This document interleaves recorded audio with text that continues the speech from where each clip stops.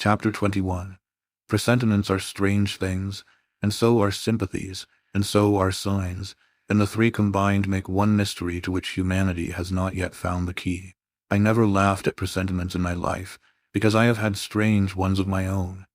Sympathies, I believe, exist, for instance, between far distant, long absent, wholly estranged relatives asserting, notwithstanding their alienation, the unity of the source to which each traces his origin, whose workings baffle mortal comprehension. And signs, for aught we know, may be but the sympathies of nature with man. When I was a little girl, only 6 years old, I one night heard Bessie Leaven say to Martha Abbott that she had been dreaming about a little child, and that to dream of children was a sure sign of trouble, either to one's self or one's kin. The saying might have worn out of my memory, had not a circumstance immediately followed which served indelibly to fix it there. The next day Bessie was sent for home to the deathbed of her little sister. Of late I had often recalled this saying and this incident, for during the past week scarcely a night had gone over my couch that had not brought with it a dream of an infant, which I sometimes hushed in my arms, sometimes dandled on my knee, sometimes watched playing with daisies on the lawn, or again, dabbling its hands in running water. It was a wailing child this night, and a laughing one the next. Now it nestled close to me, and now it ran from me. But whatever mood the apparition evinced, whatever aspect it wore, it failed not for 7 successive nights to meet me the moment I entered the land of slumber. I did not like this iteration of one idea, this strange recurrence of one image, and I grew nervous as bedtime approached, and the hour of the vision drew near. It was from companionship with this baby phantom I had been roused on that moonlight night when I heard the cry, and it was on the afternoon of the day following I was summoned downstairs by a message that someone wanted me in Mrs. Fairfax's room. On repairing thither, I found a man waiting for me, having the appearance of a gentleman's servant. He was dressed in deep mourning, and the hat he held in his hand was surrounded with a crape band. "I dare say you hardly remember me, miss," he said, rising as I entered, "but my name is Leaven. I lived coachman with Mrs. Reed when you were at Gateshead, 8 or 9 years since, and I live there still." "Oh, Robert, how do you do? I remember you very well. You used to give me a ride sometimes on Miss Georgiana's bay pony. And how is Bessie? You are married to Bessie?" "Yes, miss, my wife is very hearty, thank you. She brought me another little one about 2 months since. We have 3 now, and both mother and child are thriving." "And are the family well at the house, Robert?" "I am sorry I can't give you better news of them, miss. They are very badly at present in great trouble." "I hope no one is dead," I said, glancing at his black dress. He too looked down at the crape round his hat and replied, "Mr. John died yesterday, was a week at his chambers in London." "Mr. John?" "Yes. And how does his mother bear it?" "Why, you see, Miss Eyre, it is not a common mishap. His life has been very wild. These last 3 years he gave himself up to strange ways, and his death was shocking. I heard from Bessie he was not doing well. Doing well, he could not do worse. He ruined his health and his estate amongst the worst men and the worst women. He got into debt and into jail. His mother helped him out twice, but as soon as he was free, he returned to his old companions and habits. His head was not strong. The knaves he lived amongst fooled him beyond anything I ever heard. He came down to Gateshead about 3 weeks ago and wanted Mrs. to give up all to him. Mrs. refused. Her means have long been much reduced by his extravagance, so he went back again, and the next news was that he was dead. How he died, God knows. They say he killed himself." I was silent. The tidings were frightful. Robert Leaven resumed. "Mrs. had been out of health herself for some time. She had got very stout, but was not strong with it, and the loss of money and fear of poverty were quite breaking her down. The information about Mr. John's death and the manner of it came too suddenly. It brought on a stroke. She was 3 days without speaking, but last Tuesday she seemed rather better. She appeared as if she wanted to say something, and kept making signs to my wife and mumbling. It was only yesterday morning, however, that Bessie understood she was pronouncing your name, and at last she made out the words, 'Bring Jane, fetch Jane Eyre, I want to speak to her.' Bessie is not sure whether she is in her right mind, or means anything by the words, but she told Miss Reed and Miss Georgiana, and advised them to send for you. The young ladies put it off at first, But their mother grew so restless and said, "Jane, Jane," so many times that at last they consented. "I left Gateshead yesterday, and if you can get ready, miss, I should like to take you back with me early tomorrow morning." "Yes, Robert, I shall be ready. It seems to me that I ought to go." "I think so too, miss. Bessie said she was sure you would not refuse, but I suppose you will have to ask leave before you can get off." "Yes, and I will do it now." And having directed him to the servants' hall, and recommended him to the care of John's wife, and the attentions of John himself, I went in search of Mr. Rochester. He was not in any of the lower rooms. He was not in the yard, the stables, or the grounds. I asked Mrs. Fairfax if she had seen him. Yes, she believed he was playing billiards with Miss Ingram. To the billiard room I hastened. The click of balls and the hum of voices resounded thence. Mr. Rochester, Miss Ingram, the two Mrs. Eshton, and their admirers were all busied in the game. It required some courage to disturb so interesting a party. My errand, however, was one I could not defer, so I approached the master where he stood at Miss Ingram's side. She turned as I drew near and looked at me haughtily. Her eyes seemed to demand, "What can the creeping creature want now?" And when I said, in a low voice, "Mr. Rochester," she made a movement as if tempted to order me away. I remember her appearance at the moment. It was very graceful and very striking. She wore a morning robe of sky-blue crepe. A gauzy azure scarf was twisted in her hair. She had been all animation with the game, and irritated pride did not lower the expression of her haughty lineaments. "Does that person want you?" she inquired of Mr. Rochester, and Mr. Rochester turned to see who the person was. He made a curious grimace, one of his strange and equivocal demonstrations, threw down his cue and followed me from the room. "Well, Jane," he said, as he rested his back against the schoolroom door, which he had shut. "If you please, sir, I want leave of absence for a week or two. What to do, where to go? To see a sick lady who has sent for me." "What sick lady? Where does she live?" "At Gateshead in Shire." "Shire? That is 100 miles off. Who may she be that sends for people to see her that distance?" "Her name is Reed, sir, Mrs. Reed." "Reed of Gateshead? There was a Reed of Gateshead, a magistrate." "It is his widow, sir." "And what have you to do with her?" "How do you know her?" "Mr. Reed was my uncle, my mother's brother." "The deuce he was. You never told me that before. You always said you had no relations." "None that would own me, sir. Mr. Reed is dead, and his wife cast me off." "Why?" "Because I was poor and burdensome, and she disliked me." "But Reed left children? You must have cousins." "Sir George Lynn was talking of a Reed of Gateshead yesterday, who, he said, was one of the veriest rascals on town. And Ingram was mentioning a Georgiana Reed of the same place, who was much admired for her beauty a season or two ago in London." "John Reed is dead, too, sir. He ruined himself and half ruined his family, and is supposed to have committed suicide. The news so shocked his mother that it brought on an apoplectic attack." "And what good can you do her?" "Nonsense, Jane.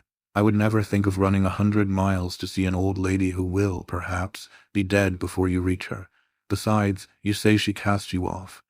"Yes, sir, but that is long ago, and when her circumstances were very different. I could not be easy to neglect her wishes now." "How long will you stay?" "As short a time as possible, sir." "Promise me only to stay a week." "I had better not pass my word. I might be obliged to break it." "At all events you will come back. You will not be induced under any pretext to take up a permanent residence with her." "Oh, no, I shall certainly return if all be well." "And who goes with you? You don't travel 100 miles alone." "No, sir, she has sent her coachman." "A person to be trusted?" "Yes, sir, he has lived 10 years in the family." Mr. Rochester meditated. "When do you wish to go?" "Early tomorrow morning, sir." "Well, you must have some money. You can't travel without money, and I dare say you have not much. I have given you no salary yet." "How much have you in the world, Jane?" he asked, smiling. I drew out my purse. A meager thing it was. 5 shillings, sir." He took the purse, poured the hoard into his palm, and chuckled over it as if its scantiness amused him. Soon he produced his pocketbook. "Here," said he, offering me a note. It was £50, and he owed me but 15. I told him I had no change. "I don't want change, you know that. Take your wages." I declined accepting more than was my due. He scowled at first. Then, as if recollecting something, he said, Right, Better not give you all now. You would, perhaps, stay away 3 months if you had £50. There are 10, is it not plenty? Yes, sir, but now you owe me 5. Come back for it then. I am your banker for £40. Mr. Rochester, I may as well mention another matter of business to you while I have the opportunity. Matter of business. I am curious to hear it. You have as good as informed me, sir, that you are going shortly to be married. Yes, what then? In that case, sir, Adele ought to go to school. I am sure you will perceive the necessity of it. To get her out of my bride's way, who might otherwise walk over her rather too emphatically. There's sense in the suggestion, not a doubt of it. Adele, as you say, must go to school, and you, of course, must march straight to the devil. I hope not, sir, but I must seek another situation somewhere. In course, he exclaimed, with a twang of voice and a distortion of features equally fantastic and ludicrous. He looked at me some minutes. And old Madam Reed, or the misses, her daughters, will be solicited by you to seek a place, I suppose? No, sir. I am not on such terms with my relatives as would justify me in asking favors of them, but I shall advertise. You shall walk up the pyramids of Egypt, he growled. At your peril you advertise. I wish I had only offered you a sovereign instead of £10. Give me back £9, Jane, I've a use for it.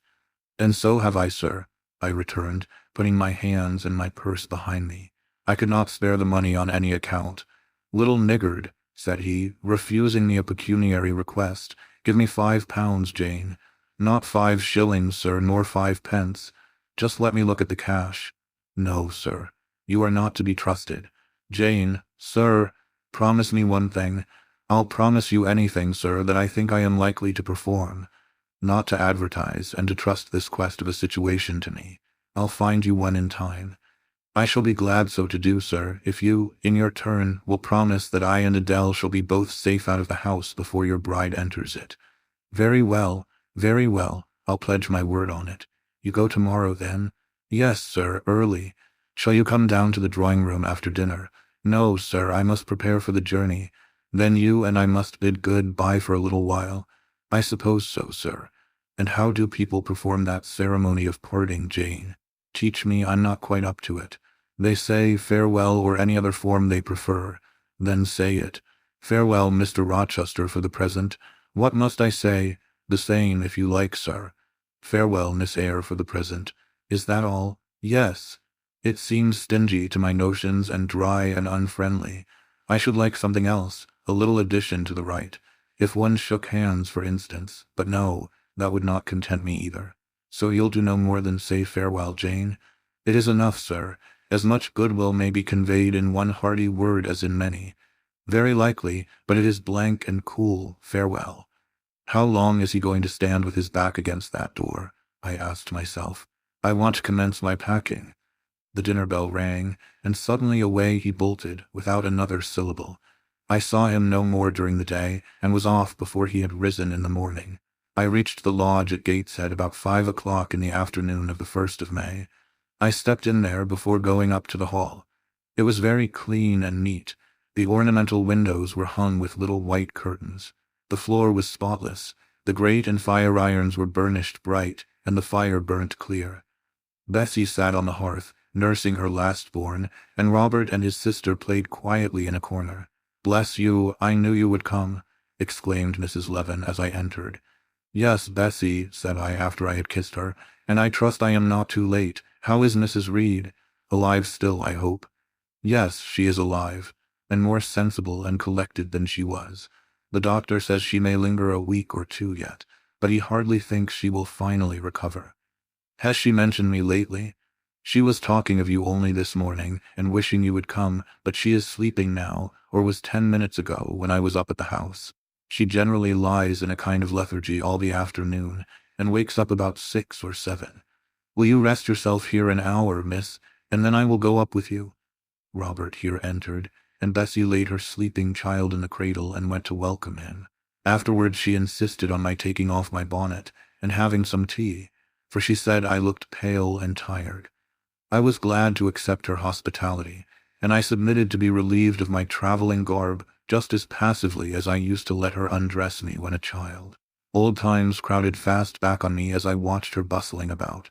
setting out the tea tray with her best china, cutting bread and butter, toasting a tea cake, and between whiles giving little Robert or Jane an occasional tap or push, just as she used to give me in former days. Bessie had retained her quick temper as well as her light foot and good looks. Tea ready, I was going to approach the table, but she desired me to sit still, quite in her old peremptory tones. "I must be served at the fireside," she said, and she placed before me a little round stand with my cup and a plate of toast, absolutely as she used to accommodate me with some privately purloined dainty on a nursery chair, and I smiled and obeyed her as in bygone days.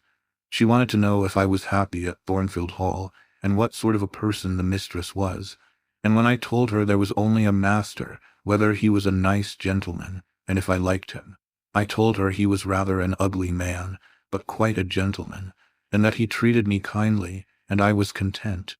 Then I went on to describe to her the gay company that had lately been staying at the house, and to these details Bessie listened with interest. They were precisely of the kind she relished. In such conversation an hour was soon gone. Bessie restored to me my bonnet, and accompanied by her, I quitted the lodge for the hall. It was also accompanied by her that I had, nearly 9 years ago, walked down the path I was now ascending. On a dark, misty, raw morning in January, I had left a hostel roof with a desperate and embittered heart, a sense of outlawry and almost of reprobation, to seek the chilly harborage of Lode, that bourne so far away and unexplored. The same hostel roof now again rose before me. My prospects were doubtful yet, and I had yet an aching heart. I still felt as a wanderer on the face of the earth, but I experienced firmer trust in myself and my own powers, and less withering dread of oppression. The gaping wound of my wrongs, too, was now quite healed, and the flame of resentment extinguished. "You shall go into the breakfast-room first," said Bessie, as she preceded me through the hall. "The young ladies will be there." In another moment I was within that apartment. There was every article of furniture looking just as it did on the morning I was first introduced to Mr. Brocklehurst. The very rug he had stood upon still covered the hearth. Glancing at the bookcases, I thought I could distinguish the 2 volumes of Bewick's British Birds occupying their old place on the 3rd shelf, and Gulliver's Travels and the Arabian Nights ranged just above. The inanimate objects were not changed, but the living things had altered past recognition. 2 young ladies appeared before me, one very tall, almost as tall as Miss Ingram, very thin too, with a sallow face and severe mien. There was something ascetic in her look, which was augmented by the extreme plainness of a straight-skirted, black, stuff dress, a starched linen collar, hair combed away from the temples, and the nun-like ornament of a string of ebony beads and a crucifix. This I felt sure was Eliza, though I could trace little resemblance to her former self in that elongated and colorless visage. The other was as certainly Georgiana, but not the Georgiana I remembered, the slim and fairy-like girl of 11. This was a full-blown, very plump damsel, fair as waxwork, with handsome and regular features, languishing blue eyes, and ringleted yellow hair. The hue of her dress was black too, but its fashion was so different from her sister's, so much more flowing and becoming it looked as stylish as the others looked puritanical. In each of the sisters there was one trait of the mother, and only one. The thin and pallid elder daughter had her parents' Cairngorm eye. The blooming and luxuriant younger girl had her contour of jaw and chin, perhaps a little softened, but still imparting an indescribable hardness to the countenance, otherwise so voluptuous and buxom. Both ladies, as I advanced, rose to welcome me, and both addressed me by the name of Miss Eyre. Eliza's greeting was delivered in a short, abrupt voice, without a smile, and then she sat down again, fixed her eyes on the fire, and seemed to forget me. Georgiana added to her, "How d'ye do?" Several commonplaces about my journey, the weather, and so on, uttered in rather a drawling tone, and accompanied by sundry side glances that measured me from head to foot, now traversing the folds of my drab merino pelisse, and now lingering on the plain trimming of my cottage bonnet. Young ladies have a remarkable way of letting you know that they think you a quiz without actually saying the words.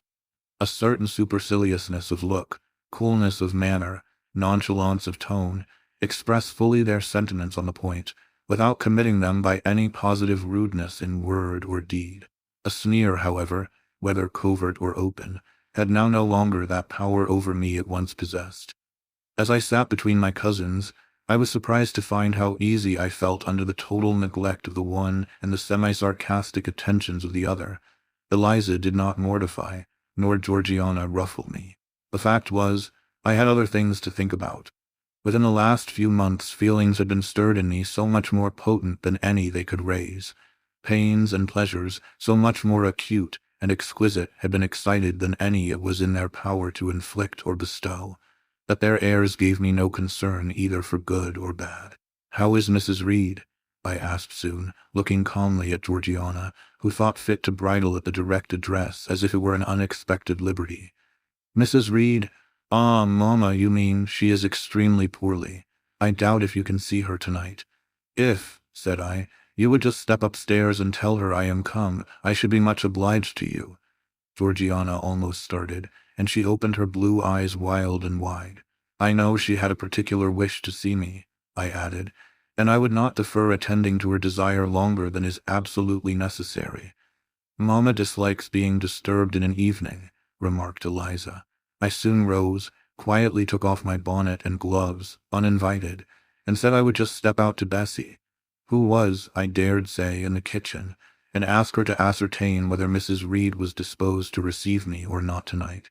I went, and having found Bessie and dispatched her on my errand, I proceeded to take further measures. It had heretofore been my habit always to shrink from arrogance.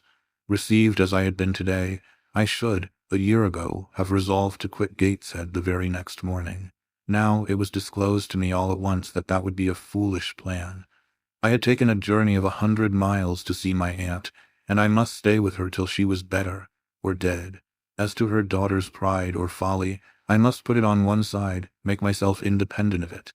So I addressed the housekeeper, asked her to show me a room, told her I should probably be a visitor here for a week or two, had my trunk conveyed to my chamber, and followed it thither myself. I met Bessie on the landing. "Missus is awake," said she. "I have told her you are here. Come and let us see if she will know you." I did not need to be guided to the well-known room, to which I had so often been summoned for chastisement or reprimand in former days. I hastened before Bessie. I softly opened the door. A shaded light stood on the table, for it was now getting dark. There was the great four-post bed with amber hangings as of old. There the toilet table, the armchair, and the footstool, at which I had 100 times been sentenced to kneel, to ask pardon for offences by me uncommitted. I looked into a certain corner near, half expecting to see the slim outline of a once dreaded switch which used to lurk there, waiting to leap out and plike, and lace my quivering palm or shrinking neck. I approached the bed. I opened the curtains and leant over the high-piled pillows. Well did I remember Mrs. Reed's face, and I eagerly sought the familiar image. It is a happy thing that time quells the longings of vengeance and hushes the promptings of rage and aversion. I had left this woman in bitterness and hate, and I came back to her now with no other emotion than a sort of ruth for her great sufferings, and a strong yearning to forget and forgive all injuries, to be reconciled and clasp hands in amity. The well-known face was there, stern, relentless as ever. There was that peculiar eye which nothing could melt, and the somewhat raised, imperious, despotic eyebrow. How often had it lowered on me menace and hate, and how the recollection of childhood's terrors and sorrows revived as I traced its harsh line now. And yet I stooped down and kissed her. She looked at me. "Is this Jane Eyre?" she said. "Yes, Aunt Reed. How are you, dear aunt?" I had once vowed that I would never call her aunt again. I thought it no sin to forget and break that vow now. My fingers had fastened on her hand which lay outside the sheet. Had she pressed mine kindly, I should at that moment have experienced true pleasure. But unimpressionable natures are not so soon softened, nor are natural antipathies so readily eradicated. Mrs. Reed took her hand away, and turning her face rather from me, she remarked that the night was warm. Again she regarded me so icily, I felt at once that her opinion of me, her feeling towards me, was unchanged and unchangeable. I knew by her stony eye, opaque to tenderness, indissoluble to tears, that she was resolved to consider me bad to the last, because to believe me good would give her no generous pleasure. only a sense of mortification. I felt pain, and then I felt ire, and then I felt a determination to subdue her, to be her mistress in spite both of her nature and her will. My tears had risen, just as in childhood. I ordered them back to their source. I brought a chair to the bedhead. I sat down and leaned over the pillow. "You sent for me," I said, "and I am here, and it is my intention to stay till I see how you get on." "Oh, of course. You have seen my daughters." "Yes." "Well, you may tell them I wish you to stay till I can talk some things over with you I have on my mind. Tonight it is too late, and I have a difficulty in recalling them. But there was something I wished to say. Let me see." The wandering look and changed utterance told what wreck had taken place in her once vigorous frame. Turning restlessly, she drew the bedclothes round her. My elbow, resting on a corner of the quilt, fixed it down. She was at once irritated. "Sit up," said she. "Don't annoy me with holding the clothes fast. Are you Jane Eyre?" "I am Jane Eyre. I have had more trouble with that child than anyone would believe. Such a burden to be left on my hands, and so much annoyance as she caused me, daily and hourly, with her incomprehensible disposition, and her sudden starts of temper, and her continual, unnatural watchings of one's movements. I declare she talked to me once like something mad, or like a fiend. No child ever spoke or looked as she did. I was glad to get her away from the house. What did they do with her at Load? The fever broke out there, and many of the pupils died. She, however, did not die, but I said she did. I wish she had died."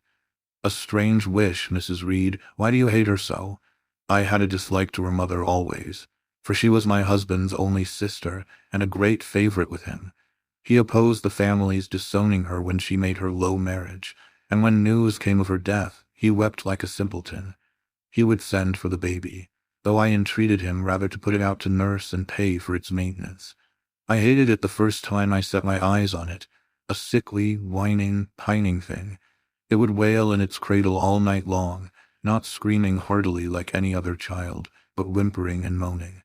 Reed pitied it, and he used to nurse it and notice it as if it had been his own, more, indeed, than he ever noticed his own at that age.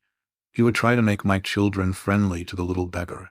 The darlings could not bear it, and he was angry with them when they showed their dislike. In his last illness, he had it brought continually to his bedside, and but an hour before he died, he bound me by vow to keep the creature. I would as soon have been charged with a pauper brat out of a workhouse, but he was weak, naturally weak. John does not at all resemble his father, and I am glad of it. John is like me and like my brothers. He is quite a Gibson. Oh, I wish he would cease tormenting me with letters for money. I have no more money to give him. We are getting poor. I must send away half the servants and shut up part of the house, or let it off. I can never submit to do that. Yet how are we to get on? 2/3 of my income goes in paying the interest of mortgages. John gambles dreadfully and always loses. Poor boy. He is beset by sharpers. John is sunk and degraded. His look is frightful. I feel ashamed for him when I see him." She was getting much excited. "I think I had better leave her now," said I to Bessie, who stood on the other side of the bed. "Perhaps you hadn't, but she often talks in this way towards night. In the morning she is calmer." I rose. "Stop," exclaimed Mrs. Reed. "There is another thing I wish to say. He threatens me. He continually threatens me with his own death or mine. And I dream sometimes that I see him laid out with a great wound in his throat, or with a swollen and blackened face. I am come to a strange pass. I have heavy troubles. What is to be done? How is the money to be had?" Bessie now endeavored to persuade her to take a sedative draught. She succeeded with difficulty. Soon after, Mrs. Reed grew more composed and sank into a dozing state. I then left her. More than 10 days elapsed before I had again any conversation with her. She continued either delirious or lethargic, and the doctor forbade everything which could painfully excite her. Meantime, I got on as well as I could with Georgiana and Eliza. They were very cold indeed at first. Eliza would sit half the day sewing, reading, or writing, and scarcely utter a word either to me or her sister. Georgiana would chatter nonsense to her canary bird by the hour, and take no notice of me. But I was determined not to seem at a loss for occupation or amusement. I had brought my drawing materials with me, and they served me for both. Provided with a case of pencils and some sheets of paper, I used to take a seat apart from them, near the window, and busy myself in sketching fancy vignettes, representing any scene that happened momentarily to shape itself in the ever-shifting kaleidoscope of imagination. A glimpse of sea between two rocks, the rising moon, and a ship crossing its disk, a group of reeds and water flags, and a naiad's head, crowned with lotus flowers, rising out of them, an elf sitting in a hedge sparrow's nest, under a wreath of hawthorn bloom. One morning I fell to sketching a face. What sort of a face it was to be, I did not care or know. I took a soft black pencil, gave it a broad point, and worked away. Soon I had traced on the paper a broad and prominent forehead and a square lower outline of visage. That contour gave me pleasure.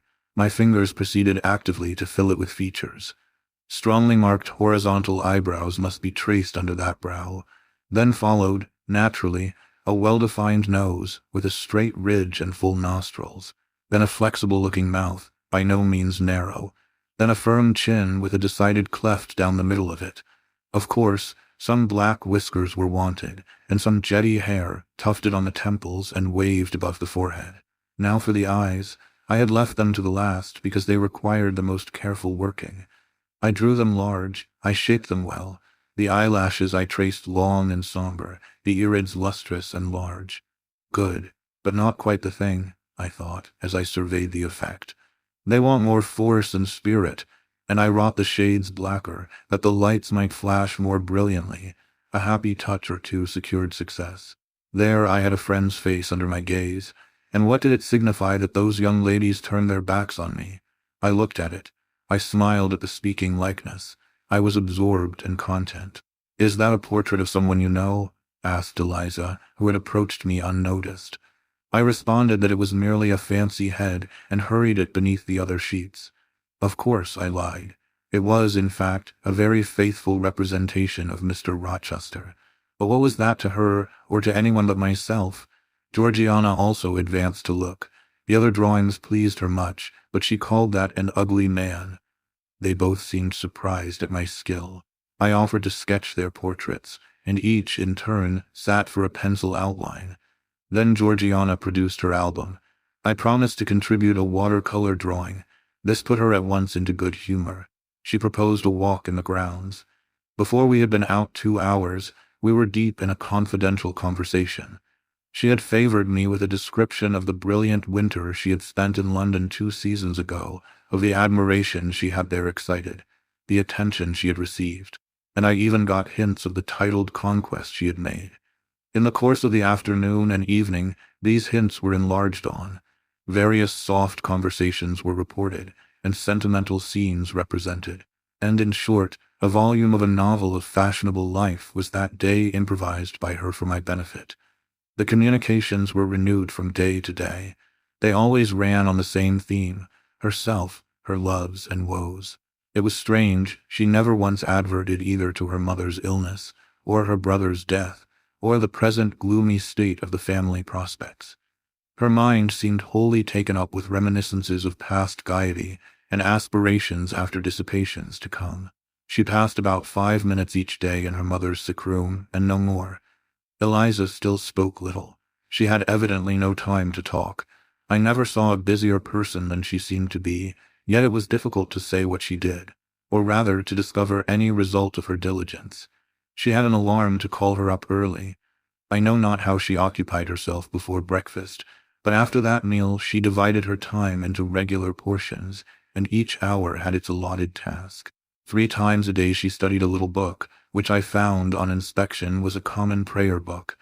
I asked her once what was the great attraction of that volume, and she said, "The rubric."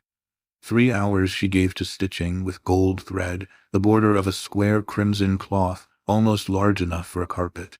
In answer to my inquiries after the use of this article, she informed me it was a covering for the altar of a new church lately erected near Gateshead. 2 hours she devoted to her diary, 2 to working by herself in the kitchen garden, and 1 to the regulation of her accounts. She seemed to want no company, no conversation. I believe she was happy in her way. This routine sufficed for her, and nothing annoyed her so much as the occurrence of any incident which forced her to vary its clockwork regularity. She told me one evening, when more disposed to be communicative than usual, that John's conduct and the threatened ruin of the family had been a source of profound affliction to her. But she had now, she said, settled her mind and formed her resolution. Her own fortune she had taken care to secure, and when her mother died, and it was wholly improbable, she tranquilly remarked, that she should either recover or linger long, she would execute a long-cherished project, seek a retirement where punctual habits would be permanently secured from disturbance, and place safe barriers between herself and a frivolous world. I asked if Georgiana would accompany her. Of course not. Georgiana and she had nothing in common. They never had had. She would not be burdened with her society for any consideration. Georgiana should take her own course, and she, Eliza, would take hers. Georgiana, when not unburdening her heart to me, spent most of her time in lying on the sofa, fretting about the dullness of the house, and wishing over and over again that her Aunt Gibson would send her an invitation up to town. It would be so much better, she said, if she could only get out of the way for a month or two till all was over. I did not ask what she meant by all being over, but I suppose she referred to the expected decease of her mother and the gloomy sequel of funeral rites.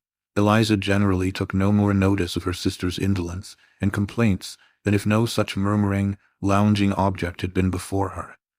One day, however, as she put away her account-book and unfolded her embroidery, she suddenly took her up thus: "Georgiana, a more vain and absurd animal than you was certainly never allowed to cumber the earth.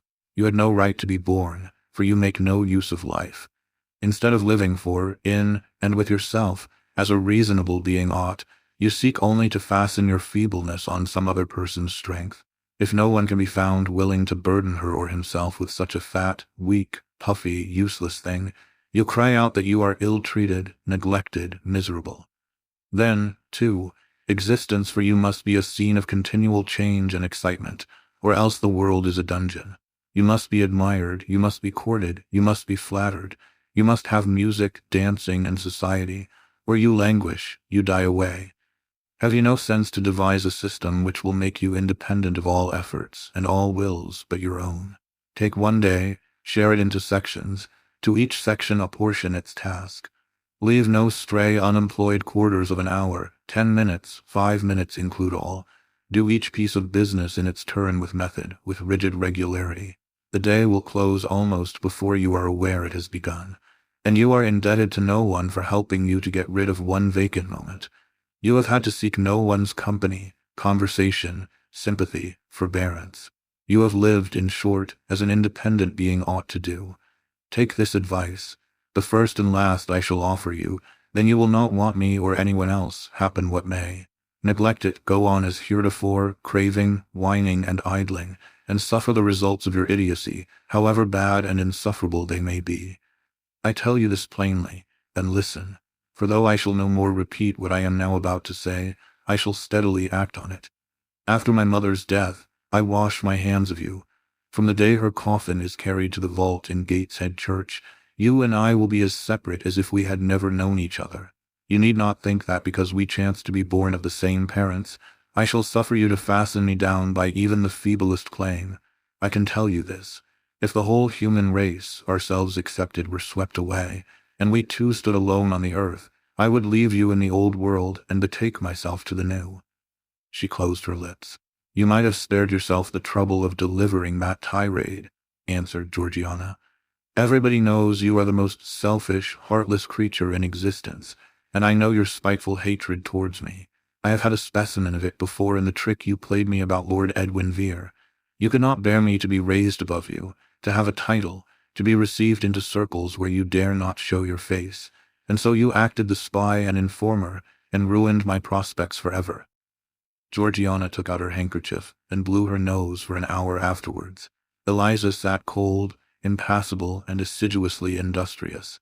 True, generous feeling is made small account of by some, but here were two natures rendered, the one intolerably acrid, the other despicably savourless for the want of it. Feeling without judgment is a washy draught indeed, but judgment untempered by feeling is too bitter and husky a morsel for human deglutition. It was a wet and windy afternoon. Georgiana had fallen asleep on the sofa over the perusal of a novel.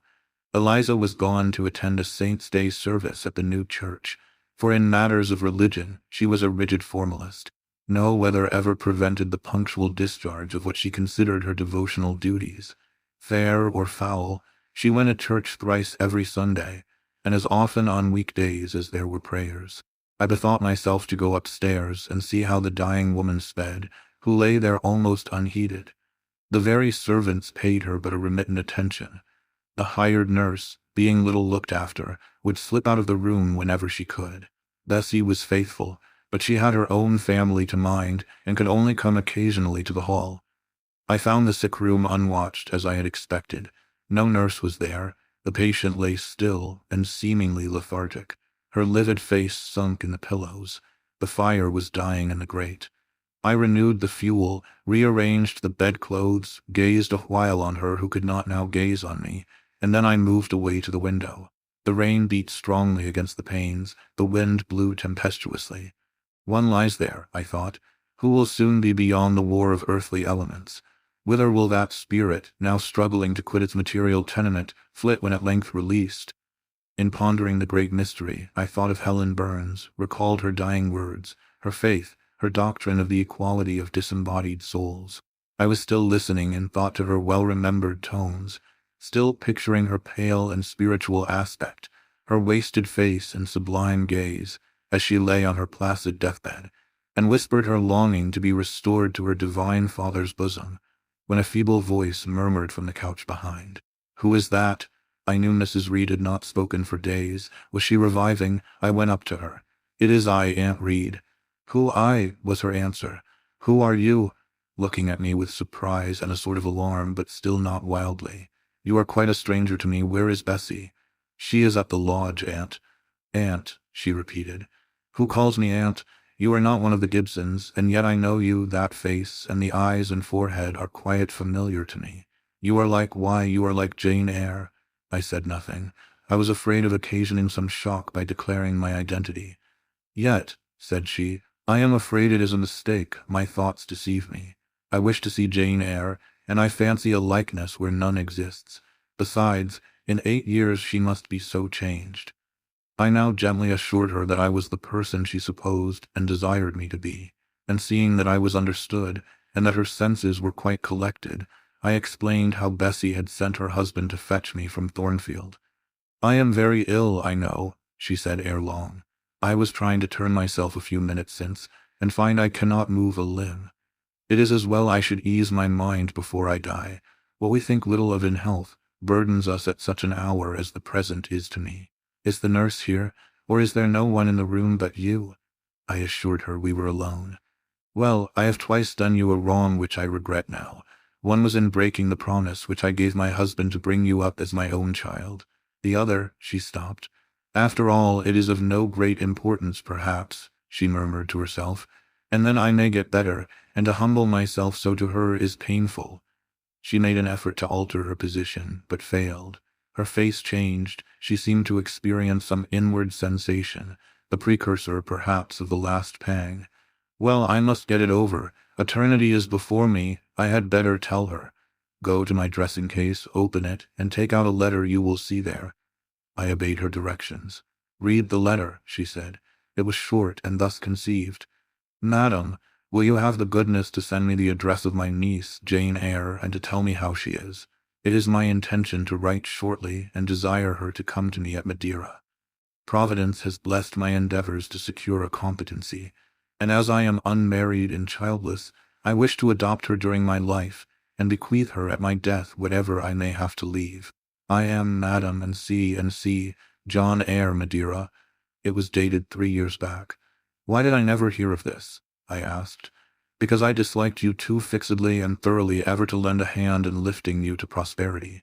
I could not forget your conduct to me, Jane, the fury with which you once turned on me, the tone in which you declared you abhorred me the worst of anybody in the world, the unchildlike look and voice with which you affirmed that the very thought of me made you sick, and asserted that I had treated you with miserable cruelty. I could not forget my own sensations when you thus started up and poured out the venom of your mind. I felt fear as if an animal that I had struck or pushed had looked up at me with human eyes and cursed me in a man's voice. Bring me some water. Oh, make haste. Dear Mrs. Reed, said I, as I offered her the draught she required, think no more of all this, let it pass away from your mind. Forgive me for my passionate language. I was a child then. 8, 9 years have passed since that day. She heeded nothing of what I said, but when she had tasted the water and drawn breath, she went on thus, I tell you I could not forget it, and I took my revenge. For you to be adopted by your uncle and placed in a state of ease and comfort was what I could not endure. I wrote to him. I said I was sorry for his disappointment, but Jane Eyre was dead. She had died of typhus fever at Lode. Now act as you please, write and contradict my assertion, expose my falsehood as soon as you like. You were born, I think, to be my torment. My last hour is racked by the recollection of a deed which, but for you, I should never have been tempted to commit. If you could but be persuaded to think no more of it, aunt, and to regard me with kindness and forgiveness. You have a very bad disposition, said she, and one to this day I feel it impossible to understand. How for 9 years you could be patient and quiescent under any treatment, and in the 10th break out all fire and violence, I can never comprehend. My disposition is not so bad as you think. I am passionate, but not vindictive. Many a time, as a little child, I should have been glad to love you if you would have let me, and I long earnestly to be reconciled to you now. Kiss me, aunt. I approached my cheek to her lips. She would not touch it. She said I oppressed her by leaning over the bed, and again demanded water. As I laid her down, for I raised her and supported her on my arm while she drank, I covered her ice-cold and clammy hand with mine. The feeble fingers shrank from my touch, the glazing eyes shunned my gaze. Love me then, or hate me, as you will, I said at last. You have my full and free forgiveness. Ask now for God's and be at peace. Poor, suffering woman. It was too late for her to make now the effort to change her habitual frame of mind. Living, she had ever hated me. Dying, she must hate me still. The nurse now entered, and Bessie followed. I yet lingered half an hour longer, hoping to see some sign of amity, but she gave none. She was fast relapsing into stupor, nor did her mind again rally. At 12 o'clock that night she died. I was not present to close her eyes, nor were either of her daughters. They came to tell us the next morning that all was over. She was by that time laid out. Eliza and I went a look at her. Georgiana, who had burst out into loud weeping, said she dared not go. There was stretched Sarah Reed's once robust and active frame, rigid and still. Her eye of flint was covered with its cold lid. Her brow and strong traits wore yet the impress of her inexorable soul. A strange and solemn object was that corpse to me. I gazed on it with gloom and pain. Nothing soft, nothing sweet, nothing pitying or hopeful or subduing did it inspire. Only a grating anguish for her woes, not my loss, and a somber, tearless dismay at the fearfulness of death in such a form. Eliza surveyed her parent calmly. After a silence of some minutes, she observed, with her constitution she should have lived to a good old age. Her life was shortened by trouble. And then a spasm constricted her mouth for an instant. As it passed away, she turned and left the room, and so did I. Neither of us had dropped a tear. Chapter 22. Mr. Rochester had given me but 1 week's leave of absence, yet a month elapsed before I quitted Gateshead. I wished to leave immediately after the funeral, but Georgiana entreated me to stay till she could get off to London, whither she was now at last invited by her uncle, Mr. Gibson, who had come down to direct his sister's interment and settle the family affairs.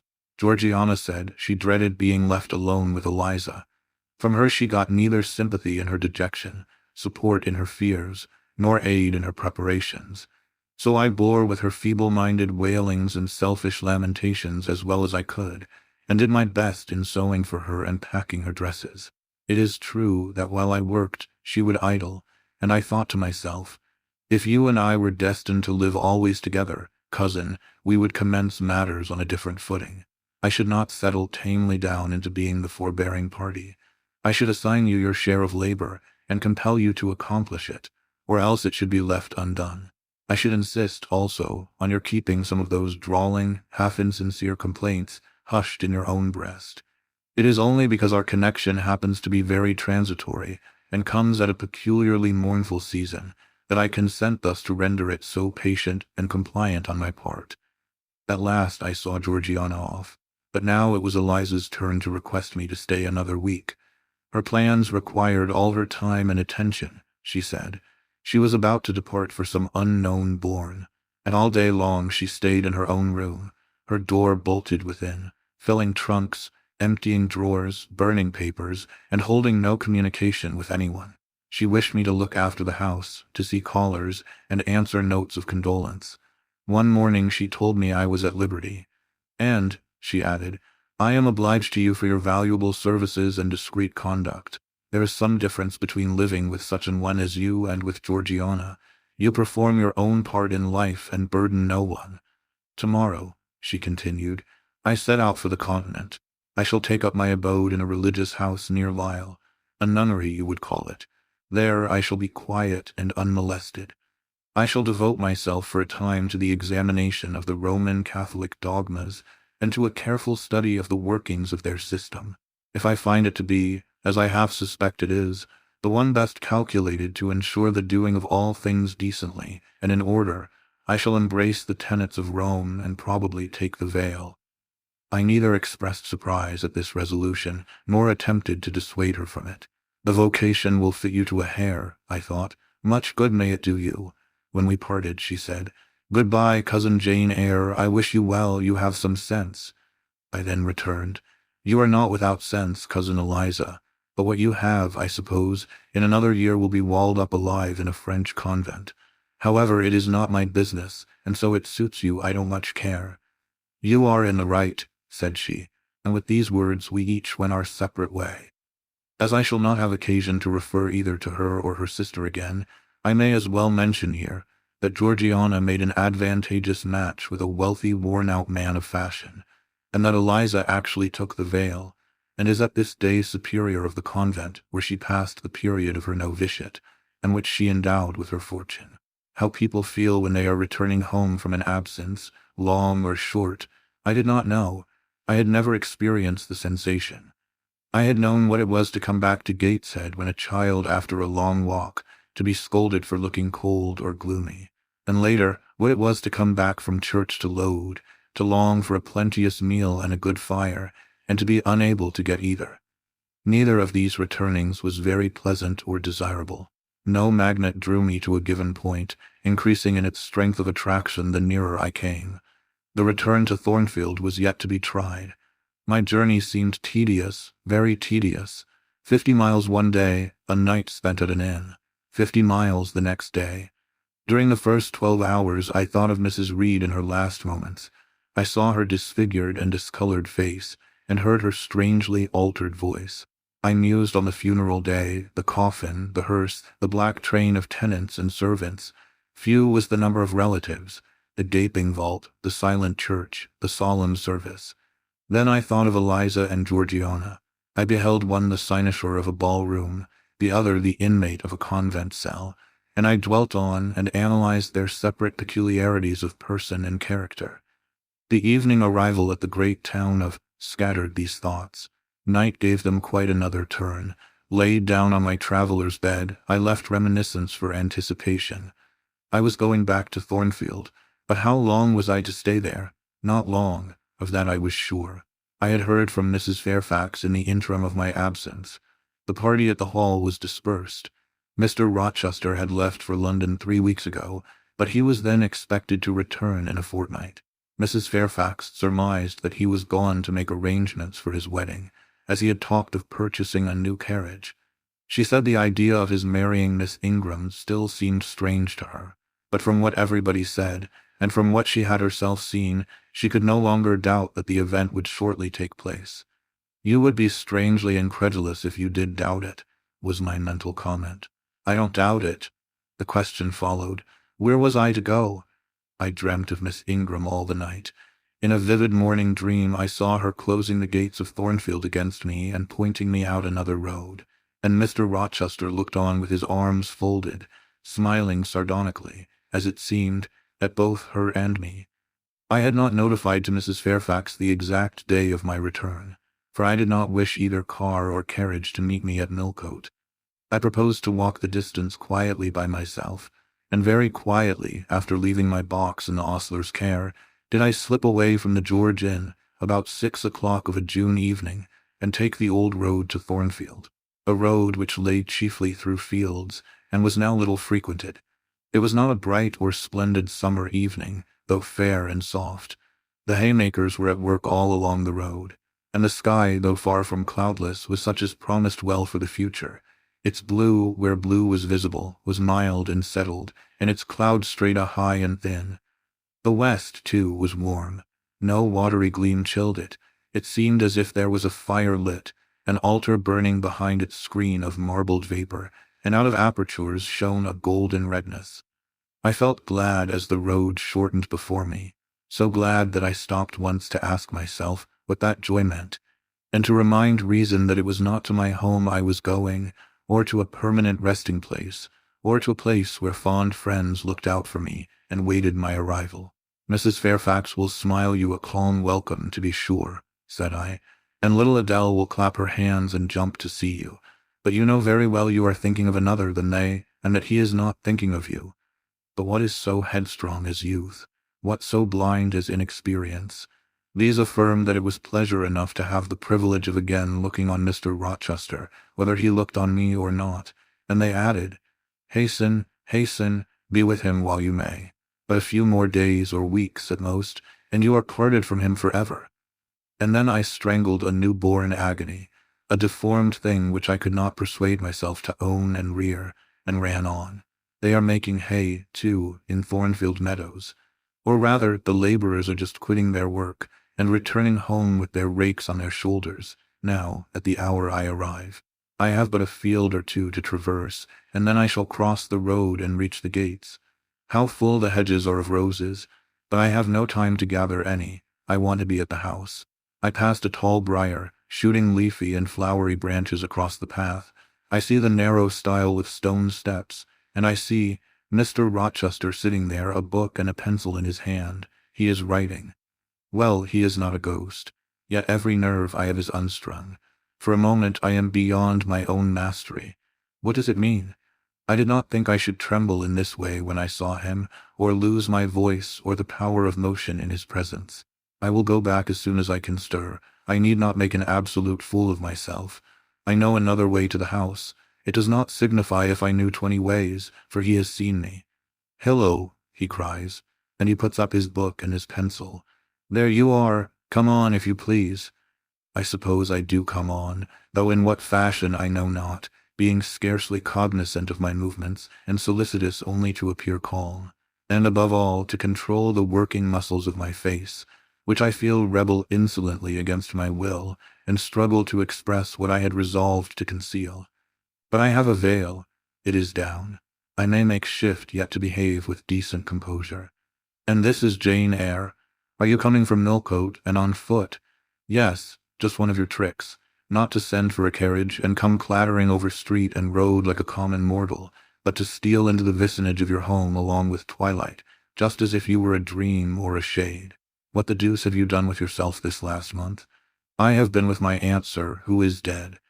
A true Janian reply. Good angels be my guard. She comes from the other world, from the abode of people who are dead, and tells me so when she meets me alone here in the gloaming. If I dared, I'd touch you, to see if you are substance or shadow, you elf, but I'd as soon offer to take hold of a blue ignis fatuus light in a marsh.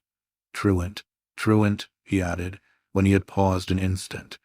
Absent from me a whole month, and forgetting me quite, I'll be sworn. I knew there would be pleasure in meeting my master again, even though broken by the fear that he was so soon to cease to be my master, and by the knowledge that I was nothing to him. But there was ever in Mr. Rochester, so at least I thought, such a wealth of the power of communicating happiness, that to taste but of the crumbs he scattered to stray and stranger birds like me was to feast genially. His last words were balm. They seemed to imply that it imported something to him whether I forgot him or not. And he had spoken of Thornfield as my home. Would that it were my home. He did not leave the stile, and I hardly liked to ask to go by. I inquired soon if he had not been to London. "Yes, I suppose you found that out by second sight. Mrs. Fairfax told me in a letter. And did she inform you what I went to do?" "Oh, yes, sir. Everybody knew your errand." "You must see the carriage, Jane. and tell me if you don't think it will suit Mrs. Rochester exactly, and whether she won't look like Queen Boadicea, leaning back against those purple cushions. I wish, Jane, I were a trifle better adapted to match with her externally. Tell me now, fairy as you are, can't you give me a charm, or a philter, or something of that sort, to make me a handsome man? It would be past the power of magic, sir. And in thought, I added, a loving eye is all the charm needed. To such you are handsome enough, or rather your sternness has a power beyond beauty. Mr. Rochester had sometimes read my unspoken thoughts with an acumen to me incomprehensible. In the present instance, he took no notice of my abrupt vocal response, but he smiled at me with a certain smile he had of his own, and which he used but on rare occasions. He seemed to think it too good for common purposes. It was the real sunshine of feeling. He shed it over me now. "Pass, Janet," said he, making room for me to cross the stile. "Go up home, and stay your weary little wandering feet at a friend's threshold." All I had now to do was to obey him in silence. No need for me to colloquize further. I got over the stile without a word and meant to leave him calmly. An impulse held me fast. A force turned me round. I said, or something in me said for me and in spite of me, "Thank you, Mr. Rochester, for your great kindness. I am strangely glad to get back again to you, and wherever you are is my home, my only home." I walked on so fast that even he could hardly have overtaken me had he tried. Little Adele was half wild with delight when she saw me. Mrs. Fairfax received me with her usual plain friendliness. Lee smiled, and even Sophie bid me bon soir with glee. This was very pleasant. There is no happiness like that of being loved by your fellow creatures, and feeling that your presence is an addition to their comfort. I that evening shut my eyes resolutely against the future. I stopped my ears against the voice that kept warning me of near separation and coming grief. When tea was over and Mrs. Fairfax had taken her knitting, and I had assumed a low seat near her, and Adele, kneeling on the carpet, had nestled close up to me, and a sense of mutual affection seemed to surround us with a ring of golden peace, I uttered a silent prayer that we might not be parted far or soon.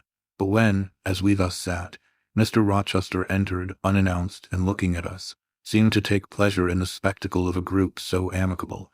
When he said he supposed the old lady was all right now, that she had got her adopted daughter back again, and added that he saw Adele was près de croquer sa petite maman anglaise, I half ventured to hope that he would, even after his marriage, keep us together somewhere under the shelter of his protection, and not quite exiled from the sunshine of his presence. A fortnight of dubious calm succeeded my return to Thornfield Hall. Nothing was said of the master's marriage, and I saw no preparation going on for such an event. Almost every day I asked Mrs. Fairfax if she had yet heard anything decided. Her answer was always in the negative. Once she said she had actually put the question to Mr. Rochester as to when he was going to bring his bride home, but he had answered her only by a joke and one of his queer looks, and she could not tell what to make of him. One thing specially surprised me, and that was, there were no journeyings backward and forward, no visits to Ingram Park. To be sure, it was 20 miles off, on the borders of another county, but what was that distance to an ardent lover? To so practised and indefatigable a horseman as Mr. Rochester, it would be but a morning's ride.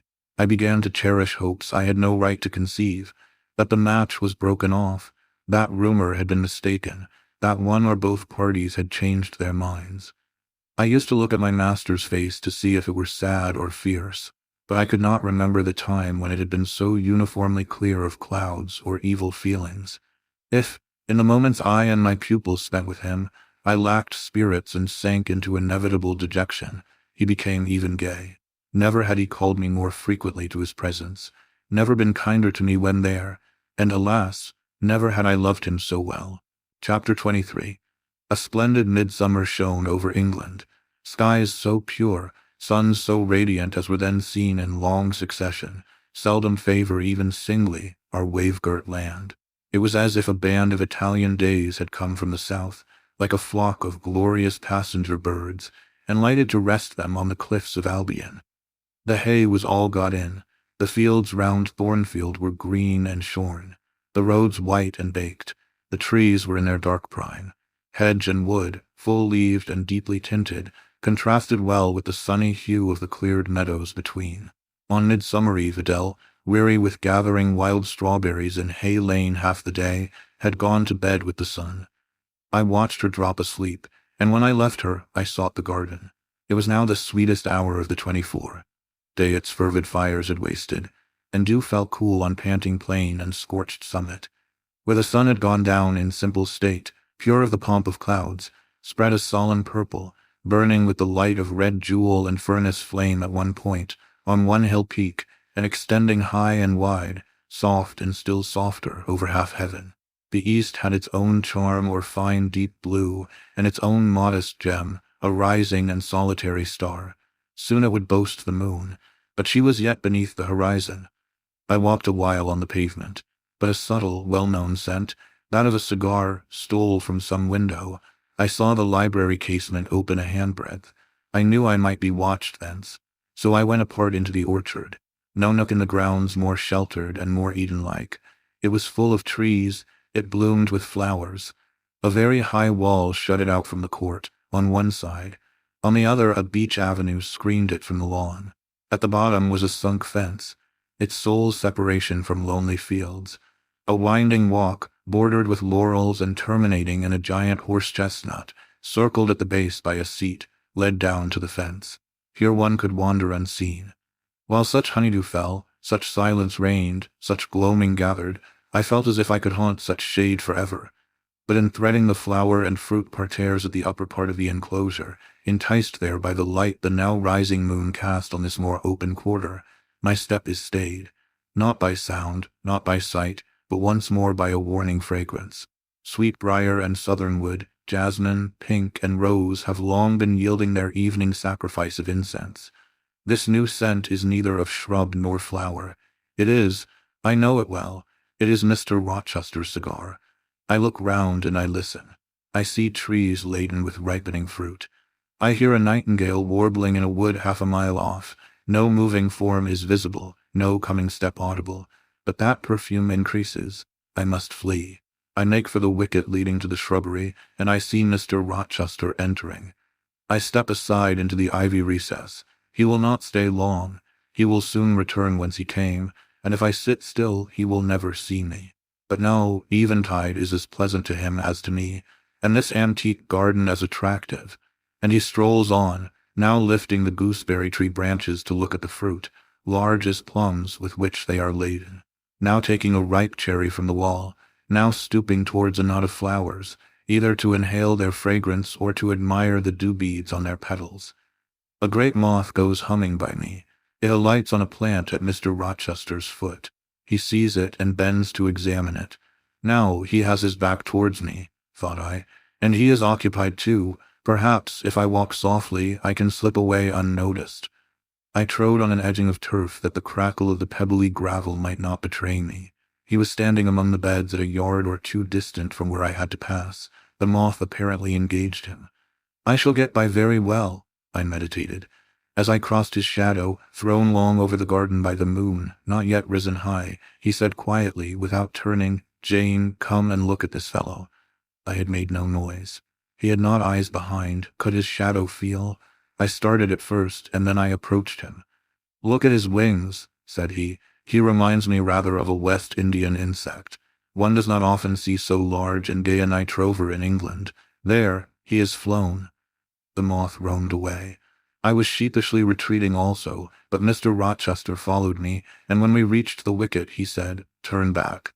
On so lovely a night it is a shame to sit in the house, and surely no one can wish to go to bed while sunset is thus at meeting with moonrise. It is one of my faults, that though my tongue is sometimes prompt enough at an answer, there are times when it sadly fails me in framing an excuse, and always the lapse occurs at some crisis, when a facile word or plausible pretext is specially wanted to get me out of painful embarrassment. I did not like to walk at this hour alone with Mr. Rochester in the shadowy orchard, but I could not find a reason to allege for leaving him. I followed with lagging step, and thoughts busily bent on discovering a means of extrication. But he himself looked so composed, and so grave also, I became ashamed of feeling any confusion. The evil, if evil existent or prospective there was, seemed to lie with me only.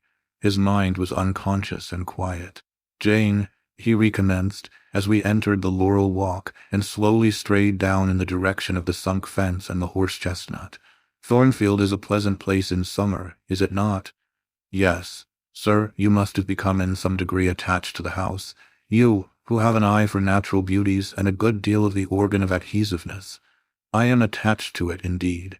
And though I don't comprehend how it is, I perceive you have acquired a degree of regard for that foolish little child Adele, too, and even for simple Dame Fairfax." "Yes, sir, in different ways I have an affection for both, and would be sorry to part with them." "Yes, pity," he said, and sighed and paused. "It is always the way of events in this life," he continued presently. "No sooner have you got settled in a pleasant resting place than a voice calls out to you to rise and move on, for the hour of repose is expired." "Must I move on, sir?" I asked.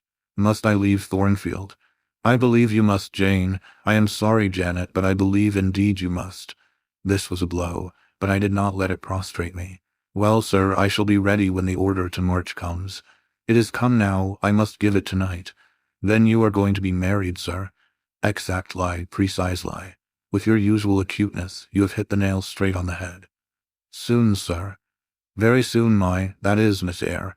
And you'll remember, Jane, the first time I or rumor plainly intimated to you that it was my intention to put my old bachelor's neck into the sacred noose, to enter into the holy estate of matrimony, to take Miss Ingram to my bosom. In short, she's an extensive armful. But that's not to the point. One can't have too much of such a very excellent thing as my beautiful Blanche. Well, as I was saying, listen to me, Jane. You're not turning your head to look after more moths, are you? That was only a lady clock, child, flying away home. I wish to remind you that it was you who first said to me, with that discretion I respect in you, with that foresight, prudence, and humility which befit your responsible and dependent position, that in case I married Miss Ingram, both you and little Adele had better trot forthwith. I pass over the sort of slur conveyed in this suggestion on the character of my beloved. Indeed, when you are far away, Janet, I'll try to forget it. I shall notice only its wisdom, which is such that I have made it my law of action. Adele must go to school, and you, Miss Eyre, must get a new situation.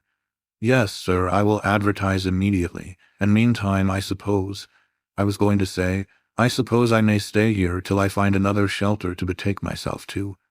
But I stopped, feeling it would not do to risk a long sentence, for my voice was not quite under command.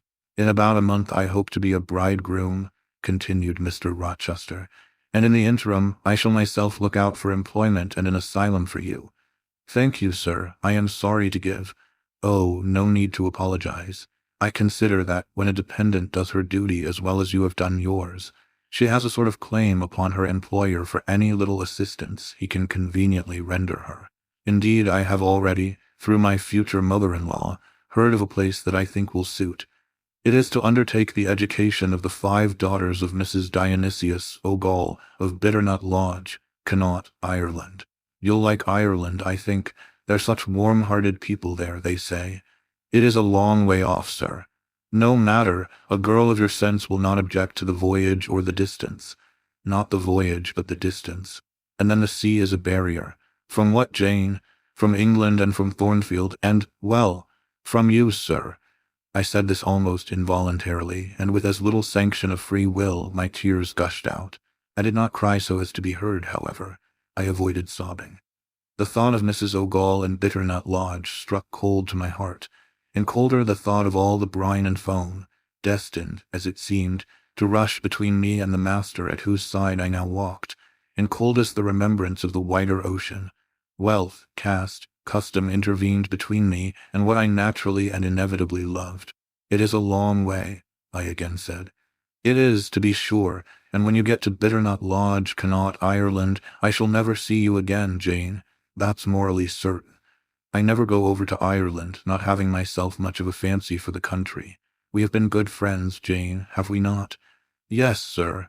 And when friends are on the eve of separation, they like to spend the little time that remains to them close to each other. Come, we'll talk over the voyage and the parting quietly half an hour or so, while the stars enter into their shining life up in heaven yonder. Here is the chestnut tree. Here is the bench at its old roots. Come, we will sit there in peace tonight, though we should never more be destined to sit there together." He seated me and himself. "It is a long way to Ireland, Janet, and I am sorry to send my little friend on such weary travels. But if I can't do better, how is it to be helped? Are you anything akin to me, do you think, Jane?" I could risk no sort of answer by this time. My heart was still. "Because," he said, "I sometimes have a queer feeling with regard to you, especially when you are near me, as now. It is as if I had a string somewhere under my left ribs, tightly and inextricably knotted to a similar string situated in the corresponding quarter of your little frame. And if that boisterous channel and 200 miles or so of land come broad between us, I am afraid that cord of communion will be snapped. And then I've a nervous notion I should take to bleeding inwardly. As for you, you'd forget me. That I never should, sir, you know. Impossible to proceed. Jane, do you hear that nightingale singing in the wood? Listen." In listening, I sobbed convulsively, for I could repress what I endured no longer. I was obliged to yield, and I was shaken from head to foot with acute distress. When I did speak, it was only to express an impetuous wish that I had never been born, or never come to Thornfield, because you are sorry to leave it. The vehemence of emotion, stirred by grief and love within me, was claiming mastery, and struggling for full sway, and asserting a right to predominate, to overcome, to live, rise, and reign at last. Yes, and to speak. I grieve to leave Thornfield. I love Thornfield. I love it because I have lived in it a full and delightful life, momentarily at least. I have not been trampled on. I have not been petrified. I have not been buried with inferior minds, and excluded from every glimpse of communion with what is bright and energetic and high. I have talked, face to face, with what I reverence, with what I delight in, with an original, a vigorous, and expanded mind. I have known you, Mr. Rochester, and it strikes me with terror and anguish to feel I absolutely must be torn from you forever. I see the necessity of departure, and it is like looking on the necessity of death. Where do you see the necessity? He asked suddenly. Where, you, sir, have placed it before me. In what shape? In the shape of Miss Ingram, a noble and beautiful woman, your bride. My bride? What bride? I have no bride. But you will have. Yes, I will, he set his teeth. Then I must go, you have said it yourself. No, you must stay. I swear it, and the oath shall be kept. I tell you I must go, I retorted, roused to something like passion. Do you think I can stay to become nothing to you? Do you think I am an automaton, a machine without feelings, and can bear to have my morsel of bread snatched from my lips, and my drop of living water dashed from my cup? Do you think, because I am poor, obscure, plain, and little, I am soulless and heartless? You think wrong. I have as much soul as you, and full as much heart. And if God had gifted me with some beauty and much wealth, I should have made it as hard for you to leave me as it is now for me to leave you. I am not talking to you now through the medium of custom, conventionalities, nor even of mortal flesh. It is my spirit that addresses your spirit, just as if both had passed through the grave and we stood at God's feet, equal, as we are. As we are, repeated Mr. Rochester. So, he added, enclosing me in his arms, gathering me to his breast, pressing his lips on my lips. So, Jane? Yes, so, sir, I rejoined. And yet not so, for you are a married man, or as good as a married man, and wed to one inferior to you, to one with whom you have no sympathy, whom I do not believe you truly love. For I have seen and heard you sneer at her. I would scorn such a union. Therefore I am better than you. Let me go. Where, Jane? To Ireland? Yes, to Ireland. I have spoken my mind and can go anywhere now. Jane, be still. Don't struggle so, like a wild, frantic bird that is rending its own plumage in its desperation. I am no bird, and no net ensnares me. I am a free human being with an independent will, which I now exert to leave you. Another effort set me at liberty, and I stood erect before him. And your will shall decide your destiny, he said. I offer you my hand, my heart, and a share of all my possessions. You play a farce, which I merely laugh at. I ask you to pass through life at my side, to be my second self and best earthly companion. For that fate you have already made your choice and must abide by it. Jane, be still a few moments. You are overexcited. I will be still too. A waft of wind came sweeping down the laurel walk and trembled through the boughs of the chestnut. It wandered away to an indefinite distance. It died. The nightingale's song was then the only voice of the hour. In listening to it, I again wept. Mr. Rochester sat quiet, looking at me gently and seriously. Some time passed before he spoke. He at last said, "Come to my side, Jane, and let us explain and understand one another. I will never again come to your side. I am torn away now and cannot return. But, Jane, I summon you as my wife. It is you only I intend to marry." I was silent. I thought he mocked me. "Come, Jane, come hither. Your bride stands between us." He rose, and with a stride reached me. "My bride is here," he said, again drawing me to him, "because my equal is here and my likeness. Jane, will you marry me?" Still I did not answer, and still I writhed myself from his grasp, for I was still incredulous. "Do you doubt me, Jane?" "Entirely.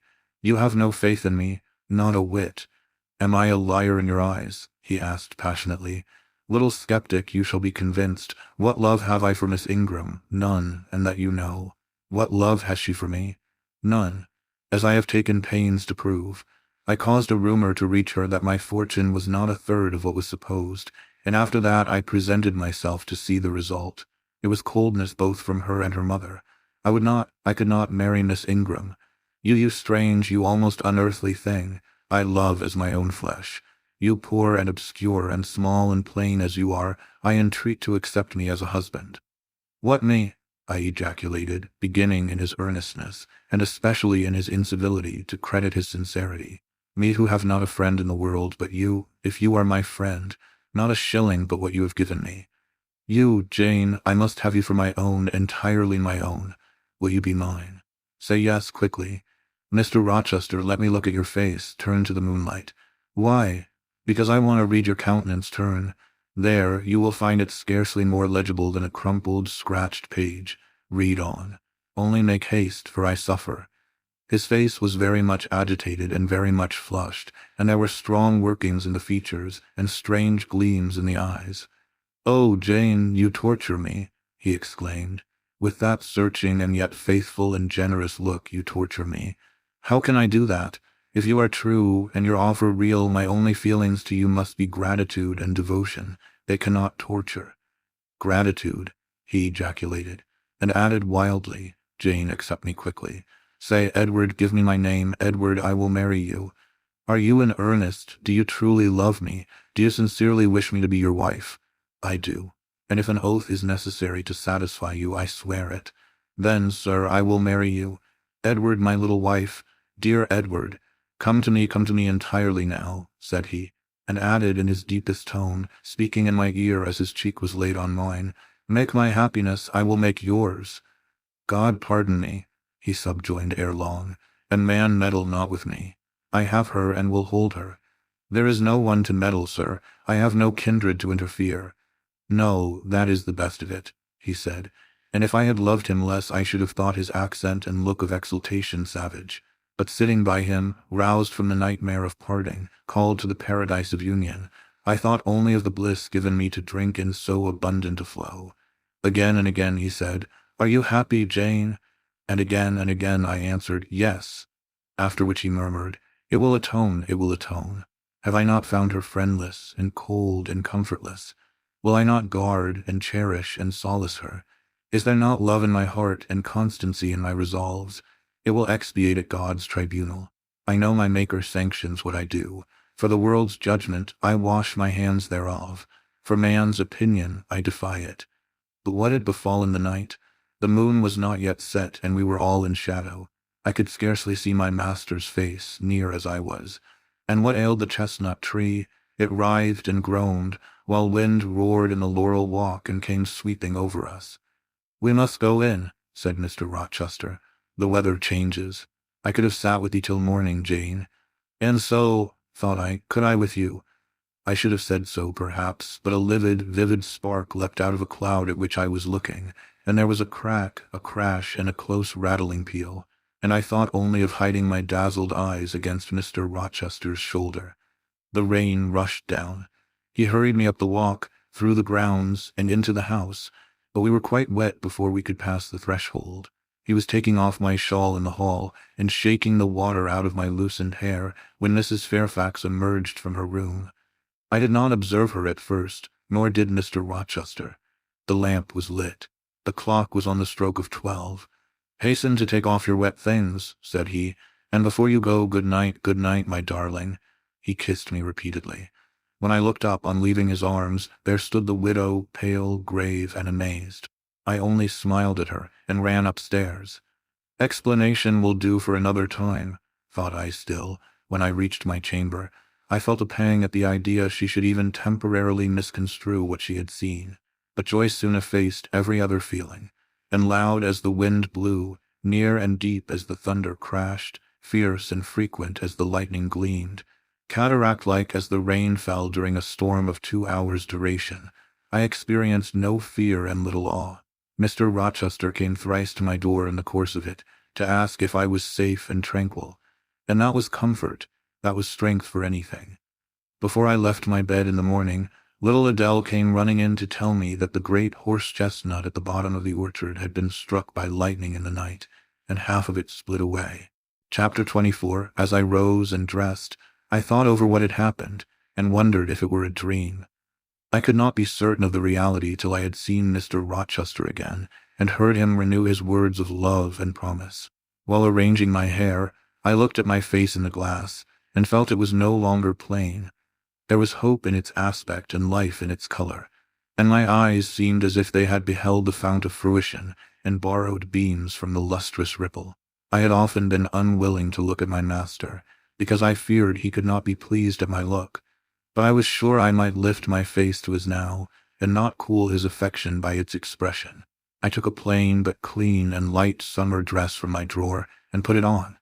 It seemed no attire had ever so well become me, because none had I ever worn in so blissful a mood. I was not surprised, when I ran down into the hall, to see that a brilliant June morning had succeeded to the tempest of the night, and to feel, through the open glass door, the breathing of a fresh and fragrant breeze. Nature must be gladsome when I was so happy. A beggar woman and her little boy, pale, ragged objects both, were coming up the walk, and I ran down and gave them all the money I happened to have in my purse, some 3 or 4 shillings. Good or bad, they must partake of my jubilee. The rooks cawed, and blither birds sang, but nothing was so merry or so musical as my own rejoicing heart. Mrs. Fairfax surprised me by looking out of the window with a sad countenance, and saying gravely, "Miss Eyre, will you come to breakfast?" During the meal she was quiet and cool, but I could not undeceive her then.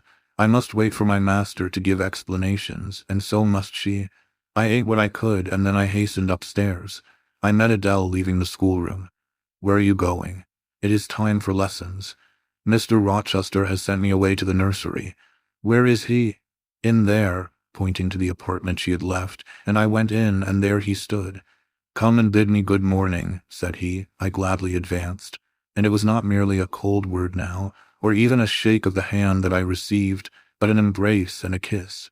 It seemed natural. It seemed genial to be so well loved, so caressed by him. "Jane, you look blooming and smiling and pretty," said he. "Truly pretty this morning. Is this my pale little elf? Is this my mustard seed? This little sunny-faced girl with the dimpled cheek and rosy lips, the satin-smooth hazel hair and the radiant hazel eyes. I had green eyes, reader, but you must excuse the mistake. For him they were new-dyed, I suppose. It is Jane Eyre, sir. Soon to be Jane Rochester," he added. "In 4 weeks, Janet, not a day more. Do you hear that?" I did, and I could not quite comprehend it. It made me giddy. The feeling the announcement sent through me was something stronger than was consistent with joy, something that smote and stunned. It was, I think, almost fear. "You blushed, and now you are white, Jane. What is that for?" "Because you gave me a new name, Jane Rochester, and it seems so strange." "Yes, Mrs. Rochester," said he. "Young Mrs. Rochester, Fairfax Rochester's girl bride." "It can never be, sir. It does not sound likely. Human beings never enjoy complete happiness in this world. I was not born for a different destiny to the rest of my species. To imagine such a lot befalling me is a fairy tale, a daydream, which I can and will realize. I shall begin today. This morning I wrote to my banker in London to send me certain jewels he has in his keeping, heirlooms for the ladies of Thornfield. In a day or 2 I hope to pour them into your lap. For every privilege, every attention shall be yours that I would accord a peer's daughter, if about to marry her. Oh, sir, never rain jewels. I don't like to hear them spoken of. Jewels for Jane Eyre sounds unnatural and strange. I would rather not have them. I will myself put the diamond chain round your neck, and the circlet on your forehead, which it will become. For nature, at least, has stamped her patent of nobility on this brow, Jane, and I will clasp the bracelets on these fine wrists, and load these fairy-like fingers with rings. No, no, sir. Think of other subjects, and speak of other things, and in another strain. Don't address me as if I were a beauty. I am your plain, Quakerish governess. You are a beauty in my eyes, and a beauty just after the desire of my heart, delicate and aerial. Puny and insignificant, you mean. You are dreaming, sir, or you are sneering. For God's sake, don't be ironical. I will make the world acknowledge you a beauty, too, he went on, while I really became uneasy at the strain he had adopted, because I felt he was either deluding himself or trying to delude me. I will attire my Jane in satin and lace, and she shall have roses in her hair, and I will cover the head I love best with a priceless veil. And then you won't know me, sir, and I shall not be your Jane Eyre any longer, but an ape in a harlequin's jacket, a jay in borrowed plumes. I would as soon see you, Mr. Rochester, tricked out in stage trappings, as myself clad in a court lady's robe. And I don't call you handsome, sir, though I love you most dearly, far too dearly to flatter you. Don't flatter me. He pursued his theme, however, without noticing my deprecation. This very day I shall take you in the carriage to Millcote, and you must choose some dresses for yourself. I told you we shall be married in 4 weeks. The wedding is to take place quietly, in the church down below yonder, and then I shall waft you away at once to town. After a brief stay there, I shall bear my treasure to regions nearer the sun, to French vineyards and Italian plains, and she shall see whatever is famous in old story and in modern record. She shall taste, too, of the life of cities, and she shall learn to value herself by just comparison with others. Shall I travel, and with you, sir? You shall sojourn at Paris, Rome, and Naples, at Florence, Venice, and Vienna. All the ground I have wandered over shall be retrodden by you. Wherever I stamped my hoof, your sylph's foot shall step also. 10 years since, I flew through Europe half mad, with disgust, hate, and rage as my companions. Now I shall revisit it healed and cleansed, with a very angel as my comforter. I laughed at him as he said this. I am not an angel, I asserted, and I will not be one till I die. I will be myself. Mr. Rochester, you must neither expect nor exact anything celestial of me, for you will not get it, any more than I shall get it of you, which I do not at all anticipate. What do you anticipate of me? For a little while you will perhaps be as you are now, a very little while, and then you will turn cool, and then you will be capricious, and then you will be stern, and I shall have much ado to please you. But when you get well used to me, you will perhaps like me again. Like me, I say, not love me. I suppose your love will effervesce in 6 months, or less. I have observed in books written by men that period assigned as the farthest to which a husband's ardor extends. Yet, after all, as a friend and companion, I hope never to become quite distasteful to my dear master. Distasteful, and like you again. I think I shall like you again, and yet again, and I will make you confess I do not only like, but love you with truth, fervor, constancy. Yet are you not capricious, sir? To women who please me only by their faces, I am the very devil when I find out they have neither souls nor hearts, when they open to me a perspective of flatness, triviality, and perhaps imbecility, coarseness, and ill temper. But to the clear eye and eloquent tongue, to the soul made of fire, and the character that bends but does not break, at once supple and stable, tractable and consistent, I am ever tender and true. Had you ever experience of such a character, sir? Did you ever love such an one? I love it now. But before me, if I indeed in any respect come up to your difficult standard, I never met your likeness. Jane, you please me and you master me, you seem to submit, and I like the sense of pliancy you impart. And while I am twining the soft, silken skein round my finger, it sends a thrill up my arm to my heart. I am influenced, conquered, and the influence is sweeter than I can express, and the conquest I undergo has a witchery beyond any triumph I can win. Why do you smile, Jane? What does that inexplicable, that uncanny turn of countenance mean? I was thinking, sir, you will excuse the idea. It was involuntary. I was thinking of Hercules and Samson with their charmers. You were, you little elfish. Hush, sir, you don't talk very wisely just now, any more than those gentlemen acted very wisely. However, had they been married, they would no doubt by their severity as husbands have made up for their softness as suitors, and so will you, I fear. I wonder how you will answer me a year hence, should I ask a favor it does not suit your convenience or pleasure to grant. Ask me something now, Janet, the least thing. I desire to be entreated. Indeed I will, sir, I have my petition all ready. Speak, but if you look up and smile with that countenance, I shall swear concession before I know to what, and that will make a fool of me. Not at all, sir. I ask only this, don't send for the jewels, and don't crown me with roses. You might as well put a border of gold lace round that plain pocket handkerchief you have there. I might as well gild refined gold. I know it. Your request is granted then, for the time. I will remand the order I dispatched to my banker. But you have not yet asked for anything. You have prayed a gift to be withdrawn. Try again. Well then, sir, have the goodness to gratify my curiosity, which is much piqued on one point. He looked disturbed. What? He said hastily. Curiosity is a dangerous petition. It is well I have not taken a vow to accord every request. But there can be no danger in complying with this, sir.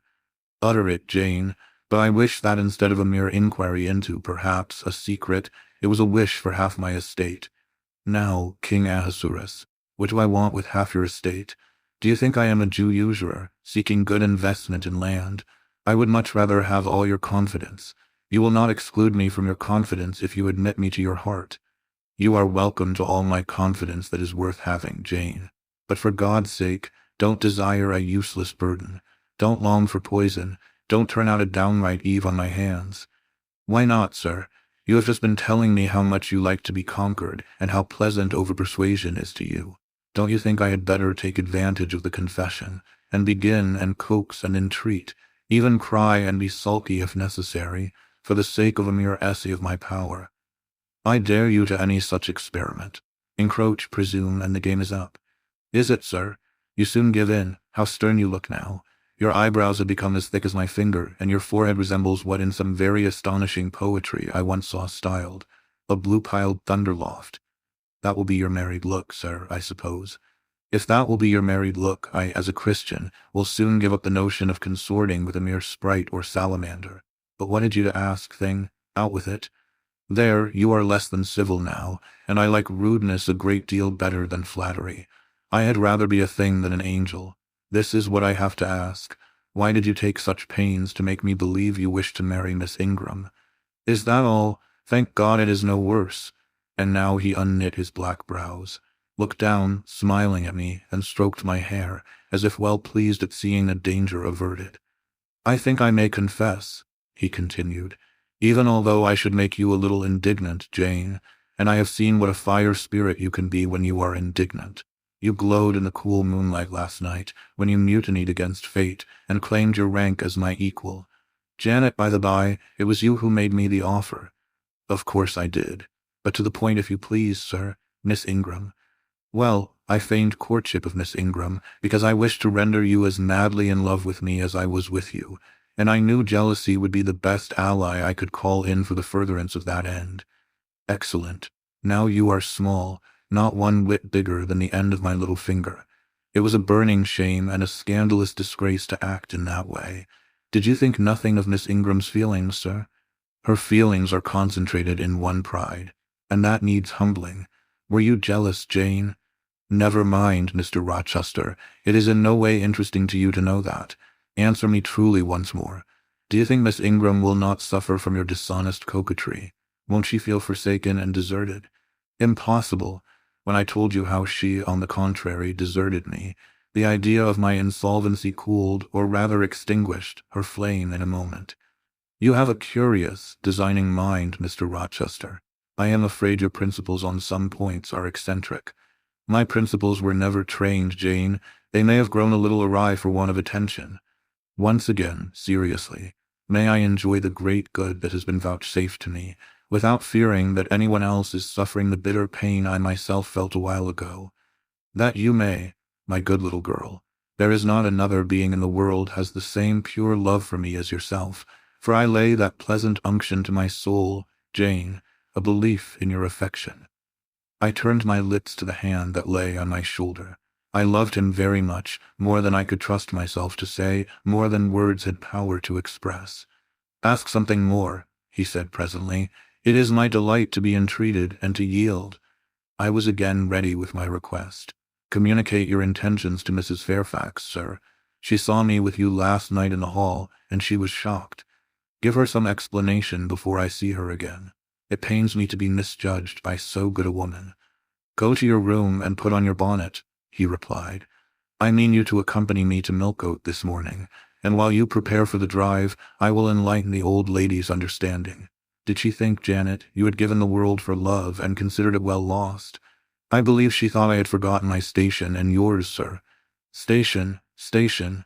Your station is in my heart and on the necks of those who would insult you now or hereafter. Go."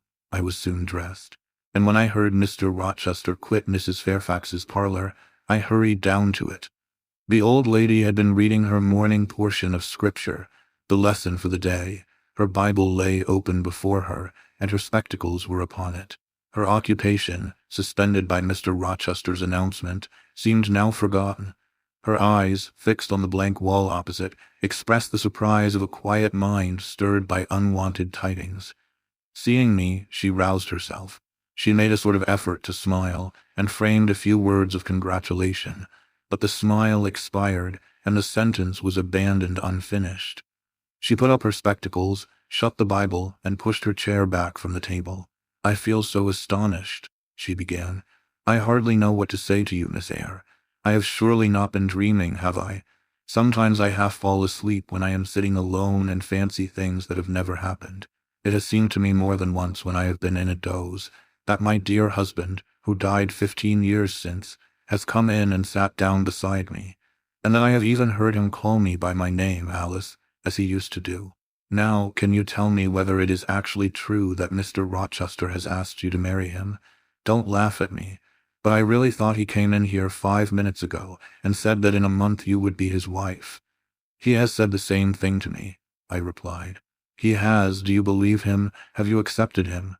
"Yes." She looked at me bewildered. "I could never have thought it. He is a proud man. All the Rochesters were proud, and his father at least liked money. He, too, has always been called careful. He means to marry you? He tells me so." She surveyed my whole person. In her eyes I read that they had there found no charm powerful enough to solve the enigma. "It passes me," she continued, "but no doubt it is true since you say so. How it will answer I cannot tell. I really don't know. Equality of position and fortune is often advisable in such cases, and there are 20 years of difference in your ages. He might almost be your father." "No, indeed, Mrs. Fairfax," exclaimed I, nettled. "He is nothing like my father. No one who saw us together would suppose it for an instant. Mr. Rochester looks as young, and is as young, as some men at 25. "Is it really for love he is going to marry you?" she asked. I was so hurt by her coldness and skepticism that the tears rose to my eyes. "I am sorry to grieve you," pursued the widow, "but you are so young and so little acquainted with men, I wish to put you on your guard. It is an old saying that all is not gold that glitters, and in this case I do fear there will be something found to be different to what either you or I expect." "Why? Am I a monster?" I said. "Is it impossible that Mr. Rochester should have a sincere affection for me?" "No, you are very well, and much improved of late, and Mr. Rochester, I dare say, is fond of you. I have always noticed that you were a sort of pet of his. There are times when, for your sake, I have been a little uneasy at his marked preference, and have wished to put you on your guard. But I did not like to suggest even the possibility of wrong. I knew such an idea would shock, perhaps offend you, and you were so discreet and so thoroughly modest and sensible, I hoped you might be trusted to protect yourself. Last night I cannot tell you what I suffered when I sought all over the house, and could find you nowhere, nor the master either, and then, at 12 o'clock, saw you come in with him." "Well, never mind that now," I interrupted impatiently. "It is enough that all was right." "I hope all will be right in the end," she said, "but believe me, you cannot be too careful. Try and keep Mr. Rochester at a distance. Distrust yourself as well as him. Gentlemen in his station are not accustomed to marry their governesses." I was growing truly irritated. Happily, Adele ran in. Let me go to Millcote too," she cried. "Mr. Rochester won't, though there is so much room in the new carriage. Beg him to let me go, mademoiselle." "Then I will, Adele," and I hastened away with her, glad to quit my gloomy monitress. The carriage was ready. They were bringing it round to the front, and my master was pacing the pavement, Pilot following him backwards and forwards. "Adele may accompany us, may she not, sir?" I told her no. "I'll have no brats. I'll have only you. Do let her go, Mr. Rochester, if you please. It would be better. Not it, she will be a restraint." He was quite peremptory, both in look and voice. The chill of Mrs. Fairfax's warnings and the damp of her doubts were upon me. Something of unsubstantiality and uncertainty had beset my hopes. I half lost the sense of power over him. I was about mechanically to obey him without further remonstrance, but as he helped me into the carriage, he looked at my face. "What is the matter?" he asked. "All the sunshine is gone. Do you really wish the bairn to go? Will it annoy you if she is left behind?" "I would far rather she went, sir." "Then off for your bonnet and back like a flash of lightning," cried he to Adele. She obeyed him with what speed she might. "After all, a single morning's interruption will not matter much," said he, "when I mean shortly to claim you, your thoughts, conversation, and company for life." Adele, when lifted in, commenced kissing me, by way of expressing her gratitude for my intercession. She was instantly stowed away into a corner on the other side of him. She then peeped round to where I sat. So stern a neighbor was too restrictive. To him, in his present fractious mood, she dared whisper no observations, nor ask of him any information. "Let her come to me," I entreated. "She will, perhaps, trouble you, sir. There is plenty of room on this side." He handed her over as if she had been a lapdog. "I'll send her to school yet," he said, but now he was smiling. Adele heard him and asked if she was to go to school, sans mademoiselle. "Yes," he replied, "absolutely sans mademoiselle, for I am to take mademoiselle to the moon, and there I shall seek a cave in one of the white valleys among the volcano tops, and mademoiselle shall live with me there, and only me." "She will have nothing to eat. You will starve her," observed Adele. "I shall gather manna for her morning and night. The plains and hillsides in the moon are bleached with manna, Adele. She will want to warm herself. What will she do for a fire? Fire rises out of the lunar mountains. When she is cold, I'll carry her up to a peak and lay her down on the edge of a crater. Oh, quelle y sera now, plus comfortable, and her clothes they will wear out. How can she get new ones?" Mr. Rochester professed to be puzzled. "Hem," said he.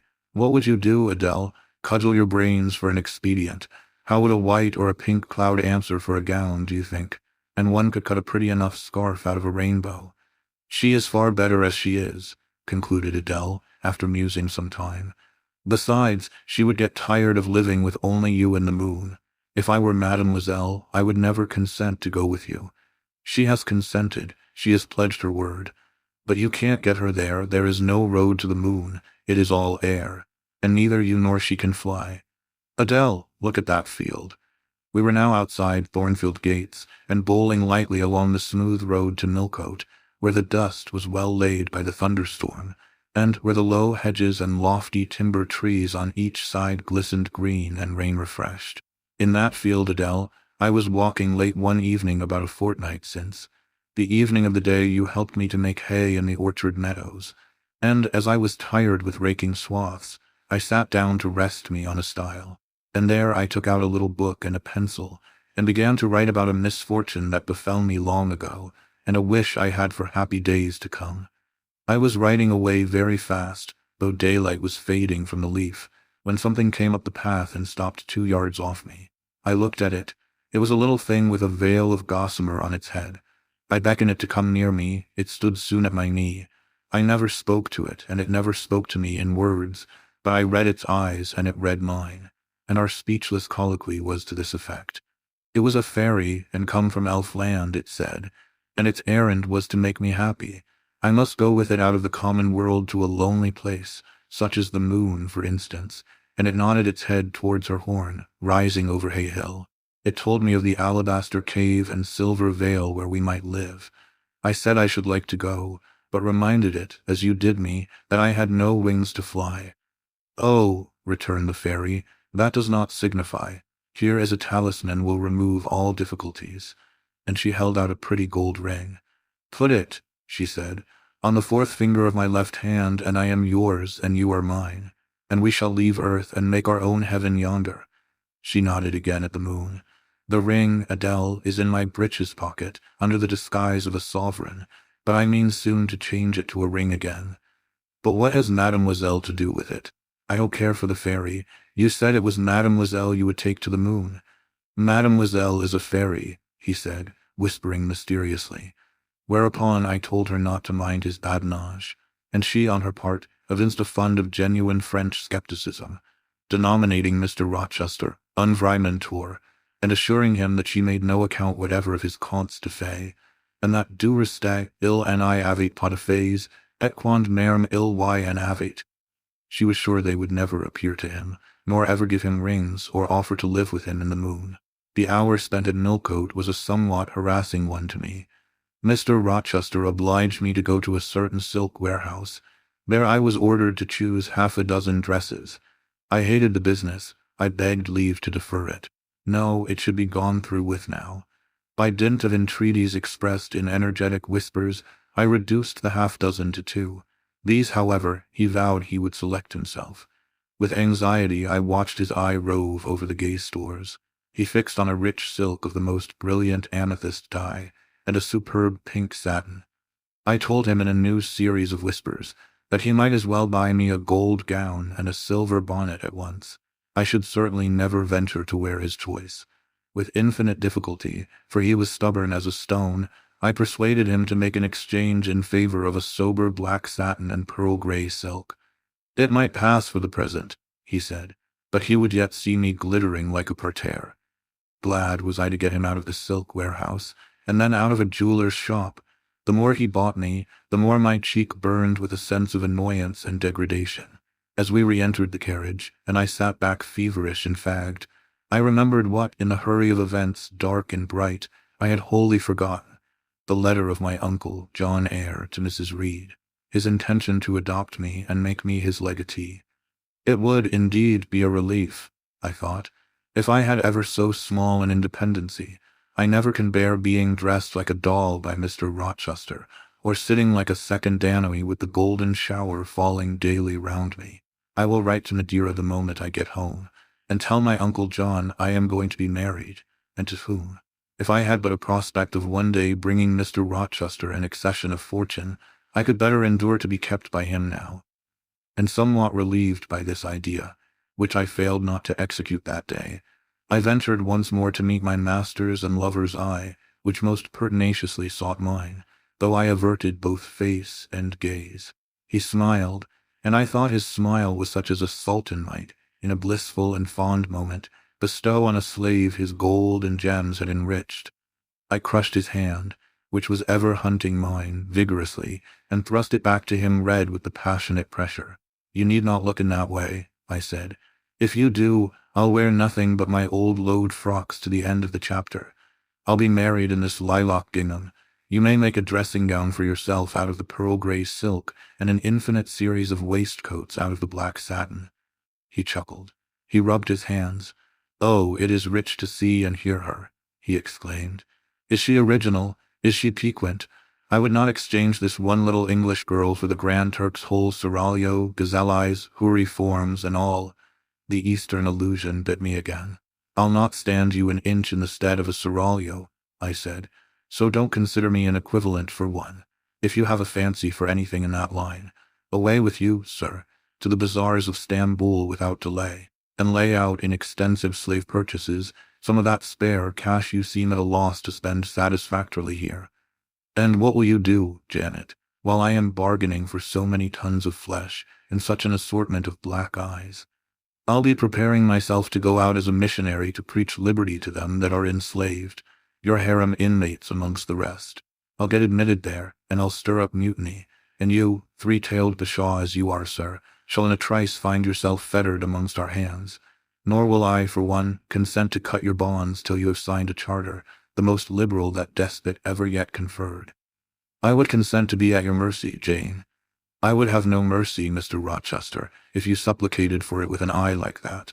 While you looked so, I should be certain that whatever charter you might grant under coercion, your first act, when released, would be to violate its conditions. Why, Jane, what would you have? I fear you will compel me to go through a private marriage ceremony, besides that performed at the altar. You will stipulate, I see, for peculiar terms. What will they be? I only want an easy mind, sir, not crushed by crowded obligations. Do you remember what you said of saline varins, of the diamonds, the cashmeres you gave her? I will not be your English saline varins. I shall continue to act as Adele's governess. By that I shall earn my board and lodging, and £30 a year besides. I'll furnish my own wardrobe out of that money, and you shall give me nothing but, well, but what? Your regard. And if I give you mine in return, that debt will be quit. Well, for cool native impudence and pure innate pride, you haven't your equal, said he. We were now approaching Thornfield. Will it please you to dine with me today? He asked as we re-entered the gates. No, thank you, sir. And what for no, thank you, if one may inquire? I never have dined with you, sir, and I see no reason why I should now. Till what? You delight in half-phrases. Till I can't help it. Do you suppose I eat like an ogre or a ghoul, that you dread being the companion of my repast? I have formed no supposition on the subject, sir, but I want to go on as usual for another month. You will give up your governessing slavery at once. Indeed, begging your pardon, sir, I shall not. I shall just go on with it as usual. I shall keep out of your way all day, as I have been accustomed to do. You may send for me in the evening when you feel disposed to see me, and I'll come then, but at no other time. I want a smoke, Jane, or a pinch of snuff to comfort me under all this. Pour me donner une contenance, as Adele would say, and unfortunately I have neither my cigar case nor my snuff-box. But listen, whisper. It is your time now, little tyrant, but it will be mine presently, and when once I have fairly seized you, to have and to hold, I'll just, figuratively speaking, attach you to a chain like this, touching his watch-guard. Yes, bonny wee thing, I'll wear you in my bosom, lest my jewel I should tine. He said this as he helped me to alight from the carriage, and while he afterwards lifted out Adele, I entered the house, and made good my retreat upstairs. He duly summoned me to his presence in the evening.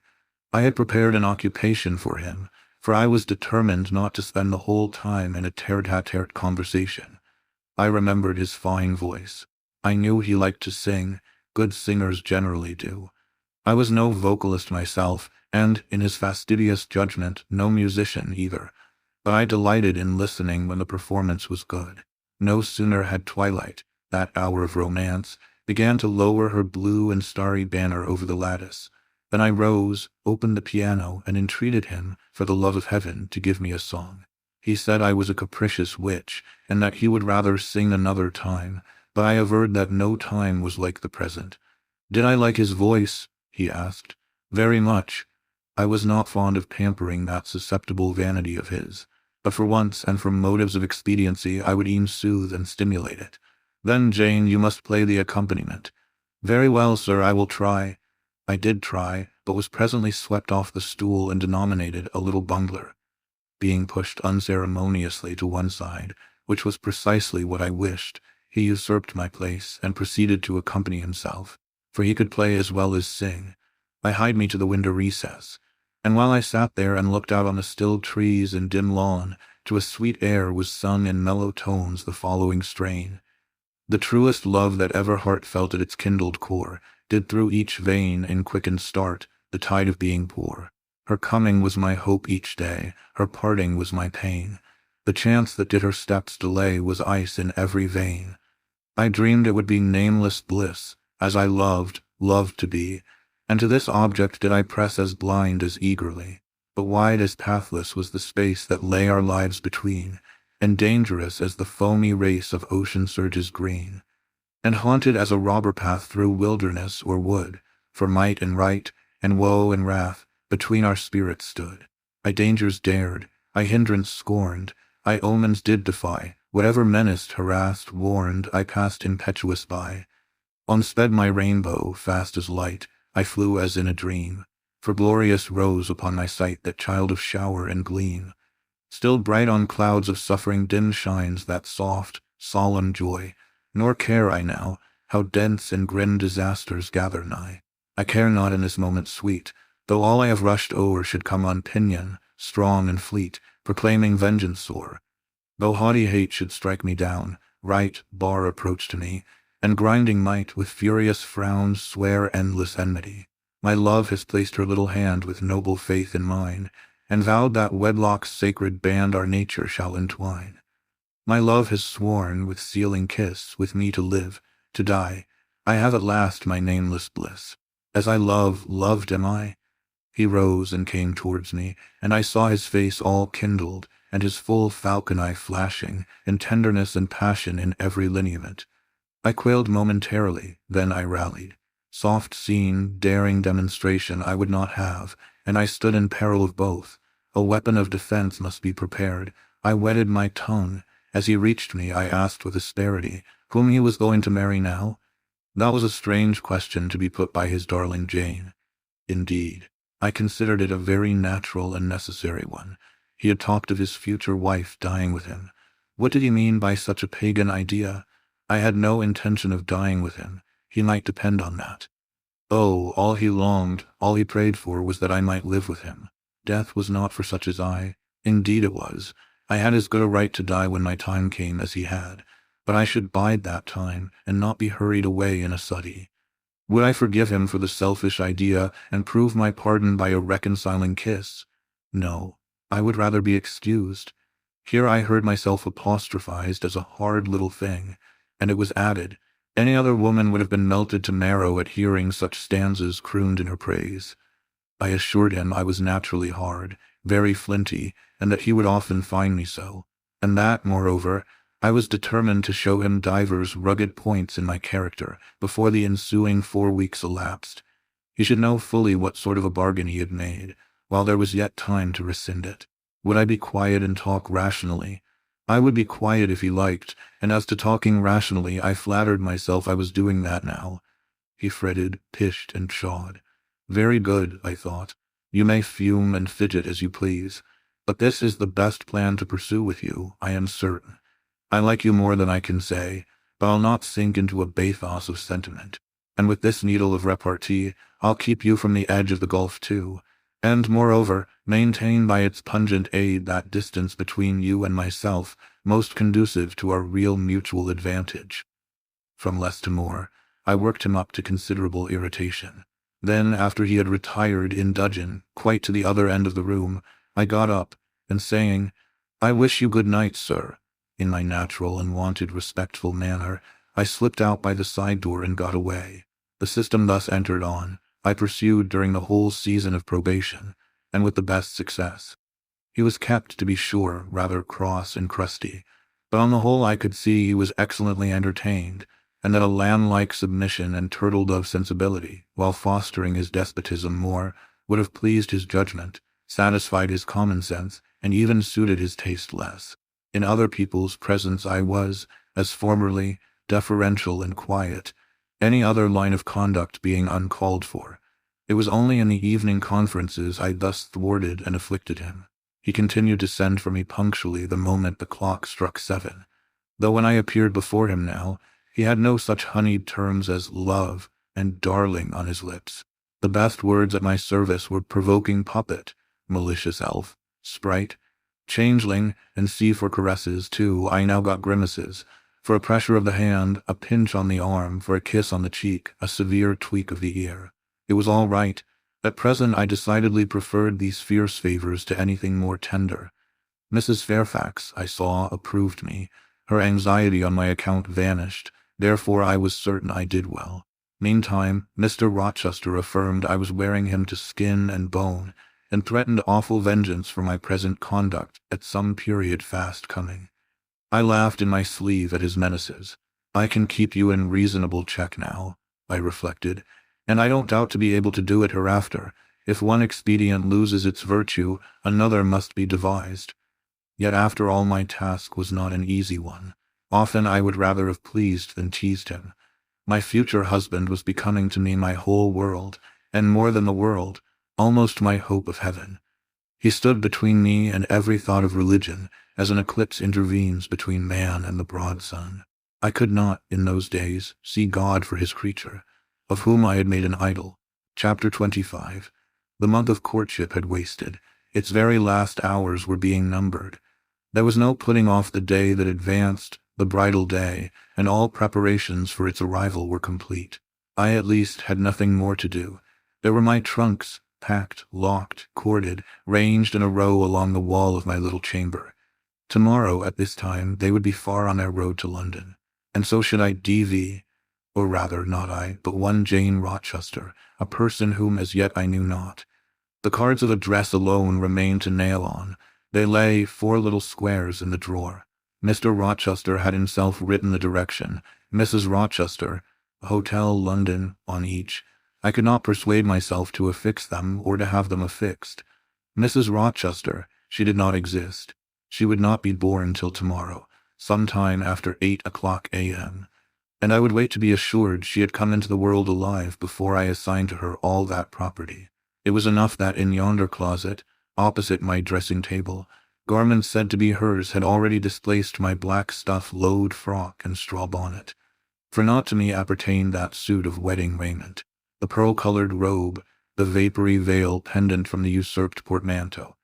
I shut the closet to conceal the strange, wraith-like apparel it contained, which, at this evening hour, 9 o'clock, gave out certainly a most ghostly shimmer through the shadow of my apartment. "I will leave you by yourself, white dream," I said. "I am feverish. I hear the wind blowing. I will go out of doors and feel it." It was not only the hurry of preparation that made me feverish, not only the anticipation of the great change, the new life which was to commence tomorrow. Both these circumstances had their share, doubtless, in producing that restless, excited mood which hurried me forth at this late hour into the darkening grounds. But a third cause influenced my mind more than they. I had at heart a strange and anxious thought. Something had happened which I could not comprehend. No one knew of or had seen the event but myself. It had taken place the preceding night. Mr. Rochester that night was absent from home, nor was he yet returned. Business had called him to a small estate of 2 or 3 farms he possessed 30 miles off. Business it was requisite he should settle in person, previous to his meditated departure from England. I waited now his return, eager to disburthen my mind, and to seek of him the solution of the enigma that perplexed me. Stay till he comes, reader, and when I disclose my secret to him, you shall share the confidence. I sought the orchard, driven to its shelter by the wind, which all day had blown strong and full from the south, without, however, bringing a speck of rain. Instead of subsiding as night drew on, it seemed to augment its rush and deepen its roar. The trees blew steadfastly one way, never writhing round, and scarcely tossing back their boughs once in an hour.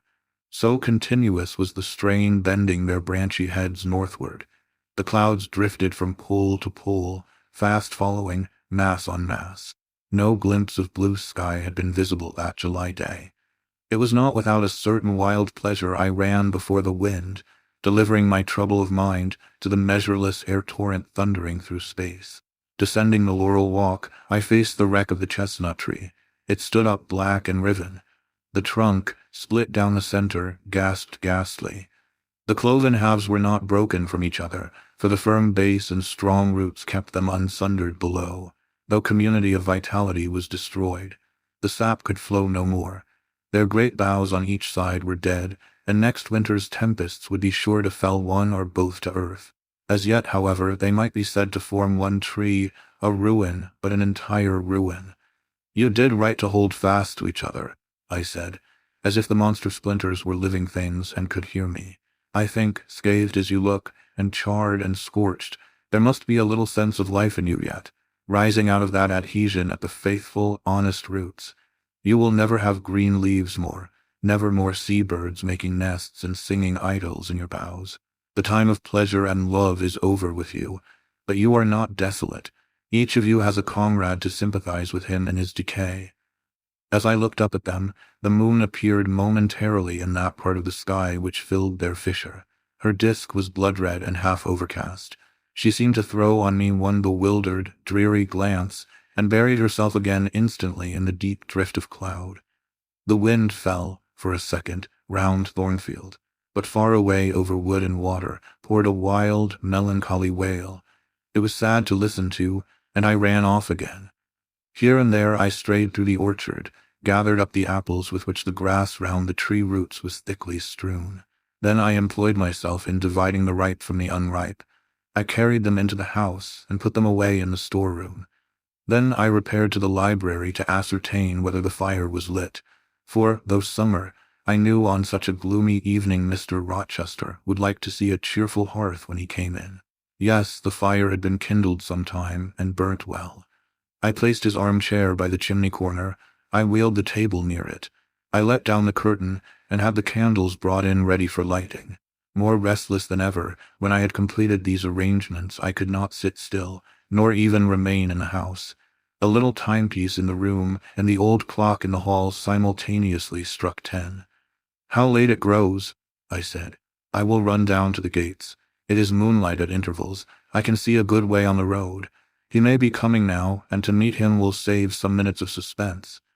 The wind roared high in the great trees which embowered the gates, but the road, as far as I could see, to the right hand and the left, was all still and solitary.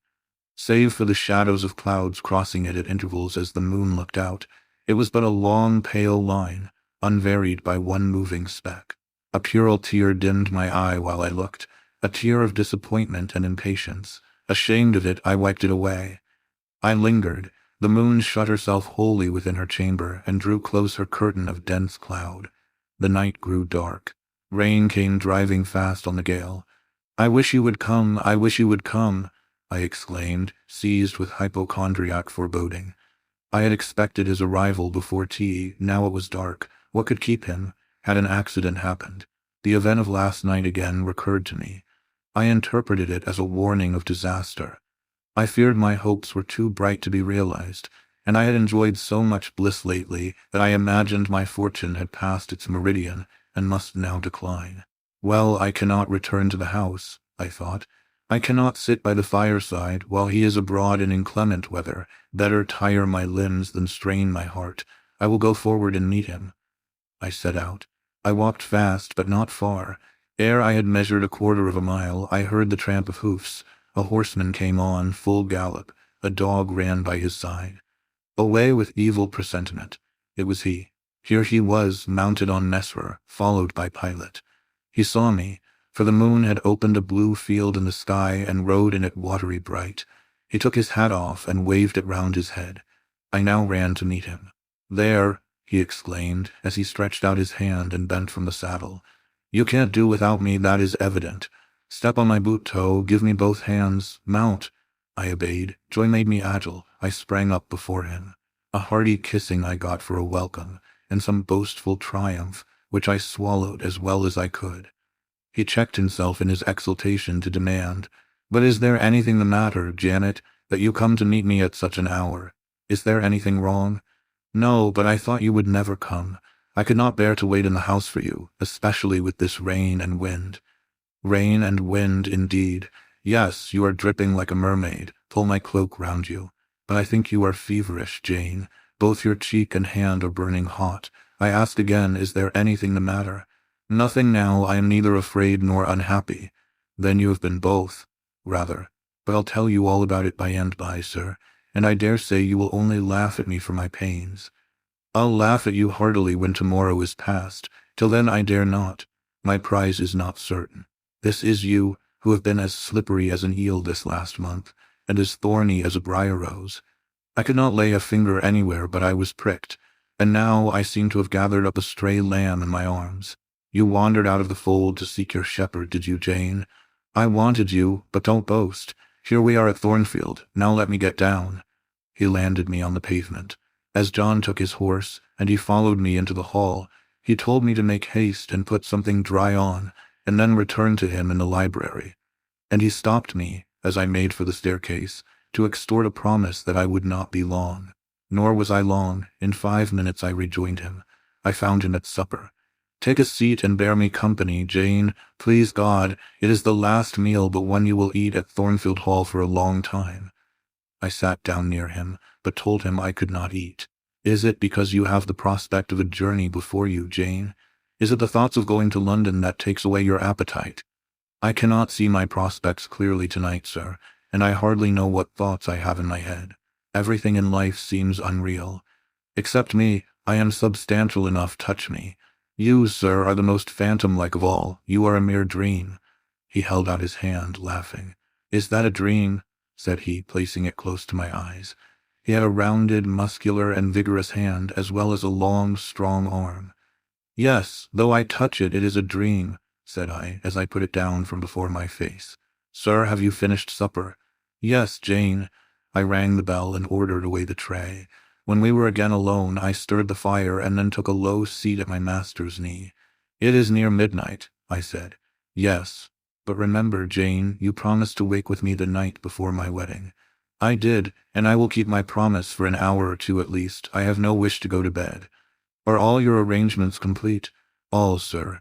And on my part likewise, he returned. I have settled everything, and we shall leave Thornfield tomorrow, within half an hour after our return from church. Very well, sir. With what an extraordinary smile you uttered that word, very well, Jane. What a bright spot of color you have on each cheek, and how strangely your eyes glitter. Are you well? I believe I am. Believe, what is the matter? Tell me what you feel. I could not, sir. No words could tell you what I feel. I wish this present hour would never end. Who knows with what fate the next may come charged? This is hypochondria, Jane. You have been overexcited or overfatigued. Do you, sir, feel calm and happy? Calm? No, but happy to the heart's core. I looked up at him to read the signs of bliss in his face. It was ardent and flushed. Give me your confidence, Jane, he said. Relieve your mind of any weight that oppresses it by imparting it to me. What do you fear? That I shall not prove a good husband? It is the idea farthest from my thoughts. Are you apprehensive of the new sphere you are about to enter, of the new life into which you are passing? No. You puzzle me, Jane. Your look and tone of sorrowful audacity perplex and pain me. I want an explanation. Then, sir, listen. You were from home last night? I was, I know that, and you hinted a while ago at something which had happened in my absence. Nothing, probably, of consequence. But in short, it has disturbed you. Let me hear it. Mrs. Fairfax has said something, perhaps, or you have overheard the servants talk. Your sensitive self-respect has been wounded. No, sir. It struck 12. I waited till the timepiece had concluded its silver chime, and the clock its hoarse, vibrating stroke, and then I proceeded. All day yesterday I was very busy, and very happy in my ceaseless bustle. For I am not, as you seem to think, troubled by any haunting fears about the new sphere, etc. I think it a glorious thing to have the hope of living with you, because I love you. No, sir, don't caress me now. Let me talk undisturbed. Yesterday I trusted well in Providence, and believed that events were working together for your good and mine. It was a fine day, if you recollect. The calmness of the air and sky forbade apprehensions respecting your safety or comfort on your journey. I walked a little while on the pavement after tea, thinking of you, and I beheld you in imagination so near me, I scarcely missed your actual presence. I thought of the life that lay before me, your life, sir, an existence more expansive and stirring than my own, as much more so as the depths of the sea to which the brook runs are than the shallows of its own straight channel. I wondered why moralists call this world a dreary wilderness.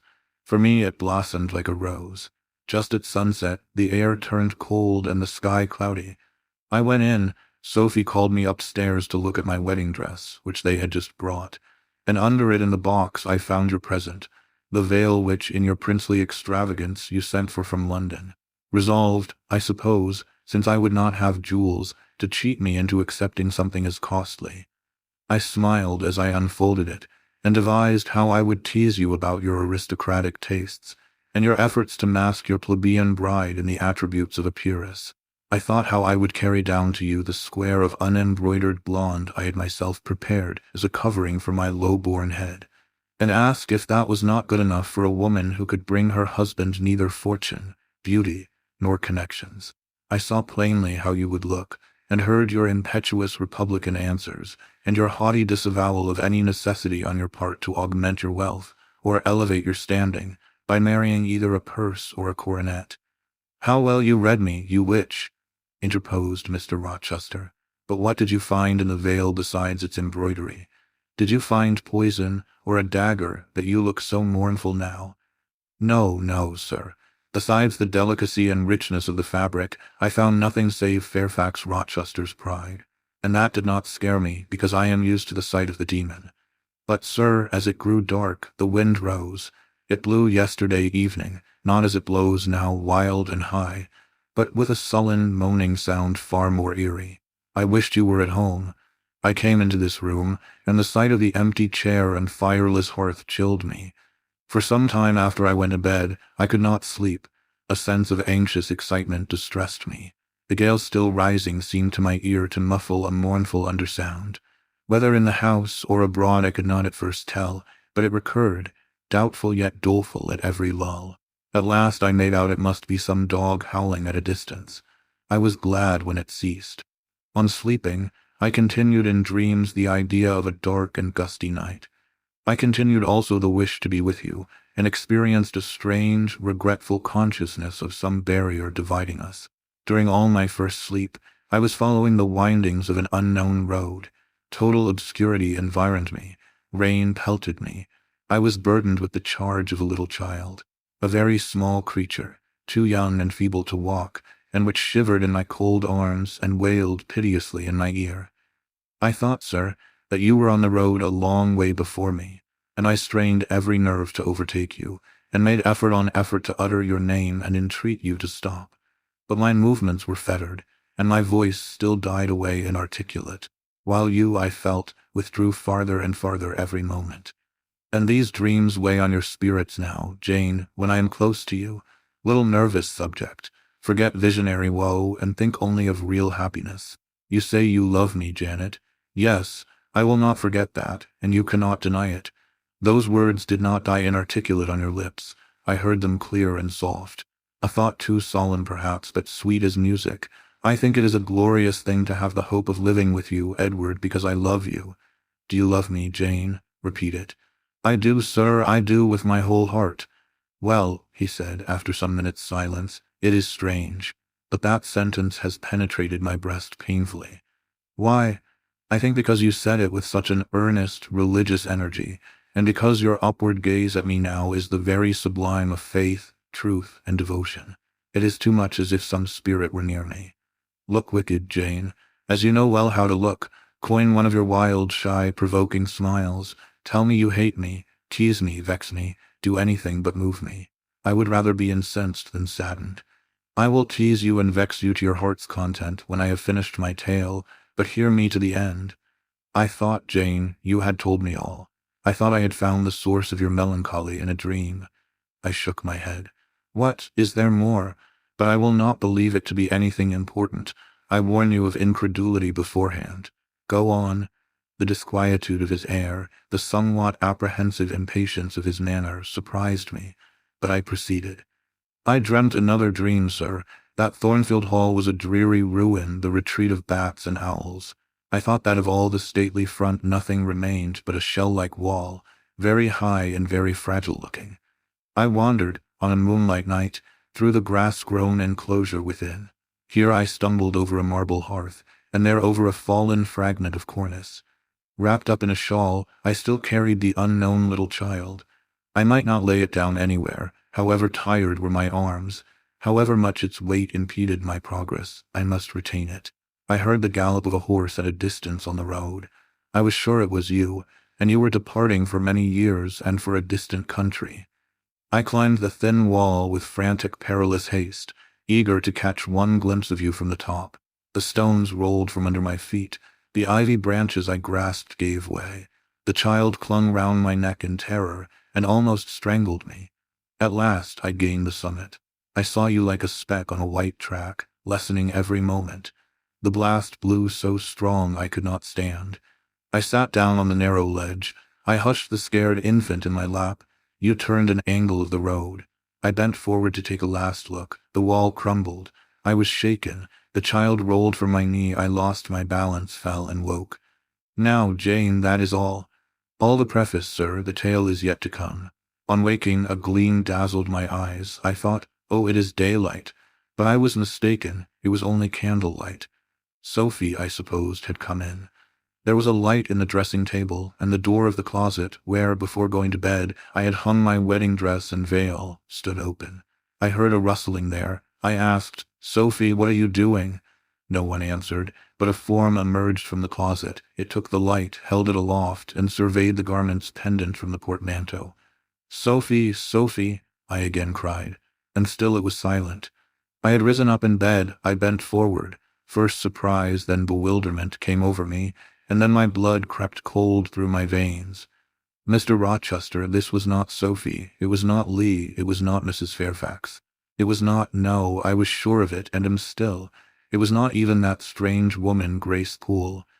It must have been one of them, interrupted my master. No, sir, I solemnly assure you to the contrary. The shape standing before me had never crossed my eyes within the precincts of Thornfield Hall before. The height, the contour were new to me. Describe it, Jane. It seemed, sir, a woman, tall and large, with thick and dark hair hanging long down her back. I know not what dress she had on. It was white and straight, but whether gown, sheet, or shroud I cannot tell. Did you see her face? Not at first, but presently she took my veil from its place. She held it up, gazed at it long, and then she threw it over her own head and turned to the mirror. At that moment I saw the reflection of the visage and features quite distinctly in the dark oblong glass. And how were they? Fearful and ghastly to me. Oh, sir, I never saw a face like it. It was a discolored face. It was a savage face. I wish I could forget the roll of the red eyes and the fearful blackened inflation of the lineaments. Ghosts are usually pale, Jane. This, sir, was purple. The lips were swelled and dark, the brow furrowed, the black eyebrows widely raised over the bloodshot eyes. Shall I tell you of what it reminded me? You may. Of the foul German spectre, the vampire. Ah, what did it do? Sir, it removed my veil from its gaunt head, rent it in two parts, and flinging both on the floor, trampled on them. It removed my veil from its gaunt head, rent it in two parts, and flinging both on the floor, trampled on them afterwards. It drew aside the window curtain and looked out. Perhaps it saw dawn approaching, for, taking the candle, it retreated to the door. Just at my bedside the figure stopped. The fiery eyes glared upon me. She thrust up her candle close to my face, and extinguished it under my eyes. I was aware her lurid visage flamed over mine, and I lost consciousness. For the second time in my life, only the second time, I became insensible from terror. Who was with you when you revived? No one, sir, but the broad day. I rose, bathed my head and face in water, drank a long draught, felt that though enfeebled I was not ill, and determined that to none but you would I impart this vision. Now, sir, tell me who and what that woman was. The creature of an overstimulated brain, that is certain. I must be careful of you, my treasure. Nerves like yours were not made for rough handling. Sir, depend on it, my nerves were not in fault. The thing was real. The transaction actually took place. And your previous dreams, were they real too? Is Thornfield Hall a ruin? Am I severed from you by insuperable obstacles? Am I leaving you without a tear, without a kiss, without a word? Not yet. Am I about to do it? Why, the day is already commenced which is to bind us indissolubly.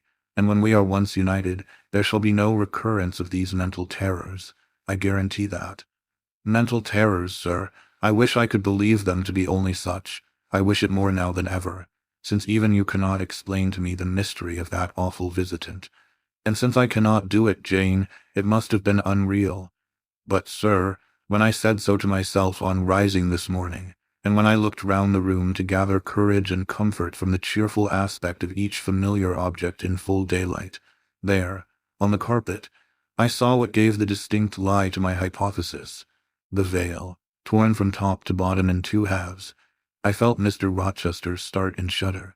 He hastily flung his arms round me. Thank God, he exclaimed, that if anything malignant did come near you last night, it was only the veil that was harmed. Oh, to think what might have happened. He drew his breath short and strained me so close to him I could scarcely pant. After some minutes' silence, he continued, cheerily, Now, Janet, I'll explain to you all about it. It was half dream, half reality. A woman did, I doubt not, enter your room, and that woman must have been Grace Poole. You call her a strange being yourself. From all you know, you have reason so to call her.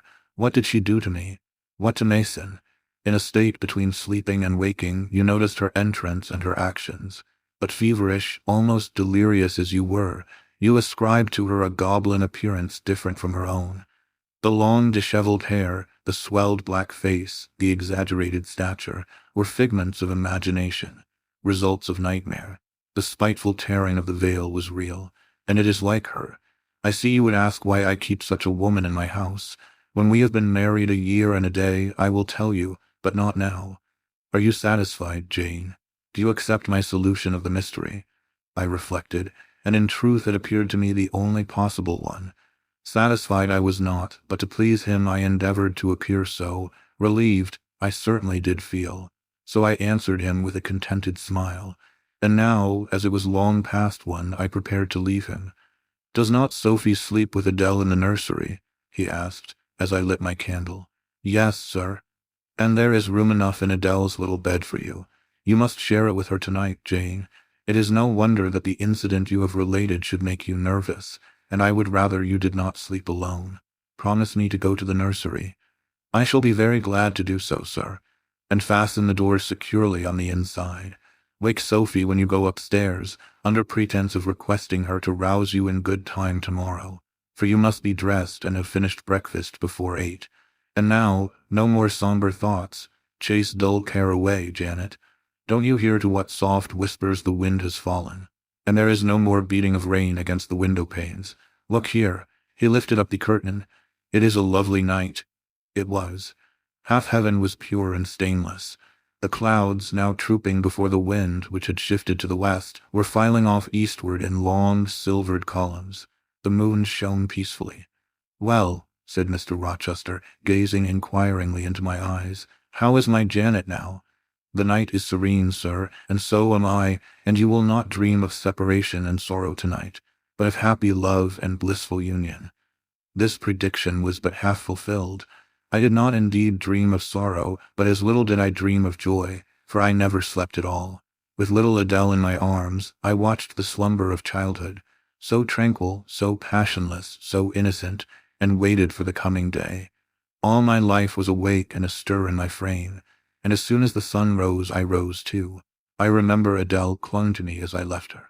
I remember I kissed her as I loosened her little hands from my neck, and I cried over her with strange emotion, and quitted her because I feared my sobs would break her still sound repose. She seemed the emblem of my past life, and I was now to array myself to meet the dread, but adored, type of my unknown future day. Chapter 26. Sophie came at 7 to dress me. She was very long indeed in accomplishing her task, so long that Mr. Rochester, grown, I suppose, impatient of my delay, sent up to ask why I did not come. She was just fastening my veil, the plain square of blonde after all, to my hair with a brooch. I hurried from under her hands as soon as I could. "Stop," she cried in French. "Look at yourself in the mirror. You have not taken one peep." So I turned at the door. I saw a robed and veiled figure, so unlike my usual self that it seemed almost the image of a stranger. "Jane," called a voice, and I hastened down. I was received at the foot of the stairs by Mr. Rochester. "Lingerer," he said, "my brain is on fire with impatience, and you tarry so long."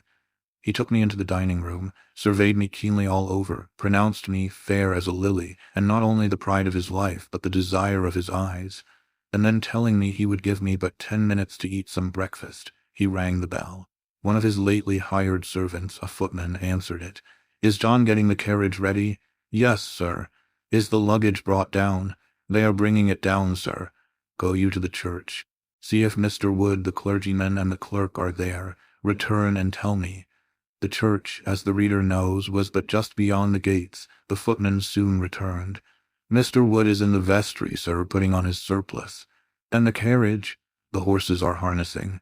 We shall not want it to go to church, but it must be ready the moment we return, all the boxes and luggage arranged and strapped on, and the coachman in his seat." "Yes, sir." "Jane, are you ready?" I rose. There were no groomsmen, no bridesmaids, no relatives to wait for a marshal.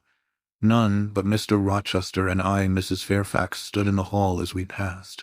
I would fain have spoken to her, but my hand was held by a grasp of iron. I was hurried along by a stride I could hardly follow, and to look at Mr. Rochester's face was to feel that not a second of delay would be tolerated for any purpose. I wonder what other bridegroom ever looked as he did, so bent up to a purpose, so grimly resolute, or who, under such steadfast brows, ever revealed such flaming and flashing eyes. I know not whether the day was fair or foul. In descending the drive, I gazed neither on sky nor earth. My heart was with my eyes, and both seemed migrated into Mr. Rochester's frame. I wanted to see the invisible thing on which, as we went along, he appeared to fasten a glance fierce and fell. I wanted to feel the thoughts whose force he seemed breasting and resisting. At the churchyard wicket he stopped. He discovered I was quite out of breath. "Am I cruel in my love?" he said. "Delay an instant. Lean on me, Jane." And now I can recall the picture of the grey old house of God rising calm before me, of a rook wheeling round the steeple, of a ruddy morning sky beyond. I remember something, too, of the green grave mounds, and I have not forgotten, either, two figures of strangers straying amongst the low hillocks and reading the mementos graven on the few mossy headstones. I noticed them, because, as they saw us, they passed round to the back of the church, and I doubted not they were going to enter by the side-aisle door and witness the ceremony. By Mr. Rochester they were not observed. He was earnestly looking at my face, from which the blood had, I dare say, momentarily fled, for I felt my forehead dewy and my cheeks and lips cold. When I rallied, which I soon did, he walked gently with me up the path to the porch. We entered the quiet and humble temple. The priest waited in his white surplice at the lowly altar, the clerk beside him. All was still. 2 shadows only moved in a remote corner. My conjecture had been correct. The strangers had slipped in before us, and they now stood by the vault of the Rochesters, their backs towards us, viewing through the rails the old time-stained marble tomb, where a kneeling angel guarded the remains of Damer de Rochester, slain at Marston Moor in the time of the Civil Wars, and of Elizabeth, his wife.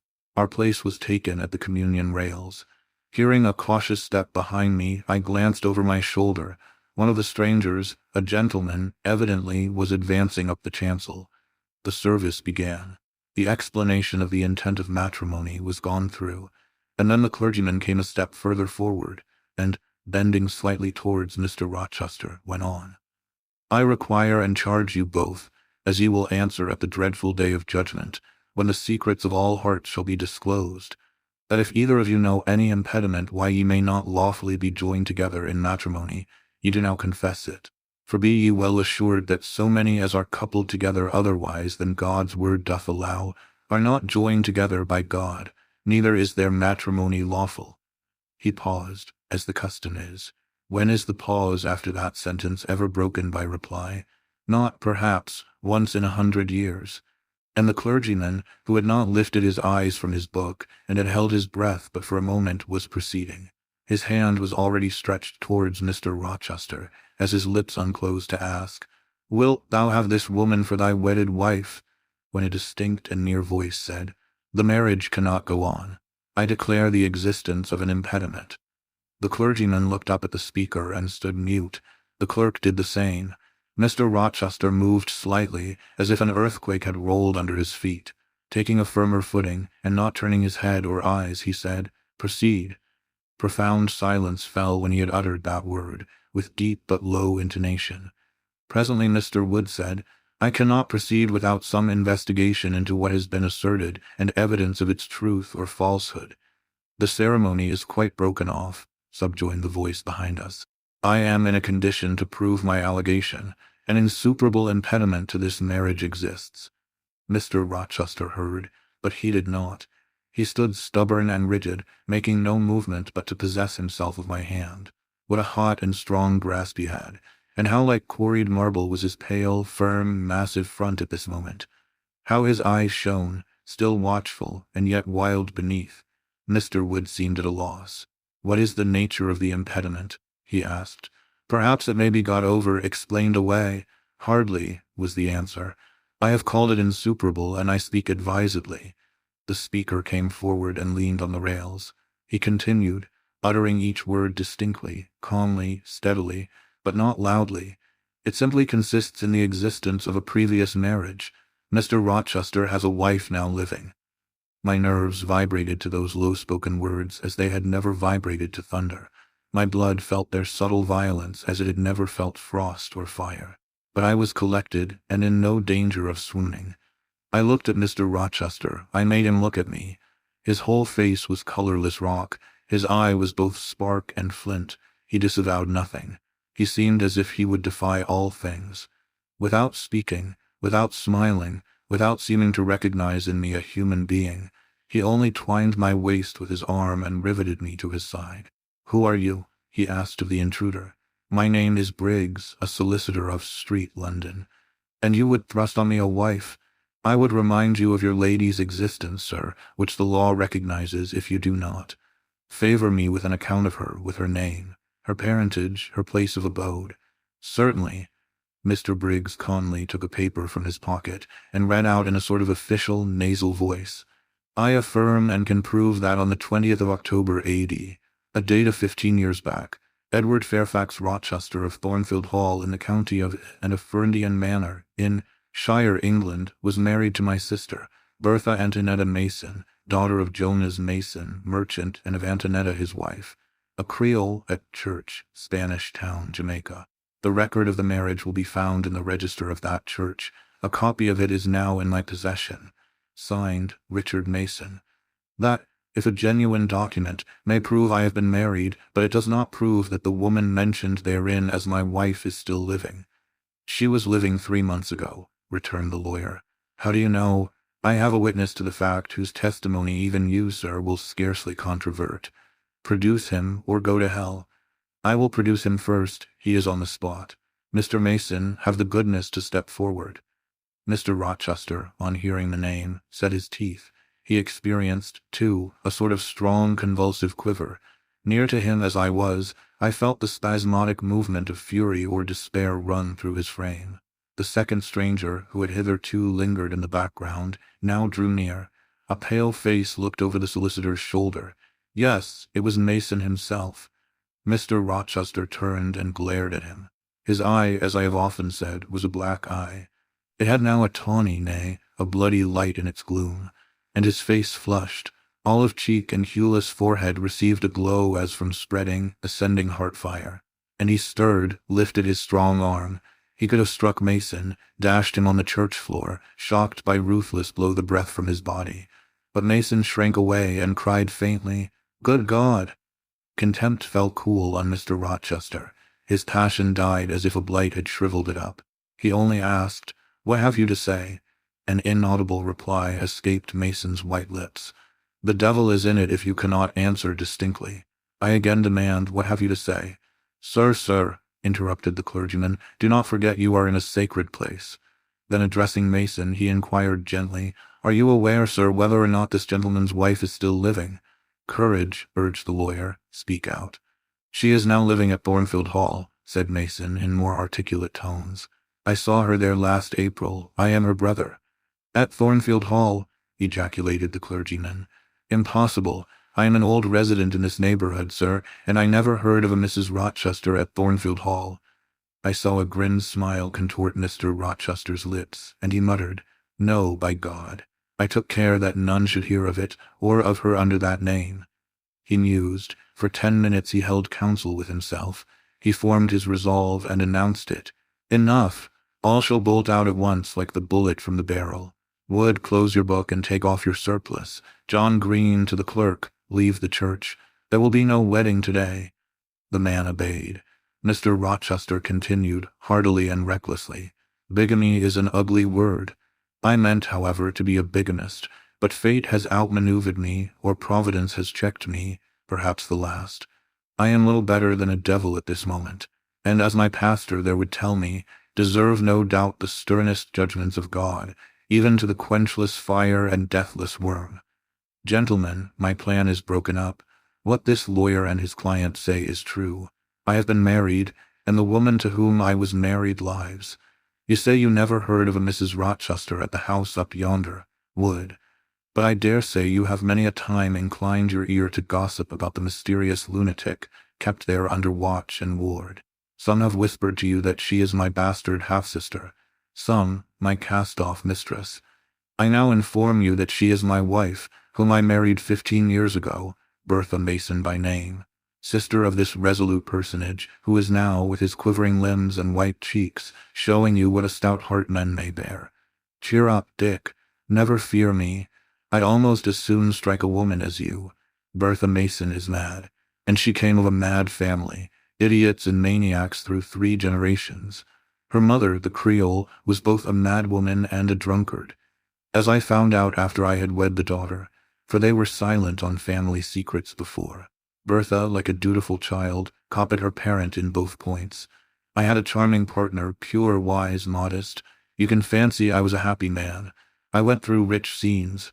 Oh, my experience has been heavenly if you only knew it, but I owe you no further explanation. Briggs, Wood, Mason, I invite you all to come up to the house and visit Mrs. Poole's patient, and my wife. You shall see what sort of a being I was cheated into espousing, and judge whether or not I had a right to break the compact, and seek sympathy with something at least human. This girl, he continued, looking at me, knew no more than you would of the disgusting secret. She thought all was fair and legal, and never dreamt she was going to be entrapped into a feigned union with a defrauded wretch, already bound to a bad, mad, and imbruted partner. Come, all of you, follow. Still holding me fast, he left the church. The 3 gentlemen came after. At the front door of the hall we found the carriage. "Take it back to the coach-house, John," said Mr. Rochester coolly. "It will not be wanted today." At our entrance, Mrs. Fairfax, Adele, Sophie, Lee advanced to meet and greet us. "To the right about every soul," cried the master. "Away with your congratulations. Who wants them?" "Not I. They are 15 years too late." He passed on and ascended the stairs, still holding my hand, and still beckoning the gentlemen to follow him, which they did. We mounted the first staircase, passed up the gallery, proceeded to the 3rd story. The low, black door, opened by Mr. Rochester's master key, admitted us to the tapestried room, with its great bed and its pictorial cabinet. "You know this place, Mason," said our guide. "She bit and stabbed you here." He lifted the hangings from the wall, uncovering the 2nd door. This, too, he opened. In a room without a window, there burnt a fire guarded by a high and strong fender, and a lamp suspended from the ceiling by a chain. Grace Poole bent over the fire, apparently cooking something in a saucepan. In the deep shade, at the farther end of the room, a figure ran backwards and forwards. What it was, whether beast or human being, one could not, at first sight, tell. It groveled, seemingly, on all 4s. It snatched and growled like some strange wild animal. But it was covered with clothing, and a quantity of dark, grizzled hair, wild as a mane, hid its head and face. "Good morrow, Mrs. Poole," said Mr. Rochester. "How are you, and how is your charge today?" "We're tolerable, sir, I thank you," replied Grace, lifting the boiling mess carefully onto the hob. "Rather snappish, but not rageous." A fierce cry seemed to give the lie to her favorable report. The clothed hyena rose up and stood tall on its hind feet. "Ah, sir, she sees you," exclaimed Grace. "You'd better not stay. Only a few moments, Grace. You must allow me a few moments." "Take care then, sir. For God's sake, take care," the maniac bellowed. She parted her shaggy locks from her visage and gazed wildly at her visitors. I recognized well that purple face, those bloated features. Mrs. Poole advanced. "Keep out of the way," said Mr. Rochester, thrusting her aside. "She has no knife now, I suppose, and I'm on my guard." "One never knows what she has, sir. She is so cunning, it is not in mortal discretion to fathom her craft." "We had better leave her," whispered Mason. "Go to the devil," was his brother-in-law's recommendation. "Where?" cried Grace. The 3 gentlemen retreated simultaneously. Mr. Rochester flung me behind him. The lunatic sprang and grappled his throat viciously, and laid her teeth to his cheek. They struggled. She was a big woman, in stature almost equaling her husband, and corpulent besides. She showed virile force in the contest. More than once she almost throttled him, athletic as he was. He could have settled her with a well-planted blow, but he would not strike. He would only wrestle. At last he mastered her arms. Grace Poole gave him a cord, and he pinioned them behind her. With more rope, which was at hand, he bound her to a chair. The operation was performed amidst the fiercest yells and the most convulsive plunges. Mr. Rochester then turned to the spectators. He looked at them with a smile both acrid and desolate. "That is my wife," said he. "Such is the sole conjugal embrace I am ever to know, such are the endearments which are to solace my leisure hours. And this is what I wish to have," laying his hand on my shoulder. "This young girl, who stands so grave and quiet at the mouth of hell, looking collectedly at the gambols of a demon, I wanted her just as a change after that fierce ragout. Wood and Briggs, look at the difference. Compare these clear eyes with the red balls yonder, this face with that mask, this form with that bulk. Then judge me, priest of the gospel and man of the law, and remember with what judgment ye judge ye shall be judged. Off with you now, I must shut up my prize." We all withdrew. Mr. Rochester stayed a moment behind us to give some further order to Grace Poole. The solicitor addressed me as he descended the stair.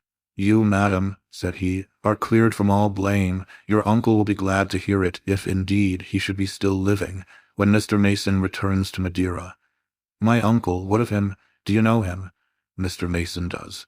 Mr. Eyre has been the Funchal correspondent of his house for some years. When your uncle received your letter intimating the contemplated union between yourself and Mr. Rochester, Mr. Mason, who is staying at Madeira to recruit his health, on his way back to Jamaica, happened to be with him. Mr. Eyre mentioned the intelligence, for he knew that my client here was acquainted with a gentleman of the name of Rochester. Mr. Mason, astonished and distressed as you may suppose, revealed the real state of matters. Your uncle, I am sorry to say, is now on a sick bed, from which, considering the nature of his disease, decline, and the stage it has reached, it is unlikely he will ever rise. He could not then hasten to England himself, to extricate you from the snare into which you had fallen, but he implored Mr. Mason to lose no time in taking steps to prevent the false marriage. He referred him to me for assistance. I used all dispatch, and am thankful I was not too late, as you, doubtless, must be also. Were I not morally certain that your uncle will be dead ere you reach Madeira, I would advise you to accompany Mr. Mason back.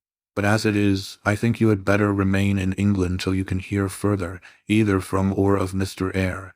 Have we anything else to stay for?" he inquired of Mr. Mason.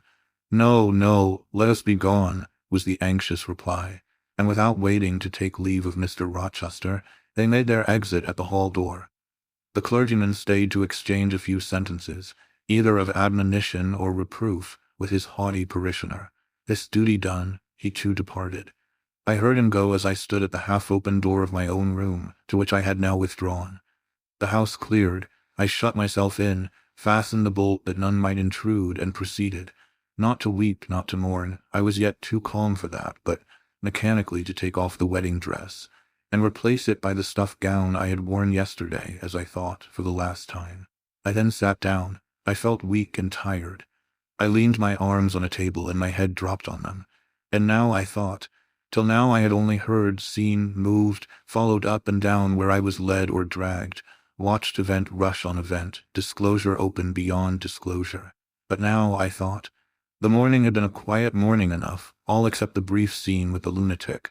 The transaction in the church had not been noisy. There was no explosion of passion, no loud altercation, no dispute, no defiance or challenge, no tears, no sobs. A few words had been spoken, a calmly pronounced objection to the marriage made, some stern, short questions put by Mr. Rochester, answers, explanations given, evidence adduced. An open admission of the truth had been uttered by my master. Then the living proof had been seen. The intruders were gone, and all was over. I was in my own room as usual, just myself, without obvious change. Nothing had smitten me, or scathed me, or maimed me. And yet where was the Jane Eyre of yesterday? Where was her life? Where were her prospects? Jane Eyre, who had been an ardent, expectant woman, almost a bride, was a cold, solitary girl again. Her life was pale. Her prospects were desolate. A Christmas frost had come at midsummer.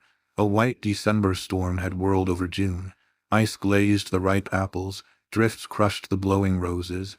On hayfield and cornfield lay a frozen shroud. Lanes which last night blushed full of flowers, today were pathless with untrodden snow, and the woods, which 12 hours since waved leafy and fragrant as groves between the tropics, now spread, waste, wild, and white as pine forests in wintry Norway. My hopes were all dead, struck with a subtle doom, such as in one night fell on all the firstborn in the land of Egypt. I looked on my cherished wishes, yesterday so blooming and glowing. They lay stark, chill, livid corpses that could never revive. I looked at my love, that feeling which was my master's, which he had created.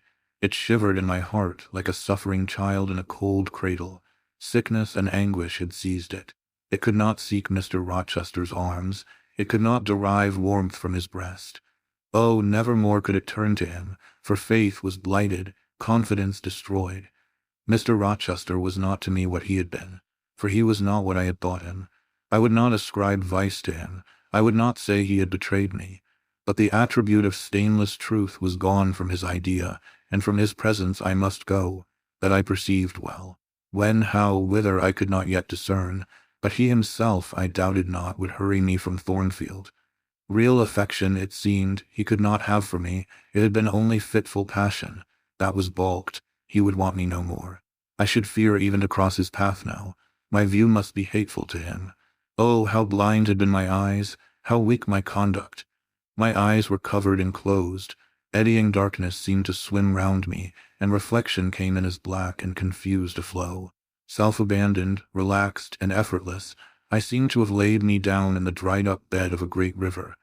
I heard a flood loosened in remote mountains, and felt the torrent come. To rise I had no will, to flee I had no strength. I lay faint, longing to be dead. One idea only still throbbed lifelike within me, a remembrance of God. It begot an unuttered prayer. These words went wandering up and down in my rayless mind, as something that should be whispered, but no energy was found to express them. Be not far from me, for trouble is near. There is none to help. It was near, and as I had lifted no petition to heaven to avert it, as I had neither joined my hands, nor bent my knees, nor moved my lips, it came. In full heavy swing the torrent poured over me. The whole consciousness of my life lorn, my love lost, my hope quenched, my faith death-struck, swayed full and mighty above me in one sullen mass. That bitter hour cannot be described. In truth, the waters came into my soul. I sank in deep mire. I felt no standing. I came into deep waters. The floods overflowed me. Chapter 27. Sometime in the afternoon I raised my head, and looking round and seeing the western sun gilding the sign of its decline on the wall, I asked, "What am I to do?" But the answer my mind gave, "Leave Thornfield at once," was so prompt, so dread, that I stopped my ears. I said I could not bear such words now. That I am not Edward Rochester's bride is the least part of my woe, I alleged. That I have wakened out of most glorious dreams, and found them all void and vain, is a horror I could bear and master. But that I must leave him decidedly, instantly, entirely, is intolerable. I cannot do it. But then, a voice within me averred that I could do it, and foretold that I should do it. I wrestled with my own resolution. I wanted to be weak that I might avoid the awful passage of further suffering I saw laid out for me. And conscience, turned tyrant, held passion by the throat, told her tauntingly she had yet but dipped her dainty foot in the slough, and swore that with that arm of iron he would thrust her down to unsounded depths of agony. "Let me be torn away, then," I cried. "Let another help me." "No, you shall tear yourself away, none shall help you. You shall yourself pluck out your right eye, yourself cut off your right hand. Your heart shall be the victim, and you the priest to transfix it." I rose up suddenly, terror-struck at the solitude which so ruthless a judge haunted, at the silence which so awful a voice filled. My head swam as I stood erect. I perceived that I was sickening from excitement and inanition. Neither meat nor drink had passed my lips that day, for I had taken no breakfast. And with a strange pang, I now reflected that, long as I had been shut up here, no message had been sent to ask how I was, or to invite me to come down. Not even little Adele had tapped at the door. Not even Mrs. Fairfax had sought me. "Friends always forget those whom fortune forsakes," I murmured, as I undrew the bolt and passed out. I stumbled over an obstacle. My head was still dizzy, my sight was dim, and my limbs were feeble. I could not soon recover myself. I fell, but not onto the ground. An outstretched arm caught me. I looked up. I was supported by Mr. Rochester, who sat in a chair across my chamber threshold. "You come out at last," he said. "Well, I have been waiting for you long and listening. Yet not one movement have I heard, nor one sob. 5 minutes more of that death-like hush, and I should have forced the lock like a burglar. So you shun me? You shut yourself up and grieve alone. I would rather you had come and upbraided me with vehemence. You are passionate. I expected a scene of some kind. I was prepared for the hot rain of tears, only I wanted them to be shed on my breast. Now a senseless floor has received them, or your drenched handkerchief. But you have not wept at all. I see a white cheek and a faded eye, but no trace of tears. I suppose, then, your heart has been weeping blood. Well, Jane, not a word of reproach, nothing bitter, nothing poignant, nothing to cut a feeling or sting a passion. You sit quietly where I have placed you, and regard me with a weary, passive look. Jane, I never meant to wound you thus. If the man who had but one little ewe lamb that was dear to him as a daughter, that ate of his bread and drank of his cup, and lay in his bosom, had by some mistake slaughtered it at the shambles, he would not have rued his bloody blunder more than I now rue mine. Will you ever forgive me? Reader, I forgave him at the moment and on the spot. There was such deep remorse in his eye, such true pity in his tone, such manly energy in his manner, and besides there was such unchanged love in his whole look and mien. I forgave him all, yet not in words, not outwardly, only at my heart's core. You know I am a scoundrel, Jane. Ere long he inquired wistfully, wondering, I suppose, at my continued silence and tameness, the result rather of weakness than of will. Yes, sir. Then tell me so roundly and sharply, don't spare me. I cannot, I am tired and sick, I want some water. He heaved a sort of shuddering sigh, and taking me in his arms, carried me downstairs. At first I did not know to what room he had borne me. All was cloudy to my glazed sight. Presently I felt the reviving warmth of a fire, for summer as it was, I had become icy cold in my chamber. He put wine to my lips. I tasted it and revived. Then I ate something he offered me, and was soon myself. I was in the library, sitting in his chair. He was quite near. If I could go out of life now without too sharp a pang, it would be well for me, I thought. Then I should not have to make the effort of cracking my heartstrings in rending them from among Mr. Rochester's. I must leave him, it appears. I do not want to leave him. I cannot leave him. How are you now, Jane? Much better, sir. I shall be well soon. Taste the wine again, Jane. I obeyed him. Then he put the glass on the table, stood before me, and looked at me attentively. Suddenly he turned away with an inarticulate exclamation, full of passionate emotion of some kind. He walked fast through the room and came back. He stooped towards me as if to kiss me, but I remembered caresses were now forbidden. I turned my face away and put his aside. "What? How is this?" he exclaimed hastily. "Oh, I know. You won't kiss the husband of Bertha Mason. You consider my arms filled and my embraces appropriated. At any rate, there is neither room nor claim for me, sir. Why, Jane, I will spare you the trouble of much talking. I will answer for you. Because I have a wife already, you would reply. I guess rightly. Yes. If you think so, you must have a strange opinion of me. You must regard me as a plotting profligate, a base and low rake who has been simulating disinterested love in order to draw you into a snare deliberately laid, and strip you of honor and rob you of self-respect. What do you say to that? I see you can say nothing. In the first place, you are faint still, and have enough to do to draw your breath. In the second place, you cannot yet accustom yourself to accuse and revile me, and besides, the floodgates of tears are opened, and they would rush out if you spoke much. And you have no desire to expostulate, to upbraid, to make a scene. You are thinking how to act. Talking, you consider, is of no use. I know you. I am on my guard. Sir, I do not wish to act against you, I said, and my unsteady voice warned me to curtail my sentence. Not in your sense of the word, but in mine you are scheming to destroy me. You have as good as said that I am a married man. As a married man you will shun me, keep out of my way. Just now you have refused to kiss me. You intend to make yourself a complete stranger to me, to live under this roof only as Adele's governess. If ever I say a friendly word to you, if ever a friendly feeling inclines you again to me, you will say, that man had nearly made me his mistress. I must be ice and rock to him. and ice and rock you will accordingly become. I cleared and steadied my voice to reply. All is changed about me, sir. I must change too, there is no doubt of that. And to avoid fluctuations of feeling, and continual combats with recollections and associations, there is only one way. Adele must have a new governess, sir. Oh, Adele will go to school. I have settled that already.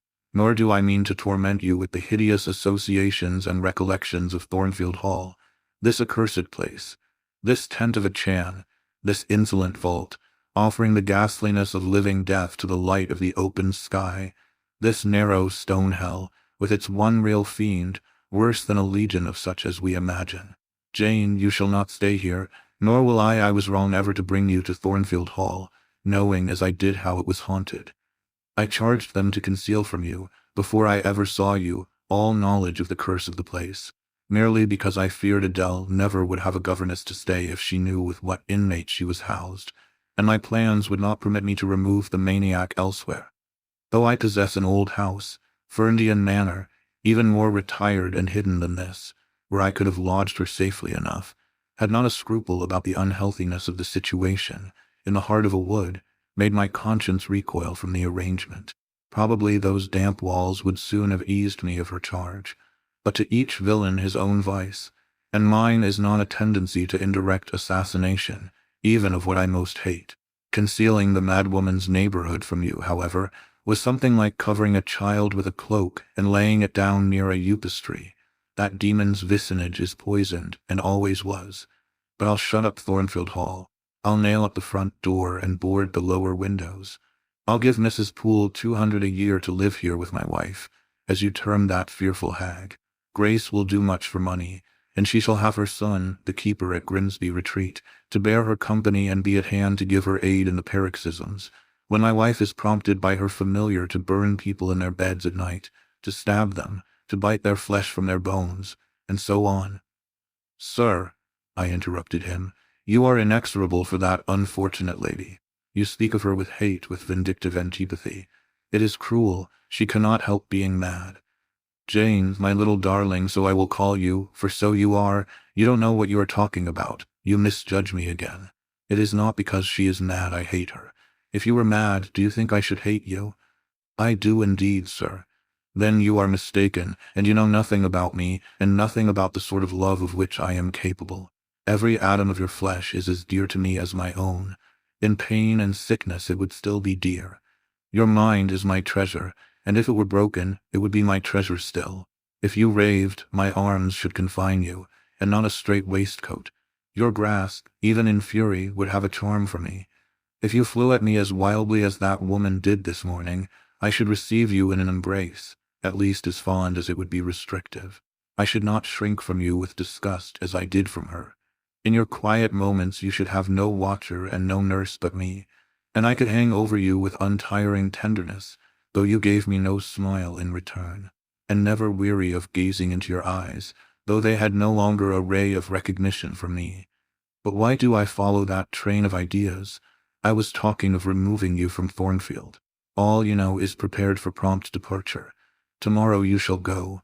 I only ask you to endure one more night under this roof, Jane, and then farewell to its miseries and terrors forever. I have a place to repair to, which will be a secure sanctuary from hateful reminiscences, from unwelcome intrusion, even from falsehood and slander. And take Adele with you, sir, I interrupted. She will be a companion for you. What do you mean, Jane? I told you I would send Adele to school, and what do I want with a child for a companion, and not my own child? A French dancer's bastard. Why do you importune me about her? I say, why do you assign Adele to me for a companion? You spoke of a retirement, sir, and retirement and solitude are dull, too dull for you. Solitude, he reiterated with irritation. I see I must come to an explanation. I don't know what sphinx-like expression is forming in your countenance. You are to share my solitude. Do you understand? I shook my head. It required a degree of courage, excited as he was becoming, even to risk that mute sign of dissent. He had been walking fast about the room, and he stopped, as if suddenly rooted to one spot. He looked at me long and hard. I turned my eyes from him, fixed them on the fire, and tried to assume and maintain a quiet, collected aspect. "Now for the hitch in Jane's character," he said at last, speaking more calmly than from his look I had expected him to speak. "The reel of silk has run smoothly enough so far, but I always knew there would come a knot and a puzzle. Here it is. Now for vexation and exasperation and endless trouble. By God, I long to exert a fraction of Samson's strength and break the entanglement like tow." He recommenced his walk, but soon again stopped, and this time just before me. "Jane, will you hear reason?" He stooped and approached his lips to my ear. "Because, if you won't, I'll try violence." His voice was hoarse, his look that of a man who is just about to burst an insufferable bond and plunge headlong into wild license. I saw that in another moment, and with one impetus of frenzy more, I should be able to do nothing with him. The present, the passing second of time, was all I had in which to control and restrain him. A movement of repulsion, flight, fear would have sealed my doom, and his. But I was not afraid, not in the least. I felt an inward power, a sense of influence which supported me. The crisis was perilous, but not without its charm, such as the Indian, perhaps, feels when he slips over the rapid in his canoe. I took hold of his clenched hand, loosened the contorted fingers, and said to him, soothingly, "Sit down. I'll talk to you as long as you like, and hear all you have to say, whether reasonable or unreasonable." He sat down, but he did not get leave to speak directly. I had been struggling with tears for some time. I had taken great pains to repress them, because I knew he would not like to see me weep. Now, however, I considered it well to let them flow as freely and as long as they liked. If the flood annoyed him, so much the better. So I gave way and cried heartily. Soon I heard him earnestly entreating me to be composed.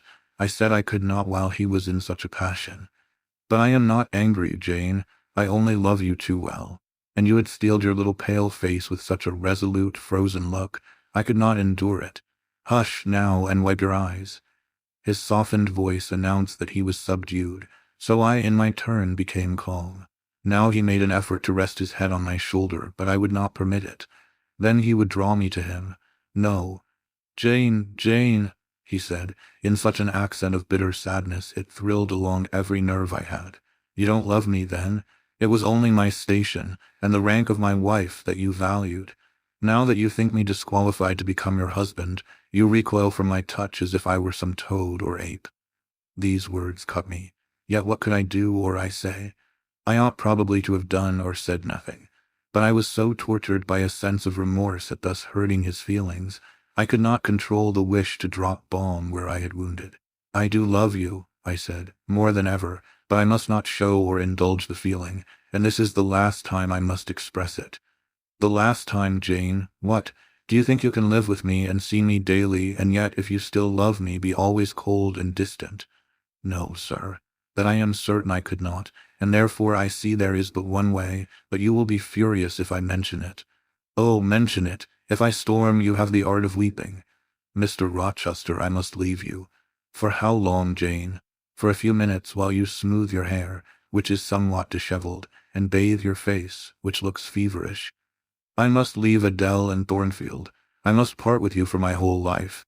I must begin a new existence among strange faces and strange scenes." "Of course, I told you you should. I pass over the madness about parting from me. You mean you must become a part of me. As to the new existence, it is all right. You shall yet be my wife. I am not married. You shall be Mrs. Rochester, both virtually and nominally. I shall keep only to you so long as you and I live. You shall go to a place I have in the south of France, a whitewashed villa on the shores of the Mediterranean. There you shall live a happy and guarded and most innocent life. Never fear that I wish to lure you into error, to make you my mistress. Why did you shake your head? Jane, you must be reasonable, or in truth I shall again become frantic." His voice and hand quivered, his large nostrils dilated, his eye blazed. Still I dared to speak. "Sir, your wife is living. That is a fact acknowledged this morning by yourself. If I lived with you as you desire, I should then be your mistress. To say otherwise is sophistical, is false. Jane, I am not a gentle-tempered man. You forget that. I am not long-enduring. I am not cool and dispassionate. Out of pity to me and yourself, put your finger on my pulse, feel how it throbs, and beware. He bared his wrist and offered it to me. The blood was forsaking his cheek and lips. They were growing livid. I was distressed on all hands. To agitate him thus deeply, by a resistance he so abhorred, was cruel. To yield was out of the question. I did what human beings do instinctively when they are driven to utter extremity, looked for aid to one higher than man. The words, "God help me," burst involuntarily from my lips. "I am a fool," cried Mr. Rochester suddenly. "I keep telling her I am not married and do not explain to her why. I forget she knows nothing of the character of that woman, or of the circumstances attending my infernal union with her. Oh, I am certain Jane will agree with me in opinion, when she knows all that I know. Just put your hand in mine, Janet, that I may have the evidence of touch as well as sight, to prove you are near me, and I will in a few words show you the real state of the case. Can you listen to me? Yes, sir. For hours if you will. I ask only minutes. Jane, did you ever hear or know that I was not the eldest son of my house, that I had once a brother older than I? I remember Mrs. Fairfax told me so once. And did you ever hear that my father was an avaricious, grasping man? I have understood something to that effect. Well, Jane, being so, it was his resolution to keep the property together. He could not bear the idea of dividing his estate and leaving me a fair portion. All, he resolved, should go to my brother, Roland. Yet as little could he endure that a son of his should be a poor man. I must be provided for by a wealthy marriage. He sought me a partner betimes.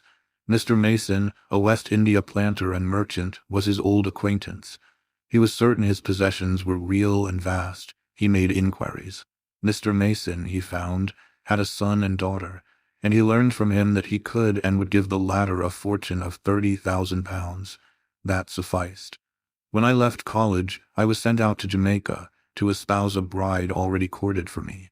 My father said nothing about her money, but he told me Miss Mason was the boast of Spanish Town for her beauty, and this was no lie. I found her a fine woman, in the style of Blanche Ingram, tall, dark, and majestic. Her family wished to secure me because I was of a good race, and so did she. They showed her to me in parties, splendidly dressed. I seldom saw her alone, and had very little private conversation with her. She flattered me, and lavishly displayed for my pleasure her charms and accomplishments. All the men in her circle seemed to admire her and envy me. I was dazzled, stimulated. My senses were excited, and being ignorant, raw, and inexperienced, I thought I loved her. There is no folly so besotted that the idiotic rivalries of society, the prurience, the rashness, the blindness of youth, will not hurry a man to its commission. Her relatives encouraged me, competitors piqued me, she allured me. A marriage was achieved almost before I knew where I was. Oh, I have no respect for myself when I think of that act. An agony of inward contempt masters me. I never loved, I never esteemed, I did not even know her. I was not sure of the existence of one virtue in her nature. I had marked neither modesty, nor benevolence, nor candor, nor refinement in her mind or manners, and I married her. Gross, groveling, mole-eyed blockhead that I was. With less sin I might have, but let me remember to whom I am speaking. My bride's mother I had never seen. I understood she was dead. The honeymoon over, I learned my mistake. She was only mad and shut up in a lunatic asylum. There was a younger brother, too, a complete dumb idiot. The elder one, whom you have seen, and whom I cannot hate, whilst I abhor all his kindred, because he has some grains of affection in his feeble mind, shown in the continued interest he takes in his wretched sister, and also in a dog-like attachment he once bore me, will probably be in the same state one day. My father and my brother Roland knew all this, but they thought only of the £30,000 and joined in the plot against me. These were vile discoveries, but except for the treachery of concealment, I should have made them no subject of reproach to my wife, even when I found her nature wholly alien to mine, her tastes obnoxious to me, her cast of mind common, low, narrow, and singularly incapable of being led to anything higher, expanded to anything larger. When I found that I could not pass a single evening, nor even a single hour of the day with her in comfort, that kindly conversation could not be sustained between us, because whatever topic I started, immediately received from her a turn at once coarse and trite, perverse and imbecile. When I perceived that I should never have a quiet or settled household, because no servant would bear the continued outbreaks of her violent and unreasonable temper, or the vexations of her absurd, contradictory, exacting orders. Even then I restrained myself. I eschewed upbraiding, I curtailed remonstrance, I tried to devour my repentance and disgust in secret. I repressed the deep antipathy I felt. Jane, I will not trouble you with abominable details. Some strong words shall express what I have to say. I lived with that woman upstairs for years, and before that time she had tried me indeed. Her character ripened and developed with frightful rapidity. Her vices sprang up fast and rank. They were so strong, only cruelty could check them, and I would not use cruelty. What pygmy intellect she had, and what giant propensities! How fearful were the curses those propensities entailed on me! Bertha Mason, the true daughter of an infamous mother, dragged me through all the hideous and degrading agonies which must attend a man bound to a wife at once intemperate and unchaste. My brother in the interval was dead, and at the end of the 4 years my father died too. I was rich enough now, yet poor to hideous indigence. A nature the most gross, impure, depraved I ever saw was associated with mine, and called by the law and by society a part of me, and I could not rid myself of it by any legal proceedings, for the doctors now discovered that my wife was mad. Her excesses had prematurely developed the germs of insanity. Jane, you don't like my narrative. You look almost sick. Shall I defer the rest to another day? No, sir, finish it now. I pity you, I do earnestly pity you. Pity, Jane, from some people is a noxious and insulting sort of tribute, which one is justified in hurling back in the teeth of those who offer it. But that is the sort of pity native to callous, selfish hearts. It is a hybrid, egotistical pain at hearing of woes, crossed with ignorant contempt for those who have endured them. But that is not your pity, Jane. It is not the feeling of which your whole face is full at this moment, with which your eyes are now almost overflowing, with which your heart is heaving, with which your hand is trembling in mine. Your pity, my darling, is the suffering mother of love. Its anguish is the very natal pang of the divine passion. I accept it, Jane. Let the daughter have free advent. My arms wait to receive her. Now, sir, proceed. What did you do when you found she was mad? Jane, I approached the verge of despair. A remnant of self-respect was all that intervened between me and the gulf. In the eyes of the world, I was doubtless covered with grimy dishonor, but I resolved to be clean in my own sight, and to the last I repudiated the contamination of her crimes, and wrenched myself from connection with her mental defects. Still, society associated my name and person with hers. I yet saw her and heard her daily, something of her breath, mixed with the air I breathed, and besides I remembered I had once been her husband. That recollection was then, and is now, inexpressibly odious to me. Moreover, I knew that while she lived I could never be the husband of another and better wife. And, though 5 years my senior, her family and her father had lied to me even in the particular of her age. She was likely to live as long as I, being as robust in frame as she was infirm in mind. Thus, at the age of 26, I was hopeless. One night I had been awakened by her yells. Since the medical men had pronounced her mad, she had, of course, been shut up.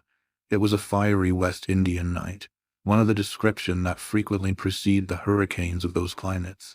Being unable to sleep in bed, I got up and opened the window. The air was like sulphur steams. I could find no refreshment anywhere. Mosquitoes came buzzing in and hummed sullenly round the room.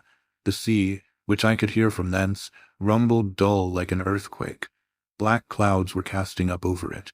The moon was setting in the waves, broad and red, like a hot cannonball. She threw her last bloody glance over a world quivering with the ferment of tempest. I was physically influenced by the atmosphere and scene, and my ears were filled with the curses the maniac still shrieked out, wherein she momentarily mingled my name with such a tone of demon-hate, with such language. No professed harlot ever had a fouler vocabulary than she.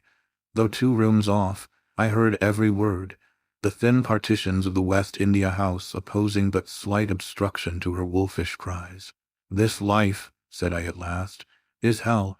This is the air, those are the sounds of the bottomless pit. I have a right to deliver myself from it if I can. The sufferings of this mortal state will leave me with the heavy flesh that now cumbers my soul. Of the fanatic's burning eternity I have no fear. There is not a future state worse than this present one. Let me break away, and go home to God. I said this whilst I knelt down at and unlocked a trunk which contained a brace of loaded pistols. I meant to shoot myself. I only entertained the intention for a moment, for not being insane, the crisis of exquisite and unalloyed despair, which had originated the wish and design of self-destruction, was past in a second. A wind fresh from Europe blew over the ocean and rushed through the open casement. The storm broke, streamed, thundered, blazed, and the air grew pure. I then framed and fixed a resolution. While I walked under the dripping orange trees of my wet garden, and amongst its drenched pomegranates and pineapples, and while the refulgent dawn of the tropics kindled round me, I reasoned thus, Jane, and now listen, for it was true wisdom that consoled me in that hour, and showed me the right path to follow. The sweet wind from Europe was still whispering in the refreshed leaves, and the Atlantic was thundering in glorious liberty. My heart, dried up and scorched for a long time, swelled to the tone, and filled with living blood. My being longed for renewal, my soul thirsted for a pure draught. I saw hope revive, and felt regeneration possible. From a flowery arch at the bottom of my garden I gazed over the sea, bluer than the sky. The old world was beyond, clear prospects opened thus. "Go," said Hope, "and live again in Europe. There it is not known what a sullied name you bear, nor what a filthy burden is bound to you. You may take the maniac with you to England. Confine her with due attendance and precautions at Thornfield. Then travel yourself to what clime you will, and form what new tie you like. That woman, who has so abused your long-suffering, so sullied your name, so outraged your honor, so blighted your youth, is not your wife, nor are you her husband. See that she is cared for as her condition demands, and you have done all that God and humanity require of you. Let her identity, her connection with yourself, be buried in oblivion. You are bound to impart them to no living being. Place her in safety and comfort, shelter her degradation with secrecy, and leave her. I acted precisely on this suggestion. My father and brother had not made my marriage known to their acquaintance, because, in the very first letter I wrote to apprise them of the union, having already begun to experience extreme disgust of its consequences, and, from the family character and constitution, seeing a hideous future opening to me, I added an urgent charge to keep it secret, and very soon the infamous conduct of the wife my father had selected for me was such as to make him blush to own her as his daughter-in-law. Far from desiring to publish the connection, he became as anxious to conceal it as myself. To England, then, I conveyed her. A fearful voyage I had with such a monster in the vessel.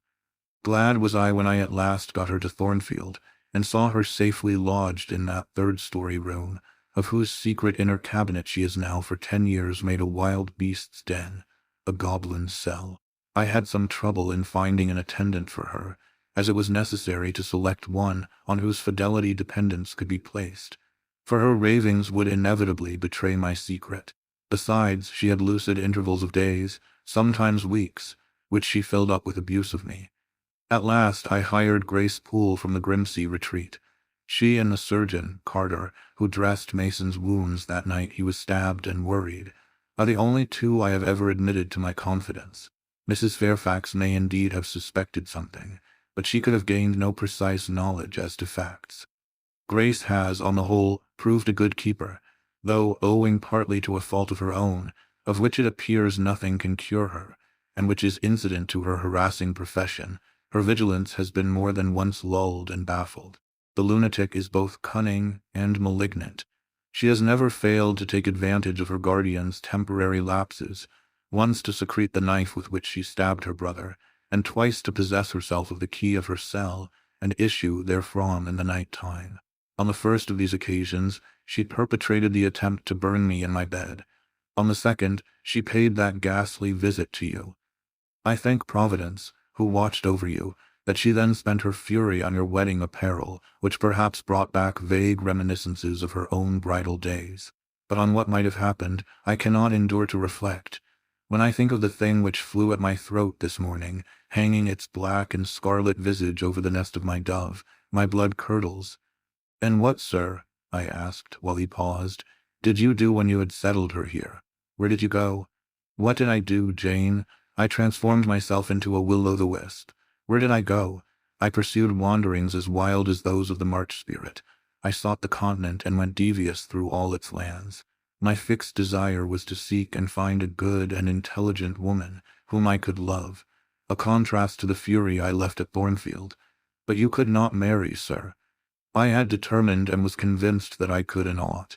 It was not my original intention to deceive, as I have deceived you. I meant to tell my tale plainly and make my proposals openly, and it appeared to me so absolutely rational that I should be considered free to love and be loved. I never doubted some woman might be found willing and able to understand my case and accept me, in spite of the curse with which I was burdened. Well, sir, when you are inquisitive, Jane, you always make me smile. You open your eyes like an eager bird, and make every now and then a restless movement, as if answers in speech did not flow fast enough for you, and you wanted to read the tablet of one's heart. But before I go on, tell me what you mean by your well, sir. It is a small phrase very frequent with you, and which many a time has drawn me on and on through interminable talk. I don't very well know why. I mean, what next?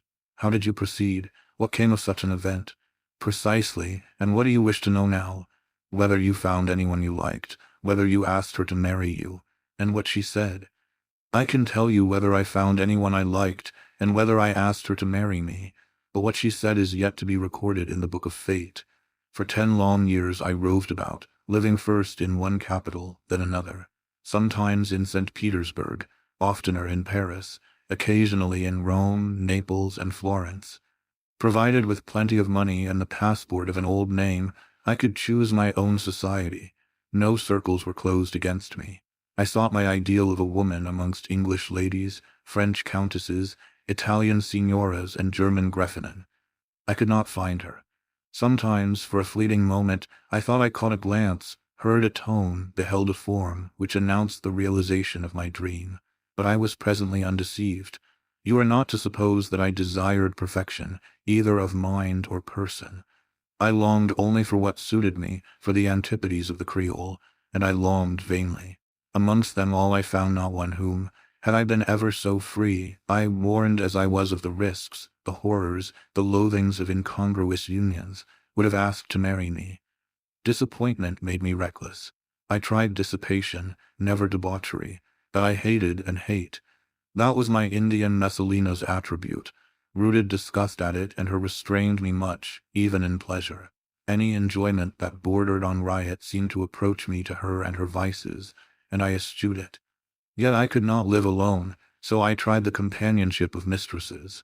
The first I chose was Céline Varens, another of those steps which make a man spurn himself when he recalls them. You already know what she was, and how my liaison with her terminated. She had 2 successors, an Italian, Jacinta, and a German, Clara, both considered singularly handsome. What was their beauty to me in a few weeks? Jacinta was unprincipled and violent. I tired of her in 3 months. Clara was honest and quiet, but heavy, mindless, and unimpressible, not one whit to my taste. I was glad to give her a sufficient sum to set her up in a good line of business, and so get decently rid of her. But Jane, I see by your face you are not forming a very favorable opinion of me just now. You think me an unfeeling, loose-principled rake, don't you? I don't like you so well as I have done sometimes, indeed, sir. Did it not seem to you in the least wrong to live in that way, first with one mistress and then another? You talk of it as a mere matter of course. It was with me, and I did not like it. It was a groveling fashion of existence. I should never like to return to it. Hiring a mistress is the next worst thing to buying a slave. Both are often by nature, and always by position, inferior, and to live familiarly with inferiors is degrading. I now hate the recollection of the time I passed with Céline, Jacinta, and Clara. I felt the truth of these words, and I drew from them the certain inference that if I were so far to forget myself and all the teaching that had ever been instilled into me, as under any pretext, with any justification, through any temptation, to become the successor of these poor girls, he would one day regard me with the same feeling which now in his mind desecrated their memory. I did not give utterance to this conviction. It was enough to feel it. I impressed it on my heart that it might remain there to serve me as aid in the time of trial. Now, Jane, why don't you say, well, sir? I have not done. You are looking grave. You disapprove of me still, I see. But let me come to the point. Last January, rid of all mistresses, in a harsh, bitter frame of mind, the result of a useless, roving, lonely life, corroded with disappointment, sourly disposed against all men, and especially against all womankind. For I began to regard the notion of an intellectual, faithful, loving woman as a mere dream. Recalled by business, I came back to England. On a frosty winter afternoon, I rode in sight of Thornfield Hall. Abhorred spot, I expected no peace, no pleasure there. On a stile in Hay Lane I saw a quiet little figure sitting by itself. I passed it as negligently as I did the pollard willow opposite to it. I had no presentiment of what it would be to me, no inward warning that the arbitress of my life, my genius for good or evil, waited there in humble guise. I did not know it, even when, on the occasion of Mesmer's accident, it came up and gravely offered me help. Childish and slender creature, it seemed as if a linnet had hopped to my foot and proposed to bear me on its tiny wing. I was surly, but the thing would not go. It stood by me with strange perseverance and looked and spoke with a sort of authority. I must be aided, and by that hand, and aided I was. When once I had pressed the frail shoulder, something new, a fresh sap and sense, stole into my frame. It was well I had learnt that this elf must return to me, that it belonged to my house down below, or I could not have felt it pass away from under my hand, and seen it vanish behind the dim hedge without singular regret. I heard you come home that night, Jane, though probably you were not aware that I thought of you or watched for you. The next day I observed you, myself unseen, for half an hour, while you played with Adele in the gallery. It was a snowy day, I recollect, and you could not go out of doors. I was in my room, the door was ajar, I could both listen and watch. Adele claimed your outward attention for a while, yet I fancied your thoughts were elsewhere. But you were very patient with her, my little Jane. You talked to her and amused her a long time. When at last she left you, you lapsed at once into deep reverie. You betook yourself slowly to pace the gallery. Now and then, in passing a casement, you glanced out at the thick falling snow. You listened to the sobbing wind, and again you paced gently on and dreamed. I think those day visions were not dark. There was a pleasurable illumination in your eye occasionally, a soft excitement in your aspect, which told of no bitter, bilious, hypochondriac brooding. Your look revealed rather the sweet musings of youth when its spirit follows on willing wings the flight of hope up and on to an ideal heaven. The voice of Mrs. Fairfax, speaking to a servant in the hall, wakened you, and how curiously you smiled to and at yourself, Janet. There was much sense in your smile. It was very shrewd, and seemed to make light of your own abstraction. It seemed to say, my fine visions are all very well, but I must not forget they are absolutely unreal. I have a rosy sky and a green flowery Eden in my brain, but without, I am perfectly aware, lies at my feet a rough tract to travel, and around me gather black tempests to encounter. You ran downstairs and demanded of Mrs. Fairfax some occupation, the weekly house accounts to make up, or something of that sort, I think it was. I was vexed with you for getting out of my sight. Impatiently I waited for evening, when I might summon you to my presence. An unusual to me, a perfectly new character I suspected was yours. I desired to search it deeper and know it better. You entered the room with a look and air at once shy and independent. You were quaintly dressed, much as you are now. I made you talk. Ere long I found you full of strange contrasts. Your garb and manner were restricted by rule. Your air was often diffident, and altogether that of one refined by nature, but absolutely unused to society, and a good deal afraid of making herself disadvantageously conspicuous by some solecism or blunder. Yet when addressed, you lifted a keen, a daring, and a glowing eye to your interlocutor's face. There was penetration and power in each glance you gave. When plied by close questions, you found ready and round answers. Very soon you seemed to get used to me. I believe you felt the existence of sympathy between you and your grim and cross master, Jane, for it was astonishing to see how quickly a certain pleasant ease tranquilized your manner. Snarl as I would, you showed no surprise, fear, annoyance, or displeasure at my moroseness. You watched me, and now and then smiled at me with a simple yet sagacious grace I cannot describe. I was at once content and stimulated with what I saw. I liked what I had seen and wished to see more. Yet, for a long time, I treated you distantly and sought your company rarely. I was an intellectual epicure, and wished to prolong the gratification of making this novel and piquant acquaintance. Besides, I was for a while troubled with a haunting fear that if I handled the flower freely its bloom would fade. The sweet charm of freshness would leave it. I did not then know that it was no transitory blossom, but rather the radiant resemblance of one cut in an indestructible gem. Moreover, I wished to see whether you would seek me if I shunned you, but you did not. You kept in the schoolroom as still as your own desk and easel. If by chance I met you, you passed me as soon, and with as little token of recognition as was consistent with respect. Your habitual expression in those days, Jane, was a thoughtful look, not despondent, for you were not sickly, but not buoyant, for you had little hope and no actual pleasure. I wondered what you thought of me, or if you ever thought of me, and resolved to find this out. I resumed my notice of you. There was something glad in your glance, and genial in your manner when you conversed. I saw you had a social heart. It was the silent schoolroom, it was the tedium of your life, that made you mournful. I permitted myself the delight of being kind to you. Kindness stirred emotion soon. Your face became soft in expression, your tones gentle. I liked my name pronounced by your lips in a grateful, happy accent. I used to enjoy a chance meeting with you, Jane, at this time. There was a curious hesitation in your manner. You glanced at me with a slight trouble, a hovering doubt. You did not know what my caprice might be, whether I was going to play the master and be stern, or the friend and be benignant. I was now too fond of you often to simulate the first whim, and when I stretched my hand out cordially, such bloom and light and bliss rose to your young, wistful features. I had much ado often to avoid straining you then and there to my heart.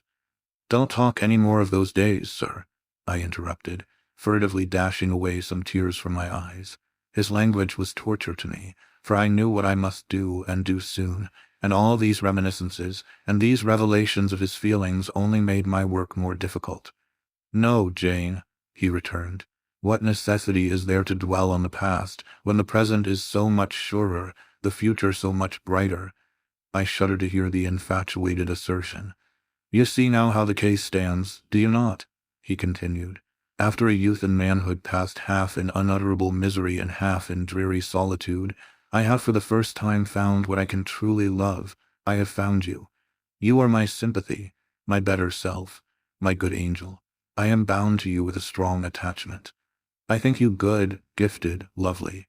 A fervent, a solemn passion is conceived in my heart. It leans to you, draws you to my center and spring of life, wraps my existence about you, and kindling in pure, powerful flame, fuses you and me in one. It was because I felt and knew this that I resolved to marry you. To tell me that I had already a wife is empty mockery. You know now that I had but a hideous demon. I was wrong to attempt to deceive you, but I feared a stubbornness that exists in your character. I feared early instilled prejudice. I wanted to have you safe before hazarding confidences. This was cowardly. I should have appealed to your nobleness and magnanimity at first, as I do now, opened to you plainly my life of agony, described to you my hunger and thirst after a higher and worthier existence, shown to you, not my resolution, that word is weak, but my resistless bent to love faithfully and well, where I am faithfully and well loved in return. Then I should have asked you to accept my pledge of fidelity and to give me yours. Jane, give it me now. A pause. Why are you silent, Jane? I was experiencing an ordeal. A hand of fiery iron grasped my vitals. Terrible moment. Full of struggle, blackness, burning.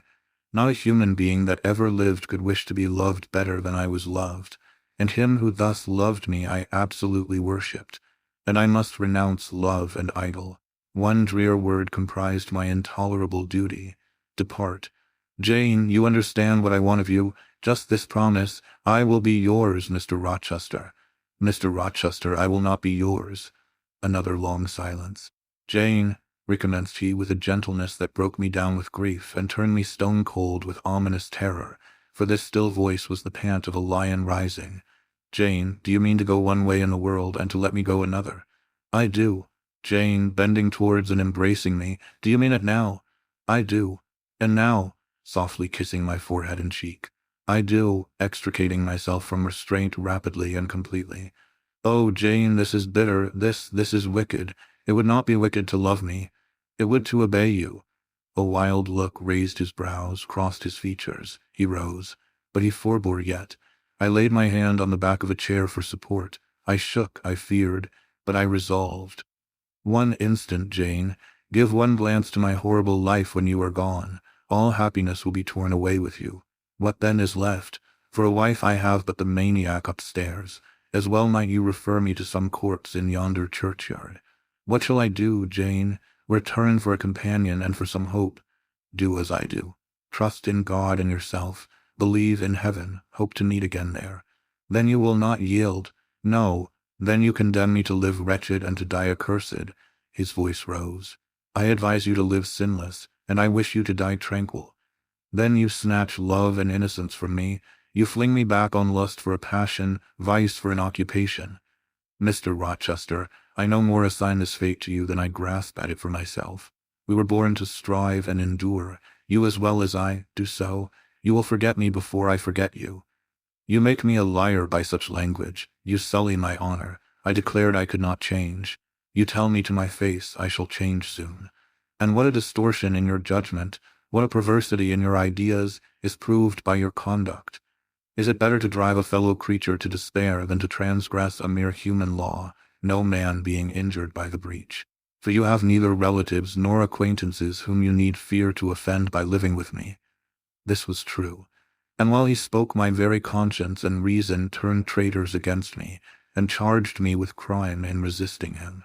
They spoke almost as loud as feeling, and that clamored wildly. Oh, comply, it said. Think of his misery, think of his danger, look at his state when left alone, remember his headlong nature. Consider the recklessness following on despair, soothe him, save him, love him, tell him you love him and will be his. Who in the world cares for you, or who will be injured by what you do? Still indomitable was the reply. I care for myself. The more solitary, the more friendless, the more unsustained I am, the more I will respect myself. I will keep the law given by God, sanctioned by man. I will hold to the principles received by me when I was sane, and not mad, as I am now. Laws and principles are not for the times when there is no temptation. They are for such moments as this, when body and soul rise in mutiny against their rigor. Stringent are they, inviolate they shall be. If at my individual convenience I might break them, what would be their worth? They have a worth, so I have always believed, and if I cannot believe it now, it is because I am insane, quite insane, with my veins running fire, and my heart beating faster than I can count its throbs. Preconceived opinions, foregone determinations, are all I have at this hour to stand by. There I plant my foot. I did. Mr. Rochester, reading my countenance, saw I had done so. His fury was wrought to the highest. He must yield to it for a moment, whatever followed. He crossed the floor and seized my arm and grasped my waist. He seemed to devour me with his flaming glance. Physically, I felt at the moment powerless as stubble exposed to the draught and glow of a furnace. Mentally, I still possessed my soul, and with it the certainty of ultimate safety. The soul, fortunately, has an interpreter, often an unconscious, but still a truthful interpreter in the eye. My eye rose to his, and while I looked in his fierce face I gave an involuntary sigh. His gripe was painful, and my overtaxed strength almost exhausted. "Never," said he, as he ground his teeth, "never was anything at once so frail and so indomitable. A mere reed she feels in my hand," and he shook me with the force of his hold. I could bend her with my finger and thumb, and what good would it do if I bent, if I upped her, if I crushed her? Consider that eye. Consider the resolute, wild, free thing looking out of it, defying me with more than courage, with a stern triumph. Whatever I do with its cage, I cannot get at it, the savage, beautiful creature. If I tear, if I rend the slight prison, my outrage will only let the captive loose. Conqueror I might be of the house, but the inmate would escape to heaven before I could call myself possessor of its clay dwelling place. And it is you, spirit, with will and energy and virtue and purity, that I want, not alone your brittle frame. Of yourself you could come with soft flight and nestle against my heart if you would. Seized against your will, you will elude the grasp like an essence. You will vanish ere I inhale your fragrance. Oh, come, Jane, come. As he said this, he released me from his clutch and only looked at me. The look was far worse to resist than the frantic strain. Only an idiot, however, would have succumbed now. I had dared and baffled his fury. I must elude his sorrow. I retired to the door. You are going, Jane? I am going, sir. You are leaving me. Yes. You will not come. You will not be my comforter, my rescuer. My deep love, my wild woe, my frantic prayer are all nothing to you. What unutterable pathos was in his voice. How hard it was to reiterate firmly, I am going. Jane, Mr. Rochester. Withdraw then, I consent, but remember you leave me here in anguish. Go up to your own room. Think over all I have said, and Jane, cast a glance on my sufferings, think of me. He turned away. He threw himself on his face on the sofa. Oh, Jane, my hope, my love, my life, broke in anguish from his lips. Then came a deep, strong sob. I had already gained the door, but reader, I walked back as determinedly as I had retreated. I knelt down by him. I turned his face from the cushion to me. I kissed his cheek. I smoothed his hair with my hand. God bless you, my dear master, I said. God keep you from harm and wrong, direct you, solace you, reward you well for your past kindness to me. Little Jane's love would have been my best reward, he answered. Without it my heart is broken. But Jane will give me her love, yes, nobly, generously. Up the blood rushed to his face, forth flashed the fire from his eyes, erect he sprang, he held his arms out. But I evaded the embrace, and at once quitted the room. Farewell, was the cry of my heart as I left him. Despair added, farewell forever. That night I never thought to sleep, but a slumber fell on me as soon as I lay down in bed. I was transported in thought to the scenes of childhood. I dreamt I lay in the Red Room at Gateshead, that the night was dark, and my mind impressed with strange fears. The light that long ago had struck me into syncope, recalled in this vision, seemed glidingly to mount the wall, and tremblingly to pause in the center of the obscured ceiling. I lifted up my head to look. The roof resolved to clouds, high and dim. The gleam was such as the moon imparts to vapors she is about to sever. I watched her come, watched with the strangest anticipation, as though some word of doom were to be written on her disk. She broke forth as never moon yet burst from cloud. A hand first penetrated the sable folds and waved them away. Then not a moon but a white human form shone in the azure, inclining a glorious brow earthward. It gazed and gazed on me. It spoke to my spirit. Immeasurably distant was the tone, yet so near it whispered in my heart, my daughter, flee temptation. Mother, I will. So I answered after I had waked from the trance-like dream. It was yet night, but July nights are short. Soon after midnight, dawn comes. It cannot be too early to commence the task I have to fulfill, thought I. I rose. I was dressed, for I had taken off nothing but my shoes. I knew where to find in my drawers some linen, a locket, a ring. In seeking these articles, I encountered the beads of a pearl necklace Mr. Rochester had forced me to accept a few days ago. I left that. It was not mine. It was the visionary bride's who had melted in air. The other articles I made up in a parcel. My purse, containing 20 shillings, it was all I had, I put in my pocket. I tied on my straw bonnet, pinned my shawl, took the parcel and my slippers, which I would not put on yet, and stole from my room. Farewell, kind Mrs. Fairfax, I whispered, as I glided past her door. Farewell, my darling Adele, I said, as I glanced towards the nursery. No thought could be admitted of entering to embrace her. I had to deceive a fine ear. For aught I knew it might now be listening. I would have got past Mr. Rochester's chamber without a pause, but my heart momentarily stopping its beat at that threshold, my foot was forced to stop also. No sleep was there. The inmate was walking restlessly from wall to wall, and again he sighed while I listened. There was a heaven, a temporary heaven, in this room for me if I chose. I had but to go in and to say, Mr. Rochester, I will love you and live with you through life till death, and a fount of rapture would spring to my lips. I thought of this. That kind master who could not sleep now was waiting with impatience for day. He would send for me in the morning. I should be gone.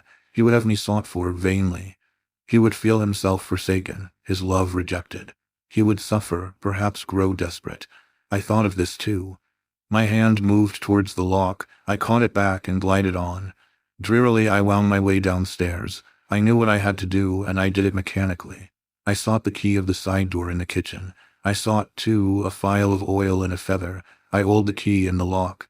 I got some water, I got some bread, for perhaps I should have to walk far, and my strength, sorely shaken of late, must not break down. All this I did without one sound. I opened the door, passed out, shut it softly. Dim dawn glimmered in the yard. The great gates were closed and locked, but a wicket in one of them was only latched. Through that I departed. It, too, I shut, and now I was out of Thornfield. A mile off, beyond the fields, lay a road which stretched in the contrary direction to Millcote, a road I had never travelled, but often noticed, and wondered where it led. Thither I bent my steps. No reflection was to be allowed now, not one glance was to be cast back, not even one forward. Not one thought was to be given either to the past or the future. The first was a page so heavenly sweet, so deadly sad, that to read one line of it would dissolve my courage and break down my energy. The last was an awful blank, something like the world when the deluge was gone by. I skirted fields and hedges and lanes till after sunrise. I believe it was a lovely summer morning. I know my shoes, which I had put on when I left the house, were soon wet with dew, but I looked neither to rising sun, nor smiling sky, nor wakening nature. He who is taken out to pass through a fair scene to the scaffold thinks not of the flowers that smile on his road, but of the block and axe edge, of the disseverment of bone and vein, of the grave gaping at the end. And I thought of drear flight and homeless wandering, and oh, with agony I thought of what I left. I could not help it. I thought of him now in his room, watching the sunrise, hoping I should soon come to say I would stay with him and be his. I longed to be his. I panted to return. It was not too late. I could yet spare him the bitter pang of bereavement. As yet my flight, I was sure, was undiscovered. I could go back and be his comforter, his pride, his redeemer from misery, perhaps from ruin. Oh, that fear of his self-abandonment, far worse than my abandonment, how it goaded me! It was a barbed arrowhead in my breast. It tore me when I tried to extract it. It sickened me when remembrance thrust it farther in. Birds began singing in brake and copse. Birds were faithful to their mates. Birds were emblems of love. What was I? In the midst of my pain of heart and frantic effort of principle, I abhorred myself. I had no solace from self-approbation, none even from self-respect. I had injured, wounded, left my master. I was hateful in my own eyes. Still I could not turn, nor retrace one step. God must have led me on. As to my own will or conscience, impassioned grief had trampled one and stifled the other. I was weeping wildly as I walked along my solitary way. Fast, fast I went like one delirious. A weakness, beginning inwardly, extending to the limbs, seized me, and I fell. I lay on the ground some minutes, pressing my face to the wet turf. I had some fear or hope that here I should die, but I was soon up, crawling forwards on my hands and knees, and then again raised to my feet, as eager and as determined as ever to reach the road. When I got there, I was forced to sit to rest me under the hedge, and while I sat, I heard wheels and saw a coach come on. I stood up and lifted my hand. It stopped. I asked where it was going. The driver named a place a long way off, and where I was sure Mr. Rochester had no connections. I asked for what sum he would take me there. He said 30 shillings. I answered I had but 20. Well, he would try to make it do. He further gave me leave to get into the inside, as the vehicle was empty. I entered, was shut in, and it rolled on its way. Gentle reader, may you never feel what I then felt. May your eyes never shed such stormy, scalding, heart-wrung tears as poured from mine. May you never appeal to heaven in prayers so hopeless and so agonized as in that hour left my lips. For never may you, like me, dread to be the instrument of evil to what you wholly love. Chapter 28. 2 days are past. It is a summer evening. The coachman has set me down at a place called Whitcross. He could take me no farther for the sum I had given, and I was not possessed of another shilling in the world. The coach is a mile off by this time. I am alone. At this moment I discovered that I forgot to take my parcel out of the pocket of the coach, where I had placed it for safety. There it remains, there it must remain.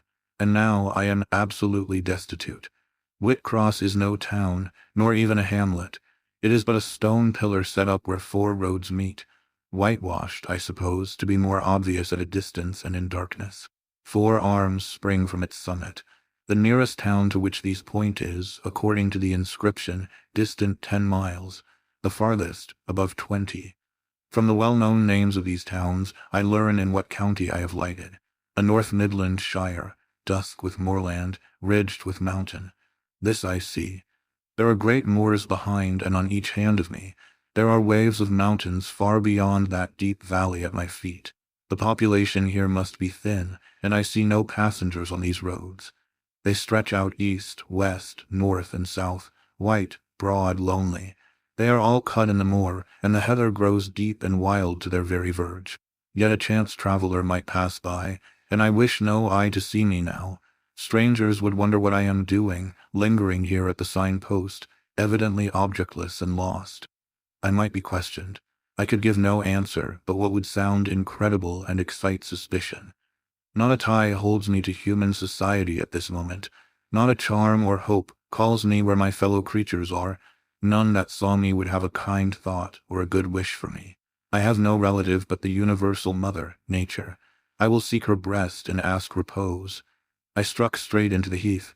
I held on to a hollow I saw deeply furrowing the brown moorside. I waded knee-deep in its dark growth. I turned with its turnings, and finding a moss-blackened granite crag in a hidden angle, I sat down under it. High banks of moor were about me. The crag protected my head. The sky was over that. Some time passed before I felt tranquil even here. I had a vague dread that wild cattle might be near, or that some sportsman or poacher might discover me. If a gust of wind swept the waste, I looked up, fearing it was the rush of a bull. If a plover whistled, I imagined it a man. Finding my apprehensions unfounded, however, and calmed by the deep silence that reigned as evening declined at nightfall, I took confidence. As yet I had not thought. I had only listened, watched, dreaded. Now I regained the faculty of reflection. What was I to do? Where to go? Oh, intolerable questions, when I could do nothing and go nowhere. When a long way must yet be measured by my weary, trembling limbs before I could reach human habitation. When cold charity must be entreated before I could get a lodging. Reluctant sympathy importuned, almost certain repulse incurred, before my tale could be listened to or one of my wants relieved. I touched the heath. It was dry and yet warm with the heat of the summer day. I looked at the sky. It was pure. A kindly star twinkled just above the chasm ridge. The dew fell, but with propitious softness. No breeze whispered. Nature seemed to me benign and good. I thought she loved me, outcast as I was. And I, who from man could anticipate only mistrust, rejection, insult, clung to her with filial fondness. Tonight, at least, I would be her guest, as I was her child. My mother would lodge me without money and without price. I had one morsel of bread yet. The remnant of a roll I had bought in a town we passed through at noon with a stray penny, my last coin. I saw ripe bilberries gleaming here and there, like jet beads in the heath. I gathered a handful and ate them with the bread. My hunger, sharp before, was, if not satisfied, appeased by this hermit's meal. I said my evening prayers at its conclusion, and then chose my couch. I said my evening prayers beside the crag. The heath was very deep. When I lay down, my feet were buried in it. Rising high on each side, it left only a narrow space for the night air to invade. I folded my shawl double and spread it over me for a coverlet. A low, mossy swell was my pillow. Thus lodged, I was not, at least at the commencement of the night, cold. My rest might have been blissful enough, only a sad heart broke it. It plained of its gaping wounds, its inward bleeding, its riven cords. It trembled for Mr. Rochester and his doom. It bemoaned him with bitter pity. It demanded him with ceaseless longing. And impotent as a bird with both wings broken, it still quivered its shattered pinions in vain attempts to seek him. Worn out with this torture of thought, I rose to my knees. Night was come, and her planets were risen. A safe, still night, too serene for the companionship of fear. We know that God is everywhere. but certainly we feel his presence most when his works are on the grandest scale spread before us, and it is in the unclouded night sky, where his worlds wheel their silent course, that we read clearest his infinitude, his omnipotence, his omnipresence. I had risen to my knees to pray for Mr. Rochester. Looking up, I, with tear-dimmed eyes, saw the mighty Milky Way. Remembering what it was, what countless systems there swept space like a soft trace of light, I felt the might and strength of God. Sure was I of his efficiency to save what he had made. Convinced I grew that neither earth should perish, nor one of the souls it treasured. I turned my prayer to thanksgiving. The source of life was also the savior of spirits. Mr. Rochester was safe. He was God's, and by God would he be guarded. I again nestled to the breast of the hill, and ere long in sleep forgot sorrow. But next day want came to me pale and bare, long after the little birds had left their nests, long after bees had come in the sweet prime of day to gather the heath honey before the dew was dried, when the long morning shadows were curtailed, and the sun filled earth and sky. I got up, and I looked round me. What a still, hot, perfect day! What a golden desert this spreading moor, everywhere sunshine. I wished I could live in it and on it. I saw a lizard run over the crag. I saw a bee busy among the sweet bilberries. I would fain at the moment have become bee or lizard, that I might have found fitting nutriment, permanent shelter here. But I was a human being, and had a human being's wants. I must not linger where there was nothing to supply them. I rose. I looked back at the bed I had left. Hopeless of the future, I wished but this, that my Maker had that night thought good to require my soul of me while I slept, and that this weary frame, absolved by death from further conflict with fate, had now but to decay quietly and mingle in peace with the soil of this wilderness. Life, however, was yet in my possession, with all its requirements and pains and responsibilities. The burden must be carried, the want provided for, the suffering endured, the responsibility fulfilled. I set out. Whitcross regained, I followed a road which led from the sun, now fervent and high. By no other circumstance had I will to decide my choice. I walked a long time, and when I thought I had nearly done enough, and might conscientiously yield to the fatigue that almost overpowered me, might relax this forced action, and sitting down on a stone I saw near, submit resistlessly to the apathy that clogged heart and limb, I heard a bell chime, a church bell. I turned in the direction of the sound, and there, amongst the romantic hills, whose changes and aspect I had ceased to note an hour ago, I saw a hamlet and a spire. All the valley at my right hand was full of pasture fields, and cornfields and wood, and a glittering stream ran zigzag through the varied shades of green, the mellowing grain, the somber woodland, the clear and sunny lea. Recalled by the rumbling of wheels to the road before me, I saw a heavily laden wagon laboring up the hill, and not far beyond were 2 cows and their drover. Human life and human labor were near. I must struggle on, strive to live and bend to toil like the rest.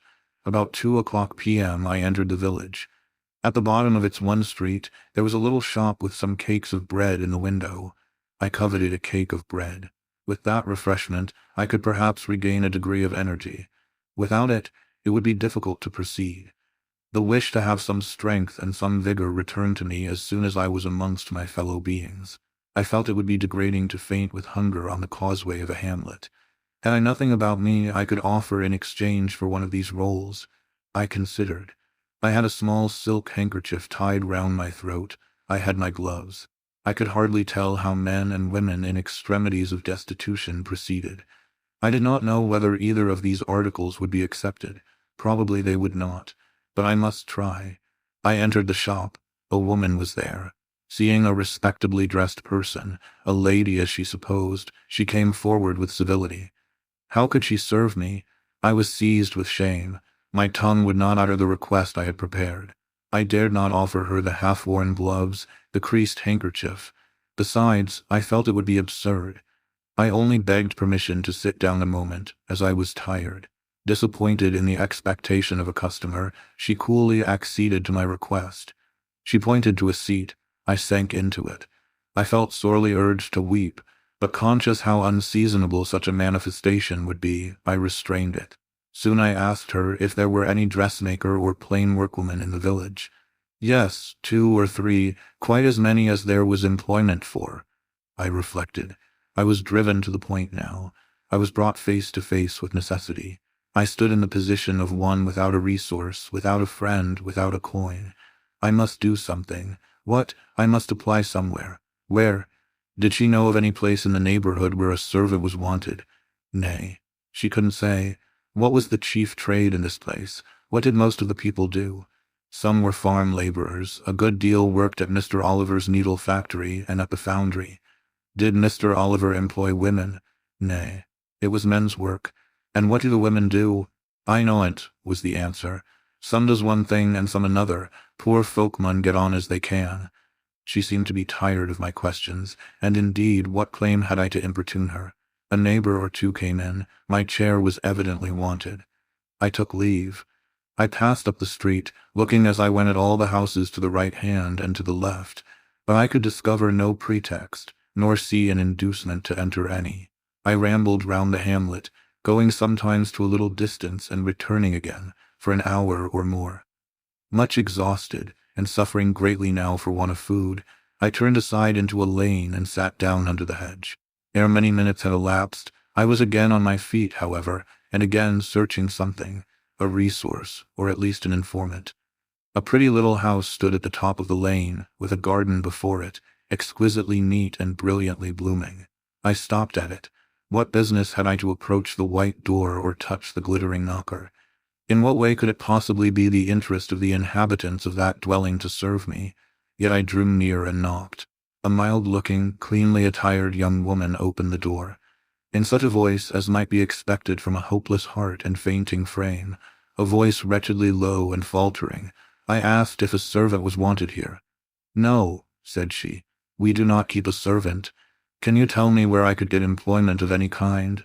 I continued. I am a stranger without acquaintance in this place. I want some work, no matter what. But it was not her business to think for me, or to seek a place for me. Besides, in her eyes, how doubtful must have appeared my character, position, tale. She shook her head. She was sorry she could give me no information. And the white door closed, quite gently and civilly. But it shut me out.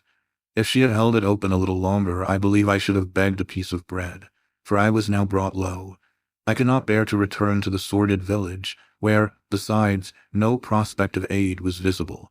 I should have longed rather to deviate to a wood I saw not far off, which appeared in its thick shade to offer inviting shelter. But I was so sick, so weak, so gnawed with nature's cravings, instinct kept me roaming round abodes where there was a chance of food. Solitude would be no solitude, rest no rest, while the vulture hunger thus sank beak and talons in my side. I drew near houses. I left them, and came back again, and again I wandered away, always repelled by the consciousness of having no claim to ask, no right to expect interest in my isolated lot. Meantime the afternoon advanced, while I thus wandered about like a lost and starving dog. In crossing a field, I saw the church spire before me. I hastened towards it. Near the churchyard, and in the middle of a garden, stood a well-built though small house, which I had no doubt was the parsonage. I remembered that strangers who arrive at a place where they have no friends, and who want employment, sometimes apply to the clergyman for introduction and aid. It is the clergyman's function to help, at least with advice, those who wish to help themselves. I seemed to have something like a right to seek counsel here. Renewing then my courage, and gathering my feeble remains of strength, I pushed on. I reached the house and knocked at the kitchen door. An old woman opened. I asked, was this the parsonage? Yes. Was the clergyman in? No. Would he be in soon? No, he was gone from home. To a distance, not so far, happened 3 mile. He had been called away by the sudden death of his father. He was at Marsh End now, and would very likely stay there a fortnight longer. Was there any lady of the house? Nay, there was naught but her, and she was housekeeper. And of her, reader, I could not bear to ask the relief for one of which I was sinking. I could not yet beg, and again I crawled away. Once more I took off my handkerchief. Once more I thought of the cakes of bread in the little shop. Oh, for but a crust, for but one mouthful to allay the pang of famine. Instinctively I turned my face again to the village. I found the shop again, and I went in, and though others were there besides the woman, I ventured the request. Would she give me a roll for this handkerchief? She looked at me with evident suspicion. Nay, she never sold stuff that way. Almost desperate, I asked for half a cake. She again refused. How could she tell where I had got the handkerchief? She said. Would she take my gloves? No. What could she do with them? Reader, it is not pleasant to dwell on these details. Some say there is enjoyment in looking back to painful experience past, but at this day I can scarcely bear to review the times to which I allude. The moral degradation, blent with the physical suffering, formed too distressing a recollection ever to be willingly dwelt on. I blamed none of those who repulsed me. I felt it was what was to be expected, and what could not be helped. An ordinary beggar is frequently an object of suspicion, a well-dressed beggar inevitably so. To be sure, what I begged was employment, but whose business was it to provide me with employment? Not, certainly, that of persons who saw me then for the first time, and who knew nothing about my character. And as to the woman who would not take my handkerchief in exchange for her bread, why, she was right, if the offer appeared to her sinister, or the exchange unprofitable. Let me condense now. I am sick of the subject. A little before dark I passed a farmhouse, at the open door of which the farmer was sitting, eating his supper of bread and cheese. I stopped and said, "Will you give me a piece of bread? For I am very hungry." He cast on me a glance of surprise, but without answering, he cut a thick slice from his loaf and gave it to me. I imagine he did not think I was a beggar, but only an eccentric sort of lady who had taken a fancy to his brown loaf. As soon as I was out of sight of his house, I sat down and ate it. I could not hope to get a lodging under a roof, and sought it in the wood I have before alluded to. But my night was wretched, my rest broken. The ground was damp, the air cold. Besides, intruders passed near me more than once, and I had again and again to change my quarters. No sense of safety or tranquillity befriended me. Towards morning it rained. The whole of the following day was wet. Do not ask me, reader, to give a minute account of that day. As before I sought work, as before I was repulsed, as before I starved. But once did food pass my lips. At the door of a cottage I saw a little girl about to throw a mess of cold porridge into a pig trough. "Will you give me that?" I asked. "Will you give me that?" I asked. She stared at me. "Mother," she exclaimed, "there is a woman wants me to give her these porridge." "Well, lass," replied a voice within, "give it her if she's a beggar. Pig doesn't want it." The girl emptied the stiffened mold into my hand, and I devoured it ravenously. As the wet twilight deepened, I stopped in a solitary bridle path, which I had been pursuing an hour or more. "My strength is quite failing me," I said in a soliloquy. "I feel I cannot go much farther. Shall I be an outcast again this night? While the rain descends so, must I lay my head on the cold, drenched ground? I fear I cannot do otherwise, for who will receive me? But it will be very dreadful, with this feeling of hunger, faintness, chill, and this sense of desolation, this total prostration of hope. In all likelihood, though, I should die before morning. And why cannot I reconcile myself to the prospect of death?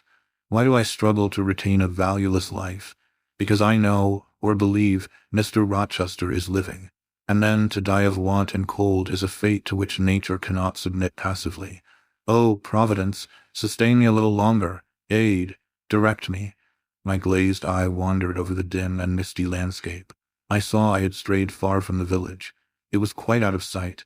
The very cultivation surrounding it had disappeared. I had, by crossways and by paths, once more drawn near the tract of moorland, and now only a few fields, almost as wild and unproductive as the heath from which they were scarcely reclaimed, lay between me and the dusky hill. Well, I would rather die yonder than in a street or on a frequented road, I reflected, and far better that crows and ravens, if any ravens there be in these regions, should pick my flesh from my bones, than that they should be prisoned in a workhouse coffin and moulder in a pauper's grave. To the hill, then, I turned. I reached it. It remained now only to find a hollow where I could lie down, and feel at least hidden, if not secure. But all the surface of the waste looked level. It showed no variation but of tint: green, where rush and moss overgrew the marshes; black, where the dry soil bore only heath. Dark as it was getting, I could still see these changes, though but as mere alternations of light and shade. for color had faded with the daylight. My eye still roved over the sullen swell and along the moor edge, vanishing amidst the wildest scenery, when at one dim point, far in among the marshes and the ridges, a light sprang up. "That is an ignis was my first thought, and I expected it would soon vanish. It burnt on, however, quite steadily, neither receding nor advancing. "Is it, then, a bonfire just kindled?" I questioned. I watched to see whether it would spread, but no. As it did not diminish, so it did not enlarge. "It may be a candle in a house," I then conjectured, "but if so, I can never reach it. It is much too far away, and were it within a yard of me, what would it avail? I should but knock at the door to have it shut in my face." And I sank down where I stood, and hid my face against the ground. I lay still a while. The night wind swept over the hill and over me, and died moaning in the distance. The rain fell fast, wetting me afresh to the skin. Could I but have stiffened to the still frost, the friendly numbness of death, it might have pelted on, I should not have felt it, but my yet living flesh shuddered at its chilling influence. I rose ere long. The light was yet there, shining dim but constant through the rain. I tried to walk again. I dragged my exhausted limbs slowly towards it. It led me aslant over the hill, through a wide bog, which would have been impassable in winter, and was splashy and shaking even now in the height of summer. Here I fell twice, but as often I rose and rallied my faculties. This light was my forlorn hope. I must gain it. Having crossed the marsh, I saw a trace of white over the moor. I approached it. It was a road or a track. It led straight up to the light, which now beamed from a sort of knoll, amidst a clump of trees, firs, apparently, from what I could distinguish of the character of their forms and foliage through the gloom.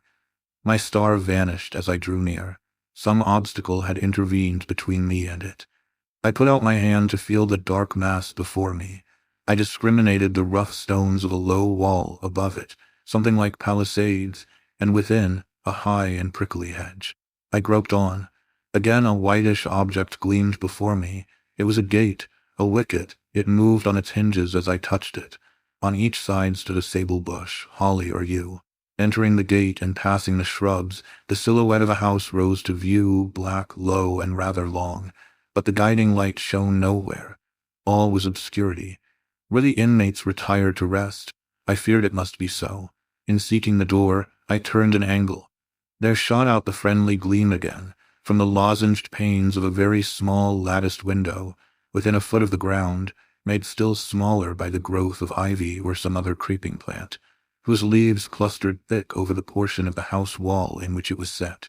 The aperture was so screened and narrow that curtain or shutter had been deemed unnecessary, and when I stooped down and put aside the spray of foliage shooting over it, I could see all within.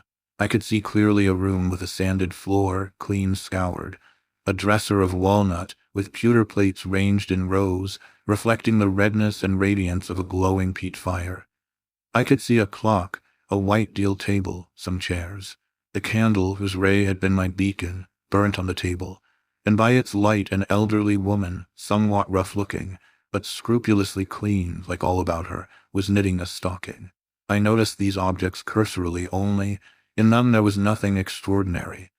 A group of more interest appeared near the hearth, sitting still amidst the rosy peace and warmth suffusing it.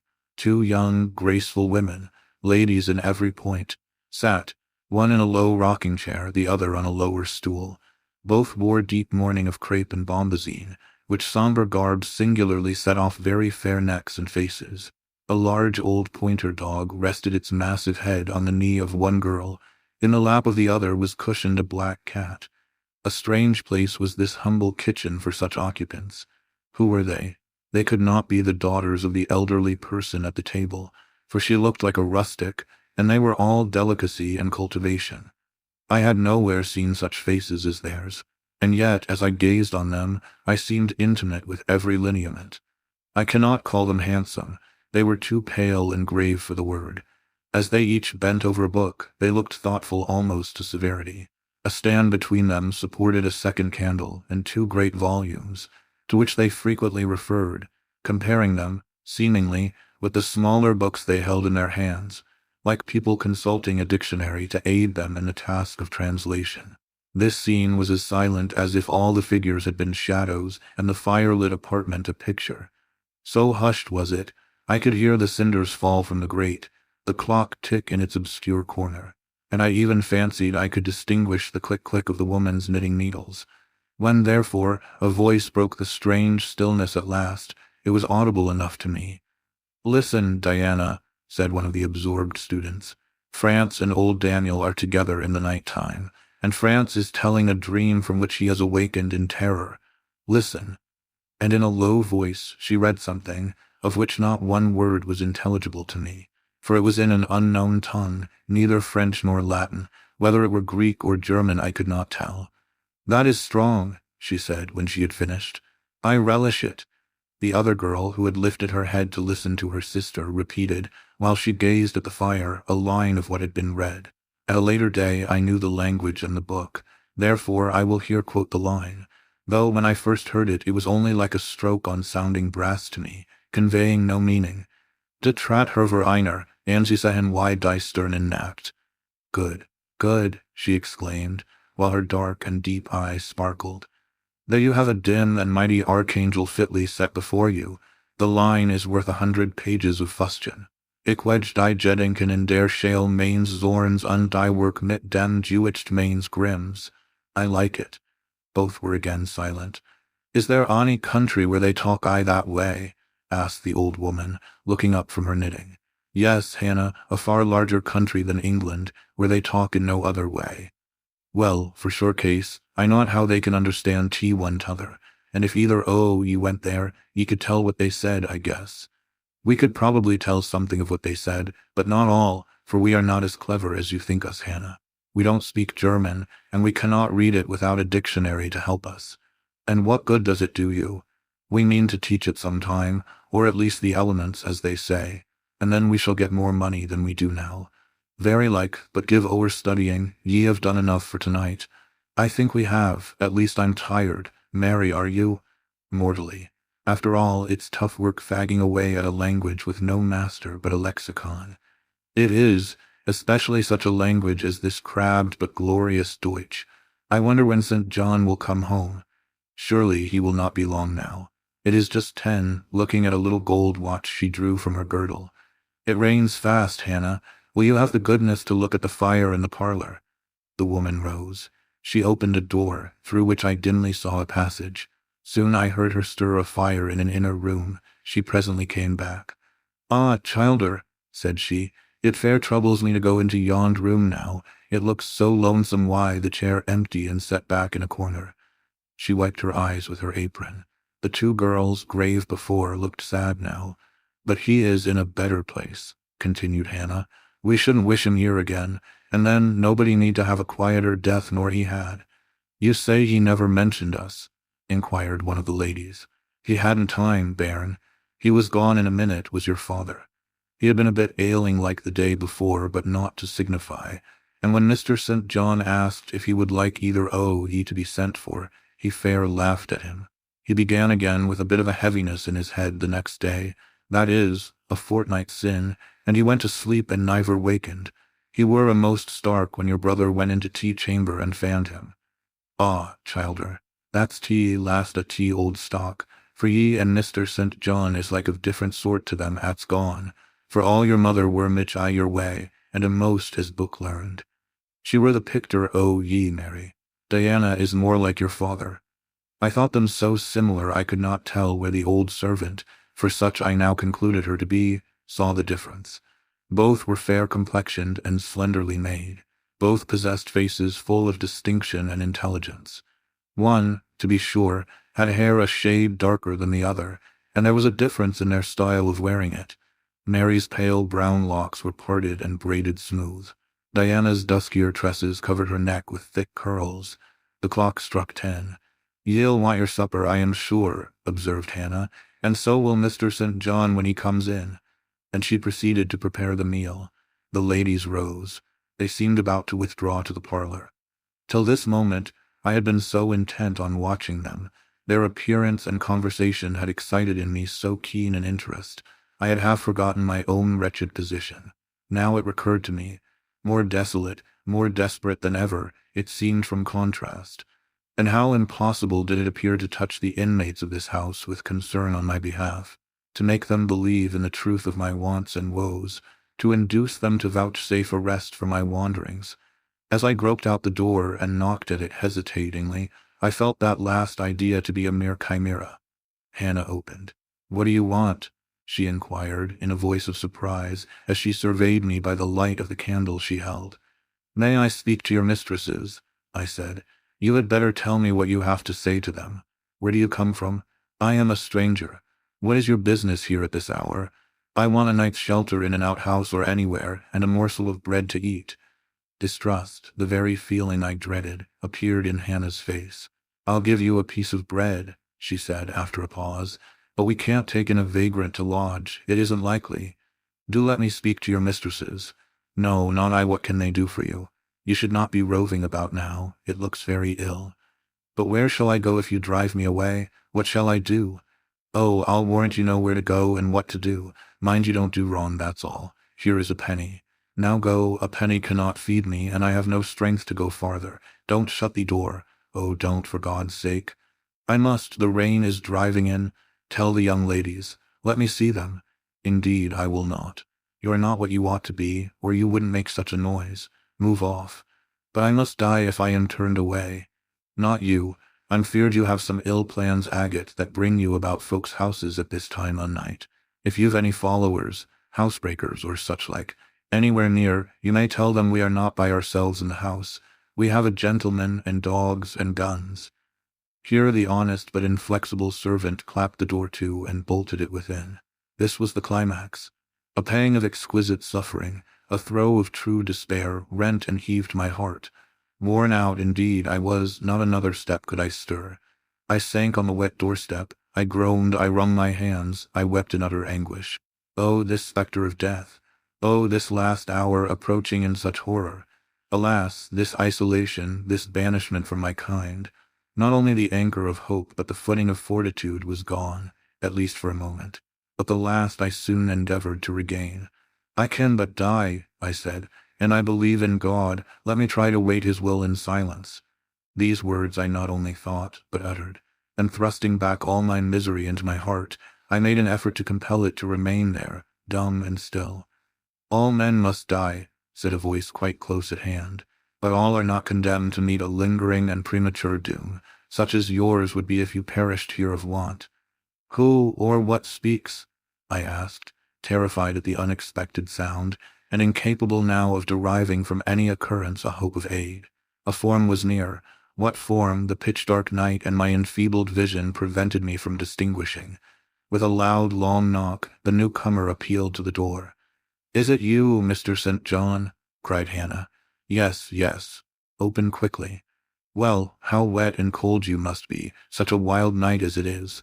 Come in, your sisters are quite uneasy about you, and I believe there are bad folks about. There has been a beggar woman, I declare she is not gone yet, laid down there. Get up, for shame, move off, I say." "Hush, Hannah, I have a word to say to the woman. You have done your duty in excluding, now let me do mine in admitting her. I was near and listened to both you and her. I think this is a peculiar case. I must at least examine into it. Young woman, rise and pass before me into the house." "Hush, Hannah. I have a word to say to the woman." With difficulty I obeyed him. Presently I stood within that clean, bright kitchen, on the very hearth, trembling, sickening, conscious of an aspect in the last degree ghastly, wild, and weather-beaten. The two ladies, their brother, Mr. St. John, the old servant, were all gazing at me. "St. John, who is it?" I heard one ask. "I cannot tell. I found her at the door," was the reply. "She does look white," said Hannah. "As white as clay or death," was responded. "She will fall. Let her sit." And indeed my head swam. I dropped, but a chair received me. I still possessed my senses, though just now I could not speak. Perhaps a little water would restore her. Hannah, fetch some, but she is worn to nothing. How very thin and how very bloodless. A mere spectre. Is she ill or only famished? Famished, I think. Hannah, is that milk? Give it me, and a piece of bread. Diana, I knew her by the long curls which I saw drooping between me and the fire as she bent over me, broke some bread, dipped it in milk, and put it to my lips. Her face was near mine. I saw there was pity in it, and I felt sympathy in her hurried breathing. In her simple words, too, the same balm-like emotion spoke. "Try to eat." "Yes, try," repeated Mary gently, and Mary's hand removed my sodden bonnet and lifted my head. I tasted what they offered me, feebly at first, eagerly soon. "Not too much at first, restrain her," said the brother. "She has had enough," and he withdrew the cup of milk and the plate of bread. "A little more, St. John, look at the avidity in her eyes. No more at present, sister. Try if she can speak now, ask her name." I felt I could speak, and I answered, "My name is Jane Elliot." Anxious as ever to avoid discovery, I had before resolved to assume an alias. "And where do you live? Where are your friends?" I was silent. "Can we send for anyone you know?" I shook my head. "What account can you give of yourself?" Somehow, now that I had once crossed the threshold of this house, and once was brought face to face with its owners, I felt no longer outcast, vagrant, and disowned by the wide world. I dared to put off the mendicant, to resume my natural manner and character.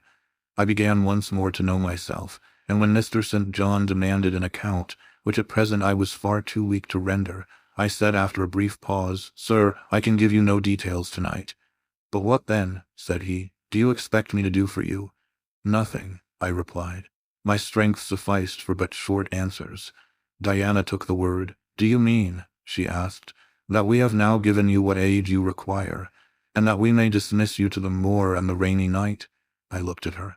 She had, I thought, a remarkable countenance, instinct both with power and goodness.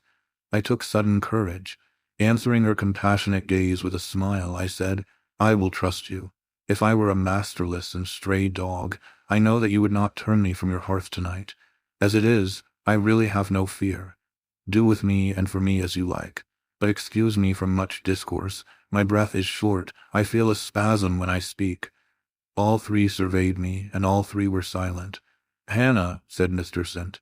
John at last, "let her sit there at present, and ask her no questions. In 10 minutes more, give her the remainder of that milk and bread. Mary and Diana, let us go into the parlor and talk the matter over." They withdrew. Very soon one of the ladies returned. I could not tell which. A kind of pleasant stupor was stealing over me as I sat by the genial fire. In an undertone she gave some directions to Hannah. Ere long, with the servant's aid, I contrived to mount a staircase. My dripping clothes were removed. Soon a warm, dry bed received me. I thanked God, experienced amidst unutterable exhaustion a glow of grateful joy, and slept. Chapter 29. The recollection of about 3 days and nights succeeding this is very dim in my mind. I can recall some sensations felt in that interval, but few thoughts framed, and no actions performed. I knew I was in a small room and in a narrow bed. To that bed I seemed to have grown. I lay on it motionless as a stone, and to have torn me from it would have been almost to kill me. I took no note of the lapse of time, of the change from morning to noon, from noon to evening. I observed when anyone entered or left the apartment. I could even tell who they were. I could understand what was said when the speaker stood near to me, but I could not answer. To open my lips or move my limbs was equally impossible. Hannah, the servant, was my most frequent visitor. Her coming disturbed me. I had a feeling that she wished me away, that she did not understand me or my circumstances, that she was prejudiced against me. Diana and Mary appeared in the chamber once or twice a day. They would whisper sentences of this sort at my bedside. "It is very well we took her in." Yes, she would certainly have been found dead at the door in the morning had she been left out all night. I wonder what she has gone through. Strange hardships, I imagine, poor, emaciated, pallid wanderer. She is not an uneducated person, I should think, by her manner of speaking. Her accent was quite pure, and the clothes she took off, though splashed and wet, were little worn and fine. She has a peculiar face, fleshless and haggard as it is. I rather like it, and when in good health and animated, I can fancy her physiognomy would be agreeable. Never once in their dialogues did I hear a syllable of regret at the hospitality they had extended to me, or of suspicion of, or aversion to myself. I was comforted. Mr. St. John came but once. He looked at me, and said my state of lethargy was the result of reaction from excessive and protracted fatigue. He pronounced it needless to send for a doctor. Nature, he was sure, would manage best, left to herself. He said every nerve had been overstrained in some way, and the whole system must sleep torpid a while. There was no disease. He imagined my recovery would be rapid enough when once commenced. These opinions he delivered in a few words, in a quiet, low voice, and added, after a pause, in the tone of a man little accustomed to expansive comment, rather an unusual physiognomy, certainly not indicative of vulgarity or degradation. Far otherwise, responded Diana. To speak truth, St. John, my heart rather warms to the poor little soul. I wish we may be able to benefit her permanently. That is hardly likely, was the reply. You will find she is some young lady who has had a misunderstanding with her friends, and has probably injudiciously left them. We may, perhaps, succeed in restoring her to them, if she is not obstinate, but I trace lines of force in her face which make me skeptical of her tractability. He stood considering me some minutes, then added, she looks sensible but not at all handsome. She is so ill, St. John. Ill or well, she would always be plain. The grace and harmony of beauty are quite wanting in those features. On the third day I was better. On the fourth I could speak, move, rise in bed, and turn. Hannah had brought me some gruel and dry toast, about, as I supposed, the dinner hour. I had eaten with relish. The food was good, void of the feverish flavor which had hitherto poisoned what I had swallowed. When she left me, I felt comparatively strong and revived. Ere long, satiety of repose and desire for action stirred me. I wished to rise, but what could I put on? Only my damp and bemired apparel, in which I had slept on the ground and fallen in the marsh. I felt ashamed to appear before my benefactors so clad. I was spared the humiliation. On a chair by the bedside were all my own things, clean and dry. My black silk frock hung against the wall. The traces of the bob were removed from it, the creases left by the wet smoothed out. It was quite decent. My very shoes and stockings were purified and rendered presentable. There were the means of washing in the room, and a comb and brush to smooth my hair. After a weary process, and resting every 5 minutes, I succeeded in dressing myself. My clothes hung loose on me, for I was much wasted, but I covered deficiencies with a shawl, and once more, clean and respectable looking. No speck of the dirt, no trace of the disorder I so hated, and which seemed so to degrade me, left. I crept down a stone staircase with the aid of the banisters to a narrow, low passage, and found my way presently to the kitchen. It was full of the fragrance of new bread and the warmth of a generous fire. Hannah was baking. Prejudices, it is well known, are most difficult to eradicate from the heart, whose soil has never been loosened or fertilized by education. They grow there, firm as weeds among stones. Hannah had been cold and stiff indeed at the first. Latterly she had begun to relent a little, and when she saw me come in tidy and well-dressed, she even smiled. "What, you have got up?" she said. "You are better, then. You may sit you down in my chair on the hearthstone, if you will." She pointed to the rocking chair. I took it. She bustled about, examining me every now and then with the corner of her eye. Turning to me, as she took some loaves from the oven, she asked bluntly, "Did you ever go a-begging afore you came here?" I was indignant for a moment, but remembering that anger was out of the question, and that I had indeed appeared as a beggar to her, I answered quietly, but still not without a certain marked firmness, "You are mistaken in supposing me a beggar. I am no beggar, any more than yourself or your young ladies." After a pause she said, "I don't understand that. You've like no house nor no brass, I guess. The want of house or brass, by which I suppose you mean money, does not make a beggar in your sense of the word." "Are you book-learned?" she inquired presently. "Yes, very. But you've never been to a boarding school.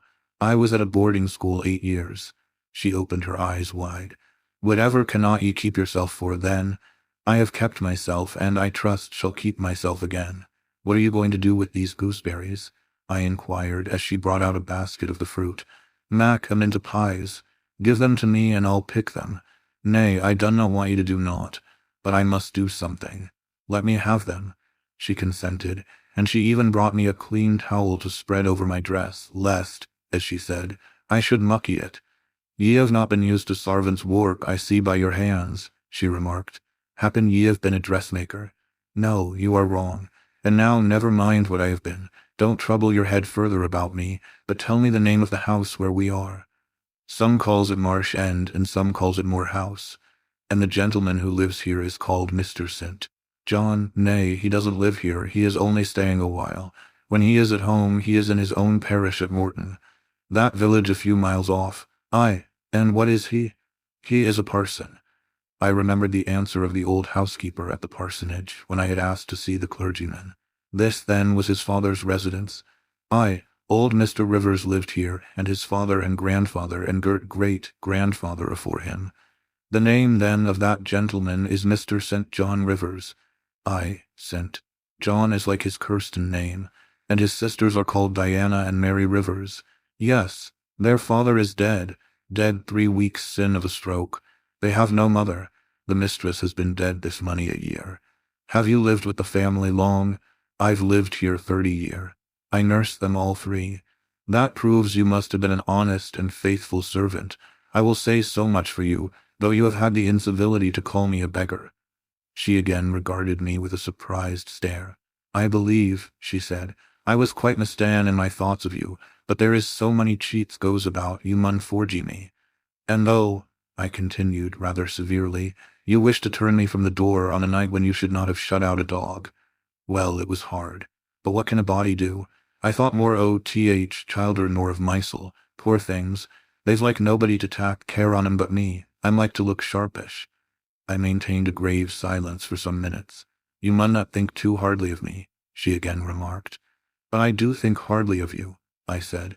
And I'll tell you why, not so much because you refused to give me shelter, or regarded me as an impostor, as because you just now made it a species of reproach that I had no brass and no house. Some of the best people that ever lived have been as destitute as I am, and if you are a Christian, you ought not to consider poverty a crime. No more I ought, said she. Mr. St. John tells me so too, and I see I were wrang, but I've clear a different notion on you now to what I had. You look a rate down decent little crater. That will do. I forgive you now. Shake hands. She put her flowery and horny hand into mine. Another and heartier smile illumined her rough face, and from that moment we were friends. Hannah was evidently fond of talking. While I picked the fruit, and she made the paste for the pies, she proceeded to give me sundry details about her deceased master and mistress, and the childer, as she called the young people. Old Mr. Rivers, she said, was a plain man enough, but a gentleman, and of as ancient a family as could be found. Marsh End had belonged to the Rivers ever since it was a house, and it was, she affirmed, aboon 200 year old, for all it looked but a small, humble place, not to compare why, Mr. Oliver's grand hall down Morton Vale. But she could remember Bill Oliver's father a journeyman needlemaker, and T.H. Rivers were gentry o days o T.H. Henry's, as anybody might see by looking into T.H. Register's Morton church vestry. Still, she allowed, the old maester was like other folk, not mitch out a common way, stark mad o shooting and farming and sich like. The mistress was different. She was a great reader and studied a deal, and the bairns had taken after her. There was nothing like them in these parts, nor ever had been. They had liked learning, all 3, almost from the time they could speak, and they had always been of a mack of their own. Mr. St. John, when he grew up, would go to college and be a parson, and the girls, as soon as they left school, would seek places as governesses. For they had told her their father had some years ago lost a great deal of money by a man he had trusted turning bankrupt, and as he was now not rich enough to give them fortunes, they must provide for themselves. They had lived very little at home for a long while, and were only come now to stay a few weeks on account of their father's death. But they did so like Marsh End and Morton, and all these moors and hills about. They had been in London, and many other grand towns, but they always said there was no place like home, and then they were so agreeable with each other, never fell out nor threeped. She did not know where there was such a family for being united. Having finished my task of gooseberry picking, I asked where the 2 ladies and their brother were now. Gone over to Morton for a walk, but they would be back in half an hour to tea. They returned within the time Hannah had allotted them. They entered by the kitchen door. Mr. St. John, when he saw me, merely bowed and passed through. The 2 ladies stopped. Mary, in a few words, kindly and calmly expressed the pleasure she felt in seeing me well enough to be able to come down. Diana took my hand. She shook her head at me. "You should have waited for my leave to descend," she said. "You still look very pale and so thin. Poor child. Poor girl." Diana had a voice toned to my ear like the cooing of a dove. She possessed eyes whose gaze I delighted to encounter. Her whole face seemed to me full of charm. Mary's countenance was equally intelligent, her features equally pretty, but her expression was more reserved, and her manners, though gentle, more distant. Diana looked and spoke with a certain authority. She had a will, evidently.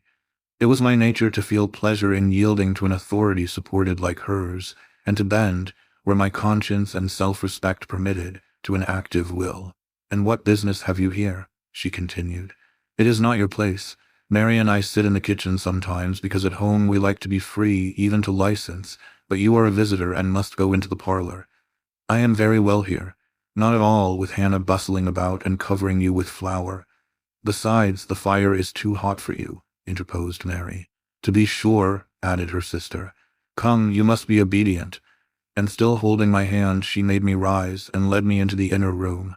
"Sit there," she said, placing me on the sofa, "while we take our things off and get the tea ready.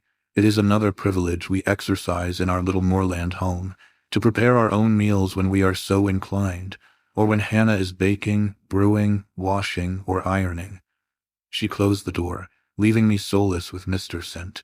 John, who sat opposite, a book or newspaper in his hand. I examined first the parlor and then its occupant. The parlor was rather a small room, very plainly furnished, yet comfortable, because clean and neat. The old-fashioned chairs were very bright, and the walnut-wood table was like a looking-glass. A few strange, antique portraits of the men and women of other days decorated the stained walls. A cupboard with glass doors contained some books and an ancient set of china. There was no superfluous ornament in the room, not one modern piece of furniture, save a brace of workboxes and a lady's desk in rosewood, which stood on a side table. Everything, including the carpet and curtains, looked at once well worn and well saved. Mr. St. John, sitting as still as one of the dusty pictures on the walls, keeping his eyes fixed on the page he perused, and his lips mutely sealed, was easy enough to examine. Had he been a statue instead of a man, he could not have been easier. He was young, perhaps from 28 to 30, tall, slender. His face riveted the eye. It was like a Greek face, very pure in outline, quite a straight, classic nose, quite an Athenian mouth and chin. It is seldom, indeed, an English face comes so near the antique models as did his. He might well be a little shocked at the irregularity of my lineaments, his own being so harmonious. His eyes were large and blue, with brown lashes. His high forehead, colorless as ivory, was partially streaked over by careless locks of fair hair. This is a gentle delineation, is it not, reader? Yet he whom it describes scarcely impressed one with the idea of a gentle, a yielding, an impressible, or even of a placid nature.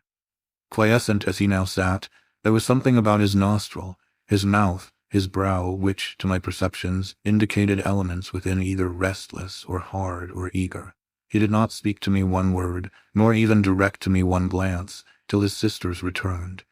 Diana, as she passed in and out, in the course of preparing tea, brought me a little cake, baked on the top of the oven. "Eat that now," she said. "You must be hungry. Hannah says you have had nothing but some gruel since breakfast."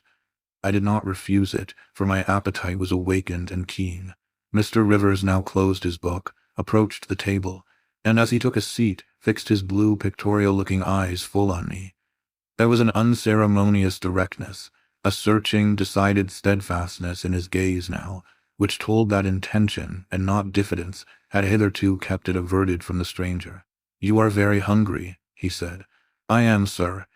It is my way, it always was my way, by instinct, ever to meet the brief with brevity, the direct with plainness. It is well for you that a low fever has forced you to abstain for the last 3 days. There would have been danger in yielding to the cravings of your appetite at first. Now you may eat, though still not immoderately." "I trust I shall not eat long at your expense, sir," was my very clumsily contrived, unpolished answer.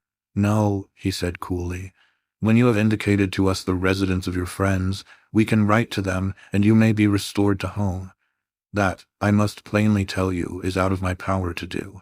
being absolutely without home and friends. The three looked at me, but not distrustfully. I felt there was no suspicion in their glances. There was more of curiosity. I speak particularly of the young ladies. St. John's eyes, though clear enough in a literal sense, in a figurative one were difficult to fathom. He seemed to use them rather as instruments to search other people's thoughts than as agents to reveal his own, the which combination of keenness and reserve was considerably more calculated to embarrass than to encourage. "Do you mean to say," he asked, "that you are completely isolated from every connection?" "I do. Not a tie links me to any living thing. Not a claim do I possess to admittance under any roof in England. A most singular position at your age." Here I saw his glance directed to my hands, which were folded on the table before me. I wondered what he sought there. His words soon explained the quest. "You have never been married. You are a spinster." Diana laughed. "Why, she can't be above 17 or 18 years old, St. John," said she. "I am near 19, but I am not married. No." I felt a burning glow mount to my face, for bitter and agitating recollections were awakened by the allusion to marriage. They all saw the embarrassment and the emotion. Diana and Mary relieved me by turning their eyes elsewhere than to my crimsoned visage. But the colder and sterner brother continued to gaze, till the trouble he had excited forced out tears as well as color. "Where did you last reside?" he now asked.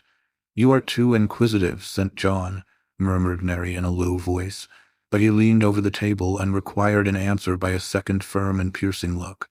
"The name of the place where, and of the person with whom I lived, is my secret," I replied concisely.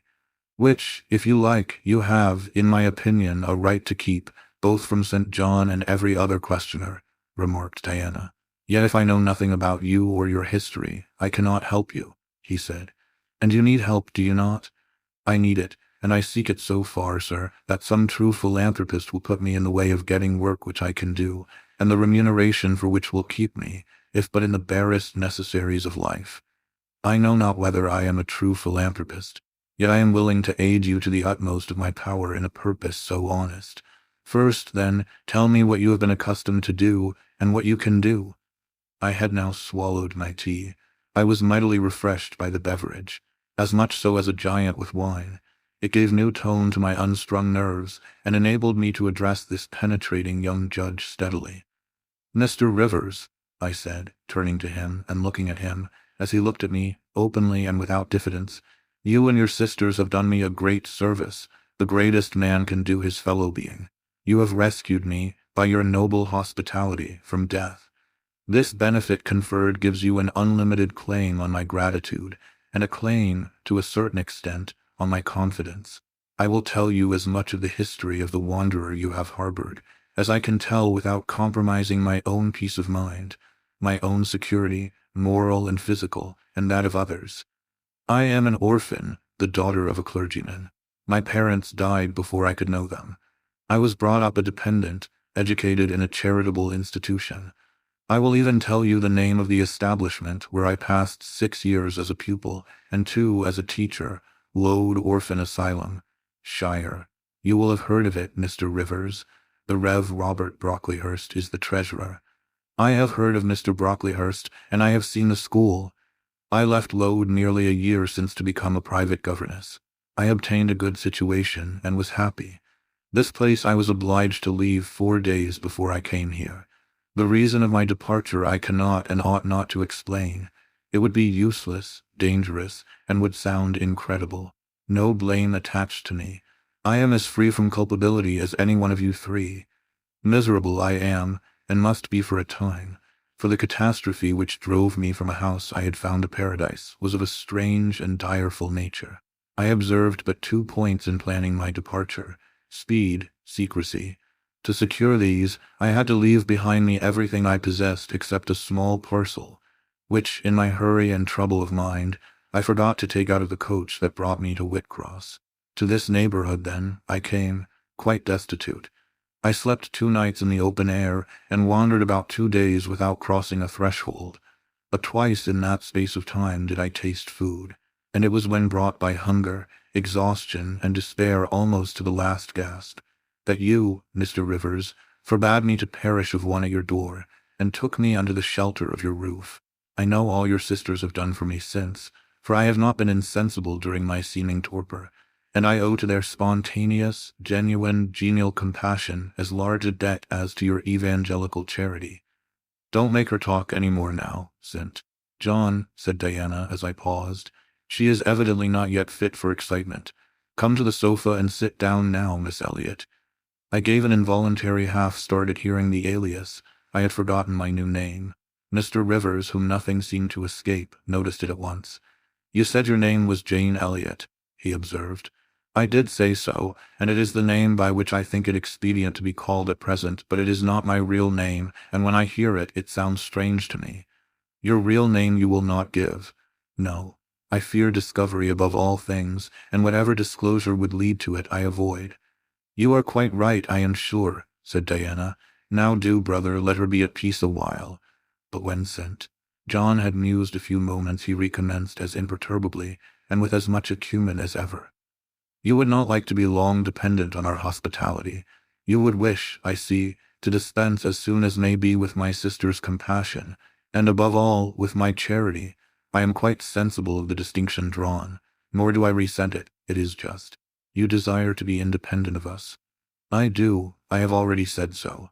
Show me how to work or how to seek work. That is all I now ask. Then let me go, if it be but to the meanest cottage. But till then, allow me to stay here. I dread another essay of the horrors of homeless destitution. Indeed, you shall stay here, said Diana, putting her white hand on my head. You shall, repeated Mary, in the tone of undemonstrative sincerity which seemed natural to her.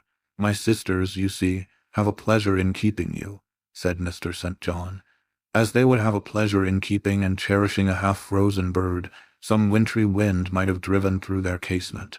I feel more inclination to put you in the way of keeping yourself, and shall endeavor to do so. But observe, my sphere is narrow. I am but the incumbent of a poor country parish.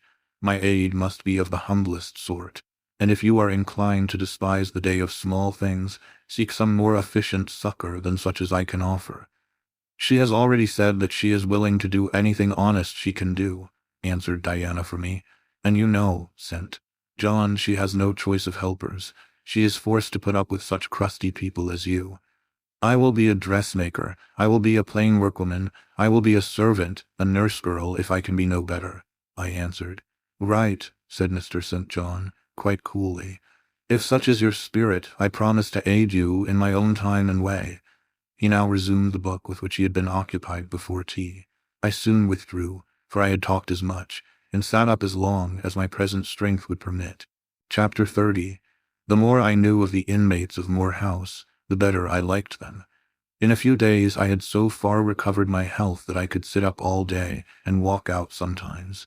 I could join with Diana and Mary in all their occupations, converse with them as much as they wished, and aid them when and where they would allow me. There was a reviving pleasure in this intercourse, of a kind now tasted by me for the first time, the pleasure arising from perfect congeniality of tastes, sentiments, and principles. I liked to read what they liked to read. What they enjoyed delighted me. What they approved I reverenced. They loved their sequestered home. I too, in the grey, small, antique structure with its low roof, its latticed casements, its mouldering walls, its avenue of aged firs, all grown aslant under the stress of mountain winds, its garden dark with yew and holly, and where no flowers but of the hardiest species would bloom, found a charm both potent and permanent. They clung to the purple moors behind and around their dwelling, to the hollow vale into which the pebbly bridle path leading from their gate descended, and which wound between fern banks first, and then amongst a few of the wildest little pasture fields that ever bordered a wilderness of heath, or gave sustenance to a flock of grey moorland sheep, with their little mossy-faced lambs. They clung to this scene, I say, with a perfect enthusiasm of attachment. I could comprehend the feeling, and share both its strength and truth. I saw the fascination of the locality. I felt the consecration of its loneliness. My eye feasted on the outline of swell and sweep, on the wild coloring communicated to ridge and dell by moss, by heath bell, by flower-sprinkled turf, by brilliant bracken, and mellow granite crag. These details were just to me what they were to them, so many pure and sweet sources of pleasure. The strong blast and the soft breeze, the rough and the halcyon day, the hours of sunrise and sunset, the moonlight and the clouded night, developed for me, in these regions, the same attraction as for them, wound round my faculties the same spell that entranced theirs. Indoors we agreed equally well. They were both more accomplished and better read than I was, but with eagerness I followed in the path of knowledge they had trodden before me. I devoured the books they lent me. Then it was full satisfaction to discuss with them in the evening what I had perused during the day. Thought fitted thought, opinion met opinion. We coincided, in short, perfectly. If in our trio there was a superior and a leader, it was Diana. Physically, she far excelled me. She was handsome. She was vigorous. In her animal spirits there was an affluence of life and certainty of flow, such as excited my wonder, while it baffled my comprehension. I could talk a while when the evening commenced, but the first gush of vivacity and fluency gone, I was fain to sit on a stool at Diana's feet, to rest my head on her knee, and listen alternately to her and Mary, while they sounded thoroughly the topic on which I had but touched. Diana offered to teach me German. I liked to learn of her. I saw the part of instructress pleased and suited her, that of scholar pleased and suited me no less. Our natures dovetailed. Mutual affection of the strongest kind was the result. They discovered I could draw. Their pencils and color boxes were immediately at my service.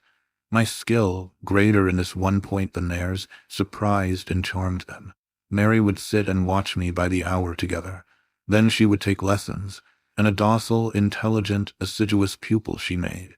Thus occupied and mutually entertained, days passed like hours and weeks like days. As to Mr. St. John, the intimacy which had arisen so naturally and rapidly between me and his sisters did not extend to him. One reason of the distance yet observed between us was that he was comparatively seldom at home. A large proportion of his time appeared devoted to visiting the sick and poor among the scattered population of his parish. No weather seemed to hinder him in these pastoral excursions. Rain or fair, he would, when his hours of morning study were over, take his hat, and followed by his father's old pointer, Carlo, go out on his mission of love or duty. I scarcely know in which light he regarded it. Sometimes, when the day was very unfavorable, his sisters would expostulate. He would then say, with a peculiar smile, more solemn than cheerful, "And if I let a gust of wind or a sprinkling of rain turn me aside from these easy tasks, what preparation would such sloth be for the future I propose to myself?" Diana and Mary's general answer to this question was a sigh, and some minutes of apparently mournful meditation. But besides his frequent absences, there was another barrier to friendship with him. He seemed of a reserved, an abstracted, and even of a brooding nature. Zealous in his ministerial labors, blameless in his life and habits, he yet did not appear to enjoy that mental serenity, that inward content, which should be the reward of every sincere Christian and practical philanthropist. Often, of an evening, when he sat at the window, his desk and papers before him, he would cease reading or writing, rest his chin on his hand, and deliver himself up to I know not what course of thought. But that it was perturbed and exciting might be seen in the frequent flash and changeful dilation of his eye. I think, moreover, that nature was not to him that treasury of delight it was to his sisters. He expressed once, and but once in my hearing, a strong sense of the rugged charm of the hills, and an inborn affection for the dark roof and hoary walls he called his home. But there was more of gloom than pleasure in the tone and words in which the sentiment was manifested, and never did he seem to roam the moors for the sake of their soothing silence, never seek out or dwell upon the thousand peaceful delights they could yield. Incommunicative as he was, some time elapsed before I had an opportunity of gauging his mind. I first got an idea of its caliber when I heard him preach in his own church at Morton. I wish I could describe that sermon, but it is past my power. I cannot even render faithfully the effect it produced on me. It began calm, and indeed, as far as delivery and pitch of voice went, it was calm to the end. An earnestly felt, yet strictly restrained zeal breathed soon in the distinct accents, and prompted the nervous language. This grew to force, compressed, condensed, controlled. The heart was thrilled, the mind astonished by the power of the preacher. Neither were softened. Throughout there was a strange bitterness, an absence of consolatory gentleness. Stern allusions to Calvinistic doctrines, election, predestination, reprobation were frequent, and each reference to these points sounded like a sentence pronounced for doom. When he had done, instead of feeling better, calmer, more enlightened by his discourse, I experienced an inexpressible sadness, for it seemed to me, I know not whether equally so to others, that the eloquence to which I had been listening had sprung from a depth where lay turbid dregs of disappointment, where moved troubling impulses of insatiate yearnings and disquieting aspirations. I was sure St. John Rivers, pure-lived, conscientious, zealous as he was, had not yet found that peace of God which passeth all understanding. He had no more found it, I thought, than had I with my concealed and racking regrets for my broken idol and lost Elysium, regrets to which I have latterly avoided referring, but which possessed me and tyrannized over me ruthlessly. Meantime a month was gone. Diana and Mary were soon to leave Moor House, and return to the far different life and scene which awaited them, as governesses in a large, fashionable, south of England city, where each held a situation in families, by whose wealthy and haughty members they were regarded only as humble dependents, and who neither knew nor sought out their innate excellences, and appreciated only their acquired accomplishments, as they appreciated the skill of their cook, or the taste of their waiting-woman. Mr. St. John had said nothing to me yet about the employment he had promised to obtain for me, yet it became urgent that I should have a vocation of some kind. One morning, being left alone with him a few minutes in the parlor, I ventured to approach the window recess, which his table, chair, and desk consecrated as a kind of study, and I was going to speak, though not very well knowing in what words to frame my inquiry, for it is at all times difficult to break the ice of reserve glassing over such natures as his, when he saved me the trouble by being the first to commence a dialogue. Looking up as I drew near, "You have a question to ask of me," he said. "Yes, I wish to know whether you have heard of any service I can offer myself to undertake.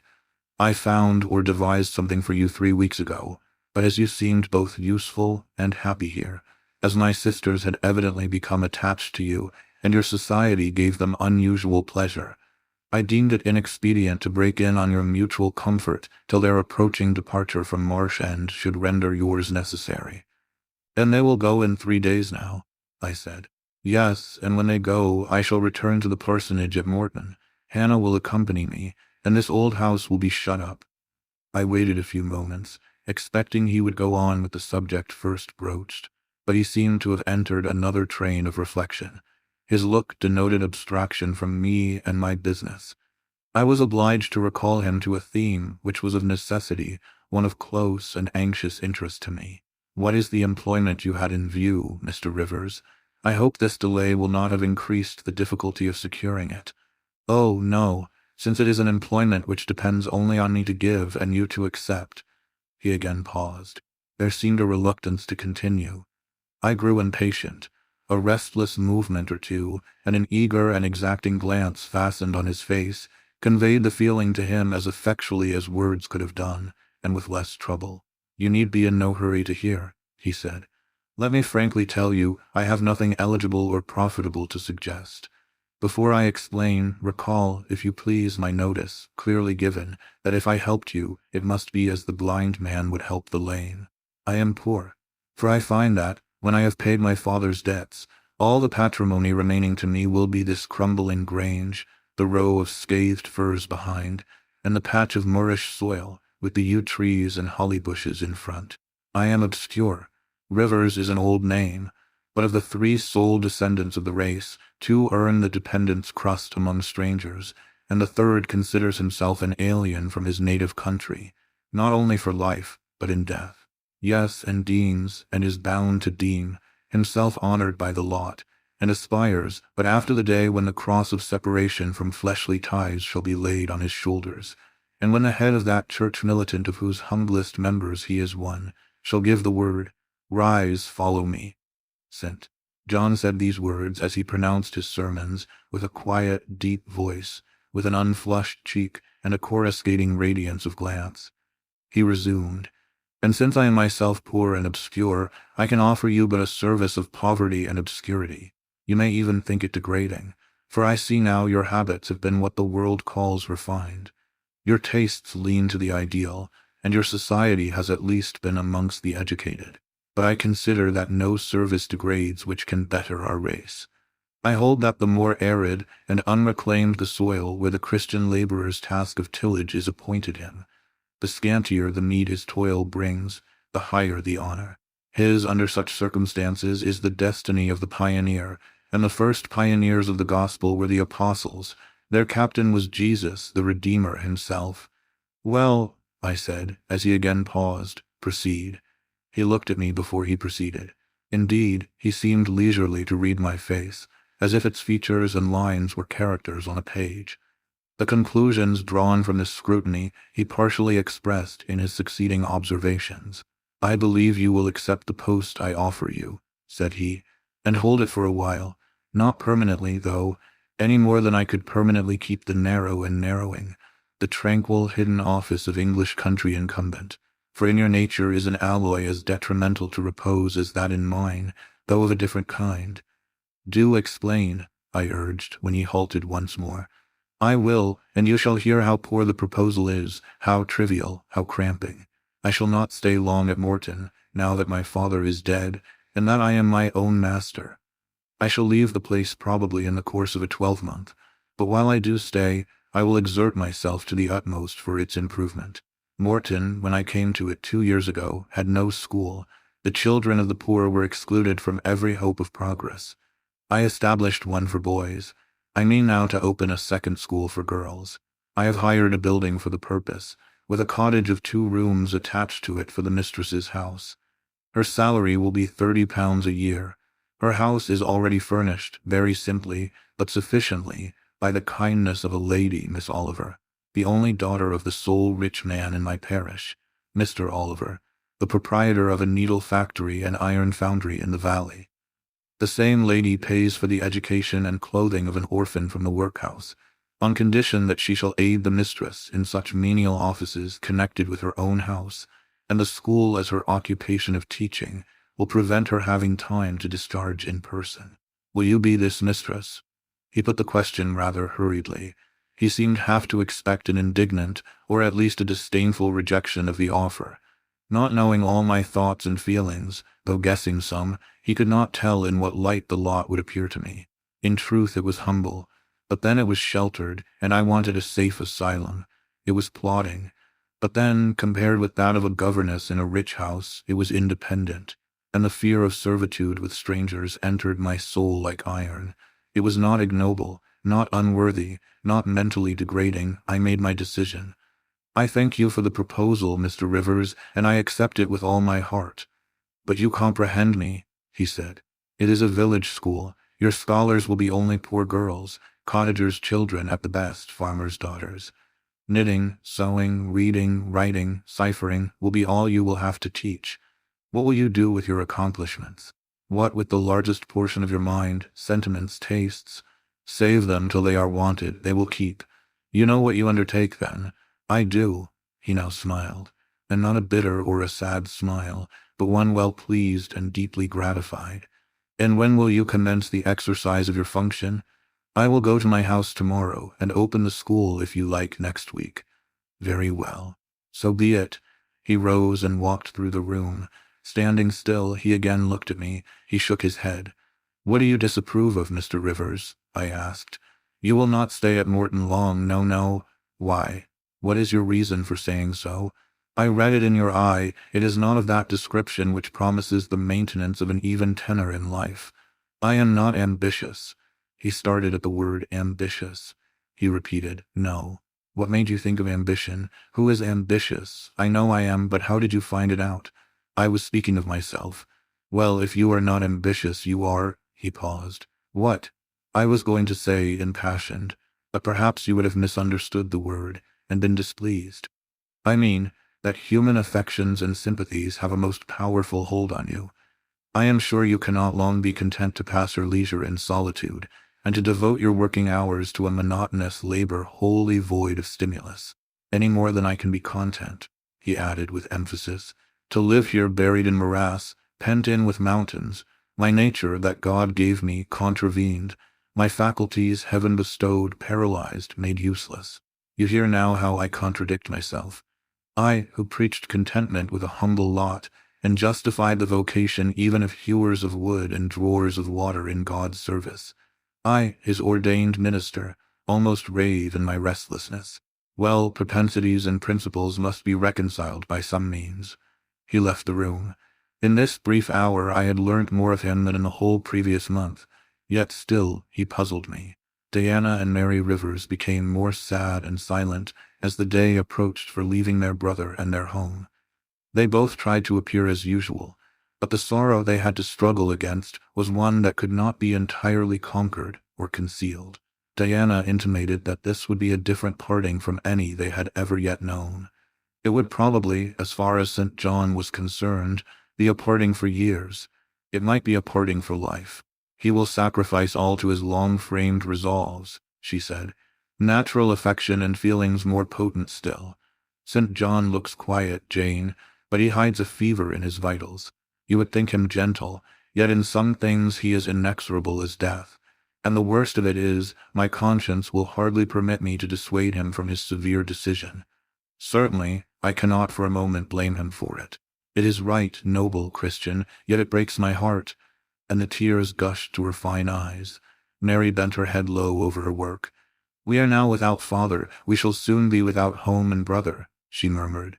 At that moment, a little accident supervened, which seemed decreed by fate purposely to prove the truth of the adage, that misfortunes never come singly, and to add to their distresses the vexing one of the slip between the cup and the lip. St. John passed the window reading a letter. He entered. Our Uncle John is dead, said he. Both the sisters seemed struck, not shocked or appalled. The tidings appeared in their eyes rather momentous than afflicting. Dead, repeated Diana. Yes, she riveted a searching gaze on her brother's face. And what then? She demanded in a low voice. What then, Di? He replied, maintaining a marble immobility of feature. What then? Why, nothing. Read. He threw the letter into her lap. She glanced over it and handed it to Mary. Mary perused it in silence and returned it to her brother. All three looked at each other, and all three smiled, a dreary, pensive smile enough. Amen. We can yet live, said Diana at last. At any rate, it makes us no worse off than we were before, remarked Mary. Only it forces rather strongly on the mind the picture of what might have been, said Mr. Rivers, and contrasts it somewhat too vividly with what is. He folded the letter, locked it in his desk, and again went out. For some minutes no one spoke. Diana then turned to me. Jane, you will wonder at us and our mysteries, she said, and think us hard-hearted beings not to be more moved at the death of so near a relation as an uncle. But we have never seen him or known him. He was my mother's brother. My father and he quarreled long ago. It was by his advice that my father risked most of his property in the speculation that ruined him. Mutual recrimination passed between them. They parted in anger and were never reconciled. My uncle engaged afterwards in more prosperous undertakings. It appears he realized a fortune of £20,000. He was never married, and had no near kindred but ourselves and one other person, not more closely related than we. My father always cherished the idea that he would atone for his error by leaving his possessions to us. That letter informs us that he has bequeathed every penny to the other relation, with the exception of 30 guineas, to be divided between St. John, Diana, and Mary Rivers, for the purchase of 3 mourning rings. He had a right, of course, to do as he pleased, and yet a momentary damp is cast on the spirits by the receipt of such news. Mary and I would have esteemed ourselves rich with £1,000 each, and 2 cents. John, such a sum would have been valuable, for the good it would have enabled him to do. This explanation given, the subject was dropped, and no further reference made to it by either Mr. Rivers or his sisters. The next day I left Marsh End for Morton. The day after, Diana and Mary quitted it for distant B. In a week, Mr. Rivers and Hannah repaired to the parsonage, and so the old grange was abandoned. Chapter 31. My home, then, when I at last find a home, is a cottage, a little room with whitewashed walls and a sanded floor, containing 4 painted chairs and a table, a clock, a cupboard with 2 or 3 plates and dishes, and a set of tea things in delf.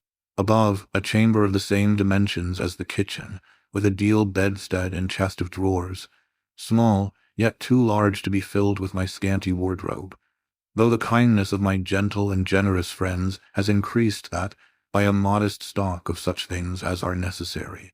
It is evening. I have dismissed with the fee of an orange the little orphan who serves me as a handmaid. I am sitting alone on the hearth. This morning the village school opened. I had 20 scholars, but 3 of the number can read. None write or cipher, several knit, and a few sew a little. They speak with the broadest accent of the district.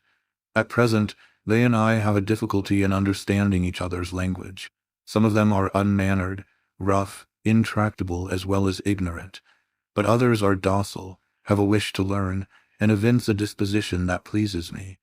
I must not forget that these coarsely clad little peasants are of flesh and blood as good as the scions of gentlest genealogy, and that the germs of native excellence, refinement, intelligence, kind feeling, are as likely to exist in their hearts as in those of the best-born. My duty will be to develop these germs. Surely I shall find some happiness in discharging that office. Much enjoyment I do not expect in the life opening before me, yet it will, doubtless, if I regulate my mind and exert my powers as I ought, yield me enough to live on from day to day.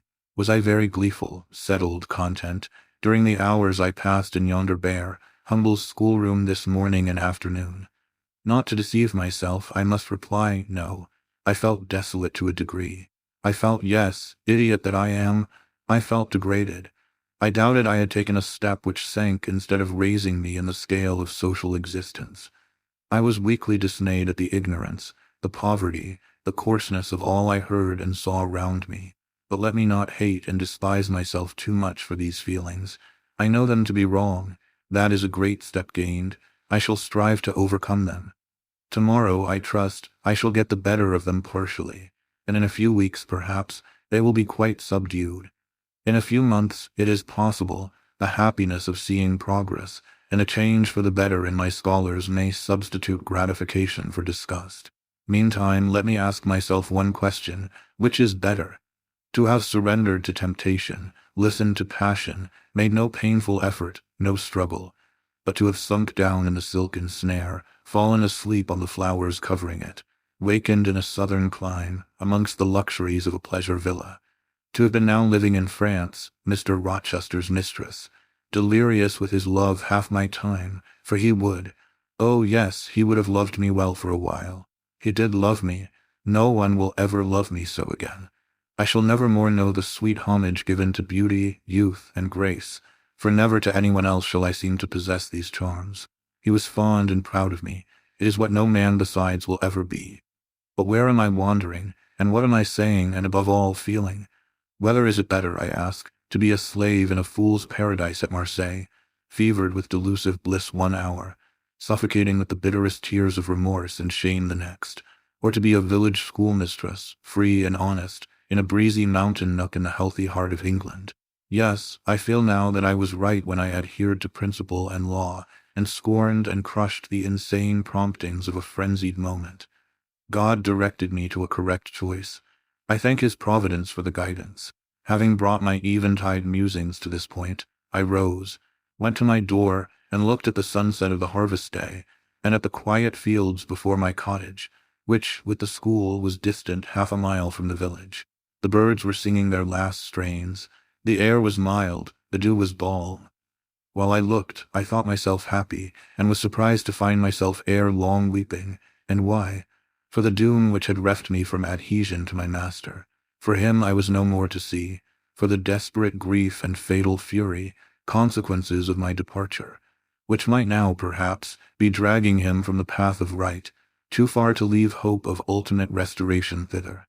At this thought I turned my face aside from the lovely sky of Eve and lonely vale of Morton. I say lonely, for in that bend of it visible to me there was no building apparent save the church and the parsonage, half hid in trees, and quite at the extremity the roof of Vale Hall, where the rich Mr. Oliver and his daughter lived. I hid my eyes, and leant my head against the stone frame of my door. But soon a slight noise near the wicket which shut in my tiny garden from the meadow beyond it made me look up. A dog, old Carlo, Mr. Rivers' pointer, as I saw in a moment, was pushing the gate with his nose, and St. John himself leant upon it with folded arms, his brow knit, his gaze, grave almost to displeasure, fixed on me. I asked him to come in. "No, I cannot stay. I have only brought you a little parcel my sisters left for you. I think it contains a color box, pencils, and paper." I approached to take it. A welcome gift it was. He examined my face, I thought with austerity, as I came near. The traces of tears were doubtless very visible upon it. "Have you found your first day's work harder than you expected?" he asked. "Oh, no. On the contrary, I think in time I shall get on with my scholars very well. But perhaps your accommodations, your cottage, your furniture, have disappointed your expectations. They are, in truth, scanty enough." But I interrupted. "My cottage is clean and weatherproof, my furniture sufficient and commodious. All I see has made me thankful, not despondent. I am not absolutely such a fool and sensualist as to regret the absence of a carpet, a sofa, and silver plate. Besides, 5 weeks ago I had nothing. I was an outcast, a beggar, a vagrant. Now I have acquaintance, a home, a business. I wonder at the goodness of God, the generosity of my friends, the bounty of my lot. I do not repine. But you feel solitude and oppression. The little house there behind you is dark and empty. I have hardly had time yet to enjoy a sense of tranquility, much less to grow impatient under one of loneliness. Very well. I hope you feel the content you express. At any rate, your good sense will tell you that it is too soon yet to yield to the vacillating fears of Lot's wife. What you had left before I saw you, of course I do not know, but I counsel you to resist firmly every temptation which would incline you to look back. Pursue your present career steadily, for some months at least." "It is what I mean to do," I answered. St. John continued, "It is hard work to control the workings of inclination and turn the bent of nature, but that it may be done, I know from experience. God has given us, in a measure, the power to make our own fate, and when our energies seem to demand a sustenance they cannot get, when our will strains after a path we may not follow, we need neither starve from inanition, nor stand still in despair. We have but to seek another nourishment for the mind, as strong as the forbidden food it longed to taste, and perhaps purer, and to hew out for the adventurous foot a road as direct and broad as the one fortune has blocked up against us, if rougher than it. A year ago I was myself intensely miserable, because I thought I had made a mistake in entering the ministry. Its uniform duties wearied me to death. I burnt for the more active life of the world, for the more exciting toils of a literary career, for the destiny of an artist, author, orator, anything rather than that of a priest. Yes, the heart of a politician, of a soldier, of a votary of glory, a lover of renown, a luster after power, beat under my curate's surplice. I considered. My life was so wretched, it must be changed, or I must die. After a season of darkness and struggling, light broke and relief fell. My cramped existence all at once spread out to a plain without bounds. My powers heard a call from heaven to rise, gather their full strength, spread their wings, and mount beyond ken. God had an errand for me, to bear which afar, to deliver it well, skill and strength, courage and eloquence, the best qualifications of soldier, statesman, and orator were all needed. For these all center in the good missionary. A missionary I resolved to be. From that moment my state of mind changed. The fetters dissolved and dropped from every faculty, leaving nothing of bondage but its galling soreness, which time only can heal. My father, indeed, imposed the determination, but since his death, I have not a legitimate obstacle to contend with. Some affairs settled, a successor for Morton provided, an entanglement or two of the feelings broken through or cut asunder, a last conflict with human weakness, in which I know I shall overcome, because I have vowed that I will overcome, and I leave Europe for the East. He said this in his peculiar, subdued, yet emphatic voice, looking, when he had ceased speaking, not at me, but at the setting sun, at which I looked too. Both he and I had our backs towards the path leading up the field to the wicket. We had heard no step on that grass-grown track. The water running in the vale was the one lulling sound of the hour and scene. We might well then start when a gay voice, sweet as a silver bell, exclaimed, "Good evening, Mr. Rivers, and good evening, old Carlo. Your dog is quicker to recognize his friends than you are, sir. He pricked his ears and wagged his tail when I was at the bottom of the field, and you have your back towards me now." It was true, though Mr. Rivers had started at the first of those musical accents. As if a thunderbolt had split a cloud over his head, he stood yet, at the close of the sentence, in the same attitude in which the speaker had surprised him, his arm resting on the gate, his face directed towards the west. He turned at last with measured deliberation. A vision, as it seemed to me, had risen at his side. There appeared within 3 feet of him a form clad in pure white, a youthful, graceful form, full yet fine in contour. And when, after bending to caress Carlo, it lifted up its head and threw back a long veil, there bloomed under his glance a face of perfect beauty. Perfect beauty is a strong expression, but I do not retrace or qualify it. As sweet features as ever the temperate clime of Albion molded, as pure hues of rose and lily as ever her humid gales and vapory skies generated and screened, justified in this instance the term. No charm was wanting, no defect was perceptible. The young girl had regular and delicate lineaments, eyes shaped and colored as we see them in lovely pictures, large and dark and full. The long and shadowy eyelash which encircles a fine eye with so soft a fascination, the penciled brow which gives such clearness, the white smooth forehead which adds such repose to the livelier beauties of tint and ray, the cheek oval, fresh and smooth, the lips, fresh too, ruddy, healthy, sweetly formed, the even and gleaming teeth without flaw, the small dimpled chin, the ornament of rich, plenteous tresses, all advantages, in short, which, combined, realized the ideal of beauty, were fully hers. I wondered as I looked at this fair creature. I admired her with my whole heart. Nature had surely formed her in a partial mood, and forgetting her usual stinted stepmother dole of gifts, had endowed this, her darling, with a grand dame's bounty. What did St. John Rivers think of this earthly angel? I naturally asked myself that question as I saw him turn to her and look at her, and as naturally I sought the answer to the inquiry in his countenance. He had already withdrawn his eye from the Puri, and was looking at a humble tuft of daisies which grew by the wicket. "A lovely evening, but late for you to be out alone," he said, as he crushed the snowy heads of the closed flowers with his foot. "Oh, I only came home from S." She mentioned the name of a large town some 20 miles distant, "this afternoon. Papa told me you had opened your school, and that the new mistress was come. And so I put on my bonnet after tea and ran up the valley to see her. This is she," pointing to me. "It is," said St. John. "Do you think you shall like Morton?" she asked of me, with a direct and naive simplicity of tone and manner, pleasing if childlike. "I hope I shall. I have many inducements to do so. Did you find your scholars as attentive as you expected?" "Quite. Do you like your house?" "Very much." "Have I furnished it nicely?" "Very nicely, indeed." "And made a good choice of an attendant for you in Alice Wood?" "You have indeed. She is teachable and handy." This, then, I thought, is Miss Oliver, the heiress, favored, it seems, in the gifts of fortune as well as in those of nature. What happy combination of the planets presided over her birth, I wonder. "I shall come up and help you to teach sometimes," she added. "It will be a change for me to visit you now and then, and I like a change. Mr. Rivers, I have been so gay during my stay at S. Last night, or rather this morning, I was dancing till 2 o'clock. The Th Regiment are stationed there since the riots, and the officers are the most agreeable men in the world. They put all our young knife grinders and scissor merchants to shame."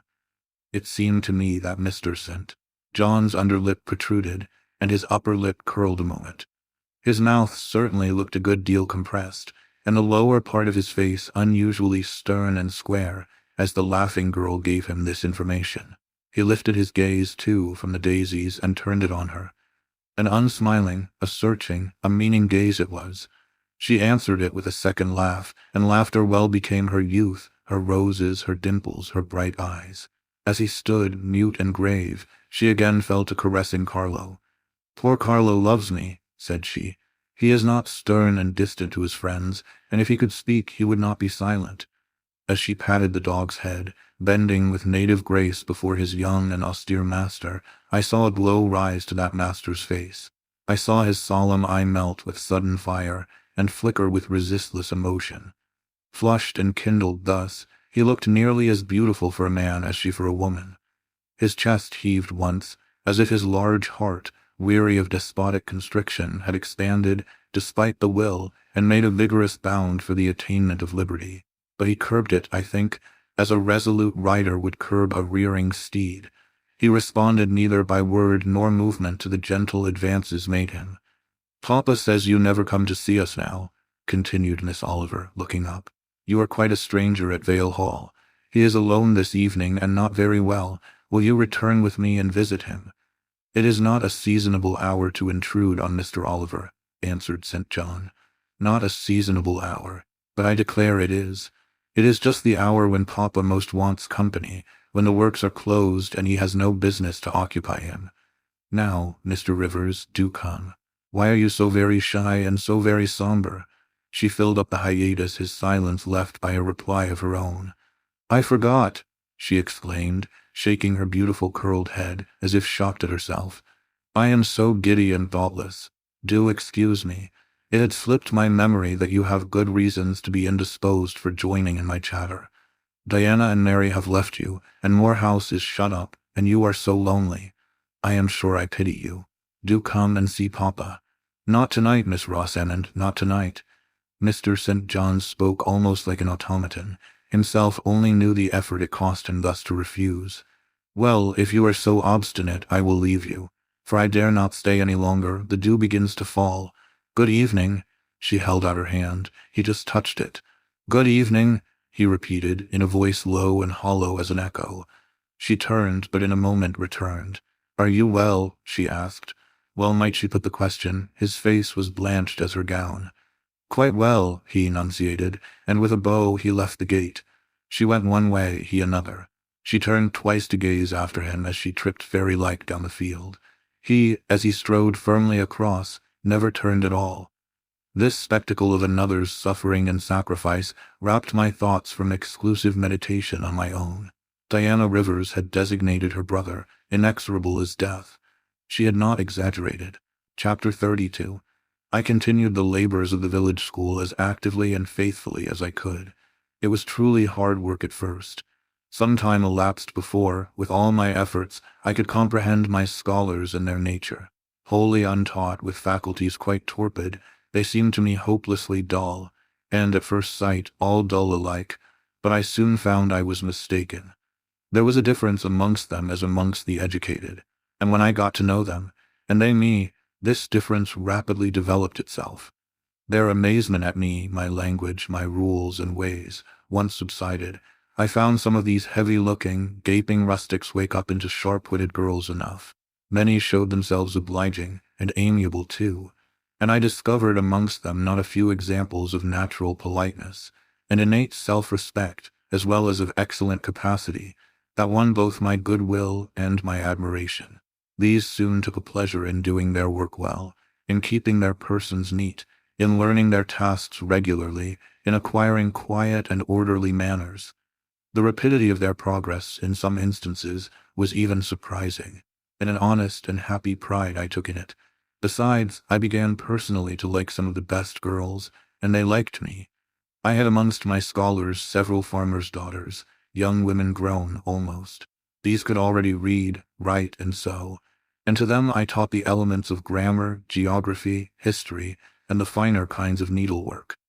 I found estimable characters amongst them, characters desirous of information, and disposed for improvement, with whom I passed many a pleasant evening hour in their own homes. Their parents then, the farmer and his wife, loaded me with attentions. There was an enjoyment in accepting their simple kindness, and in repaying it by a consideration, a scrupulous regard to their feelings, to which they were not, perhaps, at all times accustomed, and which both charmed and benefited them, because, while it elevated them in their own eyes, it made them emulous to merit the deferential treatment they received. I felt I became a favorite in the neighborhood. Whenever I went out, I heard on all sides cordial salutations, and was welcomed with friendly smiles. To live amidst general regard, though it be but the regard of working people, is like sitting in sunshine, calm and sweet. Serene inward feelings bud and bloom under the ray. At this period of my life, my heart far oftener swelled with thankfulness than sank with dejection. And yet, reader, to tell you all, in the midst of this calm, this useful existence, after a day passed in honorable exertion amongst my scholars, an evening spent in drawing or reading contentedly alone, I used to rush into strange dreams at night, dreams many-colored, agitated, full of the ideal, the stirring, the stormy, dreams where, amidst unusual scenes, charged with adventure, with agitating risk and romantic chance, I still again and again met Mr. Rochester, always at some exciting crisis, and then the sense of being in his arms, hearing his voice, meeting his eye, touching his hand and cheek, loving him, being loved by him, the hope of passing a lifetime at his side, would be renewed with all its first force and fire. Then I awoke. Then I recalled where I was and how situated. Then I rose up on my curtainless bed, trembling and quivering, and then the still, dark night witnessed the convulsion of despair and heard the burst of passion. By 9 o'clock the next morning I was punctually opening the school, tranquil, settled, prepared for the steady duties of the day. Rosamond Oliver kept her word in coming to visit me. Her call at the school was generally made in the course of her morning ride. She would canter up to the door on her pony, followed by a mounted livery servant. Anything more exquisite than her appearance, in her purple habit, with her Amazon's cap of black velvet placed gracefully above the long curls that kissed her cheek and floated to her shoulders, can scarcely be imagined. And it was thus she would enter the rustic building, and glide through the dazzled ranks of the village children. She generally came at the hour when Mr. Rivers was engaged in giving his daily catechizing lesson. Keenly, I fear, did the eye of the visitress pierce the young pastor's heart. A sort of instinct seemed to warn him of her entrance, even when he did not see it, and when he was looking quite away from the door, if she appeared at it, his cheek would glow, and his marble-seeming features, though they refused to relax, changed indescribably, and in their very quiescence became expressive of a repressed fervor, stronger than working muscle or darting glance could indicate. Of course, she knew her power. Indeed, he did not, because he could not conceal it from her. In spite of his Christian stoicism, when she went up and addressed him, and smiled gaily, encouragingly, even fondly in his face, his hand would tremble and his eye burn. He seemed to say, with his sad and resolute look, if he did not say it with his lips, "I love you, and I know you prefer me. It is not despair of success that keeps me dumb. If I offered my heart, I believe you would accept it. But that heart is already laid on a sacred altar. The fire is arranged round it. It will soon be no more than a sacrifice consumed." And then she would pout like a disappointed child. A pensive cloud would soften her radiant vivacity. She would withdraw her hand hastily from his, and turn in transient petulance from his aspect, at once so heroic and so martyr-like. St. John, no doubt, would have given the world to follow, recall, retain her, when she thus left him. But he would not give one chance of heaven, nor relinquish, for the Elysium of her love, one hope of the true, eternal paradise. Besides, he could not bind all that he had in his nature, the rover, the aspirant, the poet, the priest, in the limits of a single passion. He could not, he would not, renounce his wild field of mission warfare for the parlors and the peace of Vale Hall. I learnt so much from himself in an inroad I once, despite his reserve, had the daring to make on his confidence. Miss Oliver already honored me with frequent visits to my cottage. I had learnt her whole character, which was without mystery or disguise. She was coquettish but not heartless, exacting but not worthlessly selfish.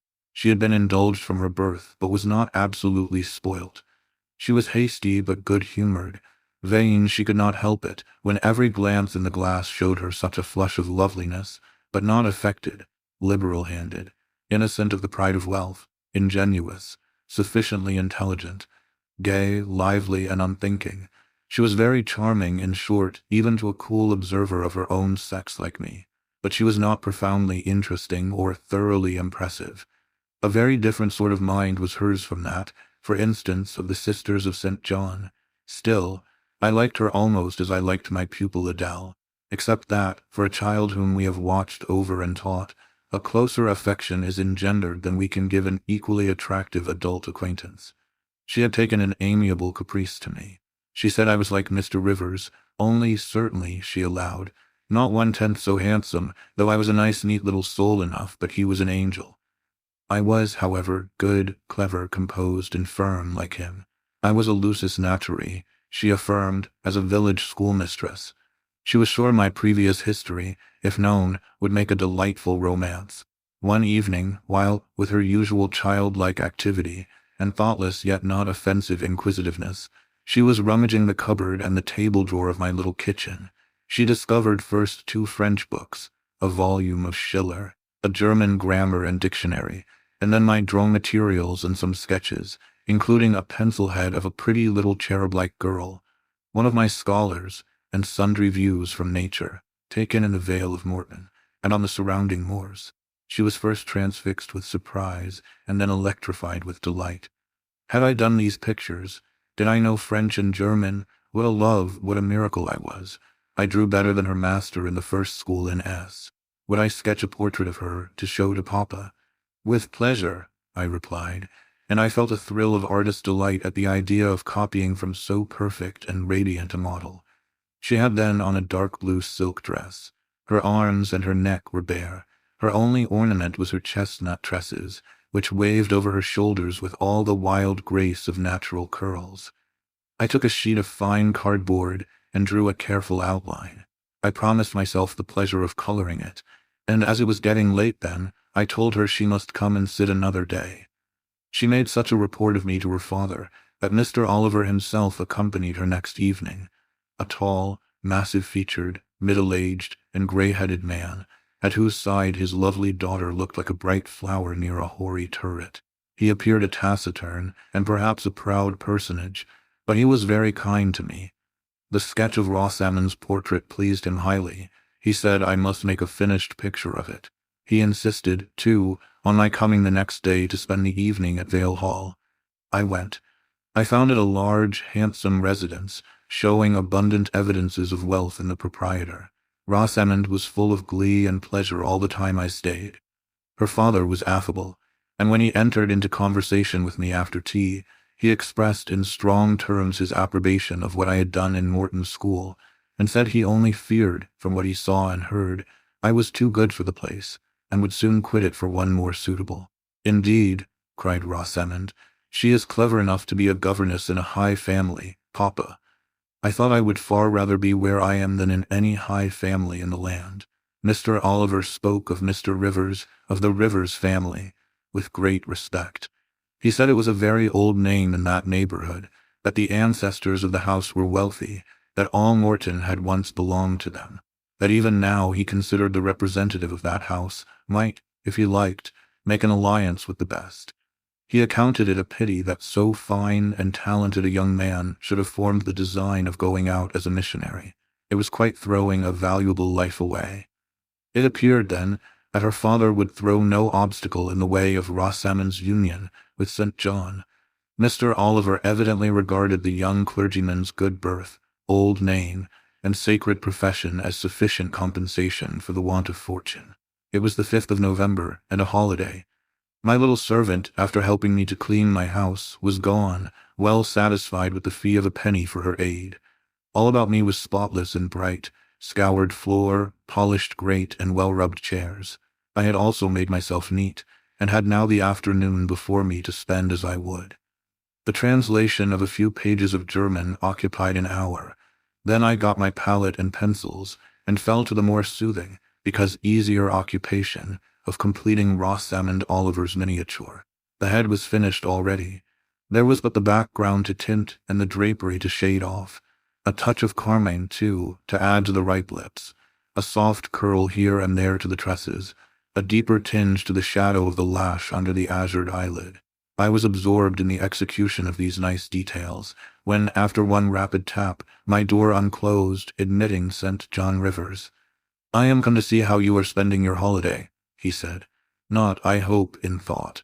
No, that is well. While you draw you will not feel lonely. You see, I mistrust you still, though you have borne up wonderfully so far. I have brought you a book for evening solace," and he laid on the table a new publication, a poem, one of those genuine productions so often vouchsafed to the fortunate public of those days, the golden age of modern literature. Alas, the readers of our era are less favored. But courage! I will not pause either to accuse or repine. I know poetry is not dead, nor genius lost, nor has mammon gained power over either to bind or slay. They will both assert their existence, their presence, their liberty and strength again one day. Powerful angels safe in heaven. They smile when sordid souls triumph and feeble ones weep over their destruction. Poetry destroyed, genius banished. No, mediocrity, no, do not let envy prompt you to the thought. No, they not only live but reign and redeem. And without their divine influence spread everywhere, you would be in hell, the hell of your own meanness. While I was eagerly glancing at the bright pages of Marmion, for Marmion it was, St. John stooped to examine my drawing. His tall figure sprang erect again with a start. He said nothing. I looked up at him. He shunned my eye. I knew his thoughts well and could read his heart plainly. At the moment I felt calmer and cooler than he. I had then temporarily the advantage of him, and I conceived an inclination to do him some good if I could. With all his firmness and self-control, thought I, he tasks himself too far, locks every feeling and pang within, expresses, confesses, imparts nothing. I am sure it would benefit him to talk a little about this sweet Rosamond, whom he thinks he ought not to marry. I will make him talk. I said first, take a chair, Mr. Rivers. But he answered, as he always did, that he could not stay. Very well, I responded mentally, stand if you like. But you shall not go just yet. I am determined. Solitude is at least as bad for you as it is for me. I'll try if I cannot discover the secret spring of your confidence, and find an aperture in that marble breast through which I can shed one drop of the balm of sympathy. Is this portrait like? I asked bluntly. Like whom? I did not observe it closely. You did, Mr. Rivers. He almost started at my sudden and strange abruptness. He looked at me astonished. Oh, that is nothing yet, I muttered within. I don't mean to be baffled by a little stiffness on your part. I'm prepared to go to considerable lengths. I continued. You observed it closely and distinctly, but I have no objection to your looking at it again. And I rose and placed it in his hand. A well-executed picture, he said. Very soft, clear coloring, very graceful and correct drawing. Yes, I know all that, but what of the resemblance? Who is it like? Mastering some hesitation, he answered. Miss Oliver, I presume. Of course. And now, sir, to reward you for the accurate guess, I will promise to paint you a careful and faithful duplicate of this very picture, provided you admit that the gift would be acceptable to you. I don't wish to throw away my time and trouble on an offering you would deem worthless. He continued to gaze at the picture. The longer he looked, the firmer he held it, the more he seemed to covet it. It is like, he murmured. The eye is well managed. The color, light, expression are perfect. It smiles. Would it comfort or would it wound you to have a similar painting? Tell me that. When you are at Madagascar or at the Cape or in India, would it be a consolation to have that memento in your possession? Or would the sight of it bring recollections calculated to enervate and distress? He now furtively raised his eyes. He glanced at me, irresolute, disturbed. He again surveyed the picture. That I should like to have it is certain. Whether it would be judicious or wise is another question. Since I had ascertained that Rosamond really preferred him, and that her father was not likely to oppose the match, I less exalted in my views than St. John had been strongly disposed in my own heart to advocate their union. It seemed to me that, should he become the possessor of Mr. Oliver's large fortune, he might do as much good with it as if he went and laid his genius out to wither, and his strength to waste, under a tropical sun. With this persuasion I now answered, as far as I can see, it would be wiser and more judicious if you were to take to yourself the original at once. By this time he had sat down. He had laid the picture on the table before him, and with his brows supported on both hands, hung fondly over it. I discerned he was now neither angry nor shocked at my audacity. I saw even that to be thus frankly addressed on a subject he had deemed unapproachable, to hear it thus freely handled, was beginning to be felt by him as a new pleasure, an unhoped-for relief. Reserved people often really need the frank discussion of their sentiments and griefs more than the expansive.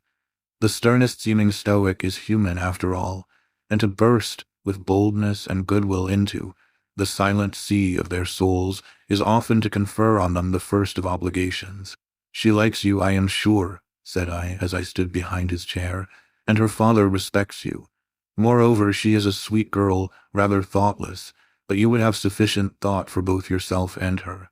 You ought to marry her. Does she like me? He asked. Certainly, better than she likes anyone else. She talks of you continually. There is no subject she enjoys so much or touches upon so often. It is very pleasant to hear this, he said. Very. Go on for another quarter of an hour. And he actually took out his watch and laid it upon the table to measure the time. But where is the use of going on? I asked, when you are probably preparing some iron blow of contradiction or forging a fresh chain to fetter your heart. Don't imagine such hard things. Fancy me yielding and melting, as I am doing. Human love rising like a freshly opened fountain in my mind, and overflowing with sweet inundation all the field I have so carefully, and with such labor prepared, so assiduously sown with the seeds of good intentions, of self-denying plans, and now it is deluged with a nectarous flood, the young germs swamped, delicious poison cankering them. Now I see myself stretched on an ottoman in the drawing-room at Vale Hall at my bride Rosamond Oliver's feet. She is talking to me with her sweet voice, gazing down on me with those eyes your skillful hand has copied so well, smiling at me with these coral lips. She is mine, I am hers, this present life and passing world suffice to me. Hush, say nothing, my heart is full of delight, my senses are entranced, let the time I marked pass in peace. I humored him. The watch ticked on. He breathed fast and low. I stood silent. Amidst this hush the quartet sped. He replaced the watch, laid the picture down, rose, and stood on the hearth. Now, said he, that little space was given to delirium and delusion. I rested my temples on the breast of temptation, and put my neck voluntarily under her yoke of flowers. I tasted her cup. The pillow was burning. There is an asp in the garland. The wine has a bitter taste. Her promises are hollow, her offers false. I see and know all this. I gazed at him in wonder. It is strange, pursued he, that while I love Rosamond Oliver so wildly, with all the intensity, indeed, of a first passion, the object of which is exquisitely beautiful, graceful, fascinating, I experience at the same time a calm, unwarped consciousness that she would not make me a good wife, that she is not the partner suited to me, that I should discover this within a year after marriage, and that to 12 months' rapture would succeed a lifetime of regret. This I know.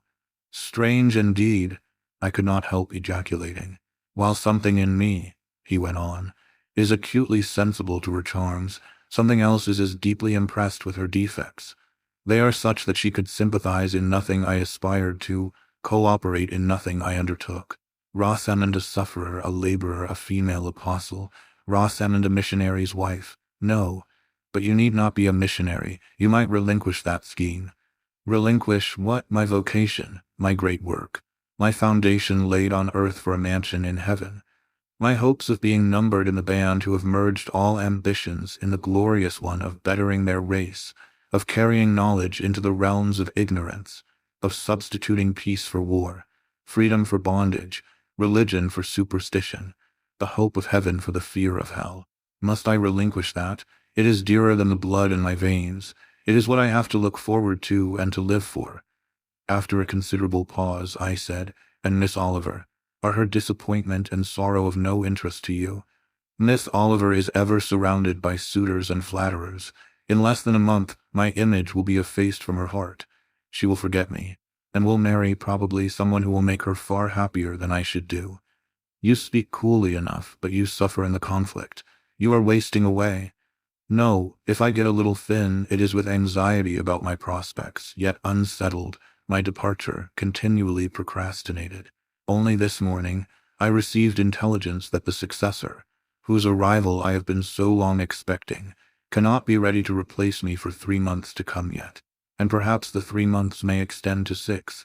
You tremble and become flushed whenever Miss Oliver enters the schoolroom. Again, the surprised expression crossed his face. He had not imagined that a woman would dare to speak so to a man. For me, I felt at home in this sort of discourse. I could never rest in communication with strong, discreet, and refined minds, whether male or female, till I had passed the outworks of conventional reserve, and crossed the threshold of confidence, and won a place by their heart's very hearthstone. You are original, said he, and not timid. There is something brave in your spirit as well as penetrating in your eye, but allow me to assure you that you partially misinterpret my emotions. You think them more profound and potent than they are. You give me a larger allowance of sympathy than I have a just claim to. When I color, and when I shake before Miss Oliver, I do not pity myself. I scorn the weakness. I know it is ignoble, a mere fever of the flesh, not, I declare, the convulsion of the soul. That is just as fixed as a rock firm set in the depths of a restless sea. Know me to be what I am, a cold, hard man. I smiled incredulously. You have taken my confidence by storm, he continued, and now it is much at your service. I am simply, in my original state, stripped of that blood-bleached robe with which Christianity covers human deformity, a cold, hard, ambitious man. Natural affection only of all the sentiments has permanent power over me. Reason and not feeling is my guide. My ambition is unlimited. My desire to rise higher, to do more than others, insatiable. I honor endurance, perseverance, industry, talent, because these are the means by which men achieve great ends and mount to lofty eminence. I watch your career with interest, because I consider you a specimen of a diligent, orderly, energetic woman, not because I deeply compassionate what you have gone through or what you still suffer. You would describe yourself as a mere pagan philosopher, I said. No, there is this difference between me and deistic philosophers, I believe, and I believe the gospel. You missed your epithet. I am not a pagan but a Christian philosopher, a follower of the sect of Jesus. As his disciple I adopt his pure, his merciful, his benignant doctrines. I advocate them. I am sworn to spread them. Won in youth to religion, she has cultivated my original qualities thus. From the minute germ, natural affection, she has developed the overshadowing tree, philanthropy. From the wild, stringy root of human uprightness, she has reared a due sense of the divine justice. Of the ambition to win power and renown for my wretched self, she has formed the ambition to spread my Master's kingdom, to achieve victories for the standard of the cross. So much has religion done for me, turning the original materials to the best account, pruning and training nature. But she could not eradicate nature, nor will it be eradicated till this mortal shall put on immortality. Having said this, he took his hat, which lay on the table beside my pallet. Once more he looked at the portrait. She is lovely, he murmured. She is well named the rose of the world indeed. And may I not paint one like it for you? Cui bono? No. He drew over the picture the sheet of thin paper on which I was accustomed to rest my hand in painting, to prevent the cardboard from being sullied. What he suddenly saw on this blank paper, it was impossible for me to tell, but something had caught his eye. He took it up with a snatch. He looked at the edge, then shot a glance at me, inexpressibly peculiar and quite incomprehensible. A glance that seemed to take and make note of every point in my shape, face, and dress, for it traversed all, quick, keen as lightning. His lips parted as if to speak, but he checked the coming sentence, whatever it was. "What is the matter?" I asked. "Nothing in the world," was the reply, and replacing the paper, I saw him dexterously tear a narrow slip from the margin. It disappeared in his glove, and with one hasty nod and good afternoon, he vanished. "Well," I exclaimed, using an expression of the district, "that caps the globe, however."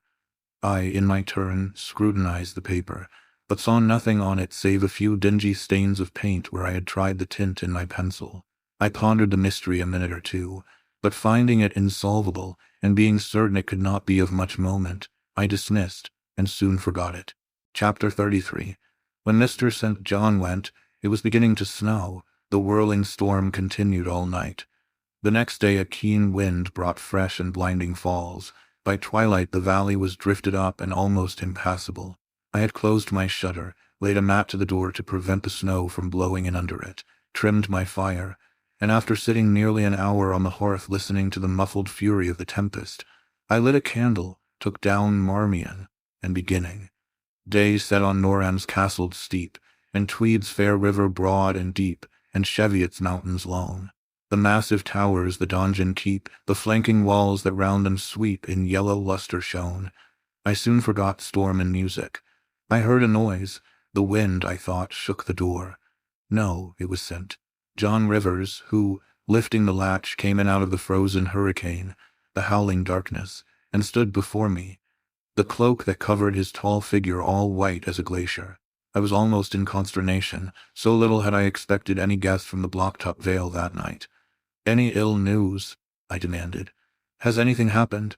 "No, how very easily alarmed you are," he answered, removing his cloak and hanging it up against the door, towards which he again coolly pushed the mat which his entrance had deranged. He stamped the snow from his boots.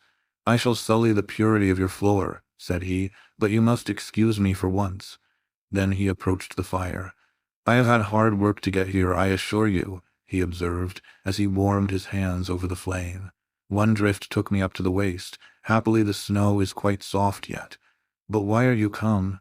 I could not forbear saying. "Rather an inhospitable question to put to a visitor. But since you ask it, I answer simply to have a little talk with you. I got tired of my mute books and empty rooms. Besides, since yesterday I have experienced the excitement of a person to whom a tale has been half told, and who is impatient to hear the sequel." He sat down.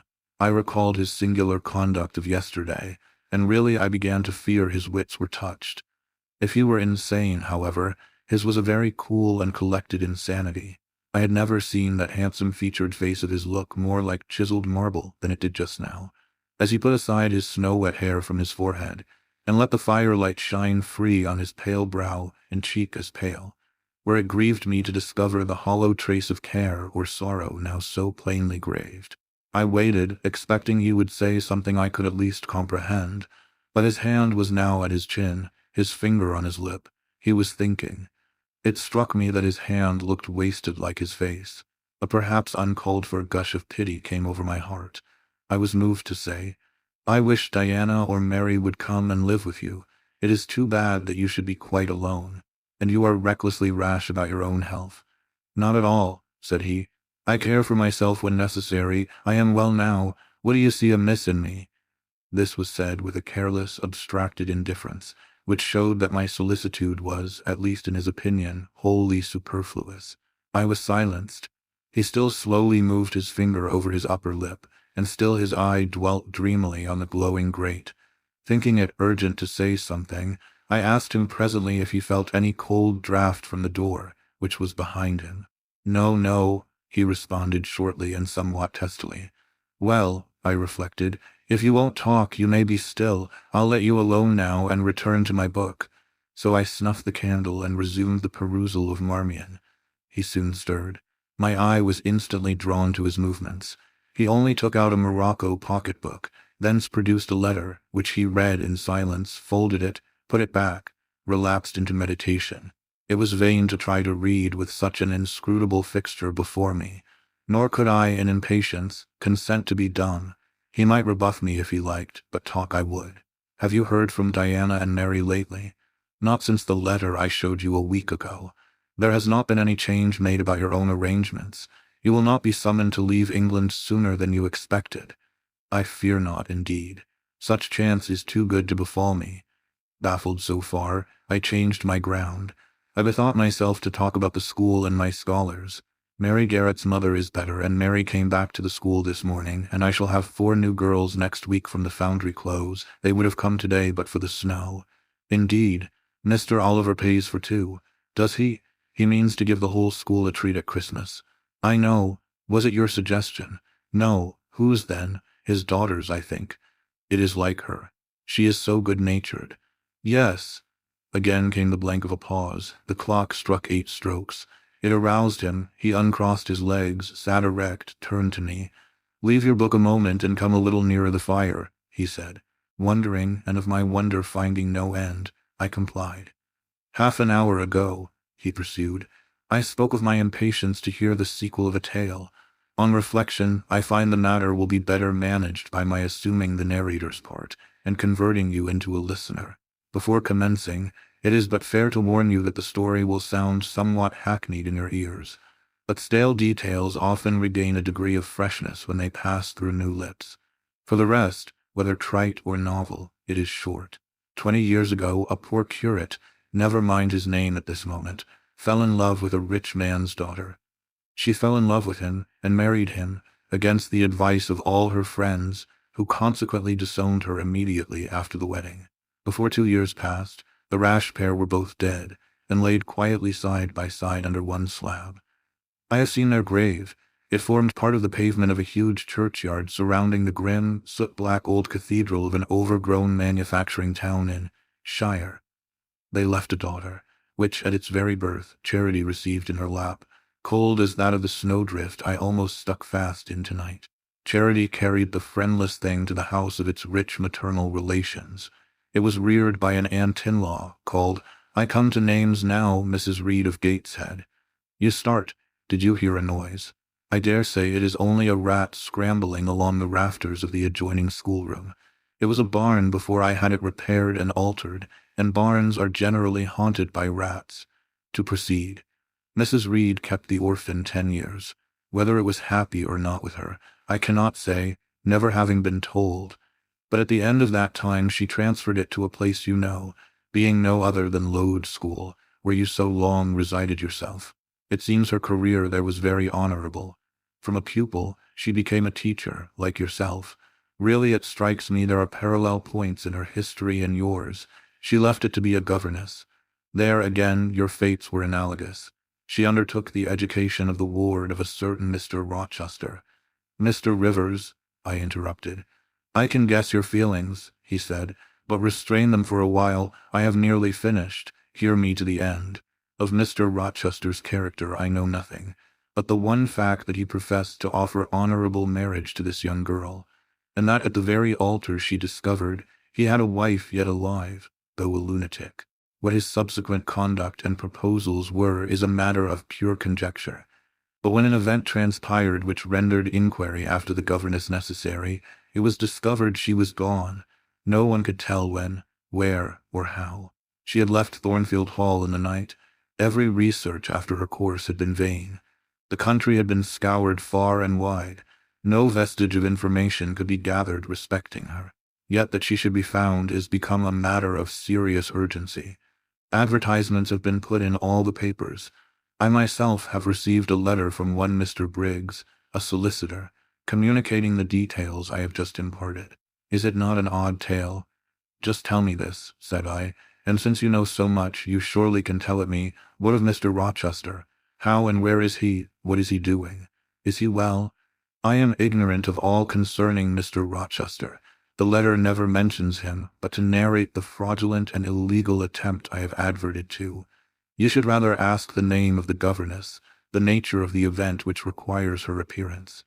Did no one go to Thornfield Hall, then? Did no one see Mr. Rochester? I suppose not. But they wrote to him. Of course. And what did he say? Who has his letters? Mr. Briggs intimates that the answer to his application was not from Mr. Rochester, but from a lady. It is signed Alice Fairfax. I felt cold and dismayed. My worst fears then were probably true. He had in all probability left England and rushed in reckless desperation to some former haunt on the continent. And what opiate for his severe sufferings, what object for his strong passions, had he sought there? I dared not answer the question. Oh, my poor master, once almost my husband, whom I had often called my dear Edward. He must have been a bad man, observed Mr. Rivers. You don't know him, don't pronounce an opinion upon him, I said with warmth. Very well, he answered quietly, and indeed my head is otherwise occupied than with him. I have my tale to finish. Since you won't ask the governess's name, I must tell it of my own accord. Stay, I have it here. It is always more satisfactory to see important points written down, fairly committed to black and white. And the pocketbook was again deliberately produced, opened, sought through. From one of its compartments was extracted a shabby slip of paper, hastily torn off. I recognized in its texture and its stains of ultramarine, and lake, and vermilion, the ravished margin of the portrait cover. He got up, held it close to my eyes, and I read, traced in Indian ink in my own handwriting, the words Jane Eyre, the work doubtless of some moment of abstraction. Briggs wrote to me of a Jane Eyre, he said. The advertisements demanded a Jane Eyre. I knew a Jane Elliot. I confess I had my suspicions, but it was only yesterday afternoon they were at once resolved into certainty. You own the name and renounce the alias? Yes, but where is Mr. Briggs? He perhaps knows more of Mr. Rochester than you do. Briggs is in London. I should doubt his knowing anything at all about Mr. Rochester. It is not in Mr. Rochester he is interested. Meantime, you forget essential points in pursuing trifles. You do not inquire why Mr. Briggs sought after you, what he wanted with you. Well, what did he want? Merely to tell you that your uncle, Mr. Eyre of Madeira, is dead, that he has left you all his property, and that you are now rich, merely that, nothing more. I, rich? Yes, you rich, quite an heiress. Silence succeeded. You must prove your identity, of course, resumed St. John presently, a step which will offer no difficulties. You can then enter on immediate possession. Your fortune is vested in the English funds. Briggs has the will and the necessary documents. Here was a new card turned up. It is a fine thing, reader, to be lifted in a moment from indigence to wealth. A very fine thing, but not a matter one can comprehend or consequently enjoy all at once. And then there are other chances in life far more thrilling and rapture-giving. This is solid, an affair of the actual world, nothing ideal about it. All its associations are solid and sober, and its manifestations are the same. One does not jump and spring and shout hurrah. At hearing one has got a fortune, one begins to consider responsibilities and to ponder business. On a base of steady satisfaction rise certain grave cares, and we contain ourselves and brood over our bliss with a solemn brow. Besides, the words legacy, bequest, go side by side with the words death, funeral. My uncle, I had heard, was dead, my only relative. Ever since being made aware of his existence, I had cherished the hope of one day seeing him. Now I never should. And then this money came only to me, not to me and a rejoicing family, but to my isolated self. It was a grand boon, doubtless, and independence would be glorious. Yes, I felt that thought swelled my heart. You unbend your forehead at last, said Mr. Rivers. I thought Medusa had looked at you and that you were turning to stone. Perhaps now you will ask how much you are worth. How much am I worth? Oh, a trifle. Nothing, of course, to speak of. 20,000 pounds, I think they say, but what is that? 20,000 pounds. Here was a new stunner. I had been calculating on 4,000 or 5,000. This news actually took my breath for a moment. Mr. St. John, whom I had never heard laugh before, laughed now. Well, said he, if you had committed a murder, and I had told you your crime was discovered, you could scarcely look more aghast. It is a large sum. Don't you think there is a mistake? No mistake at all. Perhaps you have read the figures wrong. It may be 2,000. It is written in letters, not figures. 20,000. I again felt rather like an individual of, but average gastronomical powers, sitting down to feast alone at a table spread with provisions for 100. Mr. Rivers rose now and put his cloak on. If it were not such a very wild night, he said, I would send Hannah down to keep you company. You look too desperately miserable to be left alone. But Hannah, poor woman, could not stride the drift so well as I. Her legs are not quite so long, so I must e'en leave you to your sorrows. Good night. He was lifting the latch. A sudden thought occurred to me. Stop 1 minute, I cried. Well, it puzzles me to know why Mr. Briggs wrote to you about me, or how he knew you, or could fancy that you, living in such an out-of-the-way place, had the power to aid in my discovery. Oh, I am a clergyman, he said, and the clergy are often appealed to about odd matters. Again the latch rattled. No, that does not satisfy me, I exclaimed, and indeed there was something in the hasty and unexplanatory reply which, instead of allaying, piqued my curiosity more than ever. It is a very strange piece of business, I added. I must know more about it. Another time. No, tonight, and as he turned from the door I placed myself between it and him. He looked rather embarrassed. You certainly shall not go till you have told me all, I said. I would rather not just now. You shall, you must. I would rather Diana or Mary informed you. Of course these objections wrought my eagerness to a climax.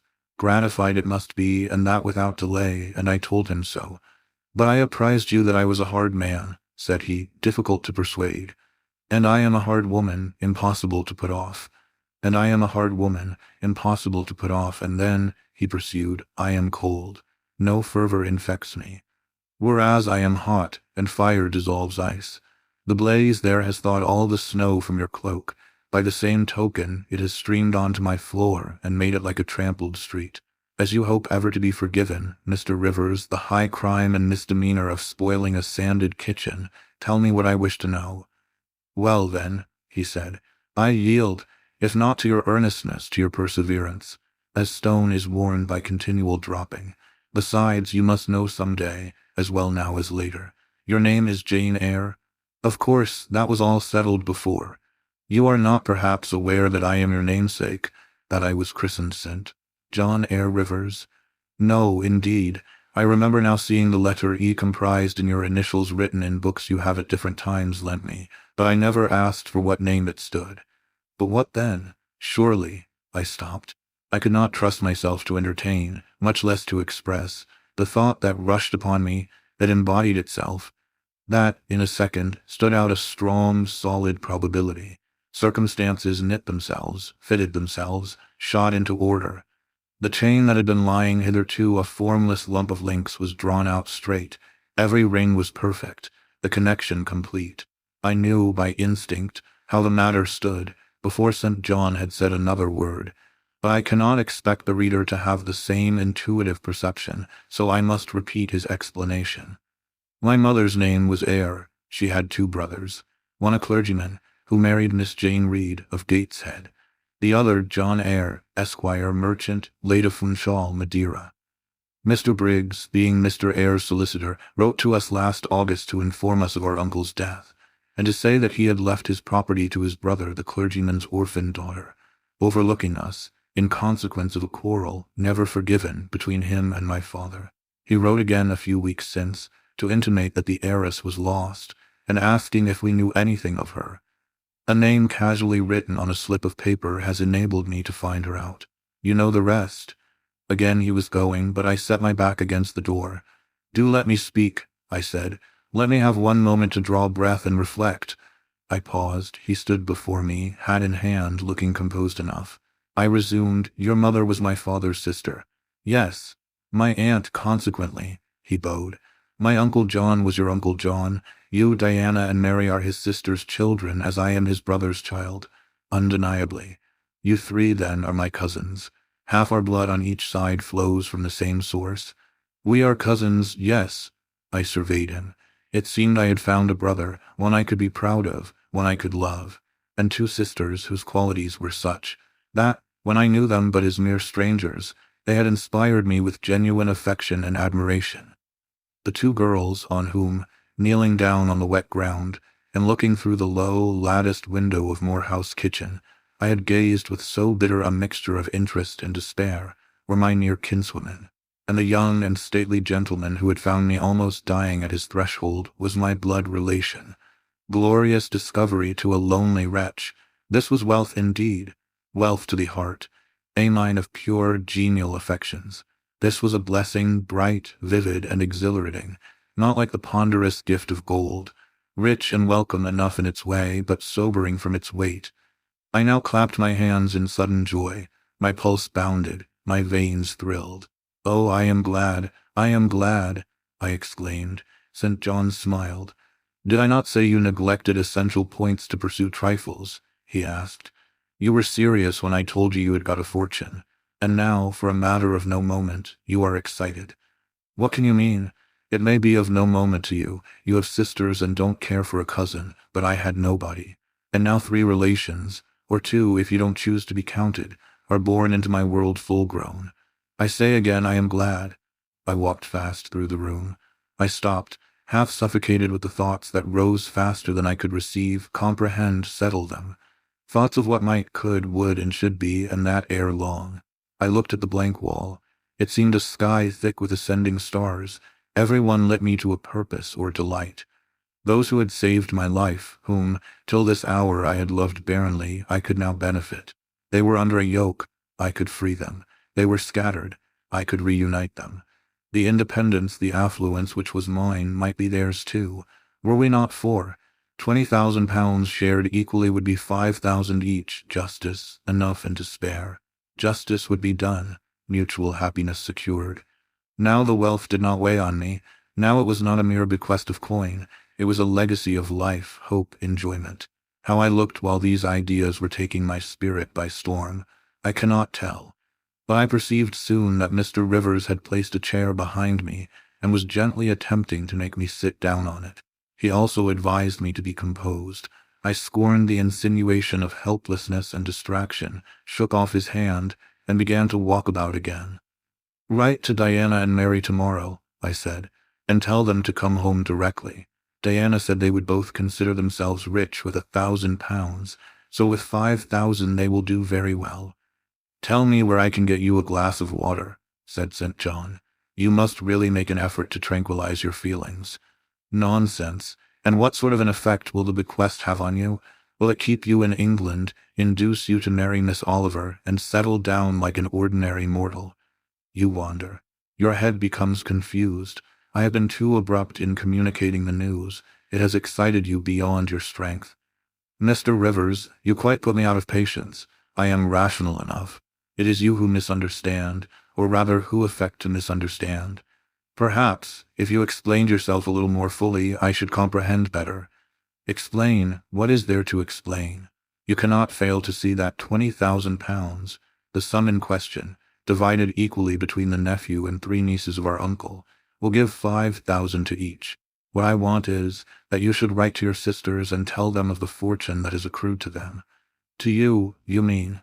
"I have intimated my view of the case. I am incapable of taking any other. I am not brutally selfish, blindly unjust, or fiendishly ungrateful. Besides, I am resolved I will have a home and connections. I like Moor House, and I will live at Moor House. I like Diana and Mary, and I will attach myself for life to Diana and Mary. It would please and benefit me to have £5,000. It would torment and oppress me to have 20,000, which, moreover, could never be mine in justice, though it might in law. I abandon to you, then, what is absolutely superfluous to me. Let there be no opposition and no discussion about it. Let us agree amongst each other and decide the point at once. This is acting on first impulses. You must take days to consider such a matter, ere your word can be regarded as valid. Oh, if all you doubt is my sincerity, I am easy. You see the justice of the case." "I do see a certain justice, but it is contrary to all custom. Besides, the entire fortune is your right. My uncle gained it by his own efforts. He was free to leave it to whom he would. He left it to you. After all, justice permits you to keep it.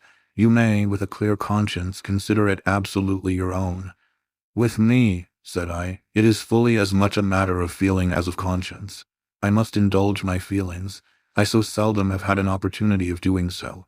Were you to argue, object, and annoy me for a year, I could not forego the delicious pleasure of which I have caught a glimpse, that of repaying, in part, a mighty obligation and winning to myself lifelong friends."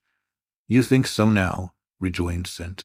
John, "because you do not know what it is to possess, nor consequently to enjoy wealth. You cannot form a notion of the importance £20,000 would give you, of the place it would enable you to take in society, of the prospects it would open to you. You cannot." "And you," I interrupted, "cannot at all imagine the craving I have for fraternal and sisterly love. I never had a home, I never had brothers or sisters. I must and will have them now. You are not reluctant to admit me and own me, are you? Jane, I will be your brother, my sisters will be your sisters, without stipulating for this sacrifice of your just rights. Brother, yes, at the distance of 1,000 leagues. Sisters, yes, slaving amongst strangers. I wealthy, gorged with gold I never earned and do not merit. You penniless, famous equality and fraternization, close union, intimate attachment. But, Jane, your aspirations after family ties and domestic happiness may be realized otherwise than by the means you contemplate. You may marry." "Nonsense, again, marry. I don't want to marry, and never shall marry. That is saying too much. Such hazardous affirmations are a proof of the excitement under which you labor. It is not saying too much. I know what I feel, and how averse are my inclinations to the bare thought of marriage. No one would take me for love, and I will not be regarded in the light of a mere money speculation. And I do not want a stranger, unsympathizing, alien, different from me. I want my kindred, those with whom I have full fellow feeling. Say again you will be my brother. When you uttered the words I was satisfied, happy. Repeat them, if you can, repeat them sincerely." "I think I can. I know I have always loved my own sisters, and I know on what my affection for them is grounded, respect for their worth and admiration of their talents. You too have principle and mind. Your tastes and habits resemble Diana's and Mary's. Your presence is always agreeable to me. In your conversation I have already for some time found a salutary solace. I feel I can easily and naturally make room in my heart for you as my third and youngest sister. Thank you, that contents me for tonight. Now you had better go, for if you stay longer, you will perhaps irritate me afresh by some mistrustful scruple. And the school, Miss Eyre, it must now be shut up, I suppose. No, I will retain my post of mistress till you get a substitute. He smiled approbation. We shook hands, and he took leave. I need not narrate in detail the further struggles I had, and arguments I used, to get matters regarding the legacy settled as I wished. My task was a very hard one, but as I was absolutely resolved, as my cousins saw at length that my mind was really and immutably fixed on making a just division of the property, as they must in their own hearts have felt the equity of the intention, and must, besides, have been innately conscious that in my place they would have done precisely what I wished to do, they yielded at length so far as to consent to put the affair to arbitration. The judges chosen were Mr. Oliver and an able lawyer. Both coincided in my opinion. I carried my point. The instruments of transfer were drawn out.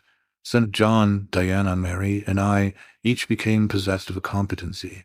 Chapter 34. It was near Christmas by the time all was settled. The season of general holiday approached. I now closed Morton's school, taking care that the parting should not be barren on my side. Good fortune opens the hand as well as the heart wonderfully, and to give somewhat when we have largely received is but to afford a vent to the unusual ebullition of the sensations. I had long felt with pleasure that many of my rustic scholars liked me, and when we parted, that consciousness was confirmed. They manifested their affection plainly and strongly.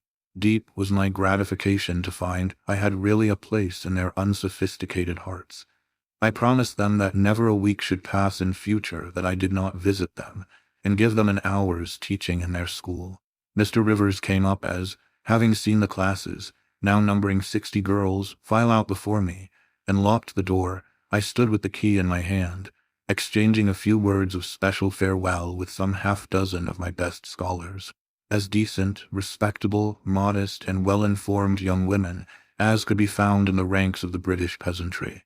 And that is saying a great deal, for after all, the British peasantry are the best taught, best mannered, most self-respecting of any in Europe. Since those days I have seen paysans and bayerinnen, and the best of them seem to me ignorant, coarse, and besotted, compared with my Morton girls. Do you consider you have got your reward for a season of exertion? Asked Mr. Rivers, when they were gone. Does not the consciousness of having done some real good in your day and generation give pleasure? Doubtless. And you have only toiled a few months. Would not a life devoted to the task of regenerating your race be well spent? Yes, I said, but I could not go on forever so. I want to enjoy my own faculties as well as to cultivate those of other people. I must enjoy them now. Don't recall either my mind or body to the school. I am out of it and disposed for full holiday. He looked grave.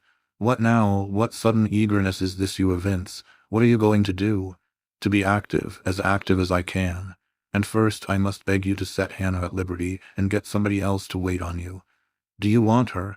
Yes, to go with me to Moor House. Diana and Mary will be at home in a week, and I want to have everything in order against their arrival. I understand. I thought you were for flying off on some excursion. It is better so. Hannah shall go with you. Tell her to be ready by tomorrow then, and here is the schoolroom key. I will give you the key of my cottage in the morning. He took it. You give it up very gleefully, said he. I don't quite understand your light-heartedness, because I cannot tell what employment you propose to yourself as a substitute for the one you are relinquishing. What aim, what purpose, what ambition in life have you now? My first aim will be to clean down. Do you comprehend the full force of the expression? To clean down Moor House from chamber to cellar. My next to rub it up with beeswax, oil, and an indefinite number of cloths till it glitters again. My third, to arrange every chair, table, bed, carpet with mathematical precision. Afterwards I shall go near to ruin you in coals and peat, to keep up good fires in every room.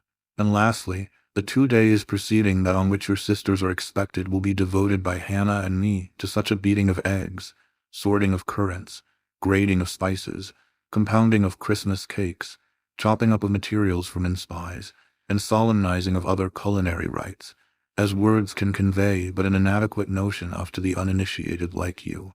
My purpose, in short, is to have all things in an absolutely perfect state of readiness for Diana and Mary before next Thursday, and my ambition is to give them a beau ideal of a welcome when they come." St. John smiled slightly. Still he was dissatisfied. "It is all very well for the present," said he, "but seriously, I trust that when the first flush of vivacity is over, you will look a little higher than domestic endearments and household joys." "The best things the world has," I interrupted. "No, Jane, no, this world is not the scene of fruition. Do not attempt to make it so, nor of rest. Do not turn slothful. I mean, on the contrary, to be busy. Jane, I excuse you for the present. 2 months' grace I allow you for the full enjoyment of your new position, and for pleasing yourself with this late-found charm of relationship.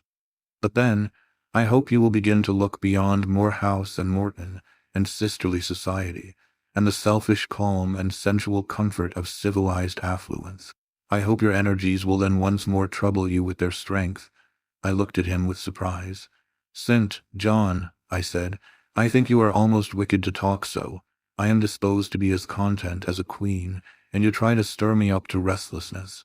To what end? To the end of turning to profit the talents which God has committed to your keeping, and of which he will surely one day demand a strict account. Jane, I shall watch you closely and anxiously, I warn you of that, and try to restrain the disproportionate fervor with which you throw yourself into commonplace home pleasures. Don't cling so tenaciously to ties of the flesh. Save your constancy and ardor for an adequate cause. Forbear to waste them on trite transient objects. Do you hear, Jane? Yes, just as if you were speaking Greek. I feel I have adequate cause to be happy, and I will be happy. Goodbye." Happy at Moor House I was, and hard I worked, and so did Hannah. She was charmed to see how jovial I could be amidst the bustle of a house turned topsy-turvy, how I could brush and dust and clean and cook. And really, after a day or two of confusion worse confounded, it was delightful by degrees to invoke order from the chaos ourselves had made. I had previously taken a journey to S. to purchase some new furniture, my cousins having given me carte blanche to effect what alterations I pleased, and a sum having been set aside for that purpose.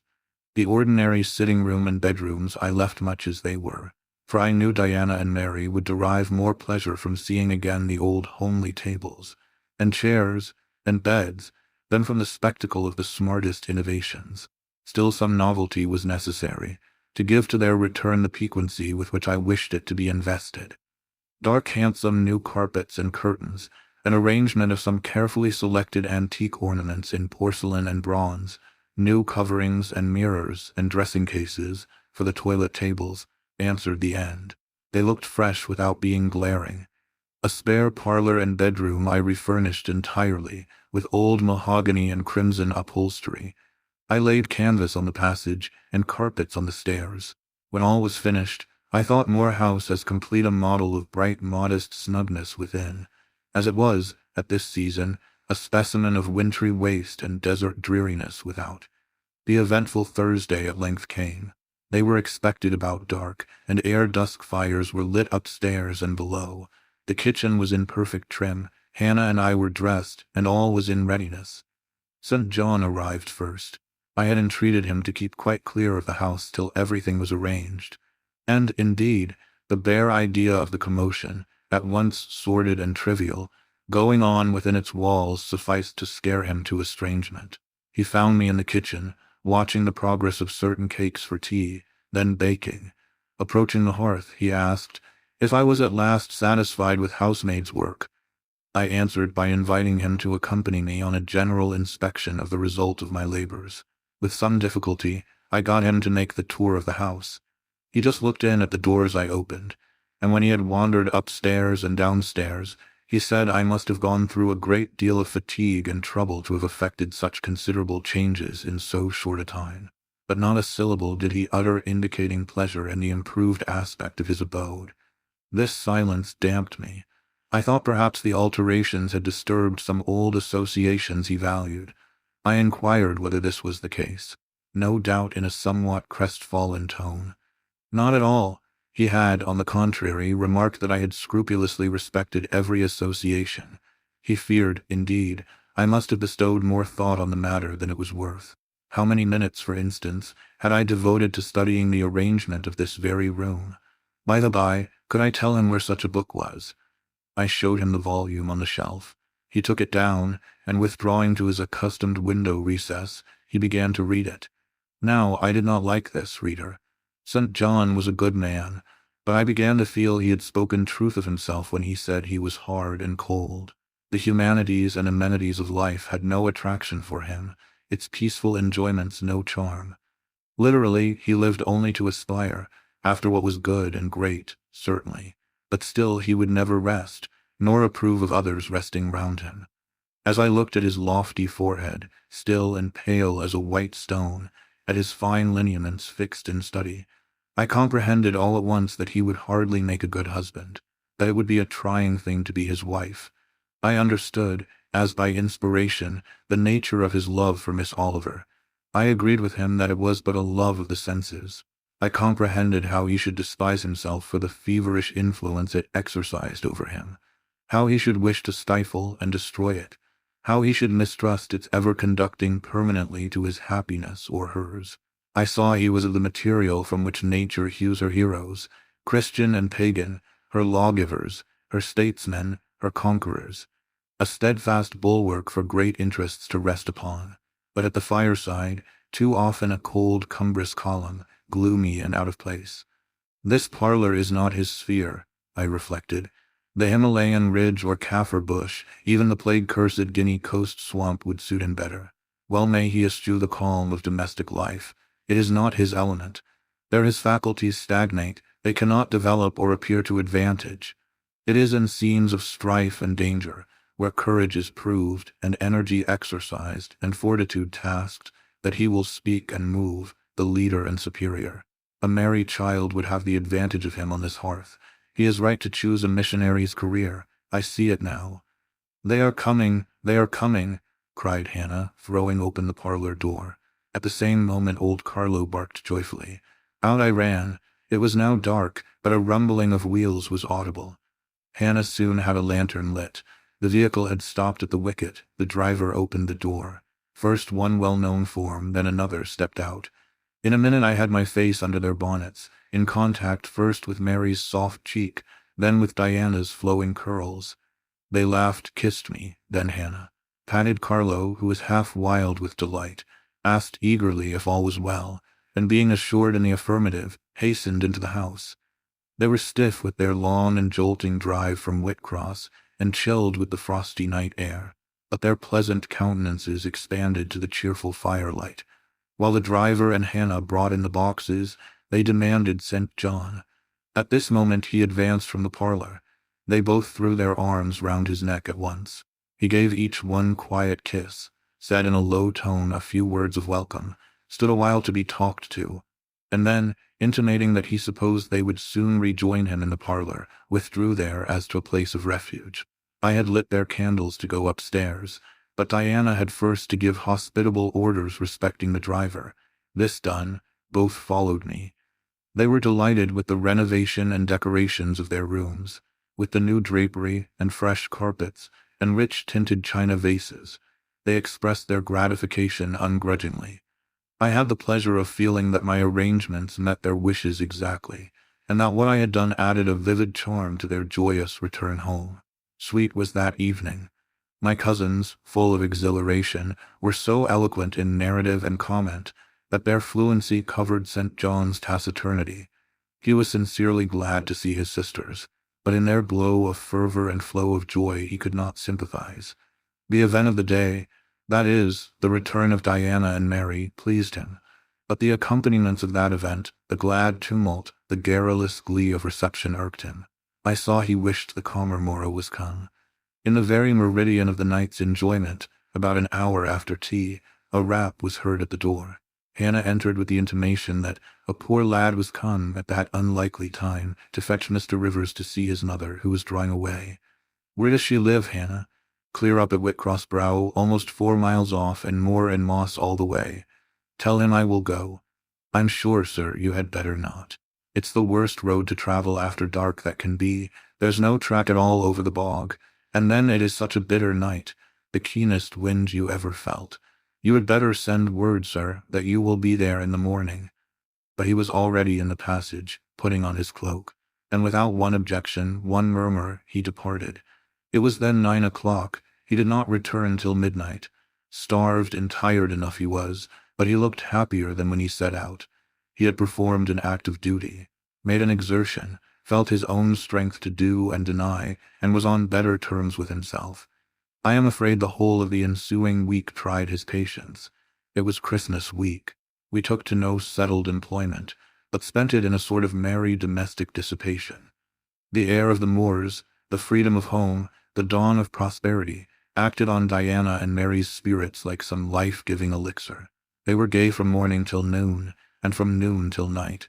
They could always talk, and their discourse, witty, pithy, original, had such charms for me that I preferred listening to and sharing in it to doing anything else.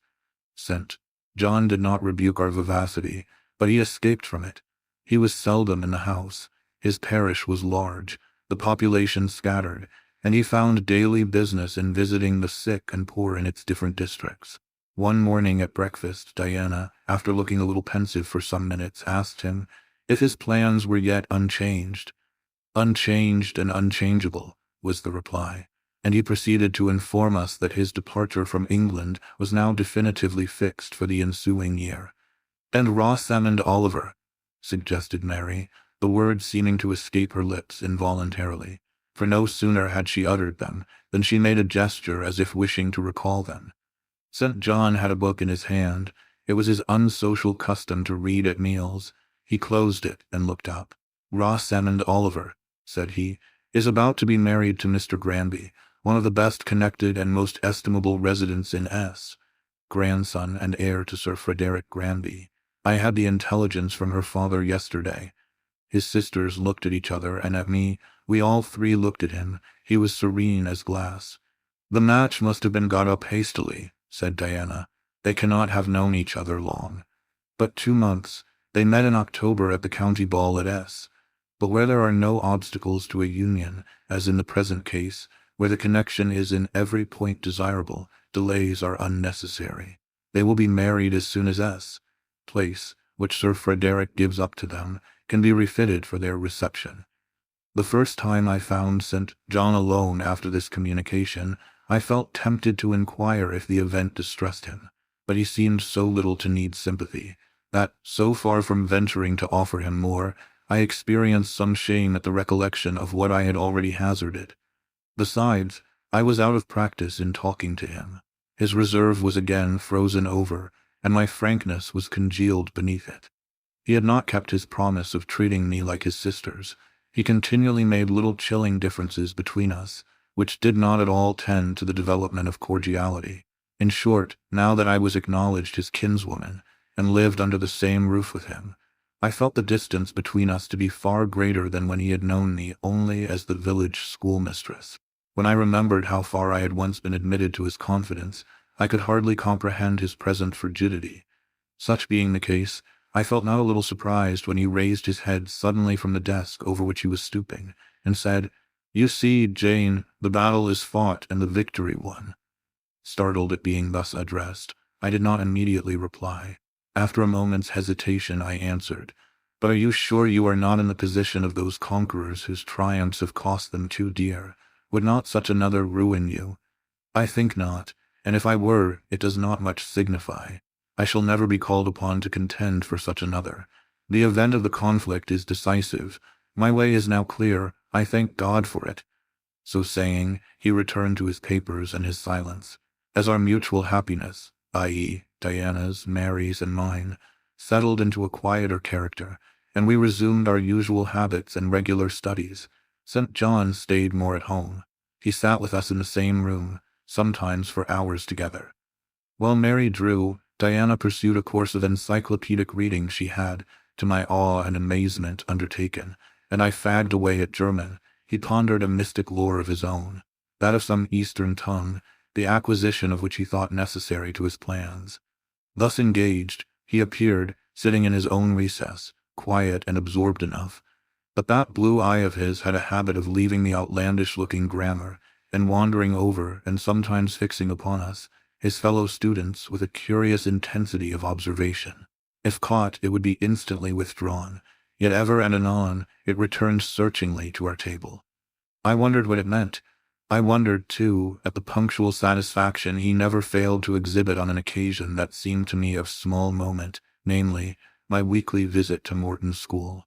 And still more was I puzzled when, if the day was unfavorable, if there was snow, or rain, or high wind, and his sisters urged me not to go, he would invariably make light of their solicitude, and encourage me to accomplish the task without regard to the elements. "Jane is not such a weakling as you would make her," he would say. "She can bear a mountain blast, or a shower, or a few flakes of snow, as well as any of us. Her constitution is both sound and elastic, better calculated to endure variations of climate than many more robust." And when I returned, sometimes a good deal tired, and not a little weather-beaten, I never dared complain, because I saw that to murmur would be to vex him. On all occasions fortitude pleased him. The reverse was a special annoyance. One afternoon, however, I got leave to stay at home, because I really had a cold. His sisters were gone to Morton in my stead. I sat reading Schiller, he deciphering his crabbed oriental scrolls. As I exchanged a translation for an exercise, I happened to look his way. There I found myself under the influence of the ever-watchful blue eye. How long it had been searching me through, and over, I cannot tell. So keen was it, and yet so cold, I felt for the moment superstitious, as if I were sitting in the room with something uncanny. "Jane, what are you doing?" "Learning German." "I want you to give up German and learn Hindustani. You are not in earnest, in such earnest that I must have it so, and I will tell you why." He then went on to explain that Hindustani was the language he was himself at present studying, that, as he advanced, he was apt to forget the commencement, that it would assist him greatly to have a pupil with whom he might again and again go over the elements, and so fix them thoroughly in his mind, that his choice had hovered for some time between me and his sisters, but that he had fixed on me because he saw I could sit at a task the longest of the three. Would I do him this favor? I should not, perhaps, have to make the sacrifice long, as it wanted now barely 3 months to his departure. St. John was not a man to be lightly refused. You felt that every impression made on him, either for pain or pleasure, was deep-graved and permanent. I consented. When Diana and Mary returned, the former found her scholar transferred from her to her brother. She laughed, and both she and Mary agreed that St. John should never have persuaded them to such a step. He answered quietly, "I know it. I found him a very patient, very forbearing, and yet an exacting master. He expected me to do a great deal, and when I fulfilled his expectations, he, in his own way, fully testified his approbation. By degrees, he acquired a certain influence over me that took away my liberty of mind. His praise and notice were more restraining than his indifference. I could no longer talk or laugh freely when he was by, because a tiresomely importunate instinct reminded me that vivacity, at least in me, was distasteful to him. I was so fully aware that only serious moods and occupations were acceptable, that in his presence every effort to sustain or follow any other became vain. I fell under a freezing spell. When he said, "Go," I went. "Come," I came. "Do this," I did it. But I did not love my servitude. I wished, many a time, he had continued to neglect me. One evening when, at bedtime, his sisters and I stood round him, bidding him good night, he kissed each of them, as was his custom.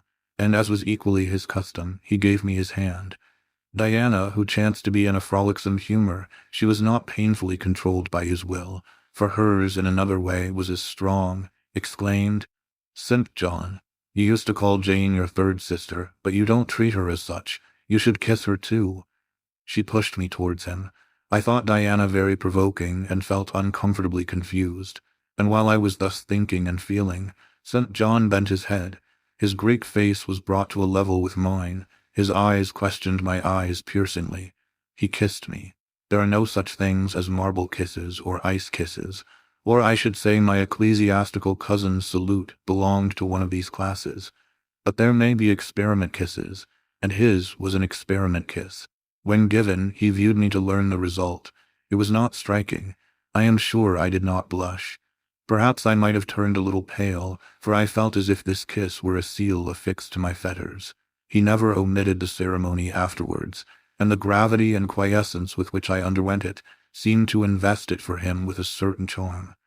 As for me, I daily wished more to please him, but to do so, I felt daily more and more that I must disown half my nature, stifle half my faculties, wrest my tastes from their original bent, force myself to the adoption of pursuits for which I had no natural vocation. He wanted to train me to an elevation I could never reach. It racked me hourly to aspire to the standard he uplifted. The thing was as impossible as to mold my irregular features to his correct and classic pattern, to give to my changeable green eyes the sea-blue tint and solemn luster of his own. Not his ascendancy alone, however, held me in thrall at present. Of late it had been easy enough for me to look sad. A cankering evil sat at my heart and drained my happiness at its source, the evil of suspense. Perhaps you think I had forgotten Mr. Rochester, reader, amidst these changes of place and fortune. Not for a moment. His idea was still with me, because it was not a vapor sunshine could disperse, nor a sand-traced effigy storms could wash away. It was a name graven on a tablet, fated to last as long as the marble it inscribed. The craving to know what had become of him followed me everywhere. When I was at Morton, I re-entered my cottage every evening to think of that. And now at Moor House, I sought my bedroom each night to brood over it. In the course of my necessary correspondence with Mr. Briggs about the will, I had inquired if he knew anything of Mr. Rochester's present residence and state of health. But as St. John had conjectured, he was quite ignorant of all concerning him. I then wrote to Mrs. Fairfax, entreating information on the subject. I had calculated with certainty on this step answering my end. I felt sure it would elicit an early answer. I was astonished when a fortnight passed without reply, but when 2 months wore away, and day after day the post arrived and brought nothing for me, I fell a prey to the keenest anxiety. I wrote again. There was a chance of my first letter having missed. Renewed hope followed renewed effort. It shone like the former for some weeks, then, like it faded, flickered. Not a line, not a word reached me. When half a year wasted in vain expectancy, my hope died out, and then I felt dark indeed. A fine spring shone round me, which I could not enjoy. Summer approached. Diana tried to cheer me. She said I looked ill, and wished to accompany me to the seaside.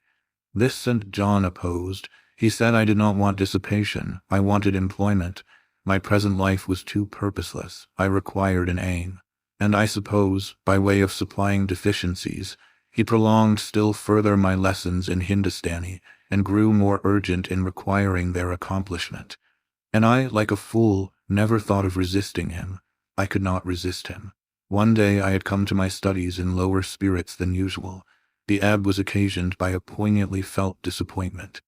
Hannah had told me in the morning there was a letter for me, and when I went down to take it, almost certain that the long-looked-for tidings were vouchsafed me at last, I found only an unimportant note from Mr. Briggs on business. The bitter check had wrung from me some tears, and now, as I sat poring over the crabbed characters and flourishing tropes of an Indian scribe, my eyes filled again. St. John called me to his side to read. In attempting to do this, my voice failed me. Words were lost in sobs. He and I were the only occupants of the parlor. Diana was practicing her music in the drawing-room. Mary was gardening. It was a very fine May day, clear, sunny, and breezy. My companion expressed no surprise at this emotion, nor did he question me as to its cause. He only said, "We will wait a few minutes, Jane, till you are more composed." And while I smothered the paroxysm with all haste, he sat calm and patient, leaning on his desk, and looking like a physician watching with the eye of science an expected and fully understood crisis in a patient's malady. Having stifled my sobs, wiped my eyes, and muttered something about not being very well that morning, I resumed my task, and succeeded in completing it. St. John put away my books and his, locked his desk, and said, "Now, Jane, you shall take a walk. And with me, I will call Diana and Mary. No, I want only one companion this morning, and that must be you. Put on your things, go out by the kitchen door, take the road towards the head of Marsh Glen. I will join you in a moment. I know no medium. I never in my life have known any medium in my dealings with positive, hard characters, antagonistic to my own, between absolute submission and determined revolt. I have always faithfully observed the one, up to the very moment of bursting, sometimes with volcanic vehemence, into the other. And as neither present circumstances warranted, nor my present mood inclined me to mutiny, I observed careful obedience to St. John's directions, and in 10 minutes I was treading the wild track of the glen, side by side with him. The breeze was from the west. It came over the hills, sweet with scents of heath and rush. The sky was of stainless blue. The stream descending the ravine, swelled with past spring rains, poured along plentiful and clear, catching golden gleams from the sun, and sapphire tints from the firmament. As we advanced and left the track, we trod a soft turf, mossy fine and emerald green, minutely enameled with a tiny white flower, and spangled with a star-like yellow blossom. The hills, meantime, shut us quite in, for the glen, towards its head, wound to their very core. "Let us rest here," said St. John, as we reached the first stragglers of a battalion of rocks, guarding a sort of pass, beyond which the beck rushed down a waterfall, and where, still a little farther, the mountain shook off turf and flower, had only heath for raiment and crag for gem, where it exaggerated the wild to the savage, and exchanged the fresh for the frowning, where it guarded the forlorn hope of solitude, and a last refuge for silence. I took a seat. St. John stood near me. He looked up the pass and down the hollow. His glance wandered away with the stream, and returned to traverse the unclouded heaven which colored it. He removed his hat, let the breeze stir his hair and kiss his brow.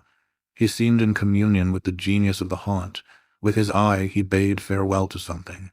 "And I shall see it again," he said aloud, "in dreams when I sleep by the Ganges, and again in a more remote hour, when another slumber overcomes me on the shore of a darker stream." Strange words of a strange love, an austere patriot's passion for his fatherland. He sat down. For half an hour we never spoke, neither he to me nor I to him. That interval past, he recommenced. "Jane, I go in 6 weeks. I have taken my berth in an East Indiaman which sails on the 20th of June. God will protect you, for you have undertaken his work," I answered. "Yes," said he, "there is my glory and joy. I am the servant of an infallible master. I am not going out under human guidance, subject to the defective laws and erring control of my feeble fellow-worms. My king, my lawgiver, my captain, is the all-perfect. It seems strange to me that all round me do not burn to enlist under the same banner, to join in the same enterprise. All have not your powers, and it would be folly for the feeble to wish to march with the strong. I do not speak to the feeble or think of them. I address only such as are worthy of the work and competent to accomplish it. Those are few in number and difficult to discover. You say truly. But when found, it is right to stir them up, to urge and exhort them to the effort, to show them what their gifts are and why they were given, to speak heaven's message in their ear, to offer them, direct from God, a place in the ranks of his chosen. If they are really qualified for the task, will not their own hearts be the first to inform them of it?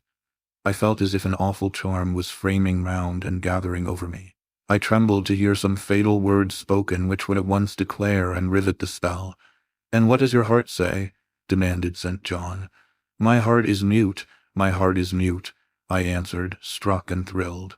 "Then I must speak for it," continued the deep, relentless voice. "Jane, come with me to India, come as my helpmeet and fellow-laborer." The glen and sky spun round, the hills heaved. It was as if I had heard a summons from heaven, as if a visionary messenger, like him of Macedonia, had announced, "Come over and help us." But I was no apostle. I could not behold the herald. I could not receive his call. "Oh, St. John," I cried, "have some mercy." I appealed to one who, in the discharge of what he believed his duty, knew neither mercy nor remorse. He continued, "God and nature intended you for a missionary's wife. It is not personal but mental endowments they have given you. You are formed for labor, not for love. A missionary's wife you shall be.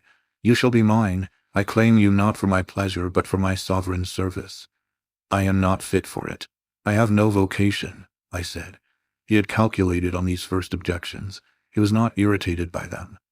Indeed, as he leaned back against the crag behind him, folded his arms on his chest, and fixed his countenance, I saw he was prepared for a long and trying opposition, and had taken in a stock of patience to last him to its close, resolved, however, that that close should be conquest for him.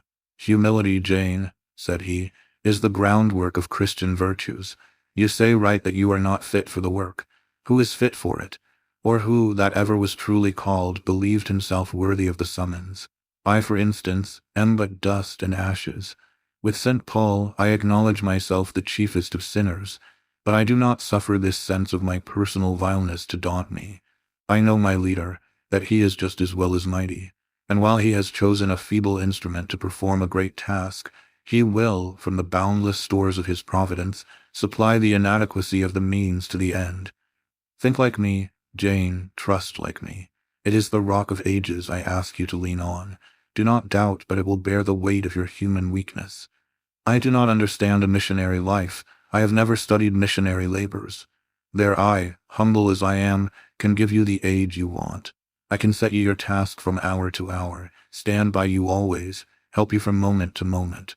This I could do in the beginning. Soon, for I know your powers, you would be as strong and apt as myself, and would not require my help. But my powers, where are they for this undertaking? I do not feel them. Nothing speaks or stirs in me while you talk. I am sensible of no light kindling, no life quickening, no voice counseling or cheering. Oh, I wish I could make you see how much my mind is at this moment like a rayless dungeon, with one shrinking fear fettered in its depths, the fear of being persuaded by you to attempt what I cannot accomplish. I have an answer for you, hear it. I have watched you ever since we first met. I have made you my study for 10 months. I have proved you in that time by sundry tests, and what have I seen and elicited? In the village school I found you could perform well, punctually, uprightly, labor uncongenial to your habits and inclinations. I saw you could perform it with capacity and tact. You could win while you controlled. In the calm with which you learnt you had become suddenly rich, I read a mind clear of the vice of Damas. Lucre had no undue power over you. In the resolute readiness with which you cut your wealth into 4 shares, keeping but one to yourself, and relinquishing the 3 others to the claim of abstract justice, I recognized a soul that reveled in the flame and excitement of sacrifice, in the tractability with which, at my wish, you forsook a study in which you were interested, and adopted another because it interested me, in the untiring assiduity with which you have since persevered in it, in the unflagging energy and unshaken temper with which you have met its difficulties. I acknowledge the complement of the qualities I seek. Jane, you are docile, diligent, disinterested, faithful, constant, and courageous, very gentle and very heroic. Cease to mistrust yourself. I can trust you unreservedly. As a conductress of Indian schools, and a helper amongst Indian women, your assistance will be to me invaluable. My iron shroud contracted round me. Persuasion advanced with slow, sure step. Shut my eyes as I would, these last words of his succeeded in making the way, which had seemed blocked up, comparatively clear. My work, which had appeared so vague, so hopelessly diffuse, condensed itself as he proceeded, and assumed a definite form under his shaping hand. He waited for an answer. I demanded a quarter of an hour to think before I again hazarded a reply. Very willingly, he rejoined, and rising, he strode a little distance up the pass, threw himself down on a swell of heath, and there lay still. I can do what he wants me to do. I am forced to see and acknowledge that, I meditated. That is, if life be spared me. But I feel mine is not the existence to be long protracted under an Indian sun. What then? He does not care for that. When my time came to die, he would resign me, in all serenity and sanctity, to the God who gave me. The case is very plain before me. In leaving England, I should leave a loved but empty land. Mr. Rochester is not there, and if he were, what can that ever be to me? My business is to live without him now. Nothing so absurd, so weak as to drag on from day to day, as if I were waiting some impossible change in circumstances, which might reunite me to him. Of course, as St. John once said, I must seek another interest in life to replace the one lost. Is not the occupation he now offers me truly the most glorious man can adopt or God assign? Is it not, by its noble cares and sublime results, the one best calculated to fill the void left by uptorn affections and demolished hopes? I believe I must say yes, and yet I shudder. Alas, if I join St. John, I abandon half myself. If I go to India, I go to premature death. And how will the interval between leaving England for India and India for the grave be filled? Oh, I know well. That too is very clear to my vision. By straining to satisfy St. John till my sinews ache, I shall satisfy him, to the finest central point and farthest outward circle of his expectations. If I do go with him, if I do make the sacrifice he urges, I will make it absolutely. I will throw all on the altar, heart, vitals, the entire victim. He will never love me, but he shall approve me. I will show him energies he has not yet seen, resources he has never suspected. Yes, I can work as hard as he can, and with as little grudging. Consent, then, to his demand is possible, but for one item, one dreadful item. It is, that he asks me to be his wife, and has no more of a husband's heart for me than that frowning giant of a rock, down which the stream is foaming in yonder gorge. He prizes me as a soldier would a good weapon, and that is all. Unmarried to him, this would never grieve me, but can I let him complete his calculations, coolly put into practice his plans, go through the wedding ceremony? Can I receive from him the bridal ring, endure all the forms of love, which I doubt not he would scrupulously observe, and know that the spirit was quite absent? Can I bear the consciousness that every endearment he bestows is a sacrifice made on principle? No, such a martyrdom would be monstrous. I will never undergo it. As his sister I might accompany him, not as his wife. I will tell him so. I looked towards the knoll. There he lay, still as a prostrate column, his face turned to me, his eye beaming watchful and keen. He started to his feet and approached me. I am ready to go to India if I may go free. Your answer requires a commentary, he said. It is not clear. You have hitherto been my adopted brother, I your adopted sister. Let us continue as such. You and I had better not marry. He shook his head. Adopted fraternity will not do in this case. If you were my real sister, it would be different. I should take you and seek no wife. But as it is, either our union must be consecrated and sealed by marriage, or it cannot exist. Practical obstacles oppose themselves to any other plan. Do you not see it, Jane? Consider a moment. Your strong sense will guide you. I did consider, and still my sense, such as it was, directed me only to the fact that we did not love each other as man and wife should, and therefore it inferred we ought not to marry. I said so. St. John, I returned, I regard you as a brother, you me as a sister, so let us continue. We cannot, he answered with short, sharp determination. It would not do. You have said you will go with me to India. Remember, you have said that. Conditionally. Well, to the main point, the departure with me from England, the cooperation with me in my future labors, you do not object. You have already as good as put your hand to the plough. You are too consistent to withdraw it. You have but one end to keep in view, how the work you have undertaken can best be done. Simplify your complicated interests, feelings, thoughts, wishes, aims, merge all considerations in one purpose, that of fulfilling with effect, with power, the mission of your great master. To do so, you must have a coadjutor, not a brother, that is a loose tie, but a husband. I, too, do not want a sister. A sister might any day be taken from me. I want a wife, the sole helpmeet I can influence efficiently in life and retain absolutely till death. I shuddered as he spoke. I felt his influence in my marrow, his hold on my limbs. Seek one elsewhere than in me, St. John. Seek one fitted to you. One fitted to my purpose, you mean fitted to my vocation. Again, I tell you, it is not the insignificant private individual, the mere man, with the man's selfish senses, I wish to mate. It is the missionary. And I will give the missionary my energies. It is all he wants, but not myself. That would be only adding the husk and shell to the kernel. For them he has no use. I retain them. You cannot, you ought not. Do you think God will be satisfied with half an oblation? Will he accept a mutilated sacrifice?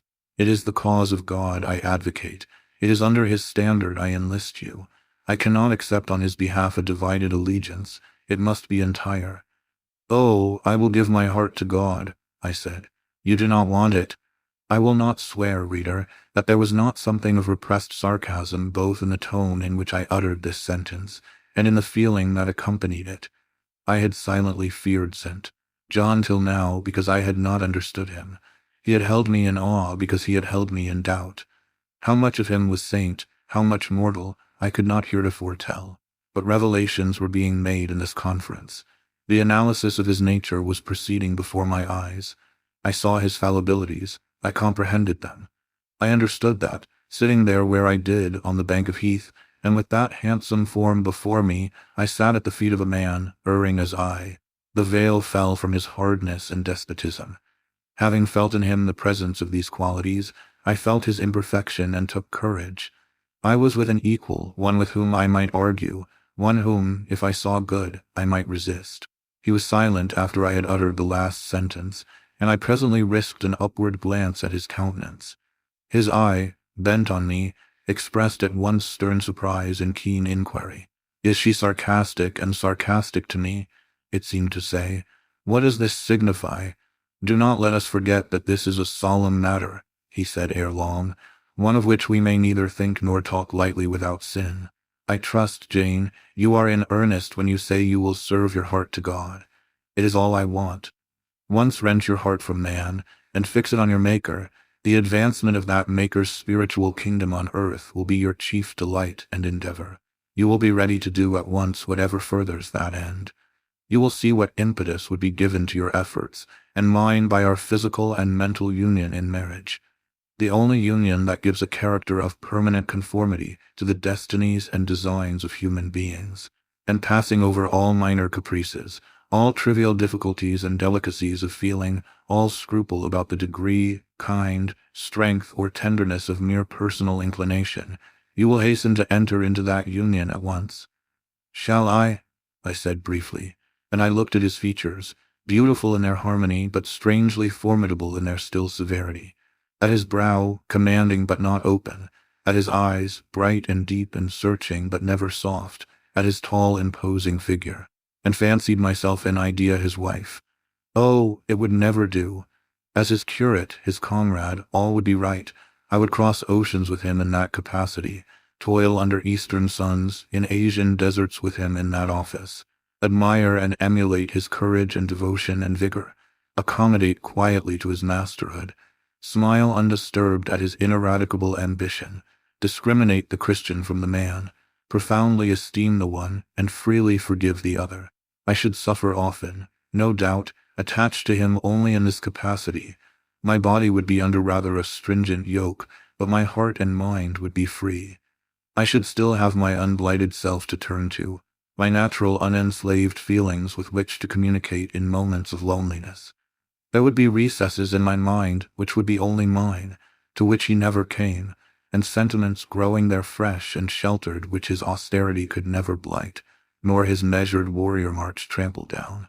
But as his wife, at his side always, and always restrained, and always checked, forced to keep the fire of my nature continually low, to compel it to burn inwardly and never utter a cry, though the imprisoned flame consumed vital after vital, this would be unendurable. St. John, I exclaimed, when I had got so far in my meditation. Well, he answered icily, I repeat I freely consent to go with you as your fellow missionary, but not as your wife. I cannot marry you and become part of you. A part of me you must become, he answered steadily. Otherwise the whole bargain is void. How can I, a man not yet 30, take out with me to India a girl of 19, unless she be married to me? How can we be forever together, sometimes in solitudes, sometimes amidst savage tribes, and unwed? Very well, I said shortly. Under the circumstances, quite as well as if I were either your real sister or a man and a clergyman like yourself. It is known that you are not my sister. I cannot introduce you as such. To attempt it would be to fasten injurious suspicions on us both. And for the rest, though you have a man's vigorous brain, you have a woman's heart, and it would not do. It would do, I affirmed with some disdain, perfectly well. I have a woman's heart, but not where you are concerned. For you I have only a comrade's constancy. a fellow soldier's frankness, fidelity, fraternity, if you like, a neophyte's respect and submission to his hierophant. Nothing more, don't fear. It is what I want, he said, speaking to himself. It is just what I want, and there are obstacles in the way, they must be hewn down. Jane, you would not repent marrying me, be certain of that. We must be married. I repeat it, there is no other way, and undoubtedly enough of love would follow upon marriage to render the union right even in your eyes. I scorn your idea of love, I could not help saying, as I rose up and stood before him, leaning my back against the rock. I scorn the counterfeit sentiment you offer. Yes, St. John, and I scorn you when you offer it. He looked at me fixedly, compressing his well-cut lips while he did so. Whether he was incensed or surprised, or what, it was not easy to tell. He could command his countenance thoroughly. I scarcely expected to hear that expression from you, he said. I think I have done and uttered nothing to deserve scorn. I was touched by his gentle tone, and overawed by his high, calm mien. Forgive me the words, St. John, but it is your own fault that I have been roused to speak so unguardedly. You have introduced a topic on which our natures are at variance, a topic we should never discuss. The very name of love is an apple of discord between us. If the reality were required, what should we do? How should we feel?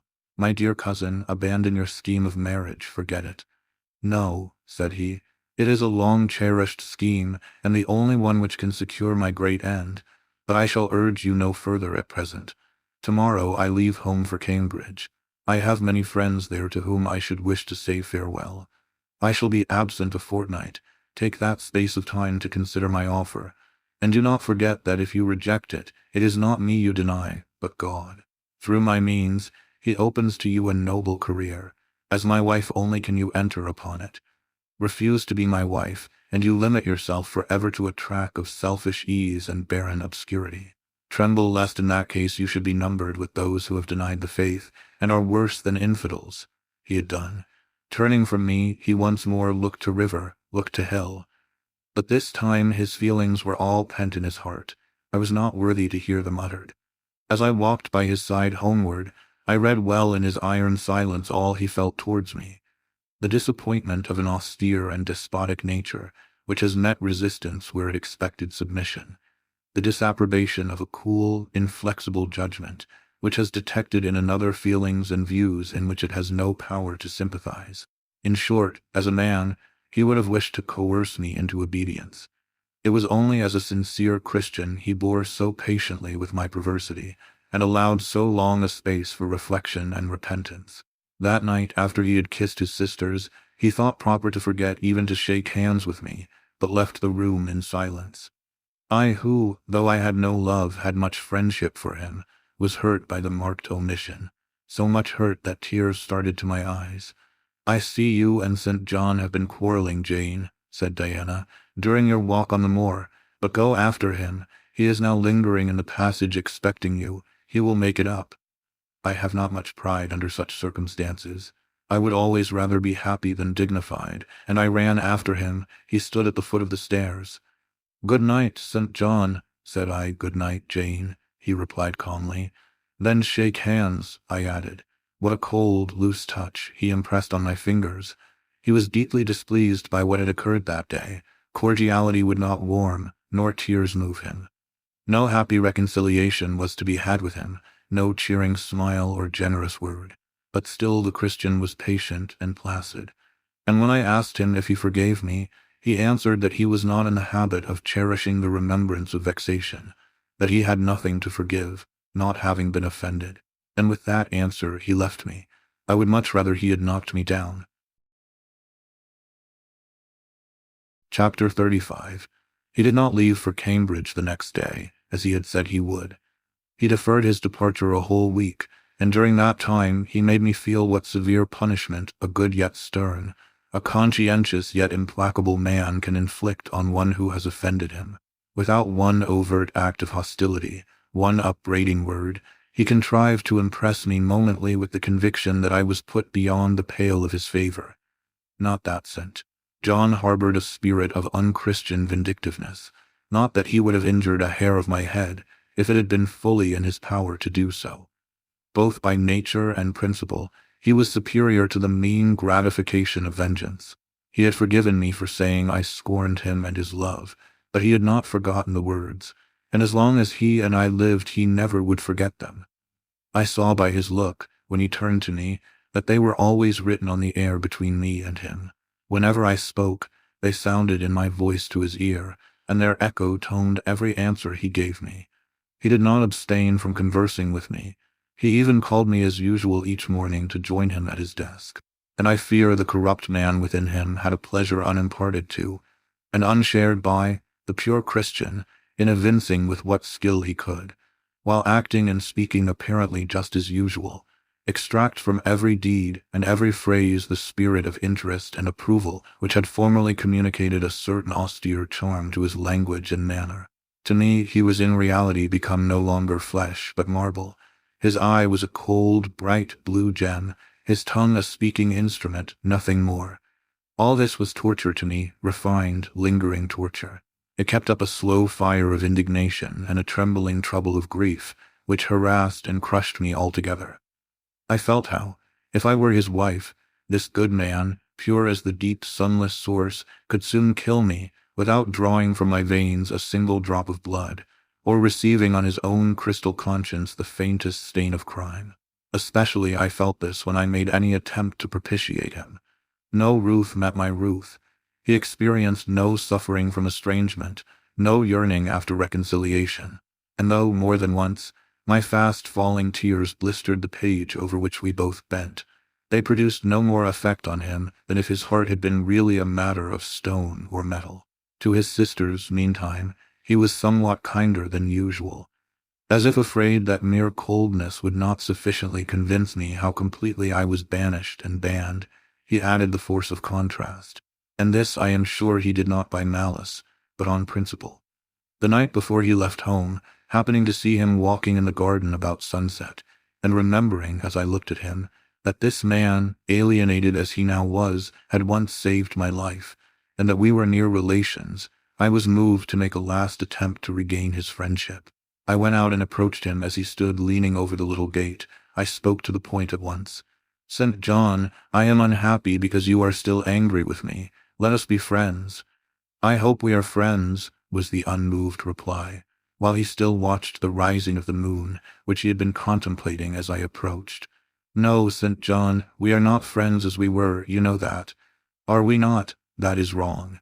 For my part, I wish you no ill and all good." "I believe you, St. John, for I am sure you are incapable of wishing anyone ill. But, as I am your kinswoman, I should desire somewhat more of affection than that sort of general philanthropy you extend to mere strangers." "Of course," he said, "your wish is reasonable, and I am far from regarding you as a stranger." This, spoken in a cool, tranquil tone, was mortifying and baffling enough.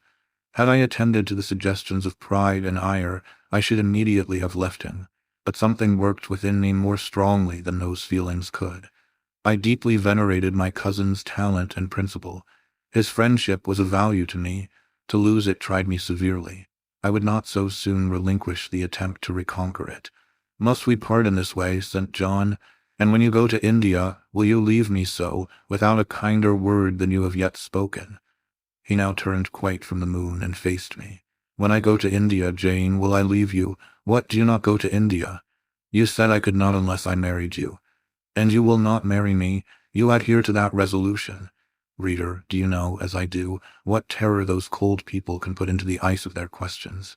How much of the fall of the avalanche is in their anger, of the breaking up of the frozen sea in their displeasure? No, St. John, I will not marry you. I adhere to my resolution." The avalanche had shaken and slid a little forward, but it did not yet crash down. "Once more, why this refusal?" he asked. "Formerly," I answered, "because you did not love me. Now I reply because you almost hate me. If I were to marry you, you would kill me. You are killing me now." His lips and cheeks turned white, quite white. "I should kill you, I am killing you. Your words are such as ought not to be used, violent, unfeminine, and untrue. They betray an unfortunate state of mind. They merit severe reproof. They would seem inexcusable, but that it is the duty of man to forgive his fellow even until 77 times. I had finished the business now. While earnestly wishing to erase from his mind the trace of my former offense, I had stamped on that tenacious surface another and far deeper impression. I had burnt it in. "Now you will indeed hate me," I said.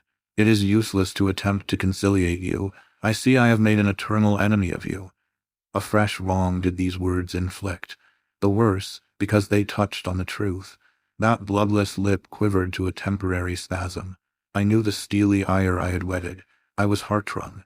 "You utterly misinterpret my words," I said, at once seizing his hand. "I have no intention to grieve or pain you, indeed I have not." Most bitterly he smiled. Most decidedly he withdrew his hand from mine. "And now you recall your promise, and will not go to India at all, I presume?" said he, after a considerable pause. "Yes, I will, as your assistant," I answered. A very long silence succeeded. What struggle there was in him between nature and grace in this interval, I cannot tell. Only singular gleams scintillated in his eyes, and strange shadows passed over his face. He spoke at last. "I before proved to you the absurdity of a single woman of your age proposing to accompany abroad a single man of mine. I proved it to you in such terms as, I should have thought, would have prevented your ever again alluding to the plan. That you have done so, I regret for your sake." I interrupted him. Anything like a tangible reproach gave me courage at once. "Keep to common sense, St. John. You are verging on nonsense. You pretend to be shocked by what I have said. You are not really shocked, for, with your superior mind, you cannot be either so dull or so conceited as to misunderstand my meaning. I say again, I will be your curate if you like, but never your wife." Again he turned lividly pale, but, as before, controlled his passion perfectly. He answered emphatically but calmly, "A female curate who is not my wife would never suit me. With me, then, it seems, you cannot go. But if you are sincere in your offer, I will, while in town, speak to a married missionary, whose wife needs a coadjutor. Your own fortune will make you independent of the Society's aid, and thus you may still be spared the dishonor of breaking your promise, and deserting the band you engaged to join." Now I never had, as the reader knows, either given any formal promise or entered into any engagement, and this language was all much too hard and much too despotic for the occasion. I replied, "There is no dishonor, no breach of promise, no desertion in the case. I am not under the slightest obligation to go to India, especially with strangers. With you I would have ventured much, because I admire, confide in, and as a sister I love you. But I am convinced that, go when and with whom I would, I should not live long in that climate." "Ah, you are afraid of yourself," he said, curling his lip. "I am. God did not give me my life to throw away, and to do as you wish me would, I begin to think, be almost equivalent to committing suicide. Moreover, before I definitively resolve on quitting England, I will know for certain whether I cannot be of greater use by remaining in it than by leaving it." "What do you mean?" It would be fruitless to attempt to explain, but there is a point on which I have long endured painful doubt, and I can go nowhere till by some means that doubt is removed. I know where your heart turns and to what it clings. The interest you cherish is lawless and unconsecrated. Long since you ought to have crushed it. Now you should blush to allude to it. You think of Mr. Rochester. It was true. I confessed it by silence. "Are you going to seek Mr. Rochester? I must find out what has become of him." "It remains for me, then," he said, "to remember you in my prayers, and to entreat God for you in all earnestness, that you may not indeed become a castaway. I had thought I recognized in you one of the chosen. But God sees not as man sees. His will be done." He opened the gate, passed through it, and strayed away down the glen. He was soon out of sight. On re-entering the parlor, I found Diana standing at the window, looking very thoughtful. Diana was a great deal taller than I. She put her hand on my shoulder, and stooping, examined my face. "Jane," she said, "you are always agitated and pale now. I am sure there is something the matter. Tell me what business St. John and you have on hands. I have watched you this half-hour from the window.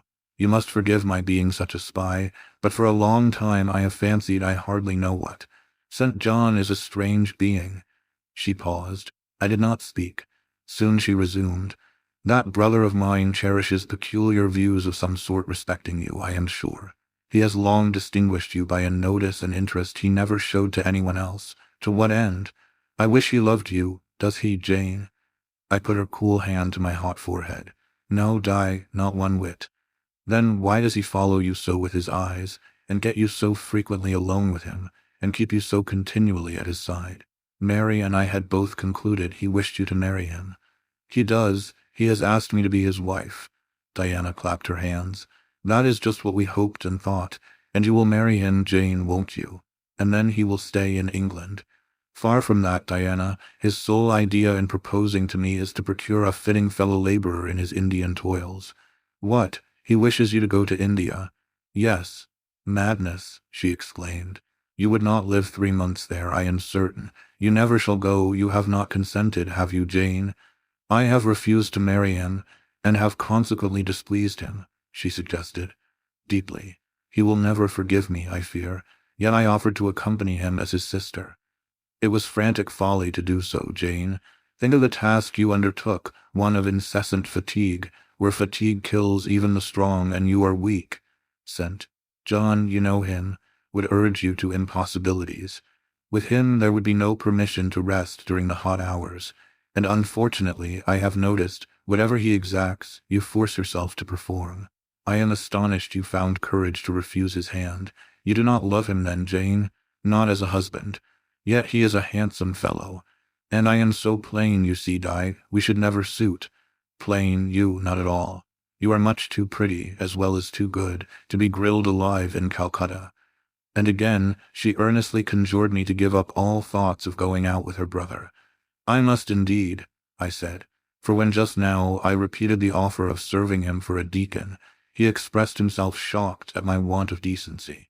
He seemed to think I had committed an impropriety in proposing to accompany him unmarried, as if I had not from the first hoped to find in him a brother, and habitually regarded him as such. What makes you say he does not love you, Jane? You should hear himself on the subject. He has again and again explained that it is not himself, but his office he wishes to mate. He has told me I am formed for labor, not for love, which is true, no doubt. But, in my opinion, if I am not formed for love, it follows that I am not formed for marriage. Would it not be strange, Di, to be chained for life to a man who regarded one but as a useful tool? Insupportable, unnatural, out of the question. And then, I continued, though I have only sisterly affection for him now, yet, if forced to be his wife, I can imagine the possibility of conceiving an inevitable, strange, torturing kind of love for him, because he is so talented, and there is often a certain heroic grandeur in his look, manner, and conversation. In that case, my lot would become unspeakably wretched. He would not want me to love him, and if I showed the feeling, he would make me sensible that it was a superfluity, unrequired by him, unbecoming in me. I know he would. And yet St. John is a good man, said Diana. He is a good and a great man, but he forgets, pitilessly, the feelings and claims of little people, in pursuing his own large views. It is better, therefore, for the insignificant to keep out of his way, lest in his progress he should trample them down. Here he comes. I will leave you, Diana. And I hastened upstairs as I saw him entering the garden, but I was forced to meet him again at supper. During that meal he appeared just as composed as usual. I had thought he would hardly speak to me, and I was certain he had given up the pursuit of his matrimonial scheme. The sequel showed I was mistaken on both points. He addressed me precisely in his ordinary manner, or what had, of late, been his ordinary manner, one scrupulously polite. No doubt he had invoked the help of the Holy Spirit to subdue the anger I had roused in him, and now believed he had forgiven me once more. For the evening reading before prayers, he selected the 21st chapter of Revelation. It was at all times pleasant to listen while from his lips fell the words of the Bible. Never did his fine voice sound at once so sweet and full. Never did his manner become so impressive in its noble simplicity, as when he delivered the oracles of God. And tonight that voice took a more solemn tone, that manner a more thrilling meaning, as he sat in the midst of his household circle, the May moon shining in through the uncurtained window, and rendering almost unnecessary the light of the candle on the table, as he sat there, bending over the great old Bible, and described from its page the vision of the new heaven and the new earth, told how God would come to dwell with men, how he would wipe away all tears from their eyes, and promised that there should be no more death, neither sorrow nor crying, nor any more pain, because the former things were passed away. The succeeding words thrilled me strangely as he spoke them, especially as I felt, by the slight, indescribable alteration in sound, that in uttering them his eye had turned on me. He that overcometh shall inherit all things, and I will be his God, and he shall be my son. But, was slowly, distinctly read, the fearful, the unbelieving, and shall have their part in the lake which burneth with fire and brimstone, which is the second death. Henceforward I knew what fate sent. John feared for me. A calm, subdued triumph, blent with a longing earnestness, marked his enunciation of the last glorious verses of that chapter. The reader believed his name was already written in the Lamb's book of life, and he yearned after the hour which should admit him to the city to which the kings of the earth bring their glory and honor, which has no need of sun or moon to shine in it, because the glory of God lightens it, and the Lamb is the light thereof. In the prayer following the chapter, all his energy gathered, all his stern zeal woke. He was in deep earnest, wrestling with God, and resolved on a conquest. He supplicated strength for the weak-hearted, guidance for wanderers from the fold, a return, even at the 11th hour, for those whom the temptations of the world and the flesh were luring from the narrow path. He asked, he urged, he claimed the boon of a brand snatched from the burning. Earnestness is ever deeply solemn. First, as I listened to that prayer, I wondered at his. Then, when it continued and rose, I was touched by it, and at last awed. He felt the greatness and goodness of his purpose so sincerely. Others who heard him plead for it could not but feel it too. The prayer over, we took leave of him.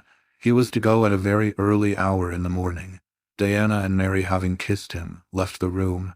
In compliance, I think, with a whispered hint from him, I tendered my hand and wished him a pleasant journey. "Thank you, Jane.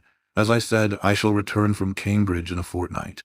That space, then, is yet left you for reflection. If I listened to human pride, I should say no more to you of marriage with me. But I listen to my duty, and keep steadily in view my first aim, to do all things to the glory of God. My Master was long-suffering, so will I be. I cannot give you up to perdition as a vessel of wrath. Repent, resolve, while there is yet time. Remember, we are bid to work while it is day, warned that the night cometh when no man shall work. Remember the fate of Dives, who had his good things in this life. God give you strength to choose that better part which shall not be taken from you." He laid his hand on my head as he uttered the last words. He had spoken earnestly, mildly. His look was not, indeed, that of a lover beholding his mistress, but it was that of a pastor recalling his wandering sheep, or better, of a guardian angel watching the soul for which he is responsible. All men of talent, whether they be men of feeling or not, whether they be zealots or aspirants or despots, provided only they be sincere, have their sublime moments when they subdue and rule. I felt veneration for St. John, veneration so strong that its impetus thrust me at once to the point I had so long shunned. I was tempted to cease struggling with him, to rush down the torrent of his will into the gulf of his existence, and there lose my own. I was almost as hard beset by him now as I had been once before, in a different way, by another. I was a fool both times. To have yielded then would have been an error of principle. To have yielded now would have been an error of judgment. So I think at this hour, when I look back to the crisis through the quiet medium of time, I was unconscious of folly at the instant. I stood motionless under my Hierophant's touch. My refusals were forgotten, my fears overcome, my wrestlings paralyzed. The impossible, i.e., my marriage with St. John, was fast becoming the possible. All was changing utterly with a sudden sweep. Religion called, angels beckoned, God commanded. Life rolled together like a scroll. Death's gates opening showed eternity beyond.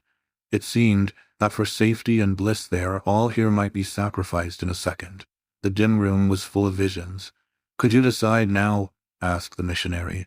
The inquiry was put in gentle tones. He drew me to him as gently. Oh, that gentleness! How far more potent is it than force! I could resist St. John's wrath. I grew pliant as a reed under his kindness. Yet I knew all the time, if I yielded now, I should not the less be made to repent, some day, of my former rebellion. His nature was not changed by 1 hour of solemn prayer. It was only elevated. I could decide if I were but certain, I answered. Were I but convinced that it is God's will I should marry you, I could vow to marry you here and now, come afterwards what would. My prayers are heard, ejaculated St. John. He pressed his hand firmer on my head, as if he claimed me. He surrounded me with his arm, almost as if he loved me. I say almost, I knew the difference, for I had felt what it was to be loved. But like him, I had now put love out of the question, and thought only of duty.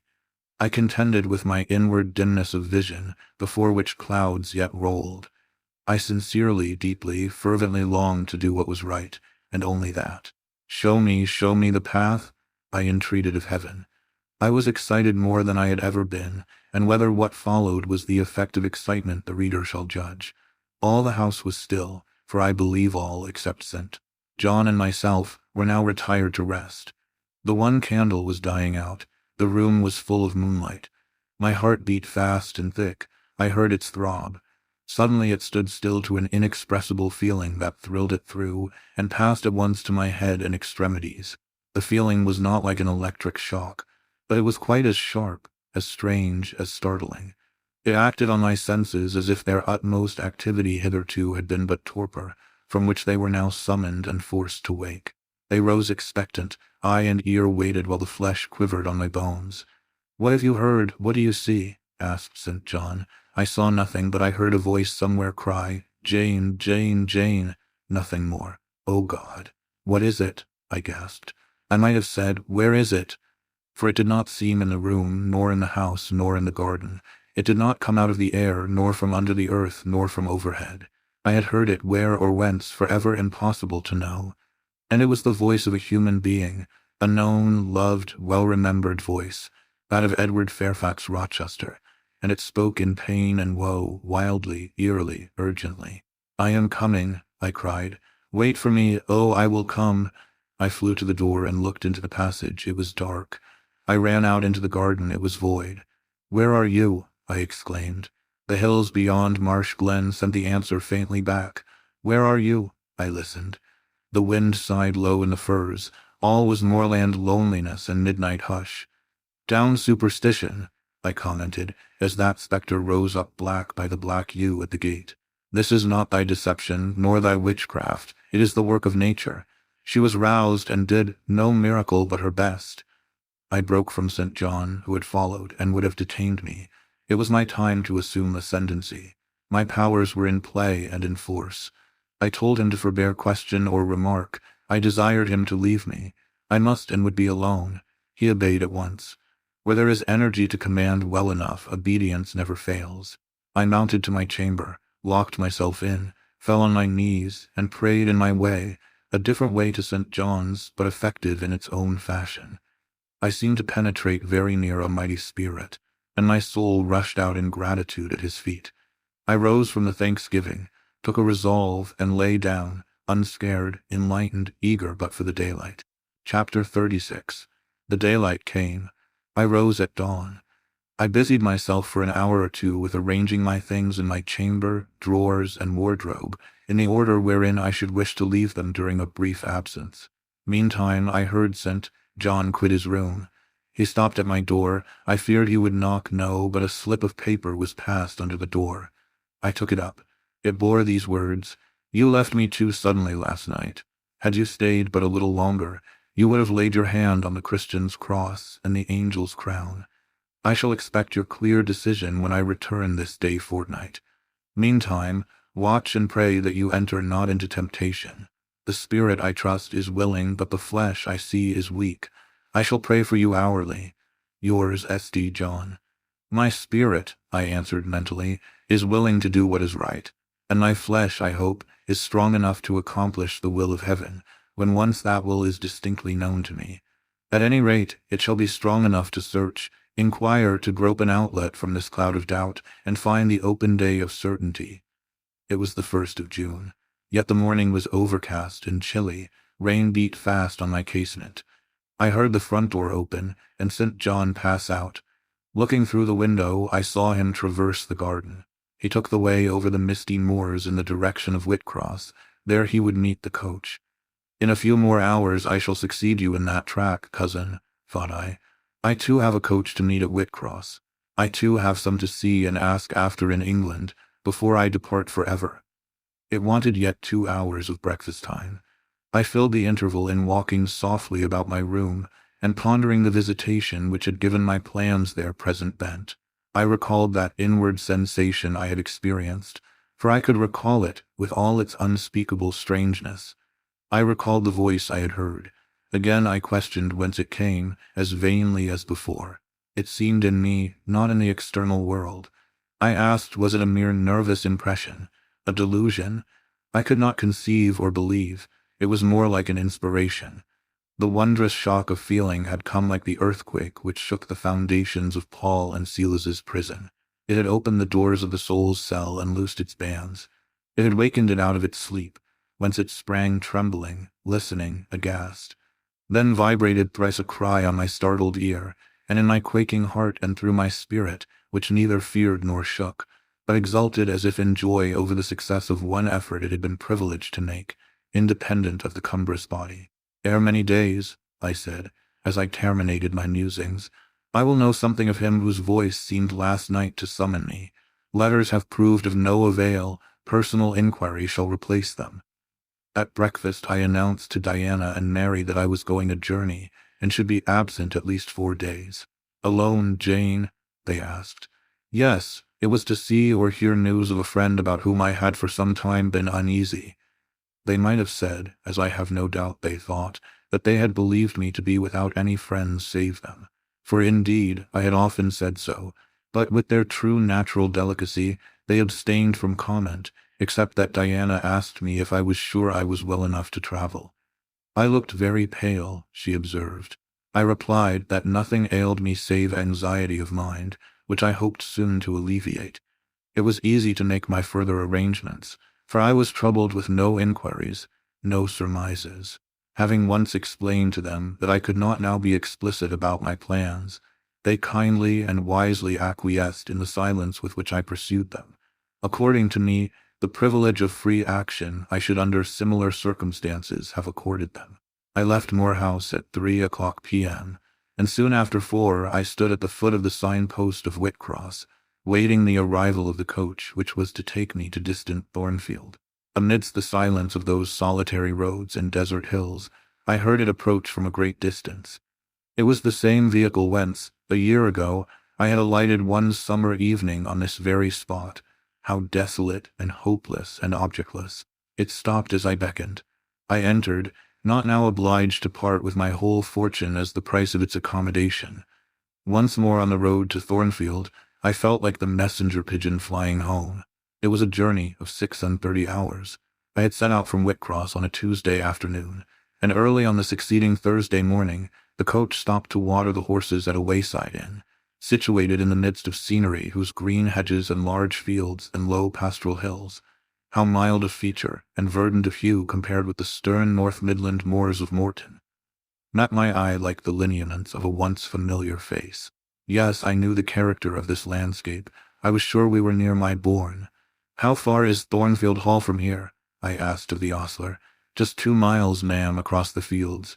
My journey is closed, I thought to myself. I got out of the coach, gave a box I had into the ostler's charge to be kept till I called for it, paid my fare, satisfied the coachman, and was going. The brightening day gleamed on the sign of the inn, and I read in gilt letters, "The Rochester Arms." My heart leapt up. I was already on my master's very lands. It fell again. The thought struck it. Your master himself may be beyond the British Channel for aught you know, and then, if he is at Thornfield Hall, towards which you hasten, who besides him is there? His lunatic wife, and you have nothing to do with him. You dare not speak to him or seek his presence. You have lost your labor. You had better go no farther, urged the monitor. Ask information of the people at the inn. They can give you all you seek. They can solve your doubts at once. Go up to that man and inquire if Mr. Rochester be at home. The suggestion was sensible, and yet I could not force myself to act on it. I so dreaded a reply that would crush me with despair. To prolong doubt was to prolong hope. I might yet once more see the hall under the ray of her star. There was the stile before me, the very fields through which I had hurried, blind, deaf, distracted with a revengeful fury tracking and scourging me, On the morning I fled from Thornfield, ere I well knew what course I had resolved to take, I was in the midst of them. How fast I walked, how I ran sometimes, how I looked forward to catch the first view of the well-known woods. With what feelings I welcomed single trees I knew, and familiar glimpses of meadow and hill between them. At last the woods rose, the rookery clustered dark, a loud cawing broke the morning stillness. Strange delight inspired me. On I hastened. Another field crossed, a lane threaded, and there were the courtyard walls, the back offices. The house itself, the rookery still hid. My first view of it shall be in front, I determined, where its bold battlements will strike the eye nobly at once, and where I can single out my master's very window. Perhaps he will be standing at it. He rises early. Perhaps he is now walking in the orchard or on the pavement in front. Could I but see him? But a moment. Surely in that case I should not be so mad as to run to him. I cannot tell, I am not certain. And if I did, what then? God bless him. What then? Who would be hurt by my once more tasting the life his glance can give me? I rave. Perhaps at this moment he is watching the sun rise over the Pyrenees, or on the tideless sea of the south. I had coasted along the lower wall of the orchard, turned its angle. There was a gate just there, opening into the meadow, between two stone pillars crowned by stone balls. From behind one pillar I could peep round quietly at the full front of the mansion. I advanced my head with precaution, desirous to ascertain if any bedroom window blinds were yet drawn up. Battlements, windows, long front, all from this sheltered station were at my command. The crows sailing overhead perhaps watched me while I took this survey. I wonder what they thought. They must have considered I was very careful and timid at first, and that gradually I grew very bold and reckless. A peep, and then a long stare, and then a departure from my niche and a straying out into the meadow, and a sudden stop full in front of the great mansion, and a protracted, hearty gaze towards it. What affectation of diffidence was this at first? They might have demanded. What stupid regardlessness now? Here an illustration, reader. A lover finds his mistress asleep on a mossy bank. He wishes to catch a glimpse of her fair face without waking her. He steals softly over the grass, careful to make no sound. He pauses, fancying she is stirred. He withdraws, not for worlds would he be seen. All is still. He again advances. He bends above her. A light veil rests on her features. He lifts it, bends lower. Now his eyes anticipate the vision of beauty warm and blooming and lovely in rest. How hurried was their first glance, but how they fix, how he starts, how he suddenly and vehemently clasps in both arms the form he dared not, a moment since, touch with his finger.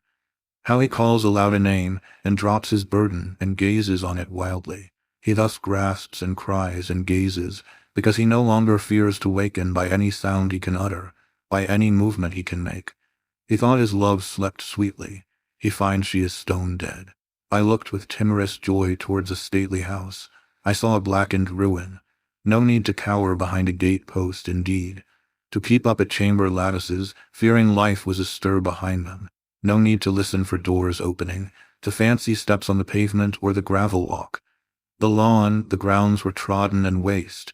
The portal yawned void. The front was, as I had once seen it in a dream, but a shell-like wall, very high and very fragile-looking, perforated with painless windows. No roof, no battlements, no chimneys, all had crashed in. And there was the silence of death about it, the solitude of a lonesome wild. No wonder that letters addressed to people here had never received an answer. As well dispatch epistles to a vault in a church aisle.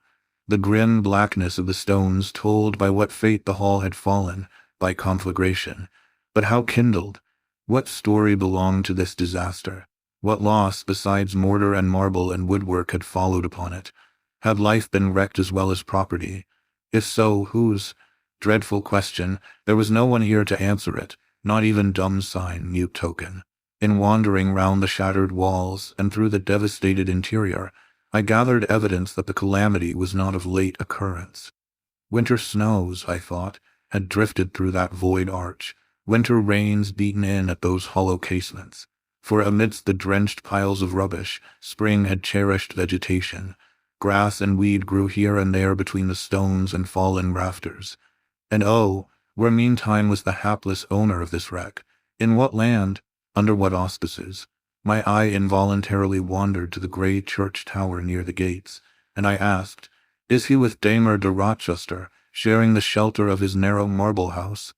Some answer must be had to these questions. I could find it nowhere but at the inn, and thither, ere long, I returned. The host himself brought my breakfast into the parlour. I requested him to shut the door and sit down. I had some questions to ask him, but when he complied, I scarcely knew how to begin. Such horror had I of the possible answers. And yet the spectacle of desolation I had just left prepared me in a measure for a tale of misery. The host was a respectable-looking, middle-aged man. "You know Thornfield Hall, of course," I managed to say at last. "Yes, ma'am, I lived there once." "Did you?" "Not in my time," I thought. "You are a stranger to me." "I was the late Mr. Rochester's butler," he added. "The late."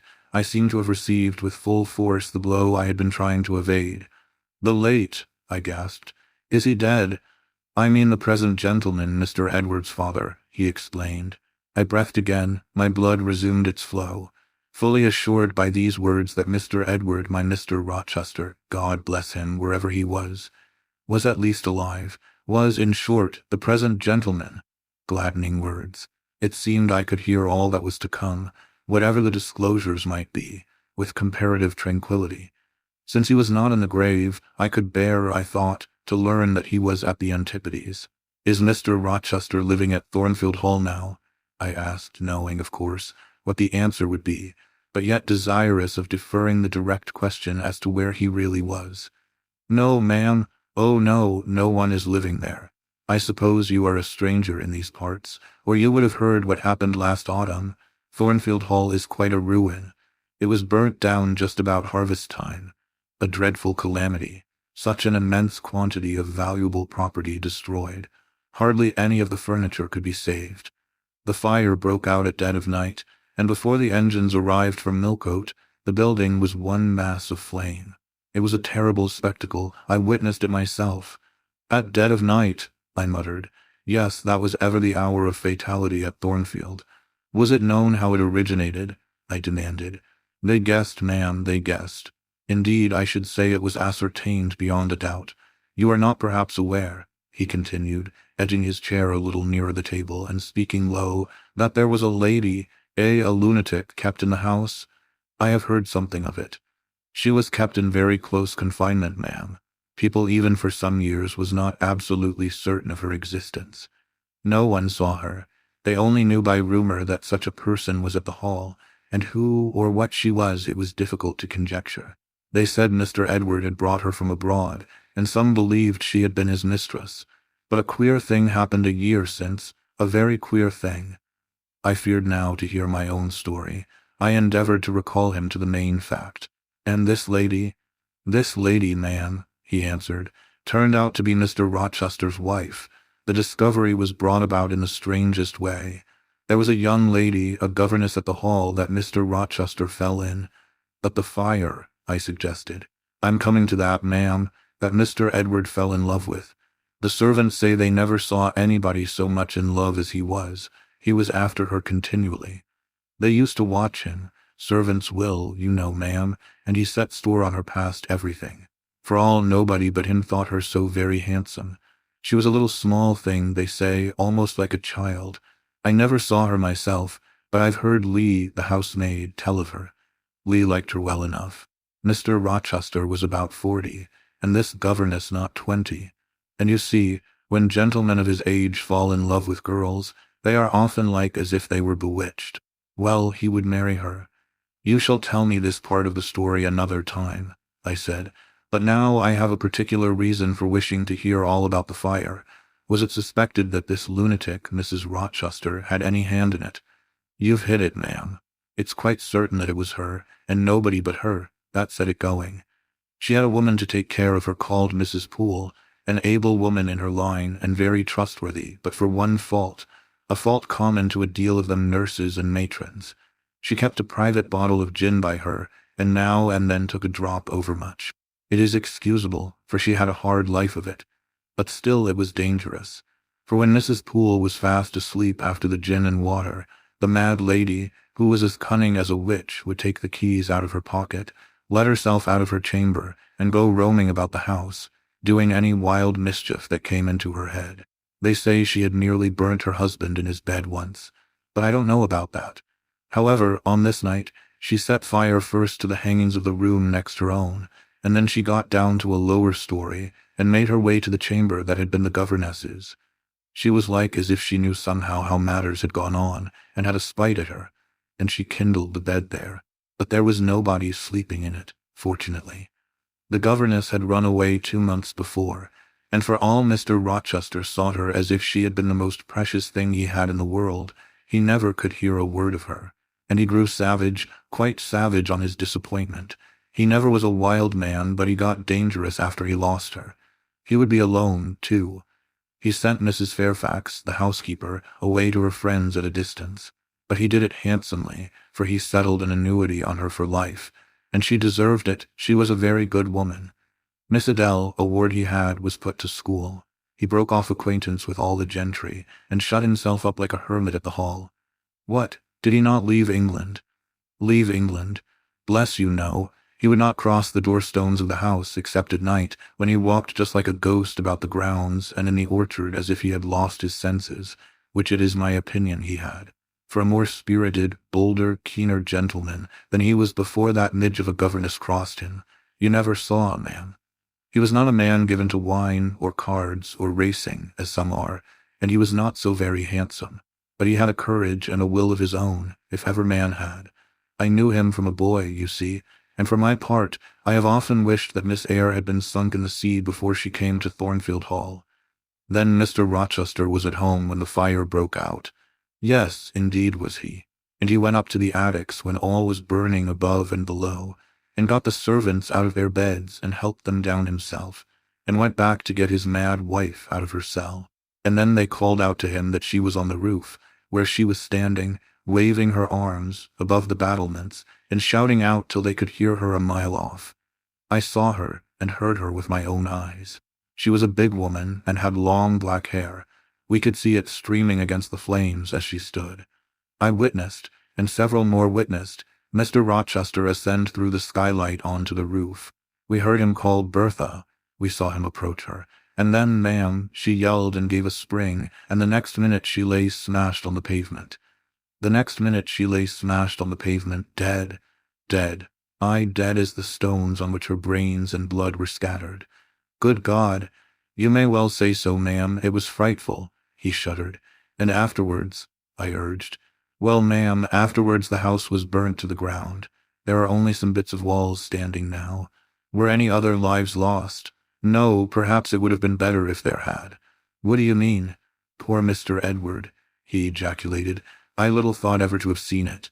Some say it was a just judgment on him for keeping his first marriage secret and wanting to take another wife while he had one living, but I pity him for my part. You said he was alive, I exclaimed. Yes, yes, he is alive, but many think he had better be dead. Why, how? My blood was again running cold. Where is he? I demanded. Is he in England? Aye, he's in England. He can't get out of England, I fancy. He's a fixture now. What agony was this? And the man seemed resolved to protract it. He is stone-blind, he said at last. Yes, he is stone-blind, is Mr. Edward. I had dreaded worse. I had dreaded he was mad. I summoned strength to ask what had caused this calamity. It was all his own courage, and a body may say, his kindness, in a way, ma'am. He wouldn't leave the house till everyone else was out before him. As he came down the great staircase at last, after Mrs. Rochester had flung herself from the battlements, there was a great crash, all fell. He was taken out from under the ruins, alive, but sadly hurt. A beam had fallen in such a way as to protect him partly, but one eye was knocked out, and one hand so crushed that Mr. Carter, the surgeon, had to amputate it directly. The other eye inflamed. He lost the sight of that also. He is now helpless, indeed, blind and a cripple. Where is he? Where does he now live? At Ferndean, a manor house on a farm he has, about 30 miles off, quite a desolate spot. Who is with him? Old John and his wife. He would have none else. He is quite broken down, they say. Have you any sort of conveyance? We have a chaise, ma'am, a very handsome chaise. Let it be got ready instantly. and if your postboy can drive me to Ferndean before dark this day, I'll pay both you and him twice the hire you usually demand. Chapter 37. The manor house of Ferndean was a building of considerable antiquity, moderate size, and no architectural pretensions, deep buried in a wood. I had heard of it before. Mr. Rochester often spoke of it, and sometimes went there. His father had purchased the estate for the sake of the game covers. He would have let the house, but could find no tenant, in consequence of its ineligible and insalubrious site. Ferndean then remained uninhabited and unfurnished, with the exception of some 2 or 3 rooms fitted up for the accommodation of the squire when he went there in the season to shoot. To this house I came just ere dark on an evening marked by the characteristics of sad sky, cold gale, and continued small penetrating rain. The last mile I performed on foot, having dismissed the chaise and driver with the double remuneration I had promised. Even when within a very short distance of the manor house, you could see nothing of it, so thick and dark grew the timber of the gloomy wood about it. Iron gates between granite pillars showed me where to enter, and passing through them, I found myself at once in the twilight of close-ranked trees. There was a grass-grown track descending the forest aisle between hoar and knotty shafts and under branched arches. I followed it, expecting soon to reach the dwelling, but it stretched on and on. It wound far and farther. No sign of habitation or grounds was visible. I thought I had taken a wrong direction and lost my way. The darkness of natural as well as of sylvan dusk gathered over me. I looked round in search of another road. There was none. All was interwoven stem, columnar trunk, dense summer foliage, no opening anywhere. I proceeded. At last my way opened, the trees thinned a little. Presently I beheld a railing, then the house, scarce by this dim light, distinguishable from the trees. So dank and green were its decaying walls. Entering a portal, fastened only by a latch, I stood amidst a space of enclosed ground, from which the woods swept away in a semicircle. There were no flowers, no garden beds, only a broad gravel walk girdling a grass plat, and this set in the heavy frame of the forest. The house presented 2 pointed gables in its front. The windows were latticed and narrow. The front door was narrow too, 1 step led up to it.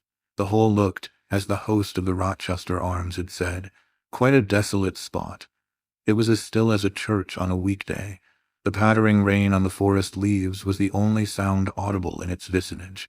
"Can there be life here?" I asked.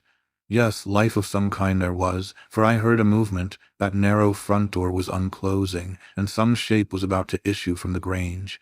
It opened slowly. A figure came out into the twilight and stood on the step, a man without a hat. He stretched forth his hand as if to feel whether it rained. Dusk as it was, I had recognized him. It was my master, Edward Fairfax Rochester, and no other. I stayed my step, almost my breath, and stood to watch him, to examine him, myself unseen and, alas, to him invisible. It was a sudden meeting, and one in which rapture was kept well in check by pain. I had no difficulty in restraining my voice from exclamation, my step from hasty advance. His form was of the same strong and stalwart contour as ever. His port was still erect, his hair was still raven black, nor were his features altered or sunk. Not in 1 year's space, by any sorrow, could his athletic strength be quelled or his vigorous prime blighted. But in his countenance I saw a change. That looked desperate and brooding. That reminded me of some wronged and fettered wild beast or bird, dangerous to approach in his sullen woe. The caged eagle, whose gold-ringed eyes cruelty has extinguished, might look as looked that sightless Samson. And reader, do you think I feared him in his blind ferocity? If you do, you little know me. A soft hope blent with my sorrow that soon I should dare to drop a kiss on that brow of rock, and on those lips so sternly sealed beneath it. But not yet. I would not accost him yet. He descended the 1 step and advanced slowly and gropingly towards the grass plat. Where was his daring stride now? Then he paused, as if he knew not which way to turn. He lifted his hand and opened his eyelids, gazed blank and with a straining effort on the sky and toward the amphitheater of trees.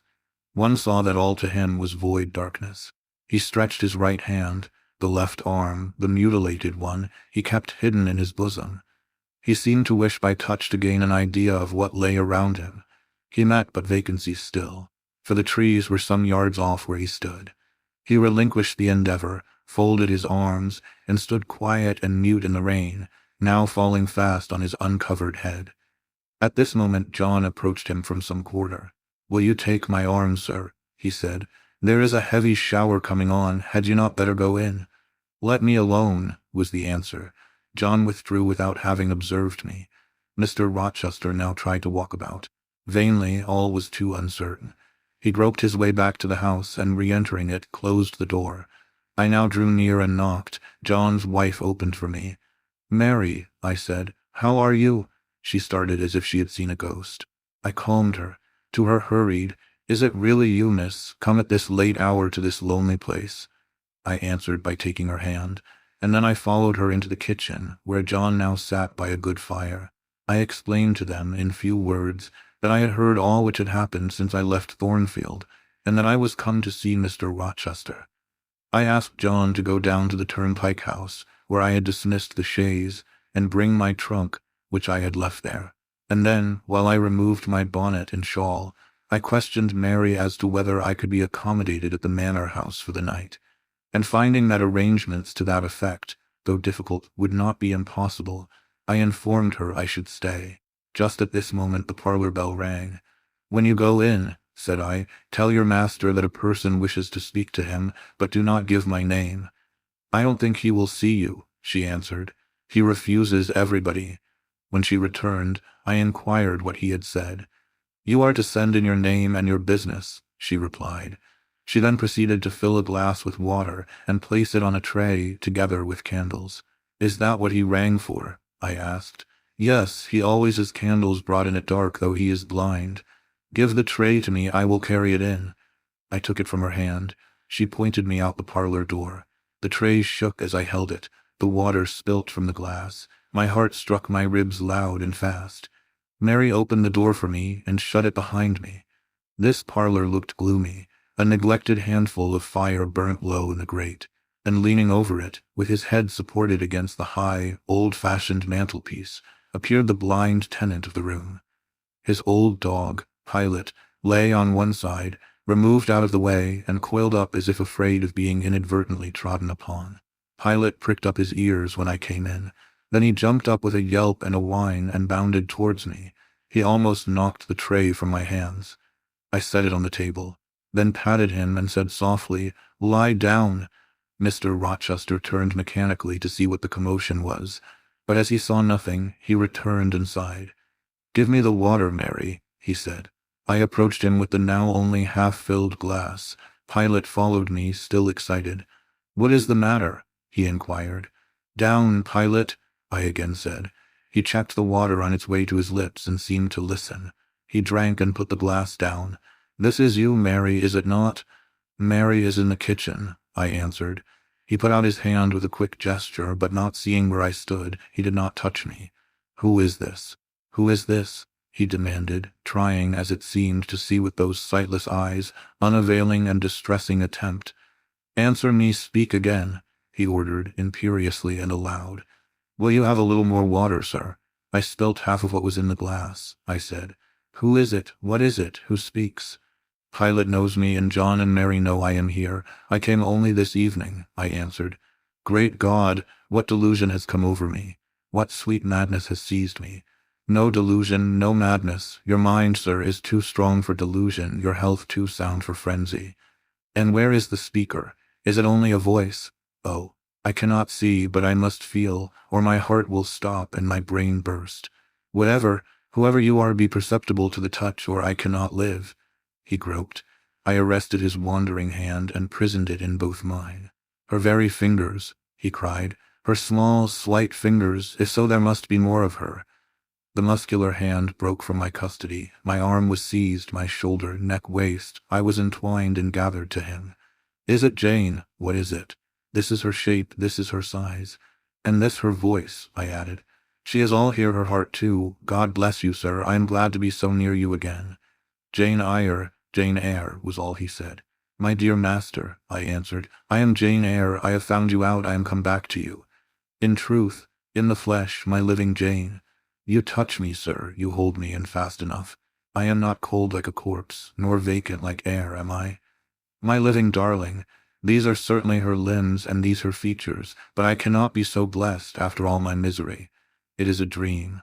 Such dreams as I have had at night when I have clasped her once more to my heart, as I do now, and kissed her as thus, and felt that she loved me, and trusted that she would not leave me. Which I never will, sir, from this day. Never will, says the vision.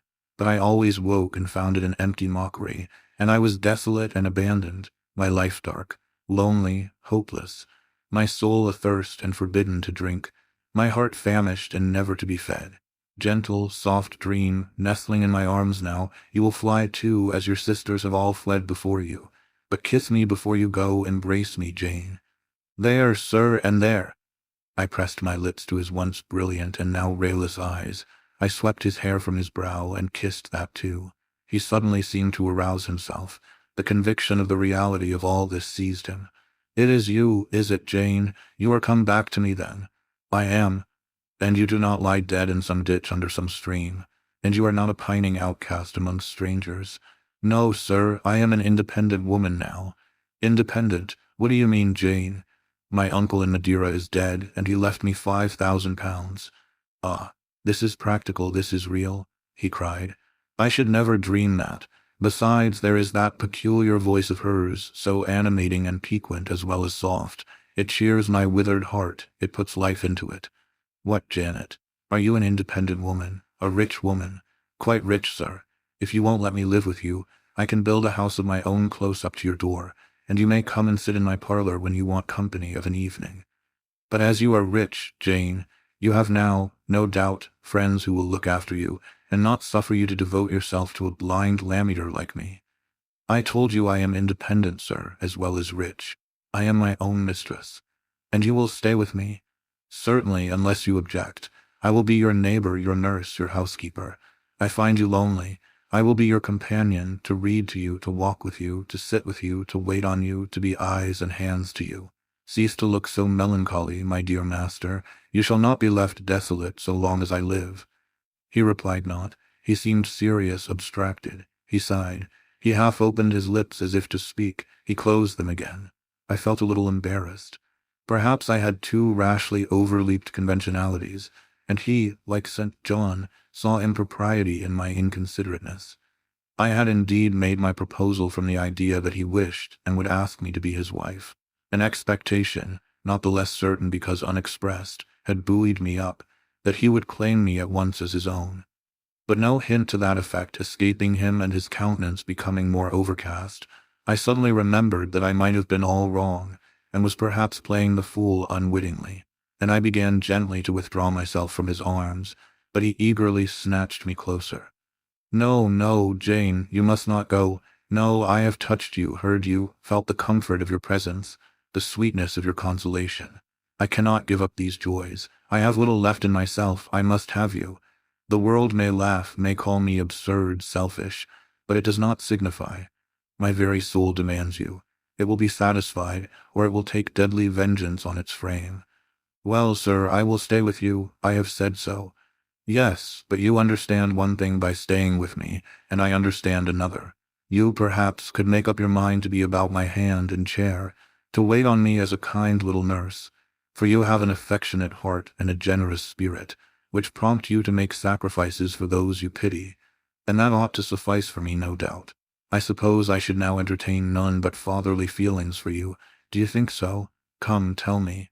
I will think what you like, sir. I am content to be only your nurse, if you think it better. But you cannot always be my nurse, Janet. You are young, you must marry one day. I don't care about being married. You should care, Janet. If I were what I once was, I would try to make you care, but a sightless block. He relapsed again into gloom. I, on the contrary, became more cheerful, and took fresh courage. These last words gave me an insight as to where the difficulty lay, and as it was no difficulty with me, I felt quite relieved from my previous embarrassment. I resumed a livelier vein of conversation. It is time someone undertook to rehumanize you, said I, parting his thick and long uncut locks, for I see you are being metamorphosed into a lion or something of that sort. You have a faux air of Nebuchadnezzar in the fields about you, that is certain.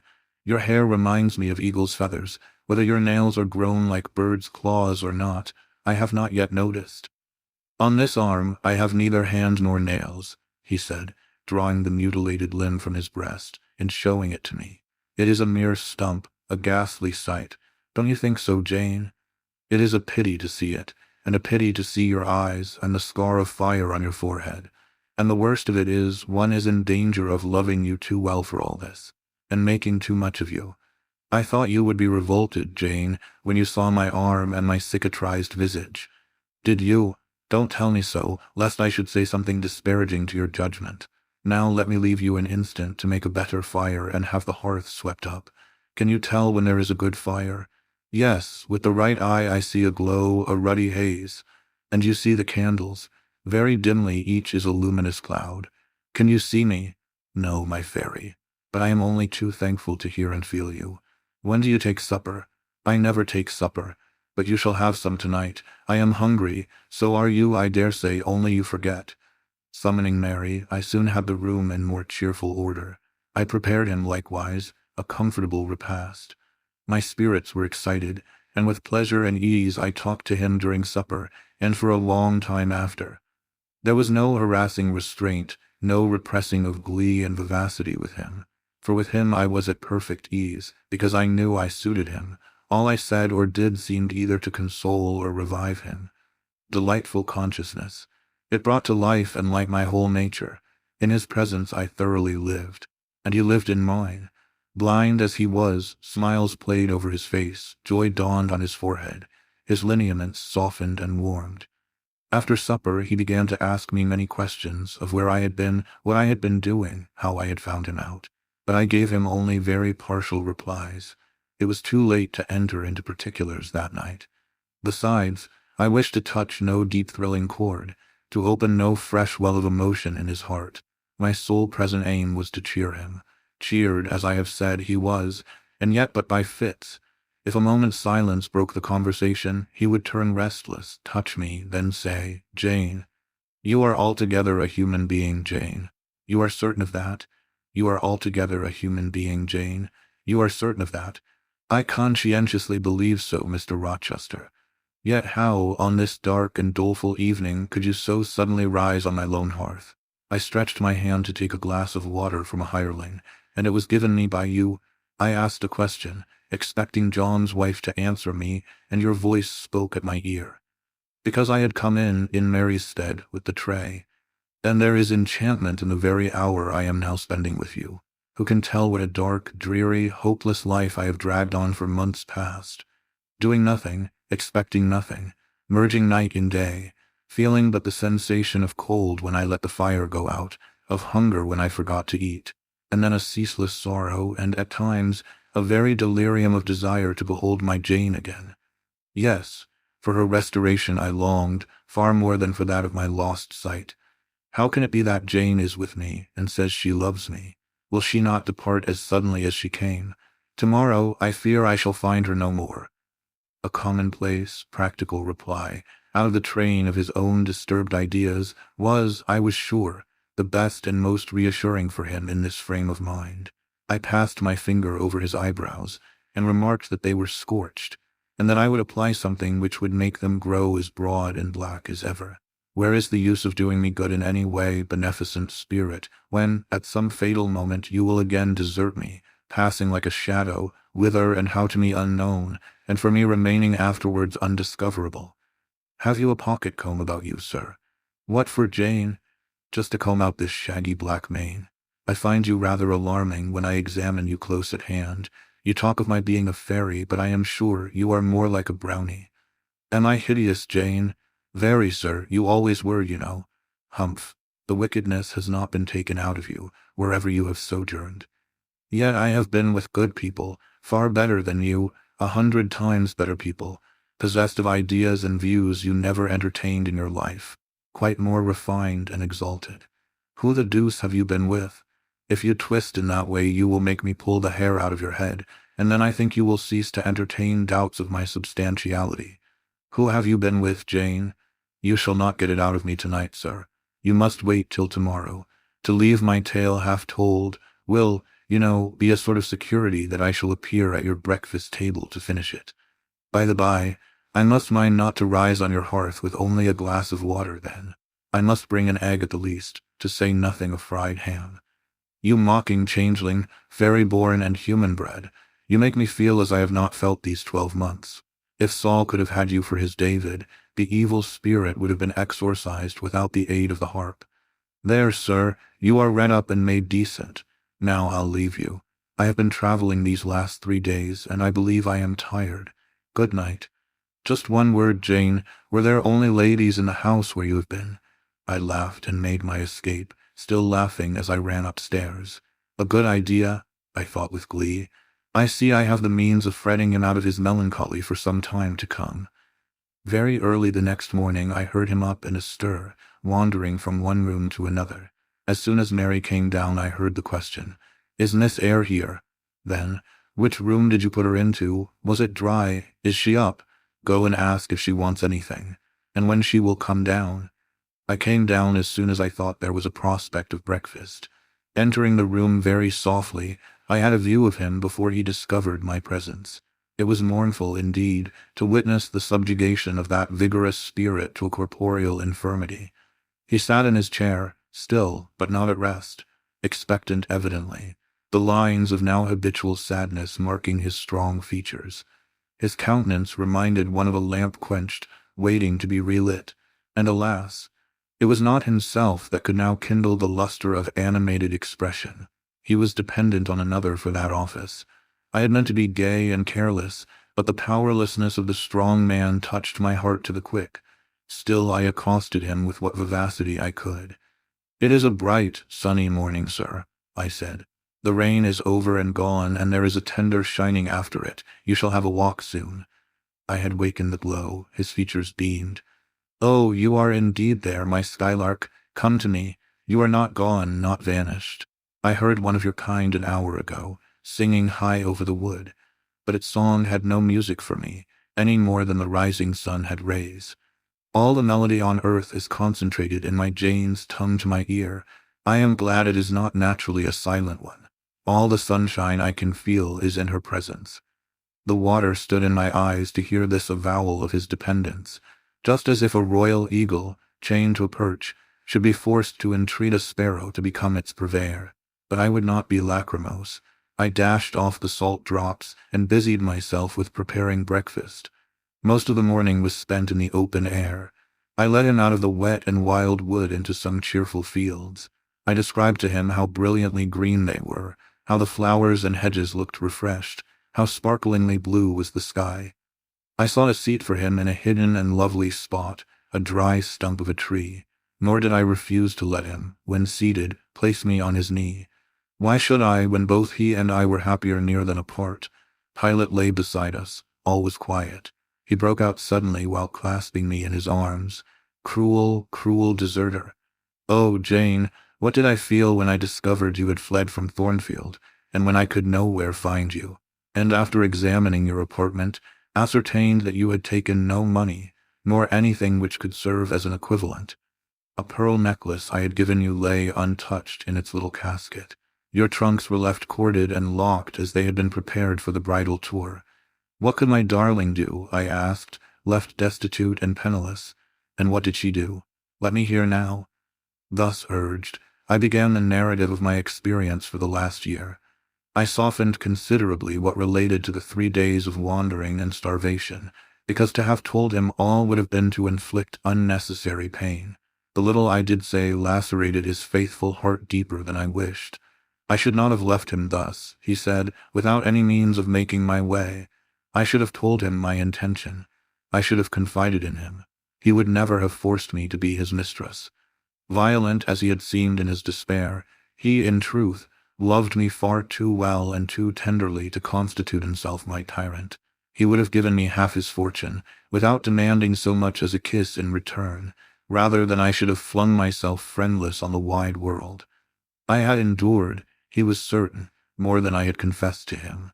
"Well, whatever my sufferings had been, they were very short," I answered, and then I proceeded to tell him how I had been received at Moor House, how I had obtained the office of schoolmistress, and The accession of fortune, the discovery of my relations, followed in due order.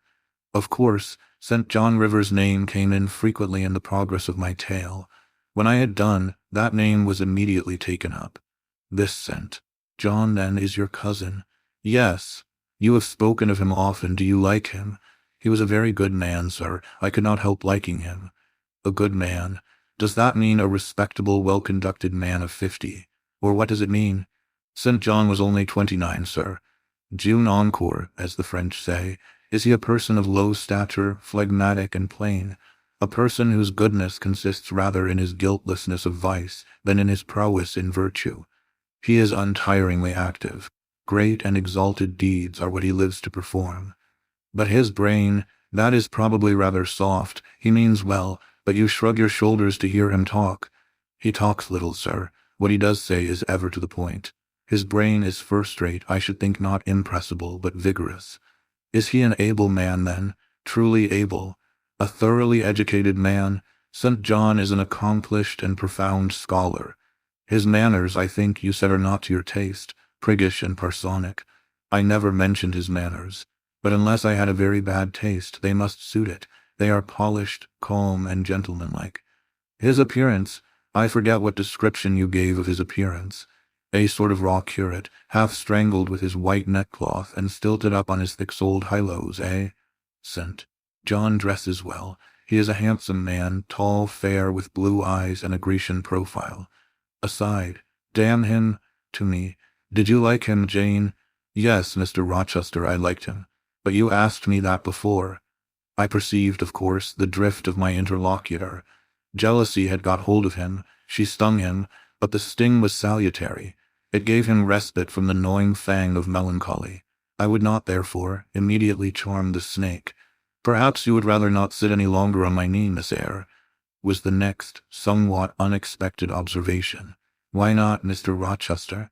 The picture you have just drawn is suggestive of a rather too overwhelming contrast. Your words have delineated very prettily a graceful Apollo. He is present to your imagination, tall, fair, blue-eyed, and with a Grecian profile. Your eyes dwell on a Vulcan, a real blacksmith, brown, broad-shouldered, and blind and lame into the bargain. I never thought of it before, but you certainly are rather like Vulcan, sir. Well, you can leave me, ma'am, but before you go, and he retained me by a firmer grasp than ever, you will be pleased just to answer me a question or two. He paused. What questions, Mr. Rochester? Then followed this cross-examination. St. John made you schoolmistress of Morton before he knew you were his cousin. Yes, you would often see him. He would visit the school sometimes, daily. He would approve of your plans, Jane. I know they would be clever, for you are a talented creature. He approved of them, yes. He would discover many things in you he could not have expected to find. Some of your accomplishments are not ordinary. I don't know about that. You had a little cottage near the school, you say. Did he ever come there to see you? Now and then. Of an evening. Once or twice. A pause. How long did you reside with him and his sisters after the cousinship was discovered? 5 months. Did Rivers spend much time with the ladies of his family? Yes, the back parlor was both his study and ours. He sat near the window and we by the table. Did he study much? A good deal. What? Hindustani. And what did you do meantime? I learned German. At first, did he teach you? He did not understand German. Did he teach you nothing? A little Hindustani. Rivers taught you Hindustani? Yes, sir, and his sisters also. No, only you, only me. Did you ask to learn? No, he wished to teach you. Yes. A second pause. Why did he wish it? Of what use could Hindustani be to you? He intended me to go with him to India. Ah, here I reach the root of the matter. He wanted you to marry him. He asked me to marry him. That is a fiction, an impudent invention to vex me. I beg your pardon, it is the literal truth. He asked me more than once, and was as stiff about urging his point as ever you could be. Miss Eyre, I repeat it, you can leave me. How often am I to say the same thing? Why do you remain pertinaciously perched on my knee when I have given you notice to quit? Because I am comfortable there. No, Jane, you are not comfortable there because your heart is not with me. It is with this cousin, this St. John. Oh, till this moment, I thought my little Jane was all mine. I had a belief she loved me even when she left me. That was an atom of sweet and much bitter. Long as we have been parted, hot tears as I have wept over our separation, I never thought that while I was mourning her, she was loving another. But it is useless grieving. Jane, leave me, go and marry Rivers. Shake me off then, sir, push me away, for I'll not leave you of my own accord. Jane, I ever like your tone of voice. It still renews hope, it sounds so truthful. When I hear it, it carries me back a year. I forget that you have formed a new tie, but I am not a fool. Go. Where must I go, sir? Your own way with the husband you have chosen. Who is that? You know this scent. John Rivers. He is not my husband, nor ever will be. He does not love me. I do not love him. He loves as he can love, and that is not as you love a beautiful young lady called Rosamond. He wanted to marry me only because he thought I should make a suitable missionary's wife, which she would not have done.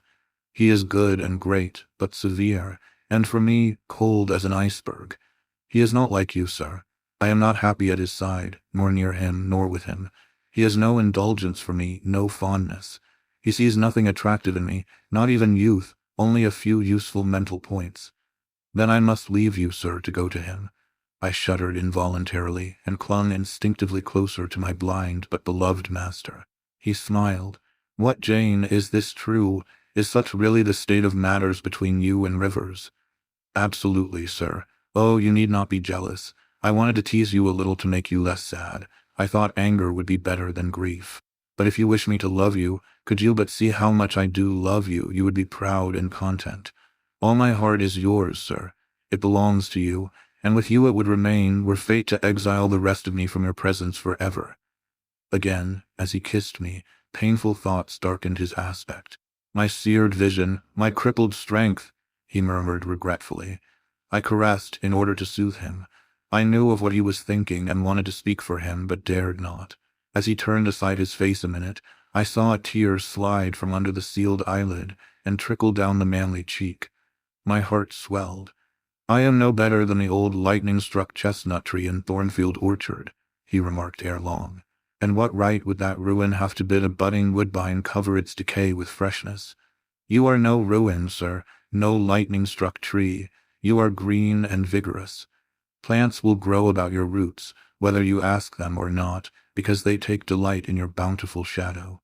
And as they grow they will lean towards you and wind round you, because your strength offers them so safe a prop. Again he smiled. I gave him comfort. You speak of friends, Jane? He asked.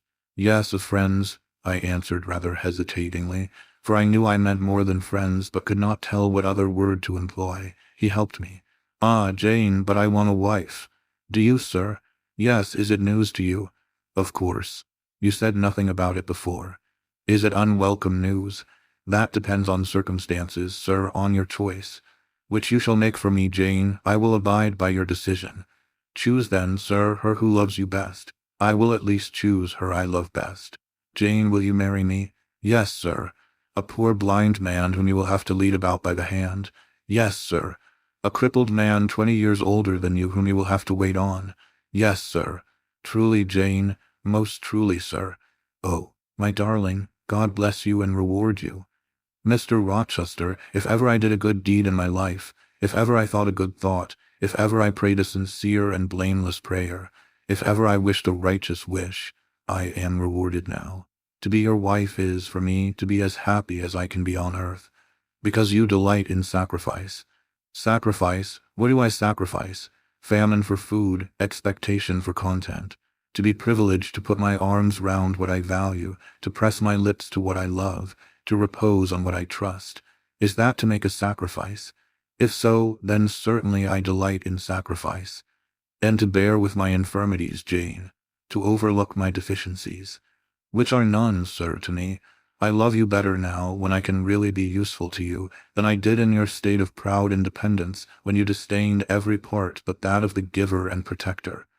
Hitherto I have hated to be helped, to be led. Henceforth I feel I shall hate it no more. I did not like to put my hand into a hireling's, but it is pleasant to feel it circled by Jane's little fingers. I preferred utter loneliness to the constant attendance of servants. But Jane's soft ministry will be a perpetual joy. Jane suits me. Do I suit her? To the finest fibre of my nature, sir. The case being so, we have nothing in the world to wait for. We must be married instantly." He looked and spoke with eagerness. His old impetuosity was rising. "We must become one flesh without any delay, Jane. There is but the license to get. Then we marry. Mr. Rochester, I have just discovered the sun is far declined from its meridian, and Pilot is actually gone home to his dinner. Let me look at your watch. Fasten it into your girdle, Janet, and keep it henceforward. I have no use for it. It is nearly 4 o'clock in the afternoon, sir. Don't you feel hungry? The 3rd day from this must be our wedding day, Jane. Never mind fine clothes and jewels now, all that is not worth a fillip. The sun has dried up all the raindrops, sir. The breeze is still. It is quite hot. Do you know, Jane, I have your little pearl necklace at this moment fastened round my bronze scrag under my cravat. I have worn it since the day I lost my only treasure, as a memento of her. We will go home through the wood. That will be the shadiest way." He pursued his own thoughts without heeding me. "Jane, you think me, I dare say, an irreligious dog, but my heart swells with gratitude to the beneficent God of this earth just now. He sees not as man sees, but far clearer, judges not as man judges, but far more wisely. I did wrong. I would have sullied my innocent flower, breathed guilt on its purity. The Omnipotent snatched it from me. I, in my stiff-necked rebellion, almost cursed the dispensation. Instead of bending to the decree, I defied it. Divine justice pursued its course. Disasters came thick on me. I was forced to pass through the valley of the shadow of death. His chastisements are mighty, and one smote me which has humbled me forever. You know I was proud of my strength, but what is it now, when I must give it over to foreign guidance, as a child does its weakness? Of late, Jane, only of late, I began to see and acknowledge the hand of God in my doom. I began to experience remorse, repentance, the wish for reconcilement to my Maker. I began sometimes to pray. Very brief prayers they were, but very sincere. Some days since, nay, I can number them, for it was last Monday night, a singular mood came over me, one in which grief replaced frenzy, sorrow, sullenness. I had long had the impression that since I could nowhere find you, you must be dead. Late that night, perhaps it might be between 11 and 12 o'clock, ere I retired to my dreary rest, I supplicated God that, if it seemed good to him, I might soon be taken from this life, and admitted to that world to come, where there was still hope of rejoining Jane. I was in my own room, and sitting by the window, which was open. It soothed me to feel the balmy night air, though I could see no stars, and only by a vague, luminous haze knew the presence of a moon. I longed for thee, Janet. Oh, I longed for thee both with soul and flesh. I asked of God, at once in anguish and humility, if I had not been long enough desolate, afflicted, tormented, and might not soon taste bliss and peace once more. That I merited all I endured, I acknowledged. That I could scarcely endure more, I pleaded. And the alpha and omega of my heart's wishes broke involuntarily from my lips in the words, Jane, Jane, Jane. Did you speak these words aloud? I did, Jane. If any listener had heard me, he would have thought me mad. I pronounced them with such frantic energy. And it was last Monday night, somewhere near midnight. Yes, but the time is of no consequence. What followed is the strange point. You will think me superstitious. Some superstition I have in my blood, and always had. Nevertheless, this is true at least it is that I heard what I now relate. As I exclaimed, Jane, Jane, Jane, a voice, I cannot tell whence the voice came, but I know whose voice it was, replied, I am coming, wait for me. And a moment after went whispering on the wind the words, where are you? I'll tell you, if I can, the idea, the picture these words open to my mind. Yet it is difficult to express what I want to express. Ferndian is buried, as you see, in a heavy wood, where sound falls dull and dies unreverberating. Where are you? Seemed spoken amongst mountains, for I heard a hill-sent echo repeat the words. Cooler and fresher at the moment, the gale seemed to visit my brow. I could have deemed that in some wild, lone scene, I and Jane were meeting. In spirit, I believe we must have met. You no doubt were, at that hour, in unconscious sleep, Jane. Perhaps your soul wandered from its cell to comfort mine, for those were your accents. As certain as I live, they were yours. Reader, it was on Monday night, near midnight, that I too had received the mysterious summons. Those were the very words by which I replied to it. I listened to Mr. Rochester's narrative, but made no disclosure in return. The coincidence struck me as too awful and inexplicable to be communicated or discussed. If I told anything, my tale would be such as must necessarily make a profound impression on the mind of my hearer. And that mind, yet from its sufferings too prone to gloom, needed not the deeper shade of the supernatural. I kept these things then, and pondered them in my heart. "You cannot now wonder," continued my master, "that when you rose upon me so unexpectedly last night, I had difficulty in believing you any other than a mere voice and vision, something that would melt to silence and annihilation, as the midnight whisper and mountain echo had melted before. Now I thank God, I know it to be otherwise. Yes, I thank God." He put me off his knee, rose, and reverently lifting his hat from his brow, and bending his sightless eyes to the earth, he stood in mute devotion. Only the last words of the worship were audible. "I thank my Maker, that, in the midst of judgment, he has remembered mercy. I humbly entreat my Redeemer to give me strength to lead henceforth a purer life than I have done hitherto." Then he stretched his hand out to be led. I took that dear hand, held it a moment to my lips, then let it pass round my shoulder. Being so much lower of stature than he, I served both for his prop and guide. We entered the wood and wended homeward. Chapter 38. Conclusion. Reader, I married him. A quiet wedding we had. He and I, the parson and clerk, were alone present. When we got back from church, I went into the kitchen of the manor house, where Mary was cooking the dinner and John cleaning the knives, and I said, "Mary, I have been married to Mr. Rochester this morning." The housekeeper and her husband were both of that decent, phlegmatic order of people, to whom one may at any time safely communicate a remarkable piece of news, without incurring the danger of having one's ears pierced by some shrill ejaculation, and subsequently stunned by a torrent of wordy wonderment. Mary did look up, and she did stare at me.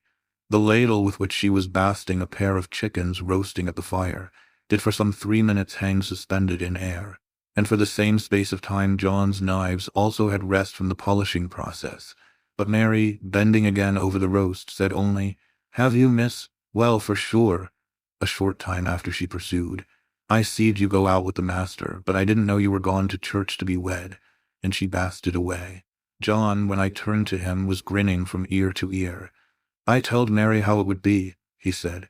"I knew what Mr. Edward—" John was an old servant, and had known his master when he was the cadet of the house, therefore he often gave him his Christian name. "I knew what Mr. Edward would do, and I was certain he would not wait long neither, and he's done right, for aught I know. I wish you joy, miss," and he politely pulled his forelock. "Thank you, John. Mr. Rochester told me to give you and Mary this." I put into his hand a £5 note. Without waiting to hear more, I left the kitchen. In passing the door of that sanctum some time after, I caught the words, "She'll happen do better for him nor ony a tea grand ladies." And again, "If she bent one o.th handsomest, she's known fall and very good-natured. And I his e'en she's fair beautiful, onybody may see that." I wrote to Moor House and to Cambridge immediately to say what I had done, fully explaining also why I had thus acted. Diana and Mary approved the step unreservedly. Diana announced that she would just give me time to get over the honeymoon, and then she would come and see me. "She had better not wait till then, Jane," said Mr. Rochester, when I read her letter to him. "If she does, she will be too late, for our honeymoon will shine our life long. Its beams will only fade over your grave or mine." How St. John received the news, I don't know. He never answered the letter in which I communicated it. Yet 6 months after he wrote to me, without, however, mentioning Mr. Rochester's name or alluding to my marriage. His letter was then calm, and though very serious, kind. He has maintained a regular, though not frequent, correspondence ever since. He hopes I am happy, and trusts I am not of those who live without God in the world, and only mind earthly things. You have not quite forgotten little Adele, have you, reader? I had not. I soon asked and obtained leave of Mr. Rochester to go and see her at the school where he had placed her. Her frantic joy at beholding me again moved me much. She looked pale and thin. She said she was not happy. I found the rules of the establishment were too strict, its course of study too severe for a child of her age. I took her home with me. I meant to become her governess once more, but I soon found this impracticable. My time and cares were now required by another. My husband needed them all. So I sought out a school conducted on a more indulgent system, and near enough to permit of my visiting her often, and bringing her home sometimes. I took care she should never want for anything that could contribute to her comfort. She soon settled in her new abode, became very happy there, and made fair progress in her studies. As she grew up, a sound English education corrected in a great measure her French defects, and when she left school, I found in her a pleasing and obliging companion, docile, good-tempered, and well-principled. By her grateful attention to me and mine, she has long since well repaid any little kindness I ever had it in my power to offer her. My tale draws to its close.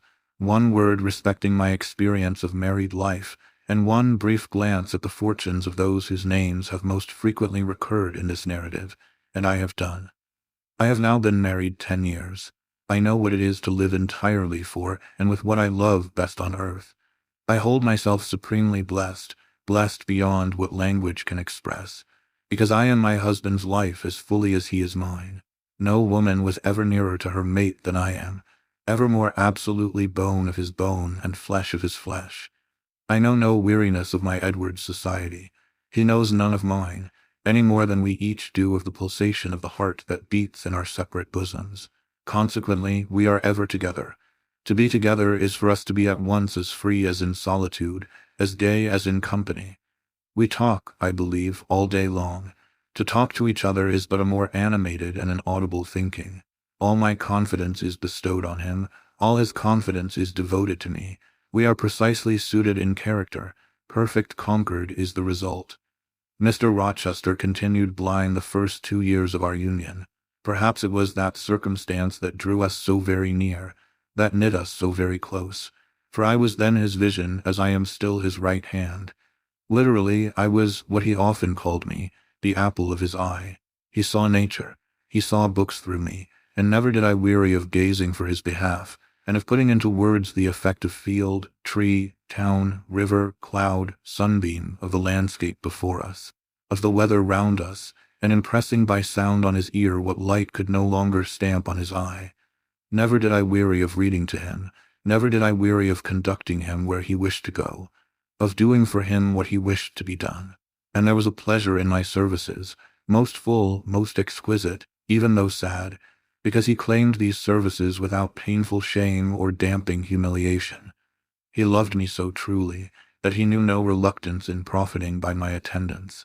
He felt I loved him so fondly that to yield that attendance was to indulge my sweetest wishes.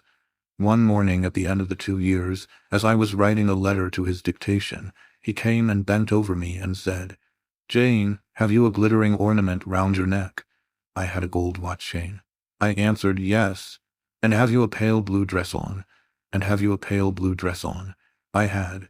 He informed me then that for some time he had fancied the obscurity clouding one eye was becoming less dense, and that now he was sure of it. He and I went up to London. He had the advice of an eminent oculist, and he eventually recovered the sight of that one eye. He cannot now see very distinctly. He cannot read or write much, but he can find his way without being led by the hand. The sky is no longer a blank to him, the earth no longer a void.